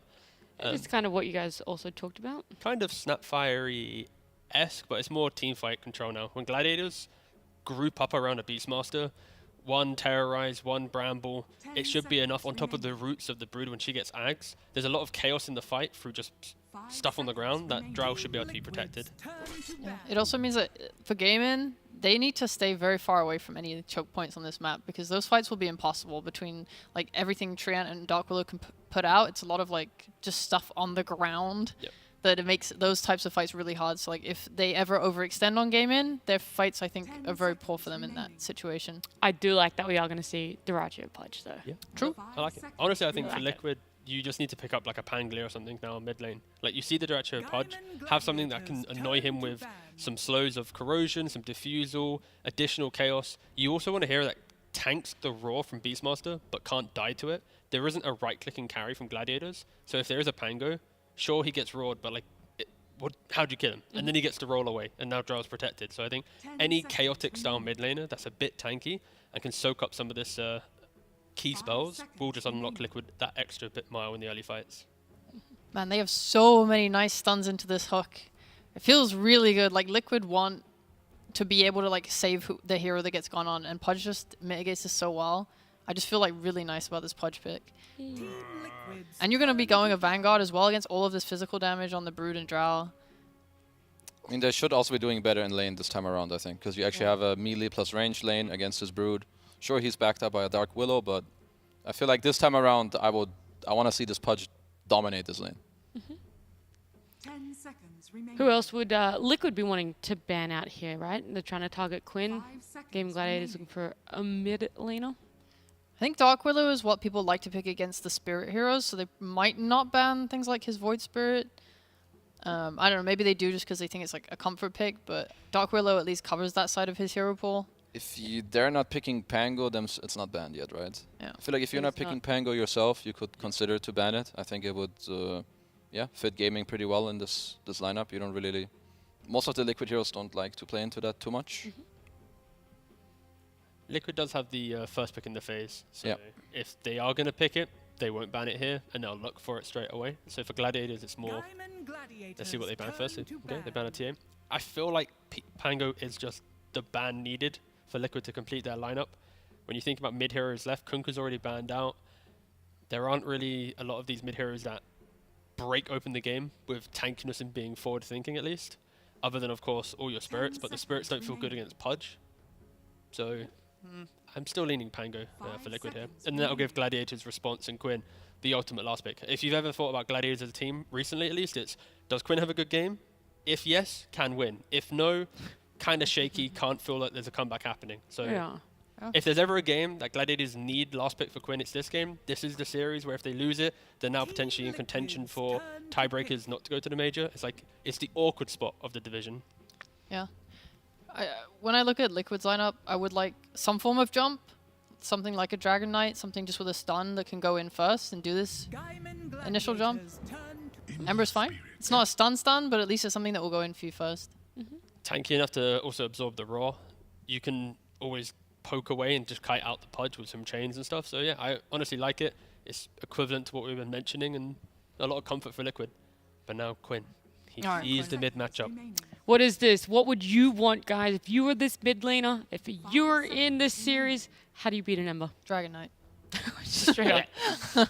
The blink stun. I stun him in lane and then I deny his creeps. Yeah. And then 3 waves from now, he's crying. You throw him a tip as well and then you hope for the best. Wow, I'm so good. Oh, that's the one. God. Yes. I forgot about that. Yeah. Oh, jeez. I mean, I just said if there's ever a game where Quinn needs to last pick a hero to go Quinn. Yeah. This is it. This is literally like, wait, how can I sync this up? You pick this to beat this in lane, okay? So this is dirty. Okay. So let's say Very dirty. you guys enjoy the Husker Ember matchup, at least when it comes to this laning. But how is the Husker playing into gaming Gladiators draft for the later game? Because it's not all just lanes. It could fall flat. Yeah. If Beastmaster doesn't do well in his lane, and Pudge doesn't do as well as you expect him to do in his lane. Because when Husker looks to make the plays, a couple pickoffs delay the game long enough, there's always this drow factor that can outrange them. So it's a lot of emphasis on just finding the moments where you have power spikes and then really pushing that into the game. Yep. I think this draft is dirty. This time, I'm correct. Gaming Gladiators. He's doubling Quinn down. Husker. Quinn Husker. He wasn't right in game That's 1, the but he one. could be in game 2. All right, Sheepo. Oh my Join me. God, Husker. I mean, what do you do? Do you cut waves on mid? I don't know. I mean, maybe Nisha will pull out the magic, but God, this is a Husker pick and a half. I'm ready. Yeah, you're all in for gaming Gladiators too? All in, everybody. All in? Let's go. I'm still going to go Liquid just to... Whatever, dude. Oh, okay, fine. Nisha's We don't need gonna him. find We a don't way. need him. We don't Nisha's need going to him. find a way. He's No. going to steal the Aegis. He's got Ember. Spirit in, Aegis. That's mine, thank you. Okay. Who knows? I mean, it could play out either way. The only way that we really will know how it plays out is by heading into game number 2 with Lyrical and Fog. Oh, it's dirty. Dirty. Oh, it's dirty. Oh, yeah. That Huskar pick last. We got a chance while the panel was doing their last little predictions there. 10 games. That's the only amount of games that Quinn has in his professional career. But in those 10 games, 70% win rate, and I have a feeling a bunch of them were against Ember. This matchup is rough. This is, one of the worst ones for Ember in the laning phase. As game progresses, it still is pretty rough, but you can definitely make some plays around it. And if anybody's going to be doing that, it's going to be Nisha. So, I mean, as always, I'm saying for this game, eyes on the mid lane. This is a spicy one. Let's see if they're going to be able to endure. But I mean, I'm looking forward to see what they're gonna if they're gonna change stuff up, maybe move some things around because they maybe no, right? They're like, all right, yeah, Quinn's gonna try to put this match up. Let's maybe switch things. I'm looking forward to see how it's gonna play out because it's dirty. It's pretty dirty. It's a pretty rough one as we are getting ready to go into this game number 2. Gaming Gladiators hoping to take down Liquid here and see if they could force it to a game number 3. Something which I don't think have Liquid even had to play a game 3 yet. I'm trying to remember, maybe against Tundra or something, but I think that they've just been 2-0 in everybody so far. They had one game 3, right? Pretty sure. I'm looking through it. I don't think so. Maybe not. No, It's maybe all not. been 2-0s. Oh my God! Yeah, well, they're pretty good. They're pretty good at the old Dota 2. I think they had one game that was close, but besides that, nobody's been able to take it first them. And let's see if this is going to be any different.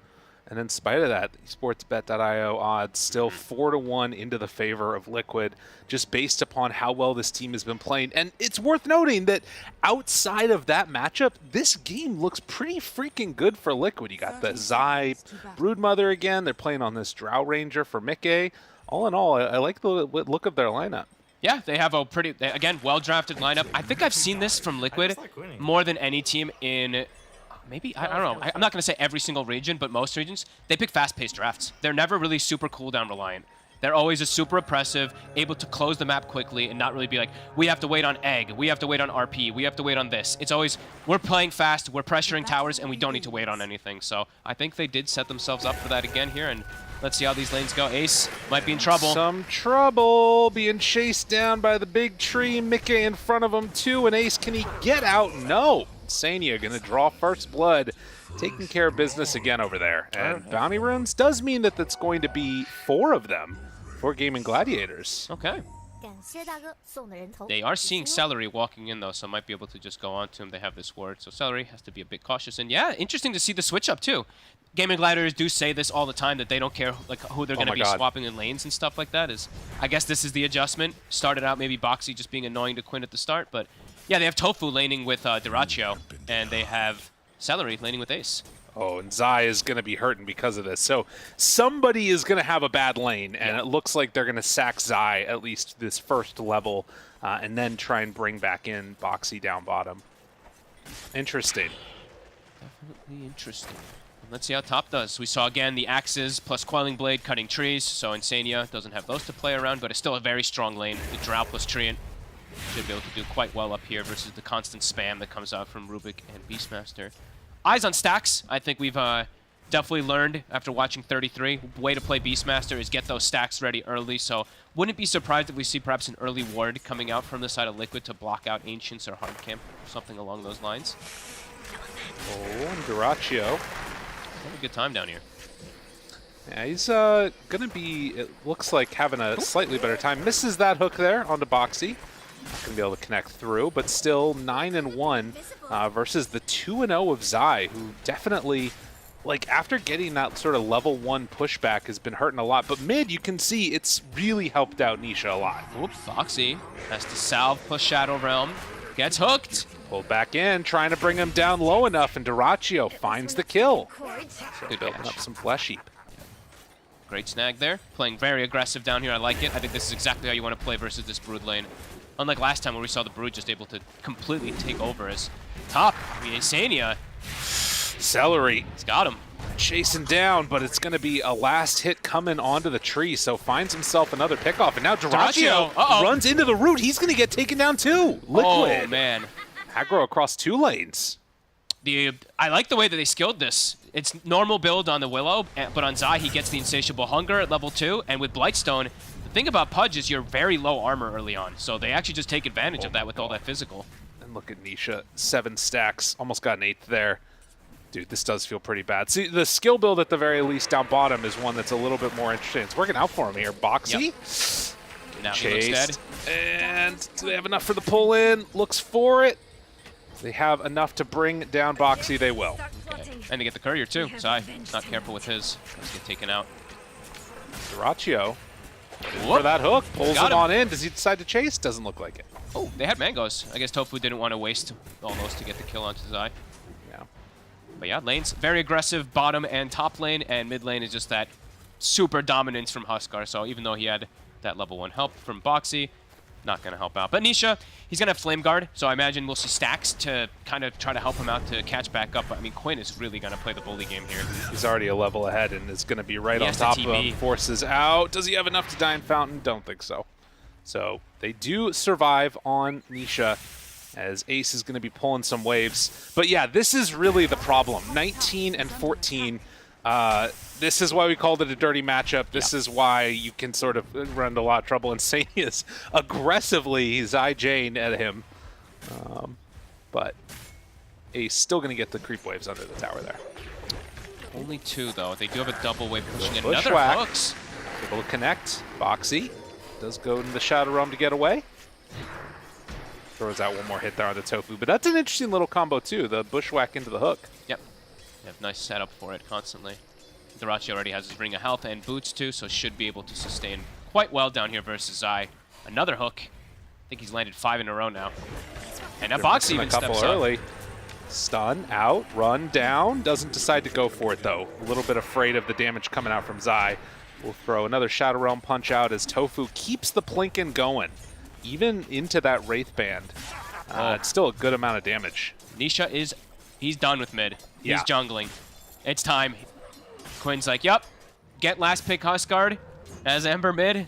26-15. I mean, Quinn's going to have an explosive game for sure. Only thing he has to be careful of course, is the Drow for later on. But oh, Zai. Well played to interrupt that hook. Dude, he literally dived in front of it. And now are they going to get the kill onto Daracho because of it? They might. Chase down. Oh, the hook dodge. No. They're going to get him away. I thought it was going to be the hook dodge into kill. Celery? Celery will go down, though. Looks like it. Fairy Fire. Oh, Boxy dies to the neutral creep. The body blocks. But the tree has the long arm and drops the side J on his face. He might get another. He has level 2 leech seed. He also has 19 wand charges. He's got him. Dude, the side J cometh. He cometh. The double kill is there. And I will laugh on your tower. Look at him. He's smiling. He's happy about that one. Slight little smile there from Insane. I mean, what a start for this top lane. All right, so Ember is jungling. Huskar's owning, but Jesus, the top lane, Drow, complete free farm and levels too, because owning all that, he's getting free experience during the creeps. So Insania able to bully away both of those heroes by himself. What a beast. Dude, Tree is pretty good. Yeah, it's pretty good hero getting first picked every game. Sometimes makes it into second phase, but my god, yeah. What a bully. I mean, this is the thing, right? Is that, okay, fine, Ember having a bad game. Tree is now above the Beastmaster. Like, this is not the same. Nisha. He's in trouble. Doesn't have level 6. Couple more hits. The disarm, slowing him. Tries to get him into damage, but has the Fairy Fire, so Nisha should be fine. Yep, and he's got a rune to be able to continue jungling. He's holding the skill point, I think, in case the dive comes out for a chain point, but hop. Ace. Goes down. Mickey with the kill, and Insania, Mickey high-fiving all the way to the bank. This Beastmaster's level 3. Doesn't even have Boar ready, so he can't even start getting stacks ready for himself. Good god. Dude, that's worse than Ember. That's real bad. Yeah, I mean, all in all, it feels like Liquid is doing pretty good with the way that they've set things up. Nisha stacking for himself, maxing Flame Guard, so he'll be able to catch up in jungle. Let's see how explosive Quinn's early game is going to be, though. The armlet's almost done. That's when we'll see him rotate around and make these lanes much better. Daracho is also pretty huge already, as they're going to find another kill onto Boxy here. 3 Flesh Sheep, and he's got Vanguard, so he can probably stand his ground versus Zai even when he's got the level 6. So what does this Huskar, like, sort of getting out of control early look like? Are we thinking quick Roche? Are we thinking trying to take towers? All of the above? What's the play here? All the above. I think I like this move. Send Ace mid. Maybe you just go with Huskar now toward the top lane. But first, Nisha has to instantly TP again. God, it hurts every time. I think he has a lot of things open for him for the Huskar. He can move bottom if they feel like it's necessary, but I think I'd like to see him try to shut down the Drow early on. Maybe some smoke rotation, get behind Mickey. And I mean, there is going to be that later talent also to increase the life break, like range and stuff, so he should be able to find, you know, that Drow pretty easily in those fights, I would imagine. But the Huskar armlet coming on out now. Eventually, when he does get Ags or something, yeah, maybe he can get on top of her. There is ways to distance, though, and yeah, we'll see how they adjust. Ace, I'm still just so worried for Ace's catch-up. He has, does have a triple stack ready. Okay. On the hard camp, and I believe that there's also a triple stack action, so, okay. Does have recovery out there, at least. Racha just walking at spiders. Yeah. Zai has recovered pretty nicely, though. We see 3,300 net worth. Did not die somehow, did he? Pretty surprising. I mean, Boxy, of course, was the one who tanked those ganks 4 times. Does have those deaths, but yeah, Zai. Nisha now get through that level 6 too, and Ace. This could be the moment where they try and turn things a little bit, but no, won't go for it. Just come back into the lane and get some free XP there. Top, Celery. It's gonna be TPs though. Yeah, and Quinn already on top of him, but hiding off in the trees. You get the lift, pull him back into the light, and Sania is gonna die. All right, Quinn. He's got the smoke ready. Is it time for the Roche? It might just be. Although Or is he gonna look for Drow? Let's see what he goes for. If they get ward vision, let's say. Mickey. Oh, Mickey. Right on top of him. In trouble. Tries to escape, but there is no escape from this. Nicely done from Quinn. Yeah, he's gonna be the one to look at for those rotations early. Nisha does walk into triangle. He scouts these stacks, so he's gonna be aware of that for Ace to catch up. But yeah, Quinn as his pick of the litter. Can Nisha do anything crazy trying to do an Aegis steal? We've seen this a couple of times, and it looks like Huskar is not going to go for it. Instead, trying to find another pick-off. I like that he's playing top side. I think Duracio's probably telling him, hey, I can handle the Broodmother for the most part with Vanguard. You play top, shut down Drow, take tower, let Ace have space to farm this triangle. So, yeah, good moves here from Quinn to reestablish this early game.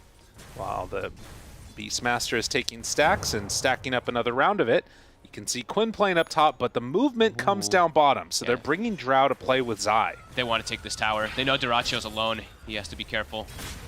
Thinks about it. Right on top of him. Duracio, TP's coming in. Still has that ulti available. Boxy right on top of him also. Duracio down low. Can he bring him down? Yes. They get that kill. And Celery. Rotation comes in. Celery's dead. Quinn now on top of Mickey, but they have friends nearby. Can he get out of here? Mickey in trouble, goes down. Zai now wants to battle too. Uh-oh. Quinn in no man's land. Quinn in some trouble, needs to armlet toggle, turns to fight, looking for it, surrounded by 4 heroes, and eventually they bring him down. No team to help him. One by one they go. Gaming Gladiators, another one. Tofu. Oh my god, this would be really rough. They lose another one. God. The chain feed. They bring down the Hoodwink, and, well, they defend their tower for the moment, but Liquid getting big returns on those kills. Tons of XP being given to Nisha. He's already completely caught up after that matchup. He's still 1,000 behind, but that's pretty damn good for an Ember versus the Huskar. He's got his Javelin done. I mean, that's pretty important. Yep. And I think these deaths on Huskar just always hurt so bad. Yeah, any of these early deaths when you're having this type of an advantage. In this type of game, they count like twice fold, it feels like.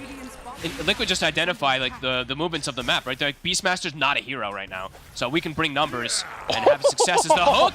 Holy! It goes right on through it. All right, Duracio maybe going to be the one that can make up for it here. Celery in the area. They get the Fade Bolt for the kill, but the spiders and the tree damage, it's going to be enough to force him back. Now Insania is trying to dodge away from this. Nisha in the area too, but they get the Dismember, the turn, and the kill. Nisha still trying to stand tall against this. They have another hook ready. Nisha down low, and Nisha gets the Remnant away. Nicely played. Duracio, what a boss hook. Literally between the trees, between the spiders, gets Zai. That was beautiful. Really well done. And he had the heap still saved, so Nisha tries to go on him. Flame Guard usually pretty effective versus most heroes. Definitely not versus Flesh Sheep, so well played from Duracio to hang on to that. And he gets the tower denied too, so things recovered. And you can see here, Beastmaster also has had some time to catch back up. 500 gold behind the Ember, has the Helm of the Dominator done as Quinn takes over this area, trying to get into his BKB. Okay. Which will afford him a little bit more safety. Yeah, during all that, right, he farmed the triple stack Ancient. Tumbler's Toy. Finds him. Zai in trouble. Broken. Chase, try and get away, but the rundown's going to be there as Duracio, they have the slow. No, he didn't find him, though. And now the turn. Boxy there. Nisha right on top. They kill him off. And Tofu. Looking for more. Oh, that one hurts. That one hurts a lot. Tofu going to get chased down here. Will be stunned. Do they have the vision? Do they have the damage? Yes. Constant trades on both sides of the map. I mean, it feels like it's pretty even. I feel like both teams are very happy with the way that those rotations are happening. Support's definitely struggling on the side of Gaming Gladiators, but same kind of to be said for Liquid a bit. Very close early game here, 13-9. I mean, the thing that I keep on watching for is when Quinn wants to head into the pit to go take Roche, right? That definitely stands out to me as like the big thing to go for, but again, bottom. Another hook, believe. Duracio, he's all over these guys. Gets the pullback there from Celery. Celery, that's Fire Remnant stolen, so he gets away. Nicely done. I don't even know how many hooks he's landed. Oh my god. Another Nisha, one. They find him again. Gets the Remnant out. Good god. I think he's landed like 90% of his hooks this game so far. It's beautifully done, and now Quinn finds that opening that you were talking about. They scanned earlier too, so scan is not available for them to scan into this Roshan, so he should just get away with it. Oh, Bash. Dude, it's always so scary. Oh, my God. But Quinn moves right on top of Roche. It's going to be able to take this one down. Aegis onto the Huskar. Okay. BKB almost finished up too, so he should be able to survive a little bit easier versus all this control when he's got it. I haven't seen many Huskars get bashed and killed by Roche anymore. I feel like that's a lost art. Yeah, these pro players are pretty good at toggling between. I mean, Roche's hits are pretty slow, so Yeah. you usually can't just get that quick toggle between them. Well, you can see now, still very much hurting on the Ember, lowest of the cores. Beastmaster getting into his couple of items that really set him up for success. But, of course, there's always that worry of, Huskar falling off later, what ends up happening. Dyrachyo and Tofu going to get smoked on right now. They have an Arcane Rune on Nisha, too. Seeing what he can do, has a hook available, but Dyrachyo not going to throw it. Just farms up, gets out.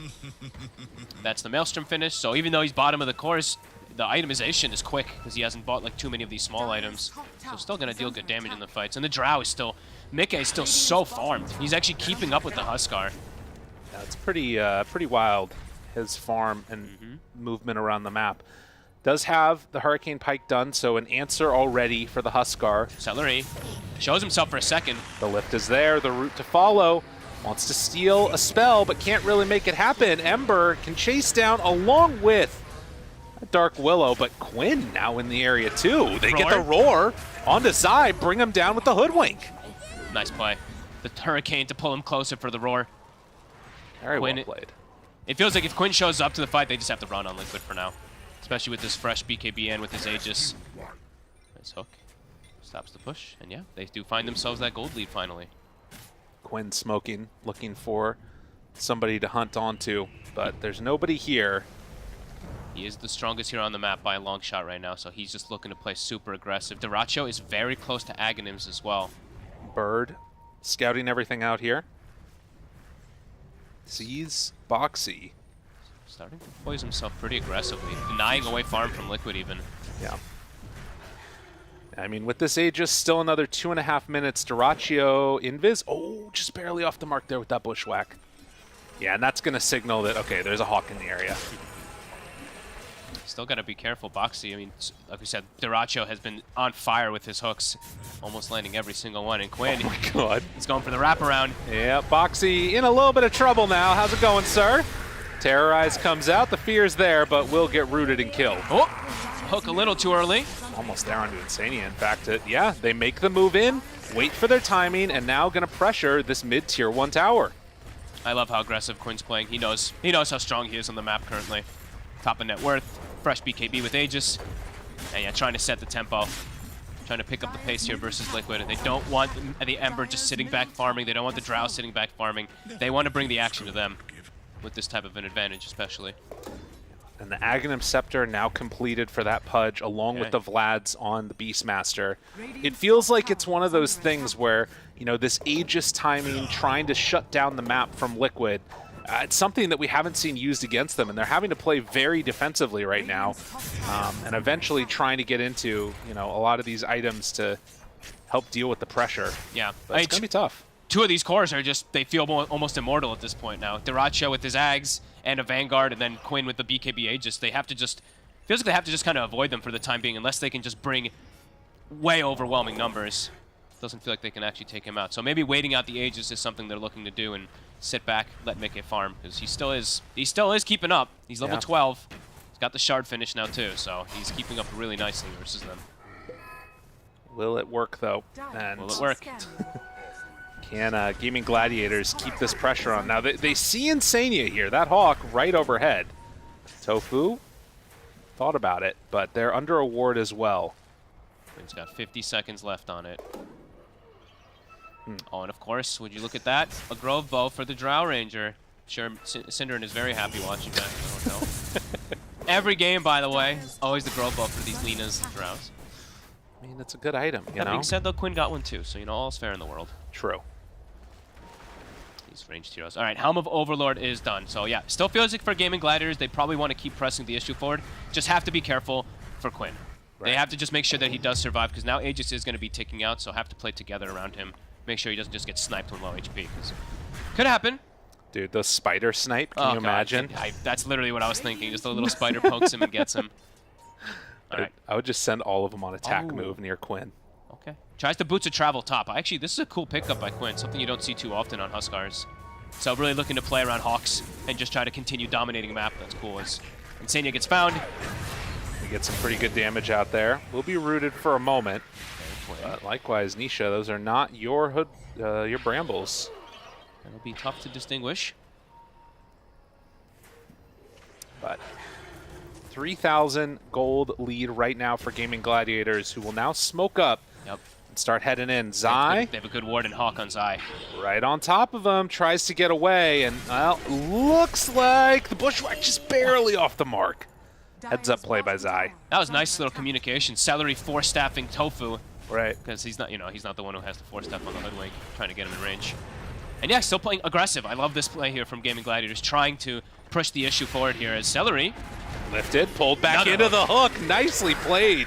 Terrorize is going to be there, but Quinn on the other side finds him right at the start. Zai jumped out now by Quinn. He has that BKB ready. They're going to cancel the TPs in to try and salvage this, although El Nisha comes in now. He has to run away. But you can see a couple big bring downs taking out both of those supports and now going for the tier 2 tower, even without the Aegis. Gaming Gladiators know that they're strong. They're going to try and snowball this one. And just swing across the map. They still have great wards in the enemy jungle too, so Mikke, they could potentially even find him too. Mikke, the only one of the cores seeming to actually have a good game now on the side of Liquid. Starting to see this win probability really shift into Gaming Gladiators' favor. What a freaking dirty Huskar pick. It's so awesome. I love it. It's really good this game. And his itemization, the Boots of Travel are really interesting. And even going for like a cheeky plate mail, he's got so much plus armor versus Drow Ranger too. It's like, is Mikke going to be able to do the damage versus this Huskar in time? Doesn't feel like it. With the way the Gaming Gladiators is closing off the map, he's not getting enough farm to do so. Yeah, the time is just not there, but the lift is, and Mikke jumps away, tries to escape. They, well, don't actually want to chase here. A little bit interesting. Quinn still has that BKB ready to go. Overgrowth is there. Is this the start of a fall for Gaming Gladiators? Quinn, thinking about popping that BKB, does decide to use it now, and Liquid gonna retreat. Everybody tries to get out of harm's way. Zai still poking and prodding, BKB wearing low. Dyrachyo is right there. The turn is gonna come out, and they'll get the kill onto Zai. Can they find more? Well, Quinn might be a little bit vulnerable without the BKB, but Dyrachyo is still a menace with this Aghanim Scepter. Kills off Boxy, and now with Zai and Boxy gone, this looks like a window where they can maybe push some more. They try to push into Quinn with the BKB ending, but Dyrachyo's like, oh, there's a spider I can just eat right here. It gets an easy bite onto Zai. Yeah, Gaming Gladiators playing this draft really nicely. Now he has a BKB too. And making sure that they can keep playing aggressive. It's working really nicely for them. And perhaps able to even set up for now another tier 2. I mean, the scary thing also is like even this like tree blink that you have, right? It doesn't necessarily solve the problems, because if you're in range and trying to run in there, can't find Mikke. If you're in range where you're overgrowth, and he can just pop ulti on Quinn and run you down anyways.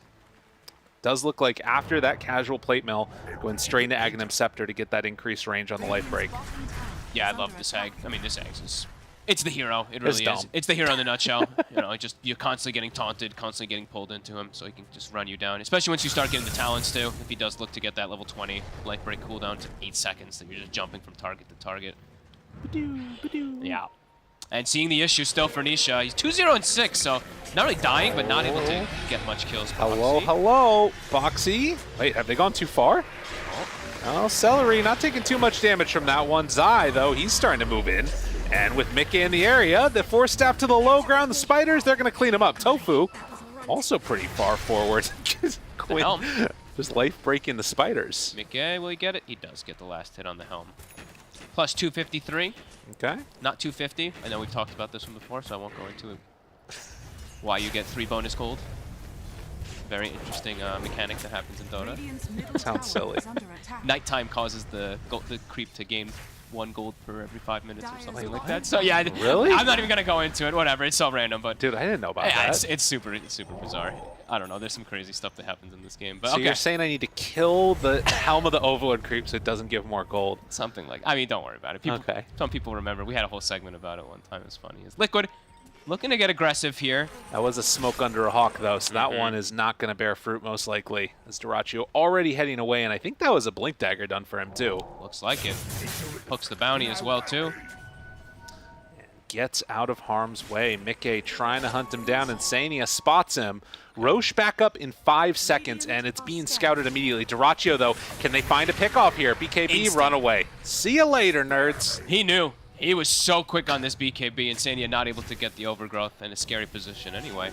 Yeah, Roche back on the menu. They have the Hawk already set up. Quinn, he's going in. And that's pretty much the ag's going to be done for him. Gaming Gladiators, 9K lead, about to make Liquid bleed for the first time. Would be the first loss that they face in this entire setup here. Almost level 18 on Quinn. The 2 other components of the Agnum Scepter still needs about, what, 300 gold to have it done. Liquid in an awkward spot now. They spot a couple, but Dyrachyo does not have BKB. Doesn't matter, as they're right on top of him with Quinn. The chase is there, but, well, the overgrowth, the turn. Quinn now, he's in a little bit of trouble. Has to back away. Armlet Toggle is ready. So, Mickey. Liquid, they find Mickey again. Boxy trying to stop the pain from coming, but it will not happen. And Nisha just has to run away, as eventually they find the finish onto that Dark Willow. 12K gold lead. Super aggressive plays coming out. Dyrachyo, incredibly confident. He's having such a damn good game. Every single hook feels to be landing. Oh my god, he keeps finding him. Zai, left here, wants to run away, and it is enough of a slow, but the bushwhack comes in at the last second. Tofu finds his mark. Now Nisha, wanting to find a pickoff, does get one, but it comes at the cost of the spider. Liquid just continues to be on full retreat. They don't have the damage to deal with this draft. This Ember just can't commit onto kills. 3-0-6 for him, but he has to play the fight so carefully, because if Quinn or Dyrachyo gets on him, he's just dead. They just need more time, and I don't believe that Gaming Gladiators are going to give it to him. No. This is everything that you want. That Mage Slayer, again, it's like anything that you can do to try and slow down the damage that's coming in from them. But look at top. They're moving. Nisha does manage to barely get out of there and actually kills the creep wave as he goes. But at the same time, Ace takes the mid-tier 2 tower and now can shut down even more of the map. Yeah, by the way, this was a level 3 Beastmaster at like 7 minutes. He is top 3 net worth now. The way the Gaming Gladiators have played to enable him, playing around the Hawk Vision, just constantly playing aggressive, it's working beautifully. And so Liquid, even if they do try to like slow the pace of the game down, it feels like they're just going to get massively outscaled anyway. As Nisha, they drop everything on him. It's going to be enough. That was 3 ultis used, and, well, sparing no expense, making sure they shut down this guy that has been putting on all the highlight reels this entire season. Yep, looks like it's high ground time. Ready to go for more. Quinn's thinking about it. Can they find anybody? I mean, most of Liquid aren't even there. They're on the other side of the map. They're scared. Honestly, if anyone shows, Dyrachyo might just blink and bite them and just kill them under towers. Okay, has a DD. Looking, finds him, hook off the mark. Dyrachyo trying to get away, pops that BKB. The root is there for a moment on the Celery. It's good damage out, and in fact, they almost kill off a couple of heroes there, but they won't be able to do anything else. Eats his buddy. They gave him the shard from the Roche on the Pudge, so he can actually help people out. Yeah, the DD, I think, was the only thing that helps Liquid there push them away. Oh, a good play, and much needed. Playing a little bit of defense, buying whatever time they can. I'm just going to say it. If Liquid can come back from this one, they can come back from anything. I totally agree. I mean, this feels like a mounted to climb. They're trying to push out side lanes, trying to get BKBs, but is that even going to be enough to deal with this monstrous Quinn on Huskar? Boxy. Oh, Boxy. Whoopsie. A little bit of a misplay there, and we'll get punished for it. And Quinn pops his own BKB, but the hook is there. They find him again. Mickey trying to escape, does get a little bit of distance, but Celery eyes on him. Chase down comes. They find Zai. He's going to fall here. Mickey still hunting. Celery gets the overgrowth onto the tree. A very frustrating situation, I am sure, as Gaming Gladiators move in for more, want to take down this tier 2 tower, just keep going for more. Quinn instantly TP's mid. These boots of travel are really working nicely. Level 20, Huskar. Jeez. Quinn has blown this game open. 9-1 and 8. Love how aggressive they've played. They even have this ward bottom. Look at Mickey. Not even with the Hawk. They have a deep ward watching his movements. Uh-oh, Mickey. Yeah, that one will hurt if they can find him here. Channeling, trying to get vision. He goes invis, and that gets him away. They see him toward the end. Get out. Barely able to farm much of anything, though. Liquid, just full retreat every single time. Right, and again, doing good job of like you know, staying out, split pushing around the map, but eventually they need to be able to take a team fight. They need to be able to win that team fight. And I'm just not seeing it happening right now or in the next couple of minutes as the cross smoke is going to come out. Hawk leading the way. Nisha gets the BKB off Quinn. What the?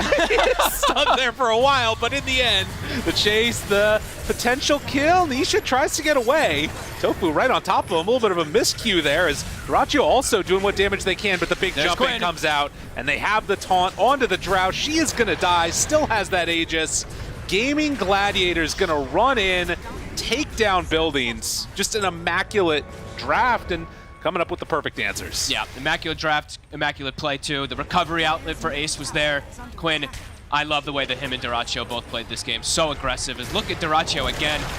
He's in on him, ready to go.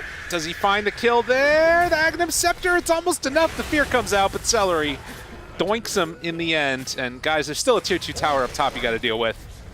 As, well, Gaming Gladiators going to take mid for sure. Yeah, Frenzy put onto Quinn. Tower going to drop in seconds. Has the Shiva's guard even completed. They will force out another glyph here, but we are even seeing the Boots of Baron, and yeah, given the tips to Dyrachyo, I mean, Quinn shut him down mid. I feel like Dyrachyo played very well this game too. I actually, do we have a hook accuracy? I swear it's like 85+%. He's landed every single one of them. That is a lie. 50. I don't believe that. Some of those were farming, surely. That's what it was. There's no other way. Quinn finds him. The life break comes out in time. Pops the BKB, ready to fight, but he goes down. Oh, hold up. No buyback. Have you gone too far? Gaming Gladiators, I mean, they did take the range racks at the very least, but have to get the hell out of here. Quinn can bleed on the Huskar this game, it seems. But maybe just once. Can Liquid make more of it? Dude, those crits starting to hit very hard. Yeah, he definitely hooked creeps. He hooked the catapults and stuff like that. Don't count. Those are intentional. The Speaking of catapult, take it down. Oh, can they get it? No. All right, melee Rex will regen, and they have a tree, so it's going to get armored. Okay, so hear me out. Step 1. Hear me out. There's a way. There's a chance. It's not a very big chance, but, you know, you keep killing Quinn, maybe. I think they got to kill him like 5 or 6 more times, it feels like. That might be excessive. We'll go with like 4 or 5. Okay. Still feels like a huge hill to climb, but they do have small answers. Silver Edge done on Mickey, and starting to get toward, I mean, something on Tanisha. He still feels so fragile. Lincoln's just more avenues to survive. Yeah. I mean, Huskar presents, like you said, so many different challenges. There was that weird, like, bugging out thing that happened with the Huskar and the Ember floating around. I don't know what that was. Maybe they can remnant him back to base if he life breaks wrong, and Nisha pulls him into Fountain. Maybe that's the play that they got to do. I like that. Because it does still feel... See, that hook doesn't count. That was going for a catapult. That wasn't a miss. So keep that one. We're still at 50, I guess. He didn't hit the catapult either, so... Well, damn it. DD down bottom. And what are we, 20 seconds until Roche is capable of respawning? Yep. Again, if you're Liquid, just looking to buy time by any means necessary. Buy time. Just, even with that time, it's... Are they going to be able to deal with the damage before it comes to them? Right. Because it just feels like everybody is so strong now. All the cores on the side of Gaming Gladiators are pumping out that damage. So, got to solve the Huskar, got to solve this Pudge, and even this Beastmaster, who is completely recovered and just jumping in the face of people. And as you mentioned, sort of you saw there on that little graph, the mixed damage that they have. Yeah. Both physical and magical. It's really hard for them to itemize to deal with. And Dyrachyo has a full refresher after Lotus, so all this plus armor, it's going to make this targeting for the Drow really difficult, and now he's also got double BKB. They find Nisha. Roar comes out. Fear still there for a while, but Quinn not with the rest of the team. Do they want to take this? No, Liquid don't feel comfortable fighting outside of their base. Dyrachyo didn't want to use, I guess, didn't want to BKB and bite. I hung on to the first one. Did they get anything out of him, though? I mean, I don't think so. No, oh, they got BKB. They did, okay. BKB So, off I mean, Nisha. Yeah, BKB for bite. Yeah, works out. And the Roche is going to respawn, so there's going to be no BKB for Nisha for this Roche contestant if Gaming Gladiator scouts it, which they should with the Hawk or a board. It was almost an instant spawn, so they might not be fully aware of that. Yeah. And you can see, they're just trying to clean up the lanes. They're hunting. Dyrachyo, always on the prowl. Finds himself one, hook in, and quick kill there on the Boxy. He's killing it. 8, 3, and 10. 12 flesh heap stacks. So Liquid see that Roche is up. Zai has a spider in there. Okay. On the side of Gaming Gladiators, nothing in the pit yet. Just when will they have all the damage on the cores to deal with 3 opposing cores that they're playing against? It feels like they each need not just the next item, but the one after that one. As they find Insania again, they will run him down here. Celery pulls him into position. Tofu actually the one that gets the last touch there. Where's the Insania? I guess passed the gem off a little bit earlier. Yeah. I gave it to Nisha. Okay. Because he was carrying it for some time. We'll keep that alive. 5,000 gold lead. Still haven't scouted the Roche, though. Yeah. Playing it a little bit more to try and shut down, it feels like, what Liquid is doing. They do have the Lincoln Sphere now, though, so the time bought, this is somewhat relevant. It's still like the damage is not there.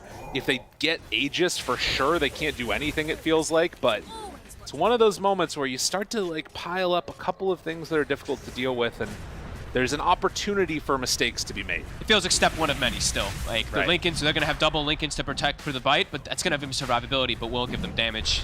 No. So Mickey, he's queued up the rapier, just an FYI. So I think, yeah, that's indicative of how they're feeling probably about the game. I like the blink, to be honest, against the Huskar, you know? Yeah. Get him to just jump for forever. I think jumping them into tier 4s, jumping them into the fountain probably feels like the only way that they're going to deal with this Aegis push that's coming out here. And refresher on that Beastmaster. Oh boy. So all the answers in the world. Also has the Boots of Baron, which we saw earlier. Love that item. Love to see it get picked up. But it feels now that Gaming Gladiators trying to end it on this Aegis. Yeah. Let's see if they're going to be able to. Very difficult for Liquid to hold here. Mid's already pushing in. They have full healed the racks, of course, but can they hang on here? Trying to kill off that Hawk. Do manage to get it. Keep in mind, Liquid, they have not lost a game this entire DPC. Can they finally do it now with a little bit of help from the Huskar cheese? They're well on their way to making it happen. Duraccio. Oh, he's just waiting for a hook opportunity. Okay. Spots him there. Doesn't manage to connect. I like how he's just holding the eye the whole game on the Pudge, too. The eye of his ear. So he's got that extra range to save his buddies or to get the bite / hook. Tier 2 tower goes down bottom. The slow push is coming in. And you can see that they're actually not even going for the all-in play. They've got 3.5 minutes on this Aegis, but Quinn trying to build up some more gold there. I mean, they're continuing to scale way harder, right? Right. So the itemization, if he gets AC, then they've got the Drow completely answered. They've got Shiva's AC. They've got all these auras of plus armor to deal with her. So yeah, it feels like for Gaming Gladiators, they probably can look to end it with this Aegis, but not necessarily with the lead that they have. I just saw Duraccio rubbing his head. It's like one hand on the mouse, everybody else just chilling. Now he's back to it again. They're all trapped in the base, right? Yeah. So he's like, yep, just one of these games. I feel like there's an element of this too, of break their spirit, make them feel bad, you know? Try and keep them in the base longer. Definitely. Make Liquid suffer. 30k goal lead now, and Liquid can't do a thing about it. They can't get outside at all. No Philly Stone either, if I'm not mistaken. I don't believe so. I was checking on Insania. Insania's just been holding Seeds of Serenity. Oh, that feels bad. Oh, God. One of the worst neutral items. Dude, I love that item. The Verdurous Dale. Verdurous Dale, my favorite. Yeah. Look at it. It's so verdurous. To verdure, that's what it means, right? But it's green pasture or something like that. Green, some type of thing with plants. Yeah, I remember it from my Magic the Gathering cards. Oh, look at that. There's a spell that had that word in it. I just know it's a green card. Yep. Nisha. Makes sense. Nish, I mean, look at the way they have to play. Nisha's like, I gotta walk over here. Oh God, there's a Pudge Illusion. Dude, they got a ward. He's fine. He's really happy over here. Mickey, he's laughing about it. They're trapped, and they're just farming the whole map on Gaming Gladiators. Help! Quinn has AC finished. He's almost 25. And ready to head on up. All right, this might be the timing to go for this. So 1.5 minutes left on this Aegis. They are being incredibly safe about their positioning. Will have the lift back if they want, or they can just send the little dragon guy up there. Rachio blinks in. So many ways to save each other. Force staff there. Still not wanting to pressure the high ground. The hook goes out, not going to connect. Ace lifts. Pulls him away. Broken. Roar. It's a good connection. Keeps him alive. They eat him up with the Pudge to get him out of harm's way. Okay. But Quinn popped his BKB. There it is. The hook and then the Remnant away. I mean, you're seeing how much they're respecting Liquid in their high ground defense. They don't want to go up here. Chance? Can't connect, though, onto Zai. Yeah, they tried to go for, like, break the Linken's play into Blink Roar, but he gets glimmered, and they didn't have vision up in the back lines. Still a bit difficult for them to commit onto this Drow, unless they get a hook. Duracho, can he make the magic happen? Quinn gets broken, gets lifted out, gets eaten. Just like that, he's fine. Yeah, they've got nice saves. The lifts and those bites. You know what I like? I want to imagine. Hold on. Hook. Able to dodge that one. Quinn still glimmered. Lotus backs away. I want to imagine that they're sending all the spiders out there to lag the game so it's harder to save them. This is the next level play. This is what they must do. Duracho, jump in, finds him. Trying to bring down Mickey, but Duracho in very far and not able to get that much out of it. But they jump and they find him. Nisha in trouble, gonna get roared. They have some good damage. Quinn, does he bring him down in time though? Yes. Ace, he's popped his BKB, already used the refresher. Boots a berry, and they have another round of BKBs ready to go. Finds Zai, gonna kill him off too. This is buybacks coming out fast and furious, and Zai looking to escape on that spider is burning down very low and eventually will fall. The big jump on Anisha. They find him there with the taunt, the disarm onto several, but Nisha's still alive only for a moment. He too is going to burn to death. An ultra kill for Quinn, trying to find it, and the rampage to end it off for the dirty Huskar picker. Look at him in the camera. He's happy. He's like, yeah, you just got Huskar, bro. Either way, even if they did get Huskar last pick, a good game, a really nice game from Gaming Gladiators. The aggression that they put on, understanding how to bail Ace out of like his bad scenario that he was in, you know, giving him the mid lane so he catches up, making space elsewhere so he can farm Ancients and stuff. A really good game from Gaming Gladiators. And Liquid, they were on the back foot the whole time this time. Yeah, I mean, it started from the very beginning where you could see Liquid needing to sort of make weird things happen in the draft where they ran boxy mid to like 2v1 the lane for a second. And then that meant I had a bad time, and it was just like brr, brr, brr, brr, brr, and all felt bad. Yeah. That was my voice for when things go bad. When things go bad, it's a good one. I'm trying to think of what you can even do as Liquid to salvage when you see the Huskar pick. It's like, do you just like maybe put like Ember safe lane and put Drow mid or something? I don't even know if that's even an option. Maybe it's not possible. That's why Quinn, of course, goes for this pick. It was an amazing last pick, Huskar, but also the way that they rounded the draft out before that pick. The draft looked great. They played it great. Never gave any hope to Liquid, and they got every single Roche for Quinn. So, yeah, good on Gaming Gladiators. They made them bleed. They did. That's, I think, the big thing to me that's standing out is that Liquid, they get taken down a series. It did require some, like, shenanigans with the last pick, and I have a feeling that if they pick Ember, they're going to ban Huskar going forward. But regardless, a very solid win. Gaming Gladiators force it to a game number 3. The panel was mostly right. They nailed it. Something I never thought I would be saying on a Liquid series here in 201 is that we are going to a game number 3. Gaming Gladiators found the recipe to be able to break with what felt like an unbreakable team, and it was a last pick Huskar. Gaming Gladiators. What team is Amar on now? Enigma Galaxy. Huskar enjoyers right in the middle. I ruined my own joke with my stupid brain. It's alright, it was still good. It was still good. Gaming Gladiators, though, it was that last pick. It needed to be a gotcha. It needed to be something that would definitely blow our minds, I would say. Yeah, and it basically deconstructed the entire game from Liquid. You know, when we're thinking about Liquid, it's always Nisha either being super active on the side lanes, heroes coming to him to help him find fights. When you have a Huskar versus Ember, you can do nothing. Ember has to go jungle. He doesn't have the resources or levels to ever make plays on the map. You have to just soak what you can. So all of Liquid's success in the last 11 games with their wins fully dismantled from a pick. And yeah, this is a time in a draft where one pick has won you the game. Quinn 15-2-15. Yeah, just styling, getting a rampage as well. We've seen Liquid somewhat struggle a little bit in lanes. I'm not going to say lose, but we have seen a game or two where lanes aren't fully in their favor, but they've still been able to bounce back.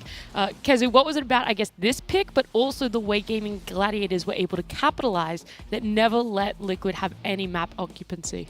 I think one of the things we haven't seen before is that Nisha has a hard game and him not being able to rotate around the map. And I think that's really what they need. And obviously in this game they couldn't have it because this is probably the dirtiest last pick I've seen in the DPC. And like rightfully so, it did win him the game. I do think for Gaming Gladiators for the next game, something they need to shape up is their offlane. Okay. They kind of could cheat through it this game too because Quinn had such a good lane. The Beastmaster could take the mid and kind of come back into the game, which in other games you may not have this option. So if you're Liquid, I think this is one of the games that you can ride off a bit easier to... Oh crap, we forgot about the last pick. There's an asterisk on the L for sure. Like if you're a Liquid fan, you're like, but it's a Huskar, you know? Well, then but okay, the Doracio Pudge, I want to see it again. I wanted to see it. Yeah. You stole my talking Sorry. No, I hate you. Doracio Pudge, hype it up more. This guy owned bot. They own bot. This man hits so many hooks. My God. I mean, like you can talk about how bad this mid lane went, but bot lane also went pretty badly for Liquid. I don't think Brood got nearly as much as she was hoping to from the lane.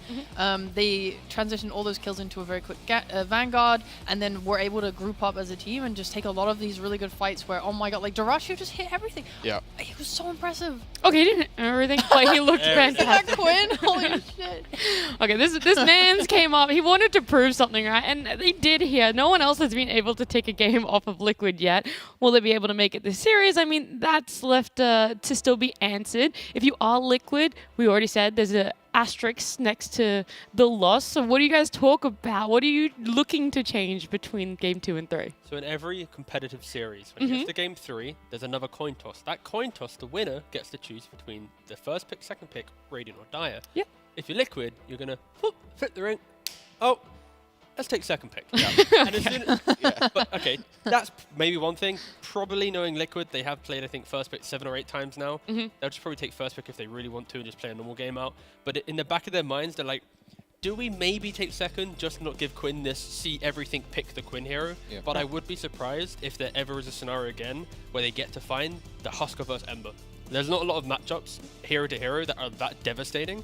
It literally is like Huskar Ember is like here, and the other like counters are kind of like middling, you know? There's ways to deal with it. So I think if they are picking Ember, they might ban Huskar next time, but yeah, maybe the pick order might be a big factor coming into next series, or it's not. Is it going to be a coin toss here on the panel as to whether we give MVP to Quinn or Doracio? We'll give it to Quinn, of Has course. to go to Quinn? I'm going to Doracio. Wow. I knew you wouldn't say Quinn. I knew someone would say Quinn. He deserves it. I get it. But I would feel dirty. Last pick Huskar. I mean, he just imagine runs it down lanes. Yeah, but I here's can the do thing. that too. If he hadn't done that, they might not have won the game. All right. Yeah, and then MVP would have been That something makes good it way. way. Do you maybe want No, we give it to the drafter. Exactly. I knew where you were going. I knew where you were going. Quinn called for that. I'm sorry. Quinn He was probably like, did. he was So like, if you So it ask goes him. to Quinn again. Ask him. If they win, they have to win for us to ask him. It has to go to He needs another Huskar then.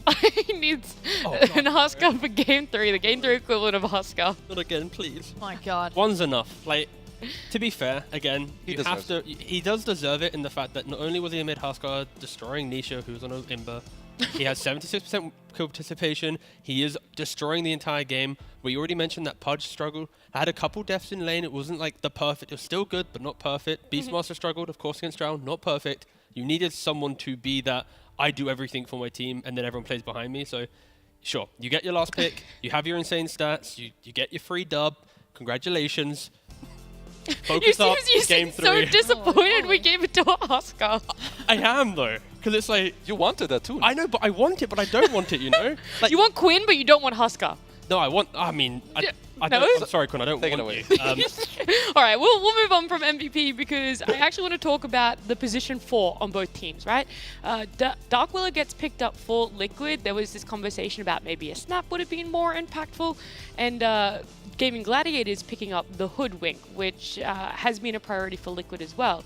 So when it comes to position 4s, do you think that there was a massive difference in how they were enabling their off lanes, but also the rest of the team? I mean, I would love to know how many times it was Pudge that killed the Dark Willow, because every time I saw that boy, he was just getting like walked down. He's in his Shadow Realm, it doesn't matter. He's just getting like rotted down.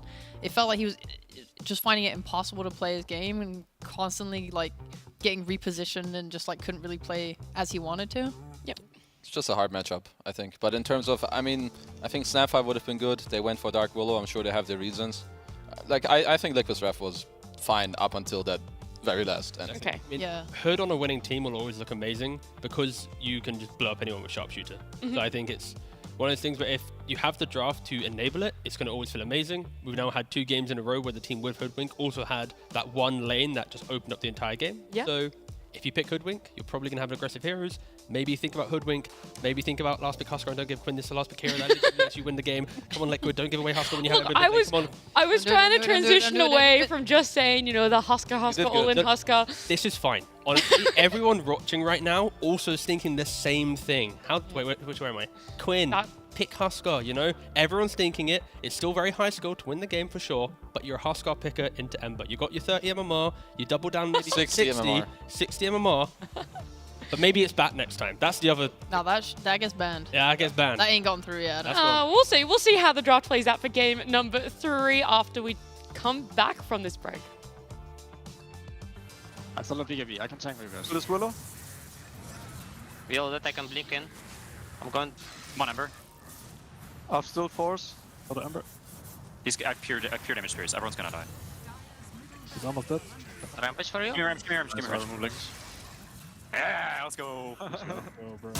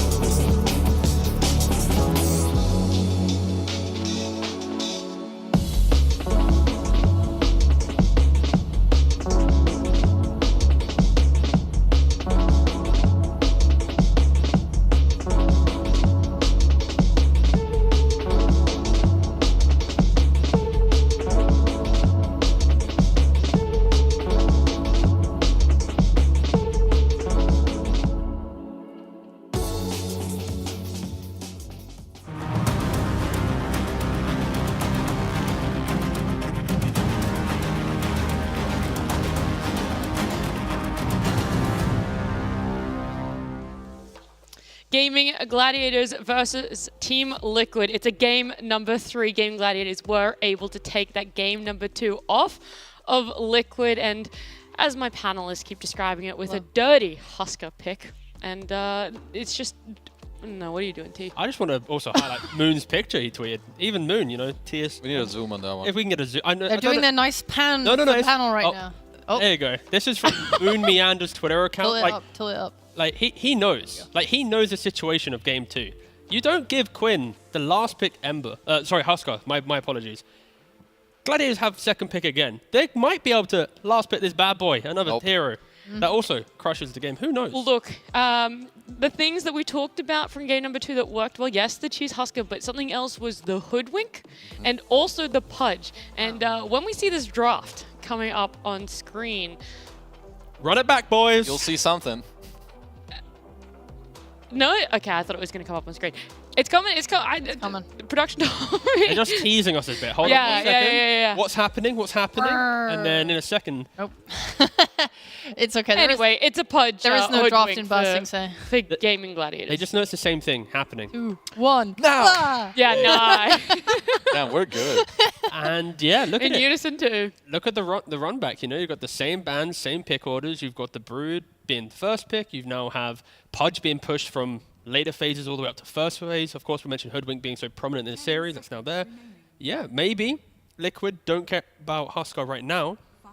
But if they pick Ember, they might. But they will. They might just ignore Ember. To be There is the More difference. important. Oh. Yeah. Okay, Insania first of all, Rubik? no, I was going to say that Nisha had his legs up on the table. So that if that was the gamer pose, if you ever want to be really good as Nisha, you should put your feet on the desk when you play or draft or do anything. How on the desk? Like, I mean, he was had it them angled? up, bro. Was He it- had them up. Oh, he was like full recline. that was his taken back position. When, you know, beat him so hard, he had to then readjust, you know. So maybe you don't want him to go to this position because it's the last one he had when in the last game, you know. You're right. You're right. There's a lot of meta game that you think about posturing. Yeah, it's not just the draft, the Yep. execution, it's that mental warfare. So many too. factors in how you sit. Yes. There's lots of factors in general. Blitz has got his lucky Phoebe Bridgers. Well, not that lucky. jumper They on. lost the game. Yeah, I mean, Might have to burn it after this one. he probably should. He should go back to the dead inside, whatever it was. I feel that he nothing. wore last time. That's Yeah, the one that enabled them. Yeah. Anyway, no draft. I did want to point out that Team Liquid picked up Rubik. It was essentially picked by Gaming Gladiators in Game 1 and Game 2. So Insania getting now a hero that he has looked so phenomenal on so far this DPC tour. I mean, I guess this time around they didn't have like this others. I mean, they decided to skip the Treant. First of all, I think there's less impact from what you see so far, and perhaps they want a little more damage this time around. So I don't blame them. One of the better heroes, close out the phase with it. And Gaming Gladiators, I do like that they did push the Pudge, you know, forward, because that hero would have gotten banned. After last game, you saw the matchup. Liquid have the Brood again, so they would have banned it. So I like this a lot. Will Pudge still have as much of an impact being first phase? Like, how easy is it now to counter and to really focus and shut down a Pudge lane? I think it's more like you pick Pudge how you pick Naga into Brood. You know you're going to have a good 7-8 minutes in the lane. We even saw in the CS Pudge in the previous game, that is like 18 to Brood's 6-7 or whatever it was. It was very minimal. So I think it's more you secure that, and then on the rest of your heroes, you make sure you have a little bit more fight, and they themselves take up the tree. Yeah, I feel like it's going to emulate the same type of play, just super aggressive. This feels like it could easily, if Liquid go weak here, be like a Darkseer pick to round out the second phase. You put Tree plus Darkseer in the side lane, you enable the Pudge for that aggression. I think we saw it in Game 2 of Entity earlier today. Maybe not the Darkseer, but we saw a Pudge. But anyway, you get the point. Aggression. I got the point. Go in, run at them. Yeah. Where do you guys want to see Liquid take this draft now? Maybe the Snapfire this time around. Yep. I would love a Snapfire, but we that's go. just, I'm biased. We'd all love a Snapfire, but maybe we just get the Dark Willow. Who knows? I don't want to see that again. I just don't think that lane was strong enough. You saw how good the Hoodwink was in Game 1 for them. Yep. Like, I think I'm very confident in Zai's Brood, and looking at last game as well, I think the lane was like on the cusp of being them winning it. So I just didn't feel the Dark Willow. It felt too easy for them to kill her at any real point. So just any better trading support. They could even put this Rubik there and just pick a different 5. Yeah. And I think that would make me pretty confident. Yeah. Yeah. There's another support I liked, but I don't know if Liquid will fit it into their draft or how much Boxy likes to play it. It's Phoenix.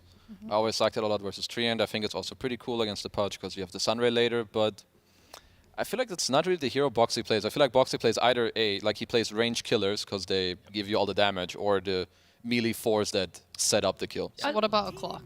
Oh, I was going to say, what about Insania then playing a Phoenix? And then you give Boxy the Rubik. That can work. Oh, yeah. Just shuffle it around a little bit, you know? I think it's 5-head. cool in concept. They just not demonstrated that play style that Phoenix forces a team to have. If they were to do it, it would be a big shift in their overall idea. And to do that after one loss would be a little bit intriguing. I think they've done other play styles so well that they don't need to dip too quickly, at least with the DP. Most likely just going to be some mid-death profit, you would assume. There's no real flexibility with a Brood, of course. So for Liquid, it's just now picking a strong mid laner. It's hard to bully out Death Prophet. Lena's already banned out. You don't really care about Quap. You don't really care about these other heroes. So should be a pretty stable lane, and yeah, now you pick up on dying. Liquid are like, please, we don't want to have this awkward, we lose one lane so hard that everything else doesn't work out. They have super robust lanes this time around. Isn't this the Quinn sniper game?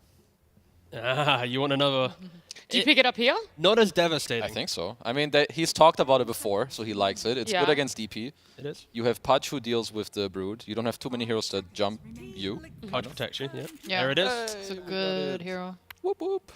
All right, call the bans. Let's go. You guys both got one. I don't want to. What? Next one. Okay, hold on. I'm thinking. What do they need? We need What a do carry. we need? Team Liquid's ban. All right, I'm going to see a slot carry band. Okay, out okay. from That's a Game good and one. Gladiators. That's my band. There you go. You guess now.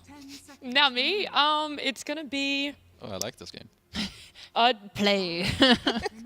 I have no idea. Why would you ever pick Bro, like you're that? so good at picking heroes in That the is boss true. phase. Just literally choose one, it'll probably get banned. Go Say it. Spectre for Gladiators banning Spectre. It's a little bit easy for Liquid to play on that. Scardy Buyer as well. You'll eventually have relatively okay time, but the issue with Pudge, Spectre, the issue with Sniper plus Pudge is to kill off the Pudge, the Sniper will just hug him. So it's like if you jump on the Pudge, Sniper will just pew you and kill you off. And then if you jump the Sniper, Pudge will probably be there to save, maybe even go Shard down the line. It's actually kind of an annoying combo if they get to their items. All right, what's your ban, Kazu? Huh? Yeah. Kezu? Kezu. I would have been Spectre. Wait, Slark, Nat my didn't even panelist. guess yet. Nat didn't even guess yet. I would have said Morphling. Just kidding. No, you wouldn't. Of course not. She's directing Yeah. away. Make Yeah. her choose. Choose. Tide. Tide? Yeah, I don't know. I just said no flame hero. The first came to mind. We take those. That's all I could think about. I'm sorry. To be fair, it'd be relatively okay for Gladiators. Yeah. Like they, But Liquid have to pick first. So it's, yeah. Yeah. You'll see some stuff, get the information, and bada bing, bada boom, you pick a different hero. So, yeah. I mean, Liquid, I think in order to have a chance of playing their lineup the way they want to, they need someone that can go in. Because right now, your Brood running in alone won't achieve much. Your DP running in alone or with Brood also doesn't accumulate too much. So you need someone who kind of brings it together.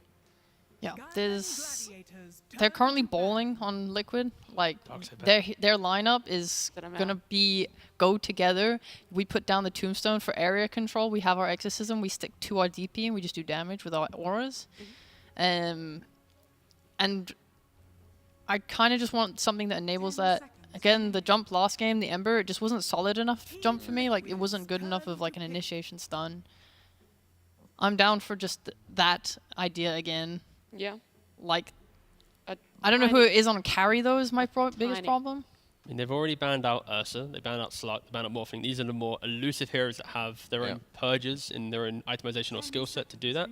I think not banning the Spectre from Gladiators, it's more of a, if you want to pick it, we will just be able to run over you before it comes online. And they know that their lane should be strong enough to rebuttal the threat of a Brood DP. So that's why a bigger carry like that, they're not too afraid of.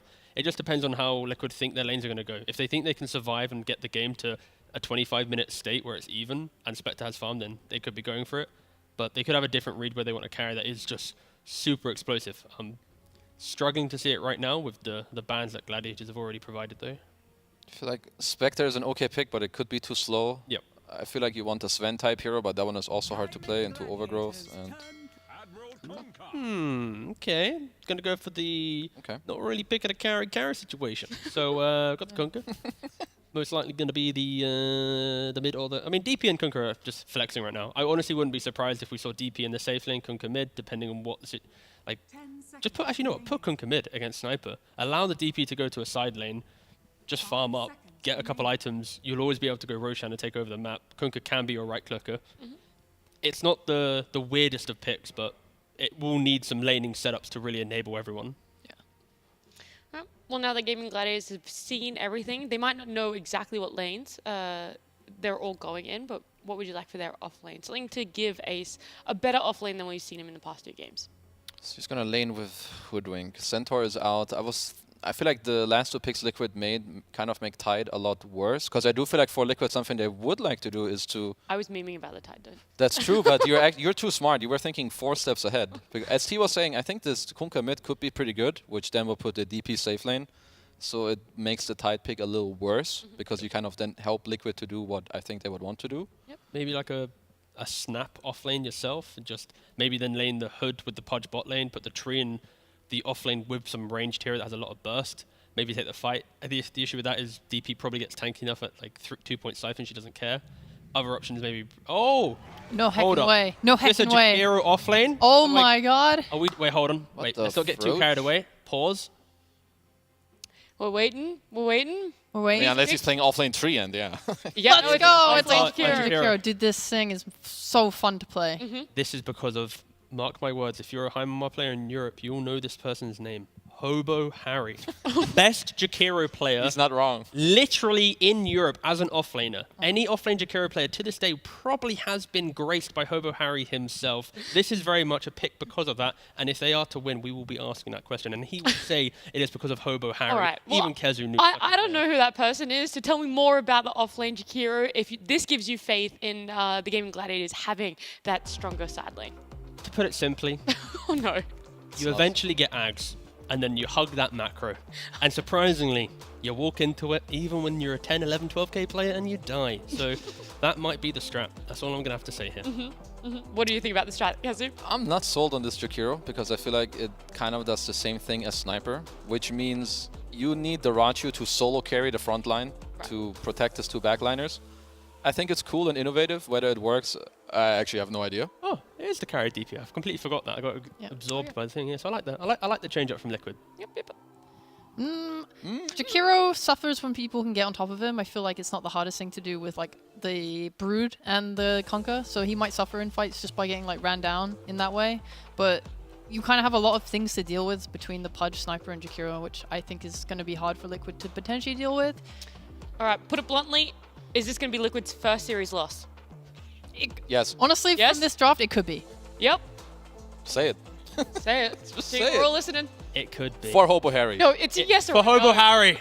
Yes, it is. Gladiators will win for Hobo Harry. Alrighty, well, let's jump on into game number 3. It's Fogged and Lyrical.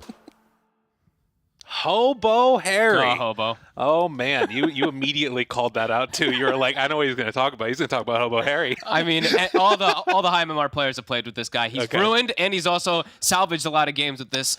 That feels like it's going to be. I mean, Gaming Gladiators have made some fun strategies already work in this DPC. They're IO Witch Doctor, Ace now, going with his Jakiro, but it's into a Rubik. So that is my big concern. So you actually just, every spell you get is so much better. If you get Ice Path ever, it's devastating. That being said, both drafts I feel like got kind of weird. I'd say Gladiators looks a little bit more on the quote-unquote normal side, but Liquid, it's a fast-paced draft. They don't have your traditional kind of carry, but hey, from what we've seen with Liquid, they've made these type of strategies work nicely for them. But yeah, I don't know which one I'm looking at because I don't know how to feel about the Jakiro as well too. Well, you saw there the shout out right at the beginning. Game 3, William Lee, and ooh, Celery getting up close there with Mickey as well. Early boots laid out. Boxy gets his ward down quickly. Ends up having all the rest of the items being brought out to him after.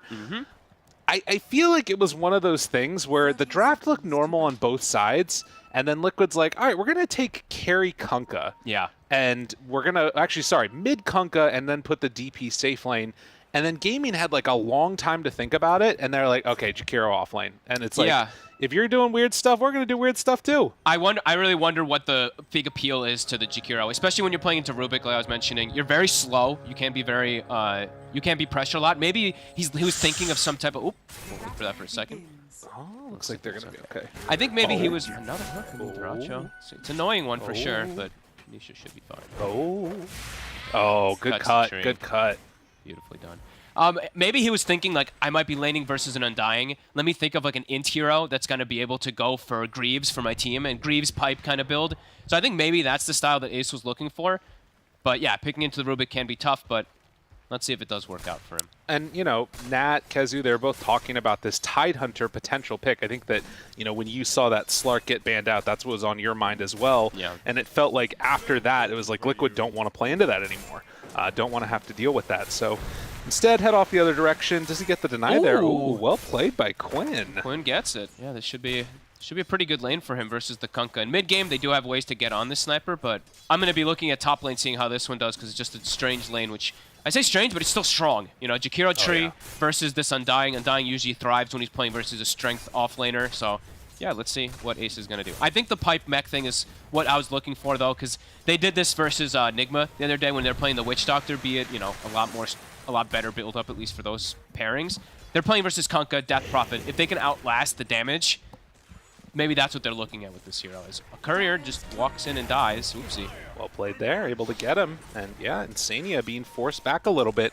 You think about how much damage he did on that tree in the last game, and well, he is going to have to sort of work double time here to sort of make it happen again on this Undying.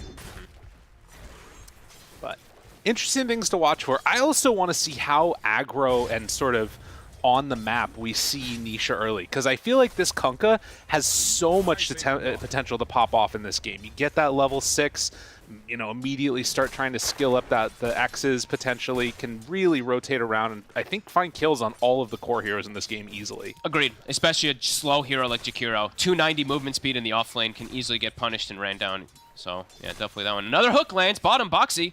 Oh, chase down, in some trouble, but Dyrachyo, he's gone in a bit too far. Fairy Fire trying to stay alive. Does he pop it? No, they can't get him away, so Zai gets the rundown. Boxy trying to escape from this one, but the bushwhack is there, so Tofu will get a return kill. And cool to see that he still does, even when he's playing Rubik as a 4 position, buys the Blightstone.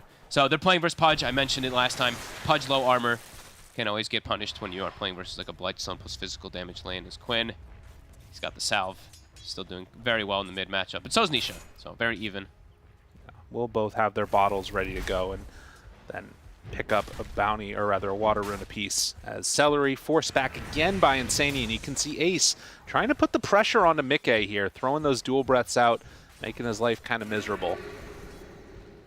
Tough to bully this Death Prophet up here with these two. Once level 3 is out, let's see how much they can do. Jakiro level 2 dual breath if he wants it. Goes for the level 2 liquid fire for now. Okay. Just constant harassment. That means not trying to like fully commit for kill, just whittle them down slowly. Another hook, but it doesn't matter. They're on top of him.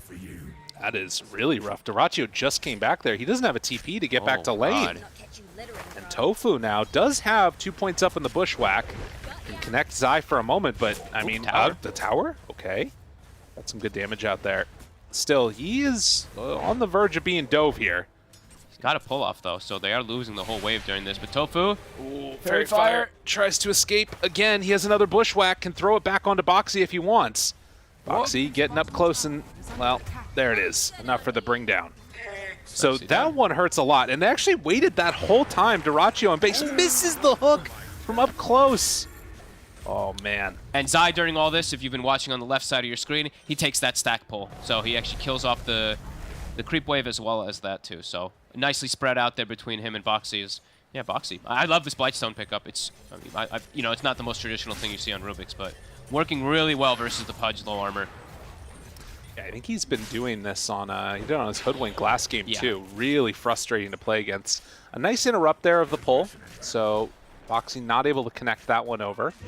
Yeah, on Hoodwink, I'd say it's like that's a core. You always go for that type of build, right? But on Rubik, it's like you want your boots, you want your arcane. So it's cool to see slight little adaptation. And yeah, this bottom lane looks rough now for the side of Gaming Gladiators. I don't really know how Dyrachyo stays down here too confidently unless they start landing hooks under towers.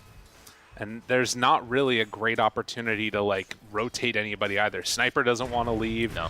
Ace definitely needs the tree in this lane, otherwise he gets sort of owned. So they're left on an island, and after those couple of kills, it's only a level 3 Pudge right now.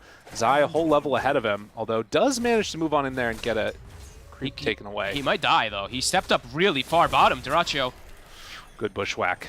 Separates them. He's got a salve, too, so he'll be okay. The sort of slight salvation, of course, that they've also got is going to be this Sniper slightly ahead of Nisha. It's not anything to super write home about, but in terms of levels, it looks like Quinn is going to hit level 6 slightly before him there. Yeah, I think the Kunkka one is much more impactful, though, right? Like Quinn, he might not even skill the Assassinate, right? Nisha, once he's got 6, someone's going to rotate. So eyes on power runes, eyes on these rotations upcoming. Now Tofu, again. Already used the bushwhack. Tries to get away, pops the stick, and run down, though, and Boxy on a killing spree here. And, I mean, you look at this. Dyrachyo could be in trouble, too. He tries to hook the catapult. Zai gets in front of it, though. Right on top of him. Nicely done. Bottom lane looking really beneficial here for Liquid. I mean, Blightstone, yeah, super good. It's really paying off. Power rune. Quinn will get it. Will be a regen. So that's a bit fortunate there, I would say, for Quinn. If it's like a haste or something top, then or DD, then you could definitely see a quick rotation, perhaps to try to set up onto him. Does have that level 6 now. Needs to be really wary. Yeah.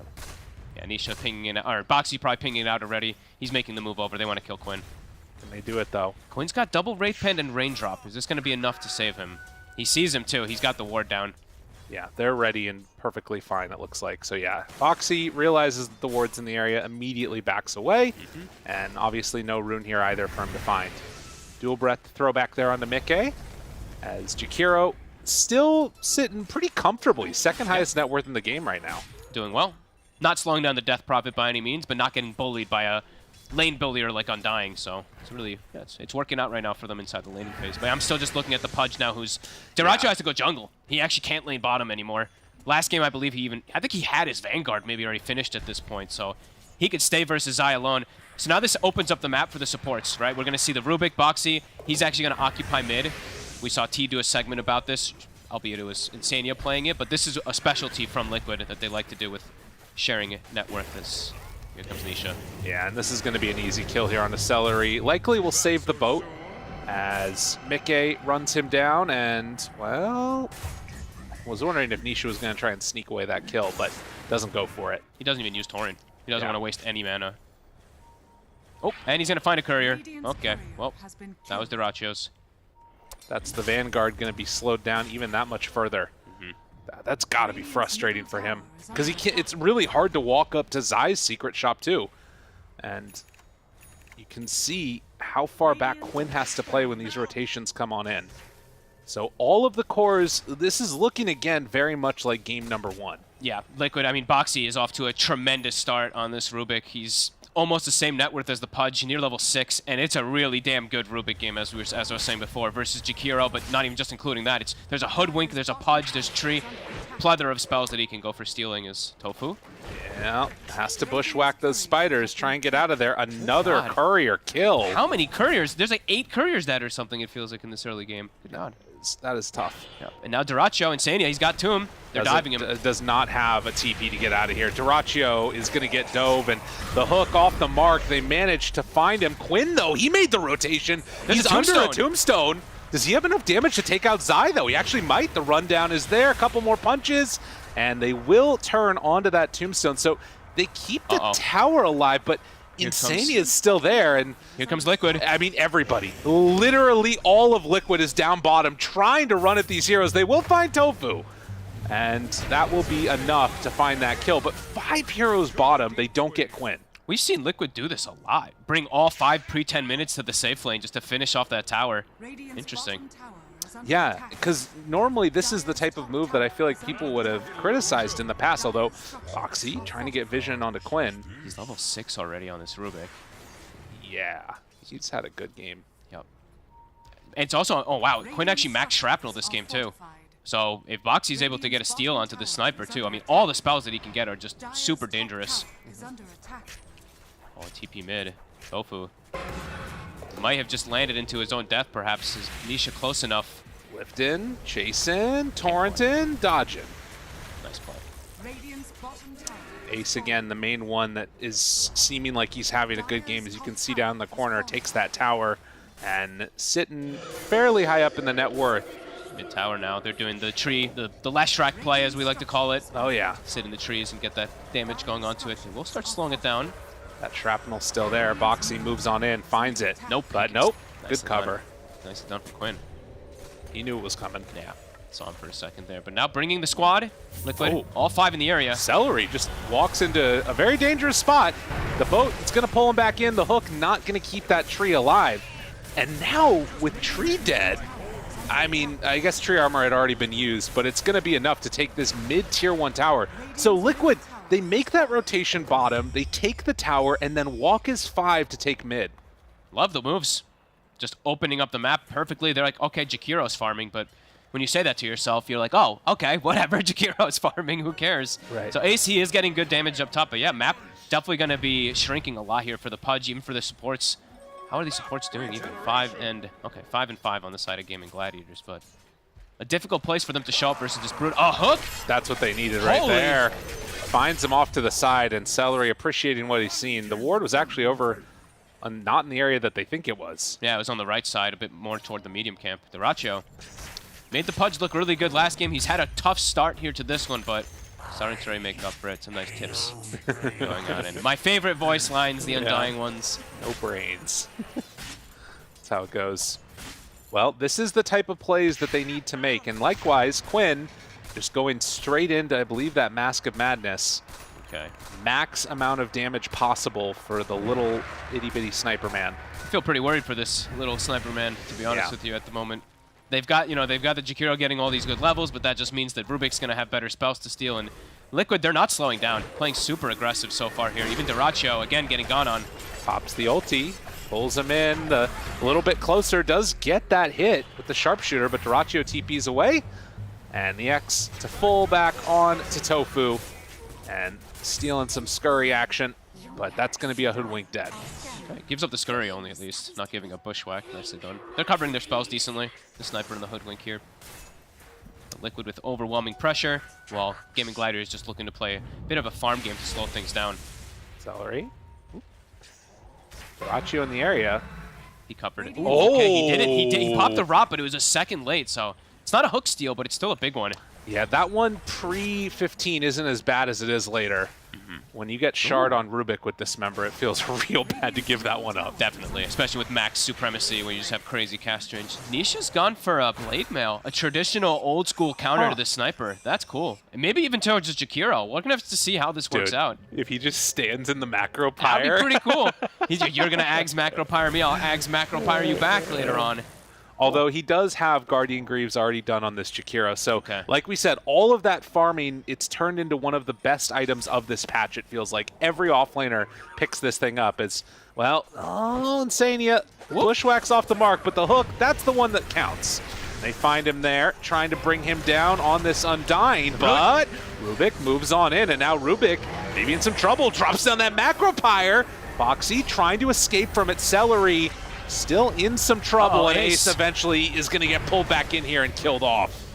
So they take down to one of them being the core, and now Zai and Mickey running forward into the rest of Gaming Gladiators. They thought they could take that fight easy. Exorcism was used. Doesn't really get too much, but either way, that's the Jakiro who's free farming off lane, showing up with Greaves and just instantly dying, also giving up a really good spell to Boxy. Dual breath maxed. Right. And you see the Greaves completed for the Jakiro. It's going to be piped for Zai. So much magic damage on this lineup. Yeah, most of the damage on the side of Gaming Gladiators early game, it's all magic. Sniper eventually is going to start doing some good physical, but for the most part, playing around Shrapnel early. Yeah, this pipe could be an excellent solution, as we saw earlier, right? Versus the Lesh, kind of similar. I've seen this so many times versus these Pudges and Leshes and stuff like that. These pipes can just change the outcomes. You can see now, too, that X marks the spot. TP's back home. They're feeling quite good, but you see Gaming Gladiators wanting to make a counter move. They have a ward up here, and they scout out Mickey. Now, this would be a big pickoff if they can get it. That ward just now expiring, too. They got to chain stun him, though. Oh, they missed the bushwhack. Hook in, though. Dodges. Well played. High five. Giving the high five to tell him to get out of here. If they don't chain stun this Death Prophet, they won't get the kill. If he gets like 2 siphons off, he's going to be just fine. So lift back. Ace. Trouble now. Has Macro Pyre again, but look at it. The Blade Mail there does have Guardian Greaves. Tries to get away, but it's not going to happen. And well, now in more trouble, Tofu is going to get dropped by Mickey. Liquid firing on all cylinders here. Oh, even getting the solo kill. Insane. And Zai's taking bottom tower. Everything's falling apart here for Gaming Gladiators. Ace has now shown up twice. This time steps up way too far forward, gets full comboed. I mean, that's one of those moments too, right? Where you look at what could have happened. If they find Mickey there, if that ward doesn't expire, if they're there a couple seconds earlier, they maybe get that kill, and it could have turned this all around. Instead, it's Liquid that little bit faster, now taking this bottom tier 2 tower and shutting down the map. And they're going to have, Mickey's actually about to have level 2 Exorcism, so some big openings for Liquid to even go for Roche next. They can just pop level 2 Exo, walk into there, and starting to feel difficult for Gaming Gladiators to take a fight into this lineup. They're just so strong at fighting early game. And Sniper, if he gets caught, if Sniper Jakiro, it feels like they get caught by an X, they're just absolutely dead in every one of these fights. So Liquid, the answers seem to be there versus Gaming Gladiators so far.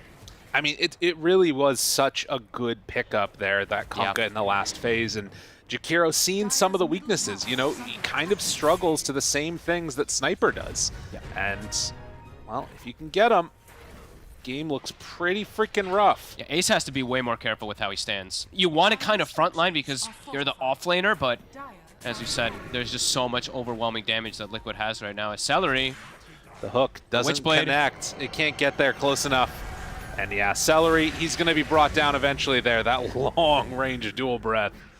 And the kill. Yep. Feels like Roche is next on the menu. They have Tombstone, they have Flesh Golem in 20, and they have Exorcism level 2 up as well. So probably look to set up some wards around the area and then just, yeah, I think they can just waltz into Roche Pit. Dude, they can't touch Nisha. Nisha is going to do whatever he wants. Yeah. Feels like most of Liquid is going to start doing whatever they want here at this point as Ace. Finds him. They've also got, after that Torrent, dude, the Blade Mail. Blade Mail. My God. With the full pullback. And now look at them, 5 heroes running together in concert saying, come deal with us. They do not appear to care all that much at all. X. And the pullback's there. The tidal wave. They're all in trouble. They're all going to die. Good God. Liquid, they are pretty strong. And 10k gold in the lead now at 17 minutes. When it's an even draft, it just feels so tough. Yeah, they're making this one looks pretty easy, just the way they're diving heroes. Ace, now third death, he shows up and just dies immediately again. They're making this offlane Jakiro look like a support. As yeah, Nisha, I love this, him buying Shard early. Looks beautiful. Like we were saying, positioning is the key for this Jakiro and Sniper, and now he can just move them out of position over and over again. And legitimately, the Blade Mail is really good. It is, it's actually owning. That's sick. Versus both, right? Versus the Sniper and the Jakiro. Nobody can really focus fire this Kunkka. Yeah, 11k gold lead. I mean, you can see some of the ideas, and I feel like the big thought that Gaming Gladiators had this game was to run with Dyrachyo up front and center on this Pudge, but that lane, it just went so poorly, and that kind of led to everything else falling apart. Now Ace has to play this frontliner instead of the Pudge. It's feeling rough. Yeah, it's feeling really awkward. Last game, like, he got such an early Vanguard because he got all these kills on Boxy, right? Like on the Willow. Yeah. This time around, it was the opposite. Boxy was the one who was getting constantly kills onto the Pudge and getting really good item timings. Yeah, Liquid feels like now they're not playing with pretty much any cooldowns. Sure, Death Prophet ult is down, but it still feels like they can get aggressive. Very, very strong couple of minutes coming up here. Spooky Spiders. Celery, as has been a problem for a little bit this game, is just going to go down. The tree will fall. Good God. I mean, well, Macro Pyre, try and kill him off. But Ace, he's in the front again. And the hook to finish. Okay, they take down Insania. But Celery already dead, and Ace, yeah, nowhere left to go for the poor old Jakiro. Just such ease to be able to catch this Jakiro. So slow. Waltzing up, gets caught by another X, gets grabbed. I mean, this is why often you see like those 4 staffs getting picked up early or something like that, but he just wasn't able to get into it quickly enough. And of course, supports can't get there either. And Quinn, oh my God, playing pretty close to the Kunkka there. They're all poor. That's really what it's coming down to. They've gone for the Shard on the Hoodwink for damage, and the tree has Arcane Boots, but yeah, nowhere near that. You know, what I have noticed is that if you have money, it helps you in Dota a little bit. You get more gold, it's pretty good. Yep. And now map, yeah, continue to shrink. There's Greaves and Pipe on Zai now. Dude. Oh my God, the Spider. He gets to play 3 games in a row and then just goes like the same item build in 2 of them and owns with it. It works. If it ain't broke, don't fix it. Well, if it is broke, fix it. Wait, what? That's Valve's job. There you go. Yep. And now Roche time, it's just going to be 2 people. They use Flesh Golem, plus Tombstone, plus Exorcism. They're going to be able to bring it down. And Quinn continues to try to find farm. He's 0-0 on this Sniper. But he's so damn fragile. He has just had to hide away that entire time. You see Insania, too, picking up that Holy Locket. So more ways to make sure that his cores survive. I like it. If Mickey can live through the fight, it's going to be a good one. That's how it feels. Nisha with a very early BKB. Yeah, this could be maybe a chance for a turnaround here. Quinn's not really that close, but they find Dyrachyo. Zai there, looking for the root. They connect onto him, but look at the damage that's coming out. It's way too much. Ace gets pulled back in, tries to bring down Zai. Do they have the damage to kill off the Spider? Quinn plinking away at him, but hides to the side, and that Holy Locket is there for the turn. They kill off the Sniper. They're going to kill them all. Well, they don't have a chance here. Dyrachyo hoping, looking, finds the kill there onto Zai. But Yeah, a Pyrrhic victory if I've ever seen one. Yeah, you know, they made them bleed once, but that's just about it. As Liquid this time around, they're just cruising right through this game. Great heals coming out from Insania, and now the push coming out. Sniper, we saw it.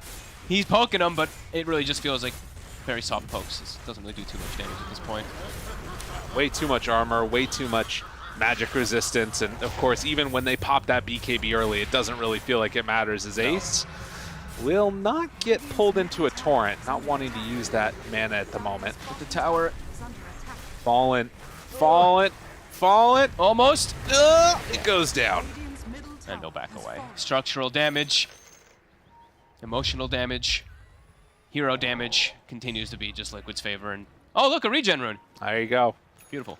I mean, the other thing is that, of course, they've also got the answer of, you know, being able to just XTP back to base if they need to. But a smoke out, and it feels like for Gaming Gladiators, this is desperation mode. Yeah, and Mickey's, look how farmed this Death Prophet is. Not only with the Aegis, but Octarine plus Witchblade, so yeah, unbelievably strong. Ratio with Ags does show on this lane. Now they're going to try and bait this out. They move right on in. They find him. The silence is there. Guardian Greaves, Macro Pyre down. Immediately Blade Mail gets obliterated. Duraccio tries to escape. They get the overgrowth. It's only to try and get out of there, but Quinn on top of them, no, they're going to fall. They don't have enough to bring down Zai. And with everybody dead again, the X connection onto Tofu. They move on out. They catch him. That might have even been a cut right there, but they find the final touch as Boxy brings him down. Celery, the last one alive.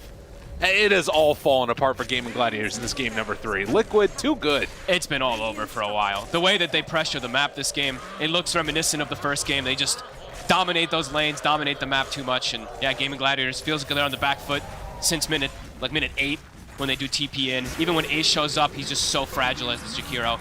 He is now below the net worth of the Rubik, and Boxy soon to surpass Quinn and Duraccio as well. Yeah, Boxy, a standout performance, as we've grown accustomed to throughout this entire DPC circuit. Liquid, across their players, are just looking in top form. Yeah, like this time, didn't give you the Huskar, we don't have an Ember, we picked safer lanes, and executed perfectly. And didn't let Duraccio get online either. Yeah. I mean, that was definitely felt like the real crux of it. And to be honest, if we think even to the last game, a lot of the thing that made Zai struggle in that one was the fact that Boxy had to stay mid for that first level. And so that kind of ruined 2 of their lanes in a way. Yeah, I mean, even Boxy's game was tough too because he kept getting hooked, and versus Pudge, it's hard as Willow. You just get ran down. Rubik has so many ways to play around it, just throwing the Pudge away and whatnot. As Boxy, see how farmed he is. I mean, all of them, of course, as we've been mentioning, but yeah, just playing perfectly off each other. What are you doing? Trying to get a spell steal, that's what. Okay, that's cool. Nice little play. Nobody's got any Yules or anything, not even close, so. Oh, did Nisha take the talent for the movement speed? He did. What the? He didn't take the Tidebringer one. That's a good call. Interesting. That's the first time in Pro Dota that this talent has been picked up, I think, actually. Dude, you know what it was? Nisha remembers when he was playing that Tusk and then Rubik was Xing him. He's like, this needs to be faster. Oh, yeah. It's true. DD in the bottle. Death Prophet level 18. Jumps in, finds one, the lift, the pullback, and right on top of him brings Quinn to the grave. They're going to find Ace, kill him off too, and with the Exorcism going, sight set on that bottom tier 3 tower. Good God. Really nice way to jump and start fights with the X. Look at this, Boxy just hunting constantly with it. Yeah, pretty cool. I like it. You can get so much distance. Yeah, it's actually pretty neat. It moves at 430 movement speed as pressure on all fronts, these last few buildings going down. They don't really have a way to contest this at all, particularly not without their other 2 cores, but the DD there, Boxy jumps in as Ice Path steals something else. It's the Boomerang. Hey, how you doing, Celery? Come on back here, why don't you? Don't quite have enough damage to kill him off, but the Ags is done on Zai. They've taken the other tier 3 tower. 2 sets of racks gone, and Duraccio, oh, can he get past the root? Nope. Now their base has been claimed. This is no longer yours. No, brood webs everywhere, spinner snare everywhere. The final racks. Gonna clean this one up here. They can keep doing these jumps too. Where do you play as Quinn? Look where Boxy can initiate from. And if they ever get anything to try and control him, there's no Yule Scepter here. There's nothing to stop it. So they're ready. Feels like anyone just dies if they get the initial catch on them. There we go. DPO's back up. Immediately jumps in right on top of that Pudge, trying to kill him off. He has a lot of regen coming in, but will it be enough? Wants to get the bite onto Mickey, but is just going to die.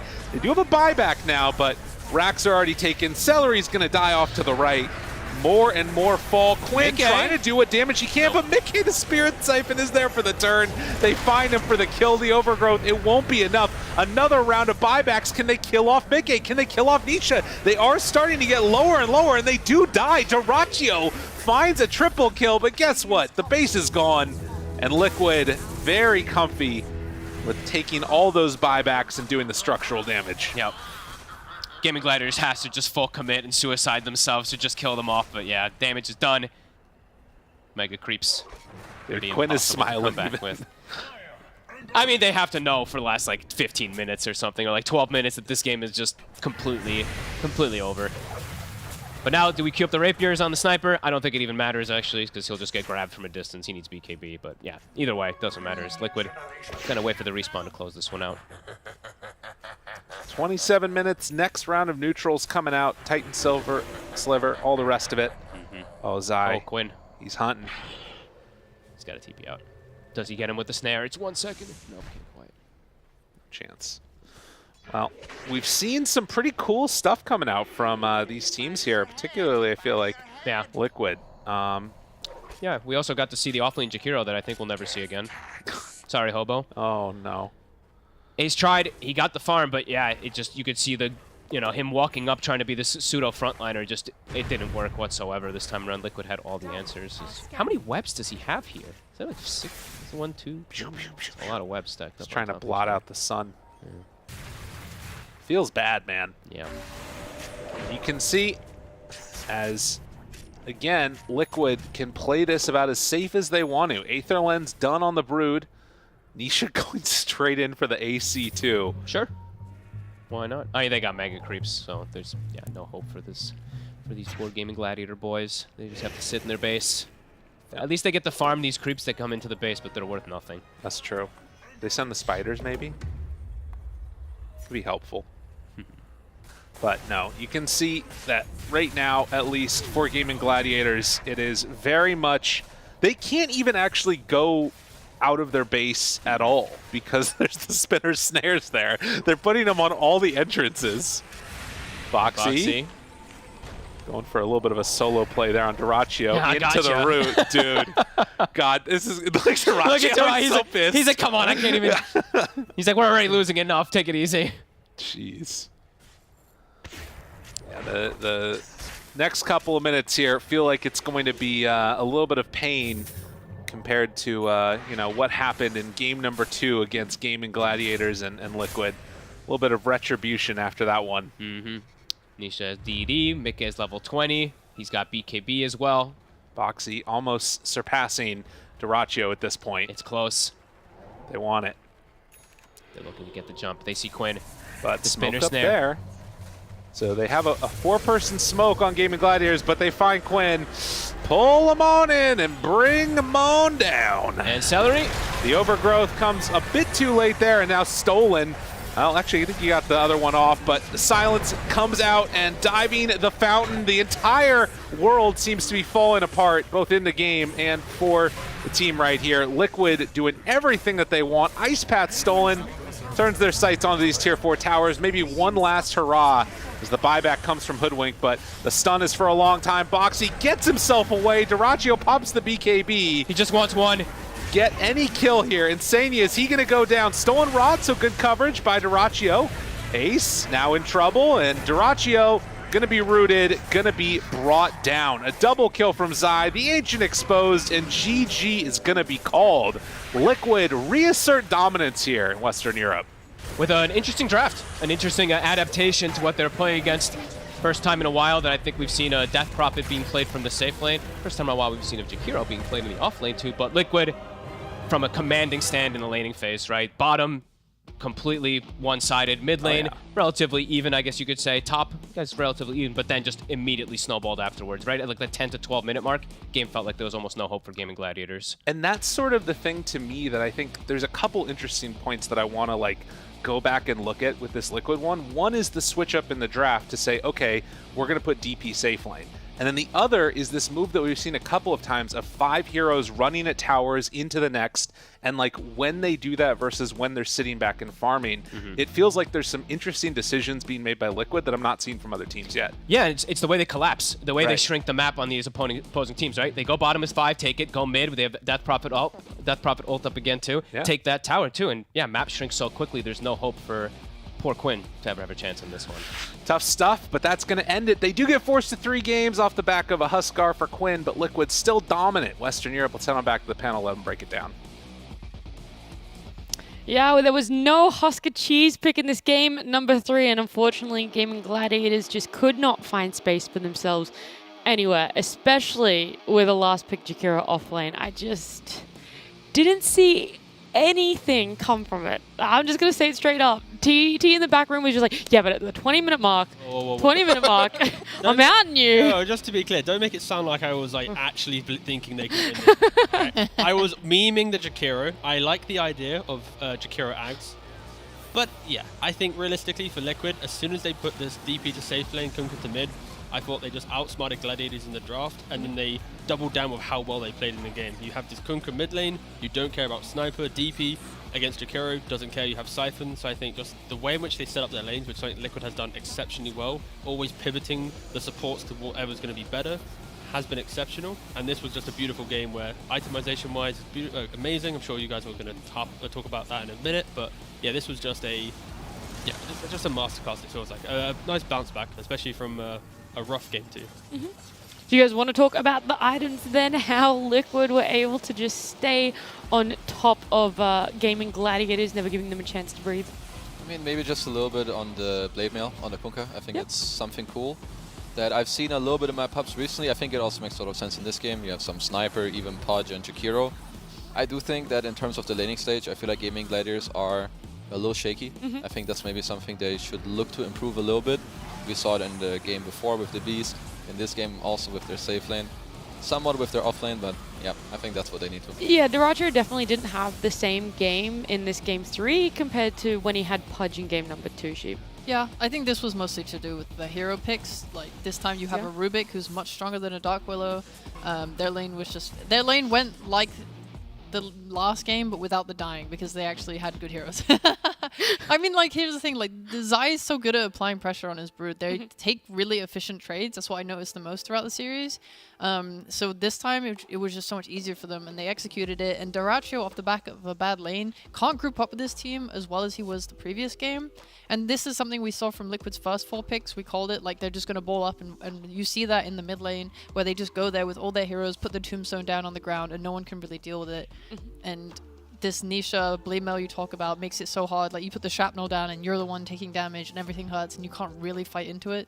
Yeah, Quinn was just jumped on every fight. Like, he could not stand his ground as a sniper, and he just could not run away fast enough either, T. Yeah, it's a rough one, because at least when you're picking sniper, you've already got the Pudge to cover it, and that's going to be the natural front line. Lane doesn't go well. Then you have a Jakiro who goes Greaves, so kind of somewhat a frontline tanky hero, but not your Tides, your Centaurs. Normally when you're picking Sniper or your Drows or whatever, you have multiple forms of melee heroes that just exist, and then that indirectly keeps this hero pew-pewing and fighting. But fortunately for Gladiators, they didn't really have that, so it allowed Liquid to A, swap up the lanes, B, punish it, and then also locate. And I think that's where this Kunkka flex, which I'm still so happy that I saw this, it just dismantled them. Again, it's like this Kunkka into Sniper honestly feels the same level of annoyance as like the Huskar into Ember, just because of how annoying it is in lane. And if you have a good game, you can just shut the Sniper down the entire time, and it honestly felt the same. So Nisha got his revenge on Quinn, that's for sure. Very much so. Is it a revenge worthy of MVP though? You know what? I think what are we vibing, guys? I feel like this one is hard. I don't know who to give it to. We had to go to some. Do you want? You all want someone different? Or someone different? We can play the game too. Okay. Oh, you want to play the game? Let's play the game. Sure. Okay. So do you have an MVP, T? I do. Yes. I love it when you guys want to play it. Yeah. Yeah, sheep. Yeah. No. But I'll just say a random name. Okay. Go ahead. 3, 2, 1. Zai. Nisha. Okay, you guys all did. Zai, Nisha? Oh, I said and Zai. you. Oh, so Zai, You said Nisha, Zai. and you said Mickey. Yeah. All right, let's work this My one aim down. was just to not have the same one as them. She did good. Me and too. I won. Yeah. I always love hearing why. How often do you have a carry player who actively in a draft is like, yo, give me that DP? Maybe he didn't call for it, but even the fact was that okay with it. He was okay with it. Right. And I think, of course, he comes from the mid lane. He's got that versatility. But just seeing him have the confidence to do that and unlock drafts going further than what other more standard players would have done is very cool to see. So that alone gives an MVP, even if the game was whatever happens inside it. That's the difference between, I guess, this unorthodox drafting from Liquid compared to Gaming Gladiators. Like, theirs is still very straightforward in the sense that you know who's going to be going where once you see it come out. But Liquid, it's just, you get to pick so many meta heroes and put them almost anywhere that you want to put it. But it's your turn, Kezu. You can bat for your MVP now. Nisha is just too good at the mid lane. On top of that, Blade Mail, great itemization overall, but especially that item. His rotations, and I think also the early shard with his spell usage, like we had lots of tidal waves into torrents. There we go. He's here. 69% kill participation. Nice. Onto sheep. Zai. It's your turn now. Yeah. All right, Zai. Have you Zai. ever looked Zai in the eyes? Get lost in them. He's beautiful. And that's why you deserve That's why he's MVP. MVP. Jesus, sheep. Hey, look how many eyes he's got. He's got so many. He's beautiful. A whole 8 eyes. He's got high kill participation, you know? Wait, how many eyes does a spider have again? It is 8, right? Wait, is that I legs? don't know. Oh, Jesus. Got 8 legs. Four? Help. I think Brood is 4. There's like 6 on there. Now Oh, imagine wow, if when you that's pretty played bad. Brood, the nerf was you had to play through spider vision. So you actually had all the warped view that a spider has in real life. Imagine that was the nerf in the next patch. I'm good. I don't really want to imagine that. I really don't want to imagine that. Oh, sorry. No, I was just a fan of how Zai won his lane and just did Zai things. I didn't actually have an MVP. I liked everyone. They all steamrolled the game together, right? Like it. I liked whoever drafted. I was Actually, no, I gonna hate Blitz. say, I'm surprised you didn't say whoever drafted would be your MVP because they're definitely my MVP. They're my interview MVP, and we have Blitz joining us for another interview. We Wait, get for two. real? Yeah, we get two back-to-back Blitz interviews. Alright, to be She's clear- hiding. Oh, hey Blitz. Hey, how are prepare for you? this. How are you? Just to be clear, Good, Blitz. good. Pretty we all- proud and happy with my team. Yay. T. We had all our questions prepared and... No, I had absolutely only No. one question for Nisha, so this is fantastic. Blitz, do you have any follow-up words from the end of your last interview where you told Quinn Callahan you were going to be coming for him? Yeah, let me just sit up for this real fast. Yeah. okay. So this trash can gets absolutely fucking dumpstered game 1. Doesn't say anything. And then he last pick cheese Huskars me, which by the way, Mickey saw coming, and I was like, no, Quinn's got more shame than that. He's got pride. There's no way he's gonna Huskar into the Ember. And then Mickey just turns to me after they pick it. And we still almost won the game. And then he starts talking trash at the beginning of draft 3. I would have respected it a lot more if it came in game 1. This isn't NA where you win one game and everybody falls apart. You're not playing against some like Omega level gaming. This is Europe. You gotta win 3 games to talk shit. Or 2 games, sorry. You gotta win 2 games. Well, this is it. Yeah, this was your chance. You guys won the 2 games. You got to talk shit. I don't know. I don't want to follow that. That's all I got. That was my only question. All right, All joking aside, I just want to say, Quinn, you're still trash. You'll never beat us. First flight back to NA as soon as you can. No, I'm just kidding. On Liquid's money. On It's all Liquid's good. money. For sure. This one's on my dime. I got you. Damn. Ryanair, it's on you. It's on Ryan, me. come on, man. Don't do him like that. We'll go Come Ryan into America, and then I'll spring for Spirit Air, which is the Ryanair of America, and then you can go back to wherever you want to go. How many It's on me. layovers? How many layovers are you giving him, Blitz? 4 minimum. 4 minimum? 4 minimum. 24-hour 4 layover minimum. as well? He's got to think about that Huskar pick. All right. So, Better. more importantly, For sure. game 3 draft, when you have the DP and then the Kunkka and the flex that occurred there, kind of shifting of unconventional carry, was that Nisha calling for the Kunkka mid? Like, who in the team between Mickey, Nisha, and yourself was really calling for that scenario? It was actually Zai. We were thinking of a few heroes, and we didn't really see anything. And then Zai was like, "Nisha, you want a Kunkka?" And because Mickey, in my opinion, is like the most versatile core play in the world, even though we haven't played DP in like since TI for him probably, maybe even longer than that, he was like, yeah, it'll be fine. Just pick it for me, and it'll go however it goes. And it worked out pretty nicely. Yeah. Honestly, it was like the most like refreshing thing that's happened in the draft, I think, in DPC so far, seeing like the DP moves to carry. So thanks for doing it. Oh, for sure. I mean, it's gonna work for pretty specific conditions, considering they did like Jakiro off lane, and then it makes it a little bit more viable. But yeah, worked out pretty good. All right, so after the second game was done, did you just shrug it off as a, this was a last pick Huskar, go next? Or was there anything else being said in between those games? No, I mean, they're going to listen to this, so I'll just be honest. I think Zai was pretty mad because he felt like the game, even though like the Huskar was annoying, it was still winnable. But then we just said, like, we were watching the replay in the middle, and we're just like, we'll talk about it later because it's pointless, right? Like, there was a part of the game where we felt like we could have won, and they kind of threw, and then we sort of just died like 55,000 times, so it made it impossible. But so it made Quinn think he was good, but it happens. It's all good. Can you tell us what part in that game you guys thought that you could come back, like roughly minute mark or a team fight or something? Yeah, it was probably the bottom play where I think when Quinn TP's bottom and then he dies, there's probably some angles there for us to do something, but it's hard to say without watching it back. Yeah, of course. So obviously you were on like an 11-game win streak, and then you personally ruined everything with your shit draft. How does that make you feel? Like, is there any level of accountability you're going to take for being such a terrible drafter and captain for your team? Is this the only talent you guys could get? Like, we begged is everyone PGL going else. broke or something? Like, I'm confused. Like, is Dota out of money? Is this the only person we can hire? I actually offered to do this for free just to come and flame you. You attached your ship to Gaming Gladiators. I saw they tweeted about you and shit. They used a picture. Nothing. Yeah. She also thought they were going to win all the this games. This one's for you.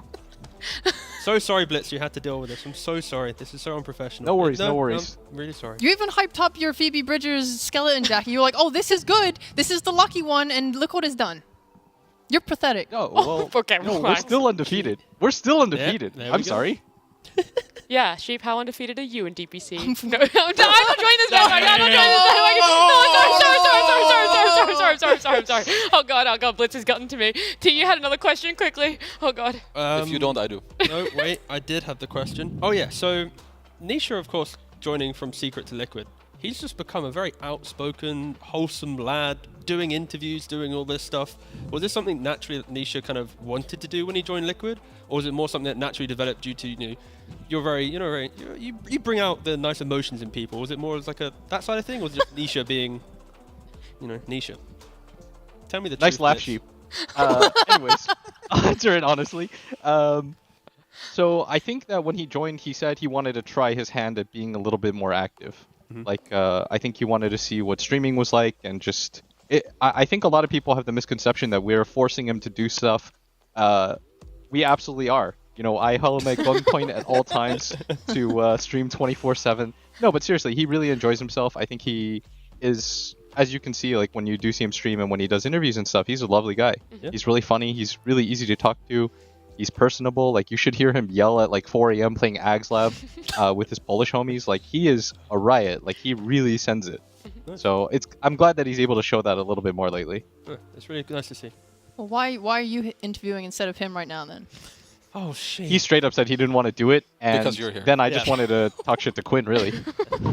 Okay. Where did this come from, by the way, the beef? Is this just like, is there like a certain pub where he like shit talk Nisha when Nisha's playing Pods 5 line or something? Like, or is it just because it's at Quinn? No.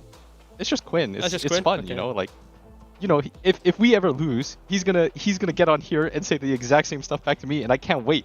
I was really looking forward to if we lost the series what he was gonna say. But unfortunately, you don't got the mic, so. Well, actually, we have a losers interview, Quinn. Tuning in right now. Tuning in. It's Quinn with a steel chair. Kazu, you had a final question. Okay, I have one more question. Yep. Every team has this one person, so I'm sure you guys have it too. Who gives the most stupid or insane hero suggestions in scrims and tournaments? It's Blitz. No. There's gotta be someone. I need a name. Let's see. In the past, it was probably. In the past, it might have been me. And in the present, it still might be me. Because I don't know heroes as well as they do, so sometimes, like, I'm just going to sound really stupid. Like, one time I suggested Lone Druid as, like, a 24 pick at TI, and Aiden will never let me live it down. Because we didn't end up doing it, and he just keeps bringing it up. So it might genuinely be me. My team is pretty good about not suggesting grief stuff. Like, they're really smart guys. So Well, I'm probably the one that griefs It's good the enough most. because you always have one. So if it's you and they know when to hold you back, it's good. Yeah. I have Yeah, for one sure. really quick question. Wait, I also have one really quick question. This Can we will just never keep end. You guys doing can, this for 10 guys, years? I have nothing to do. This is the last Same. series. So you true. know. We're literally Run it, doing run the it, same. run it. I don't want to go to the hotel and just sit there, you know. So I'm just Yeah, gonna run it, run it, run Cheers. it. What's up? What's up? So this Jakiro pick, you know what I mean? Offlane. Do your guys know about an offlane player in EU called Hobo Harry? Like, have they run into this? Yeah, for sure we do. They do. I mean, we knew it was offlane Sure. pretty quickly. But like, out of like, So it was. if Liquid ever needed a Jakiro specialist, would you call up Hobo Harry to teach Zai how to play the offlane Jakiro? Oh my god. Have you already Yeah, for messaged sure. him potentially? That guy's sick. But I mean, maybe we'll pump the brakes on it for a second. That's fair. I just wanted to get you to say that so I can clip it, send it to him. It'll make his day, you know. Now he knows he's got Okay, for potentially sure. a job down the line. For Thank sure. you. All right, Cheap, do you have an actual question? Yeah, Blitz. That's a good question. No, she hasn't asked. I have an actual question. I've been sending you no, I- DMs every week. When are you and Cap going to cast again? God. Oh. You know what? If we get knocked out early in Peru and they let us, I would actually do it one time. Oh my god, clipping and Shepard boys. This is the only time you know, Liquid fans will and it's root Liquid, against so you. like we're probably gonna lose. Like I'll probably get like 8 series in or something. I'll be doing the finals. Especially if they're hiring you. Like at some point they're just gonna ask me if I want to come on. I also have one final question. What has been your favorite game and or series for you and the team? Team Liquid as a whole. Favorite series is probably the Tundra one, just because like I think we have a really nice, fun, competitive rivalry with Tundra because we always beat them and they never beat us, and that's my favorite kind of rivalry. Yep. In all seriousness, they're really, really good and they're really fun to draft against and kind of like match wits with, and that was probably our closest series. I really like all their players a lot. I think there's a ton of talent. Of course, they're the TI defending champions, so they can talk as much shit as they want to. And it's really fun to play against them because you're really like pushed to the edge. So anytime we play against them, it's just really exciting. And I know Nisha was also like kind of nervous because he's been getting his ass beat by them for like 2 years. But I was like, not this time, buddy. We got you. Not this time.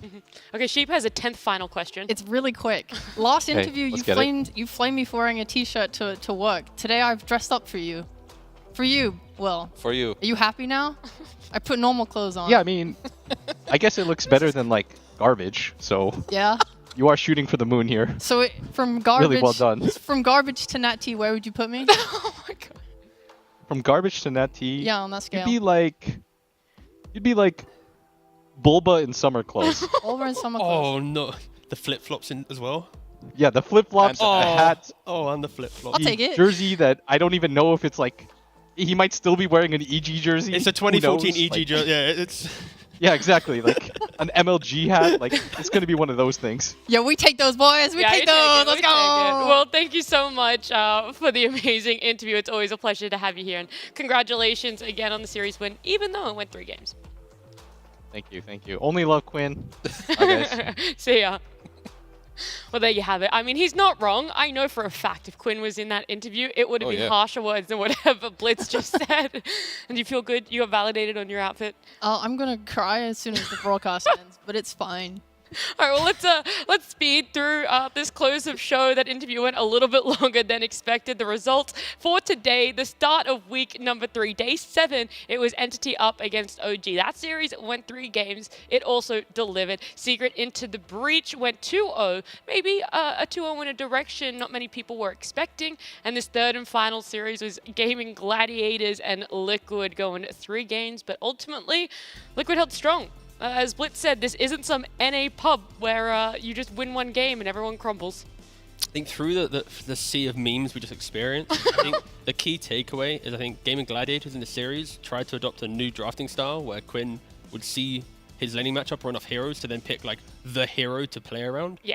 It worked in one game, and the next game they just got kind of just out-drafted, and that Kunkka pick just demolished it. So I think for Gladiators at least, I don't want to see them draft like this in the future. I think 1 game's good, but going for the Pangoliers, going for these heroes for Quinn is a lot better. So they were experimenting, I feel, against Liquid, giving the Brood every time. It didn't work out, but it's still showing Gladiators trying to progress, and especially against Liquid, who are the best in Europe by a country mile right now. take the L, but you've still got a game off them. You've still got things to improve on. They're building. I am definitely worried Gaming Gladiators might fall into being that one-dimensional team where everything does rely on a mid laner and a Quinn hero. What are you laughing at? You're still laughing about the interview, aren't you? Yeah, of course you are. Well, let's have a look at the leaderboard now, because even though Liquid lost one game, they still haven't lost a series. So they're looking fantastic. 6 wins up there, OG, with 4 wins, 1 loss. Same score as Tundra. Gaming Gladiators, though, picking up an extra loss for themselves. So they're going to be 3 wins, 2 losses. Entity 2 losses. 2 wins, 3 losses, and then it's Into the Breach, Secret, and then Enigma Galaxy. Ooh. So the bottom 3 shaping up to be very, very spicy. A lot of people were like, "Oh, this is it. Secret are back. Secret are back. Whoa, They're back. Whoa. 1 series, guys. Bro, you need the win for the confidence to take it further, and Yeah. that is what they just got. Yeah, keep the morale high, as we heard Puppy talk about, huh? Yes, sir. I mean, the 3-way tiebreak that happens. Like It's coming. ITB still need to play Gladiators. Secret need to play Enigma. Like this scenario, they can. There unfold. is a way that it's a 3-way. Yeah, and also when you think about Entity, they can also force Gladiators into another tiebreak. So potentially losing this series of Gladiators makes things awkward. Tiebreakers, you know, how many days we got left? 1, 2, 3. 3 days left. Yeah, because we and then tiebreakers. Yeah, we got a bonus day this week. Bonus. It's a Sunday match. We have a series there, but we're going to look at the schedule for Wednesday, because, guys, if you don't know the days of the week, Wednesday does come before Sunday. Yeah. Actually, and does happen. Wednesday is going to start out with OG up against Enigma Galaxy. Very big win needed for Enigma Galaxy. Gaming Gladiators against Into the Breach. An even bigger series for Into the Breach. They really need this win to try and get as far away from those relegation tiebreakers as possible. And then Entity versus Tundra. It's still unclear a little bit who is going to be definitely making it to the major. We only know Liquid will be making it to the Peru major, and everyone else is just... There's so much room for movement still. Not until 25th. On the 25th, we'll know. We'll know exactly what series means what. If they win, they get tiebreakers. If they lose, they're out. Yep. See ya. Thanks for playing. It's been a good 3 weeks. But we need to get to the major. No, so yeah, on the 25th, that's going to be the hype day. Wednesday is the day to be watching European DPC. Every day is the day to be watching European. But specifically the 25th. And then the 27th, then the 29th, then the tiebreaker day, and then the major. And then Tour 2, and then another major, then Tour 3, then another major. Then But let's keep talking about today. Yeah. Because I want to have some closing remarks from Kazu. Oh. Secret are back. That's it. That's your one closing Secret remark. are back. You only beat Puppy 5 times in a row. Yeah. All right, and your closing remark, Sheep? Blitz sucks. Oh, okay, all right. That's a bit harsh. Do you have anything else you want to do? Secret is back and Blitz does not suck. What the hell? What the heck is... But that is the end of our Monday here in Western Europe. If you guys have a craving for some more Dota, then don't worry, because NA Dota is happening right now over on twitch.tv/PGL_Dota2EN2. That's right, big thumbs up. I believe it's TSM versus Alpha, so you can check out that series. And we'll see you guys back on this Twitch channel on Wednesday evening.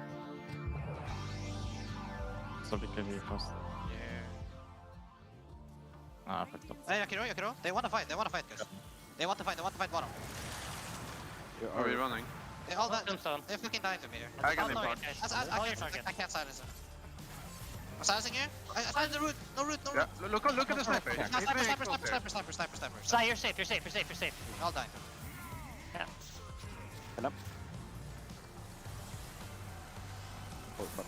I got you, dude. Don't worry about it. He's gonna hook. Oh no.